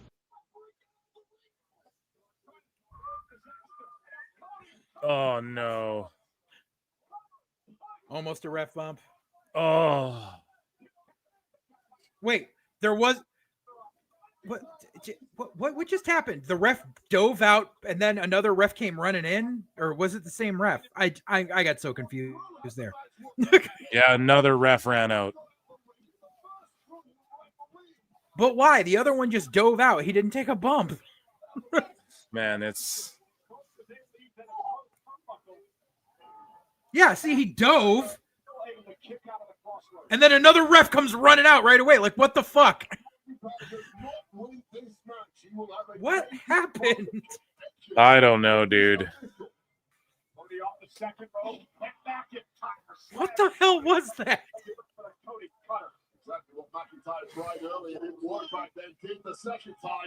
Oh man, and Drew with the fucking dive. With the epic dive.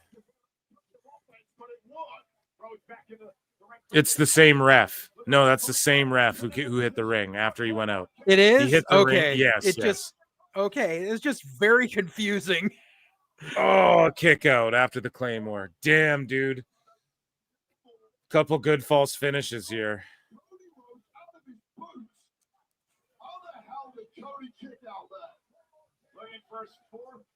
World Championship. Almost pinned the undisputed WWE champ there. Yeah, chat, PWT chat, undefeated, corrected us on that one. Yeah. Drew's got to stay focused now. He's got this match completely under control. The dark clouds are all forming in the mind of McIntyre, who is convinced the world is against him. And again, he calls that both paranoid. Yeah, this match has, I think, been my match of the night so far. Oh. I'm still sticking with Stephanie and Io. Yeah? We'll see if they fuck this finish up or... I just think Brock's looming, and that's why they did it first, because everybody goes, oh, Brock just wants to get the fuck out of there. But I think he just, like, pops up and beats the shit out of everyone or something. But why?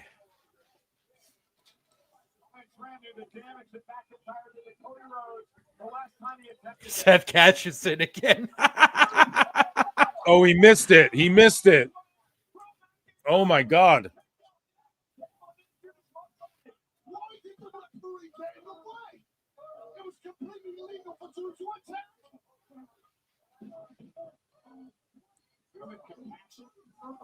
Drew may have snapped his shit. Where's the compassion for Drew? Oh man, if they Drew may have snapped his shit on this particle board. Yeah, dude, if his foot's like injured and he fucking takes this L, dude, this way, goddamn. It's just so unfortunate. A headbutt. Oh my God. Drew. He might do it right here, guys. He's just selling. He's selling. He's selling. He's selling. Yeah. Oh, he can't do it though. Oh my God, no. Oh no.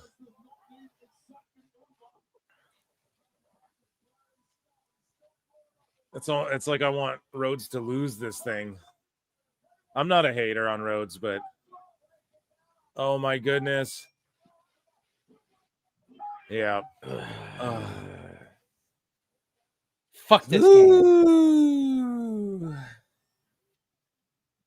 Yeah, guys, it's ESPN era. Now, you gotta fucking the problem is how do you continue this feud now? Like Cody pins him clean. Where do you go from here? I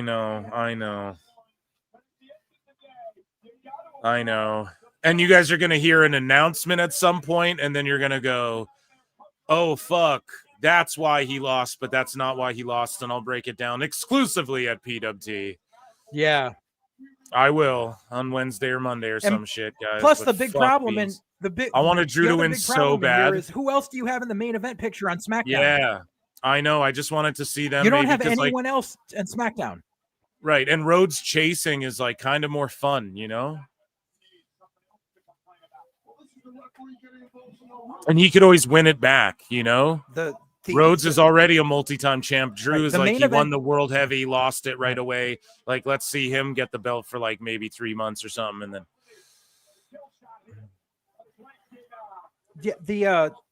the main event picture on SmackDown is like the tag title picture on Raw. Like there's nobody in it. Who do you guys think? Like Brock hits the ring right now and just fucking takes Rhodes out. We've already seen that happen, though, essentially, right? Yeah, and the crowd doesn't care. The people chat even sees it. The crowd does not care.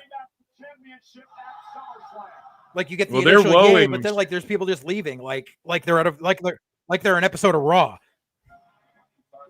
I think something's gonna happen, man. Yeah, Perry, he had it during COVID when no one was watching. Poor guy.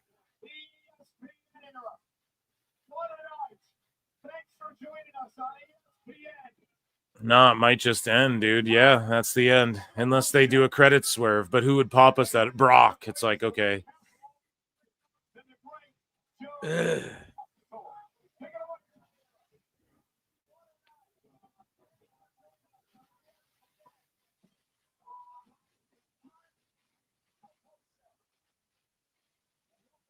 So they're like, take it away, Joe Tessitore, but he's like muted and you can't like hear him, what he's even saying. And we're still live on Netflix. He's just talking and you can't hear him at all. So what's going on, dude? Oh yeah, he's talking. You can't hear him though. And you're just hearing Rhodes's music play through the Netflix feed. And then it just went to black. We'll have Netflix, live guests. Yada yada. Damn, so that was it. They ended it like that. I mean, that's just like a solid, like, this is our event on ESPN, but it wasn't like a WrestleMania level fucking, oh my God, or anything like that. It was I give it like a solid, like A- show, you know, like a solid, like A-. It felt like a Saturday night's main event. Yeah, it kind of did like a feel Saturday that night's main way. event. I agree with that. And it did kind of end abruptly. Yeah, we'll talk about this shit more on Member Monday as well as the Wednesday live show. I think Rhodes and Drew was my favorite match of the night. I think Io and Vaquer was a close second. I think Punk AJ Lee went a little too long. I think that putting the Usos together just to have them lose was a little weird. And we're gonna get like a stacked SmackDown with the three-way women's title, if you consider it that way.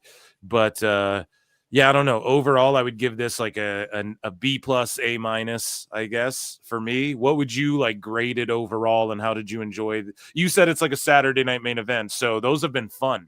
A lot of them, you know, with the member berries and Goldberg and all that shit. Yeah, so I don't know. I like Stephanie and Io. Cody and Drew was serviceable.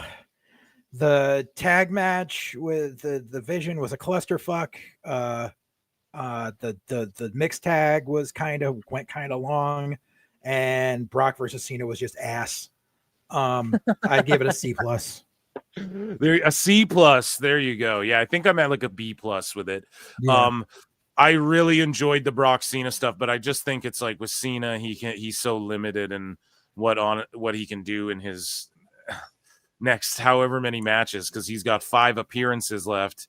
But how many of those are matches? Like 2 matches probably, unless I don't know. But there will be one. It could even just be one.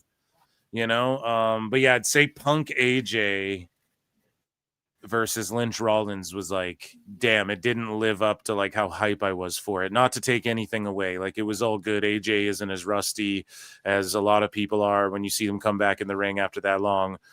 But at the same time, I just think that was the lackluster one for me that I was like kind of really hyped for, and I was kind of like, it's going too long now, you know. And we're almost hurting AJ on announce tables and shit. Yeah, you're with me on that one. Rabid Wolverine Chelsea Killer 17 for 2 says AEW and WWE not good tonight. Damn, so Rabid Wolverine says neither were. Yeah, All Out was really a fucking drag. I'm gonna be honest. John Don Seabus says Phil could use some Jericho. Okay, well, we'll hear from Jericho here in the post show. No, not right now, not this instant. We're kind of chatting it up. Okay, but thank you. Acknowledge me. I don't know, man. It didn't blow me away the way I was hoping it would. But at the same time, hopefully the Brock stuff builds to something. And I don't know who's next in line for Rhodes. Like, who would you put in there next? I don't know. Unless they put Gunther over on SmackDown, like, I don't know. Yeah. No, I'm with you on that. Well, ladies and gentlemen, what is chat saying? Who won in Vac Air versus EO? AEW was crap. WWE was meh. They had both AJ and Nikki Bella's return go too long. Ricky, those chats move so fast. I know that AWYT doesn't have mods. I'm not sure about WWYT. I miss Brock Cena. Were you watching AEW? Def a C+ show. It kind of stumbled at the end. There you go, C+. A lot of people agree with you, JJ. They might be mad that you're a hater of Cody Rhodes and John Cena, but they agree with you on the overall grade. So I think that's a good thing, man. Ladies and gentlemen, round of applause for the PWT universe for being here with me for over 8 hours today. There's well over 300 of you guys still watching. Guys, check out my friend JJ, Full Circle Radio Network on YouTube, okay, at Full Circle Radio. I'm over there. I do shows with those motherfuckers. Thanks for coming on with me. Guys, I'll cover all the post-show stuff that needs to be covered on Member Monday and Wednesday. If they make that huge announcement, if it's like a Hollywood thing, if they do all that, then we'll cover all that. We'll talk about all that. And so appreciate you all for being here. I'm going to get the fuck out of here. You guys know where to find me. That's why you're here. But check out my Patreon, patreon.com/prowrestletimes. I'm watching Tough Enough Season 1 and other shit. And there's tons of exclusive shit on there. Thank you guys for being here. Appreciate you all. Let's head over here. JJ, thanks for being here. Until next time, I bid you all adieu, and I'll see you in the Upside Down. Peace. It is a fast-acting viral strain that infects the host immediately, and upon getting sick, the infected will become racked with coughs, sweat profusely, and start to get the shivers and chills. There he is, the legend. The man, the myth, the legend. Yeah. You can't literally run a promotion just for the AEW, what do they call them, sickos? Thank you very much, TikTok and AEW. See you tonight. Tony Khan started telling people there's no such thing as long-term booking anymore. It's week to week. The best guys, Tony Khan. We just secured the bag. It's not like I tried to be a character. It was just sort of happened naturally. But it was never something I intended. It was just something that happened because the wrestlers asked me to do things in matches, and I do them.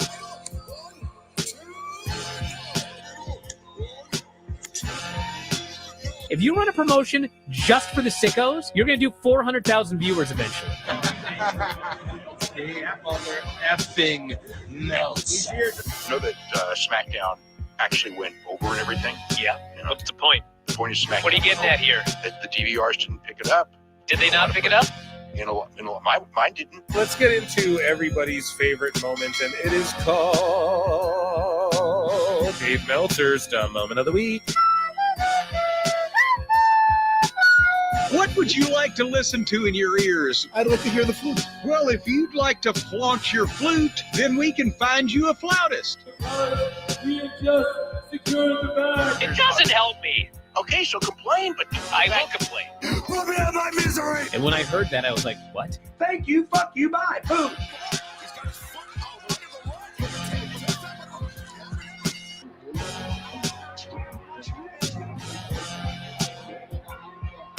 You got to run a promotion for everybody. The sickos can be the ones that buy tickets first and spend the most money on the merchandise. Because we have just secured the bag. But you got to promote for everybody. Then you'll have a lot of viewers. I think we proved a lot of so-called experts. We made them look like idiots. We're not going anywhere. Tony Khan's not going anywhere. You'll also be there on TNT. You'll be in 2 places at once. You'll be have my favorite movie. Time Gone. So great, Pittsburgh. It's not like I tried to be a character. It sort of happened naturally. The best guys, Tony Khan. to keep themselves safe.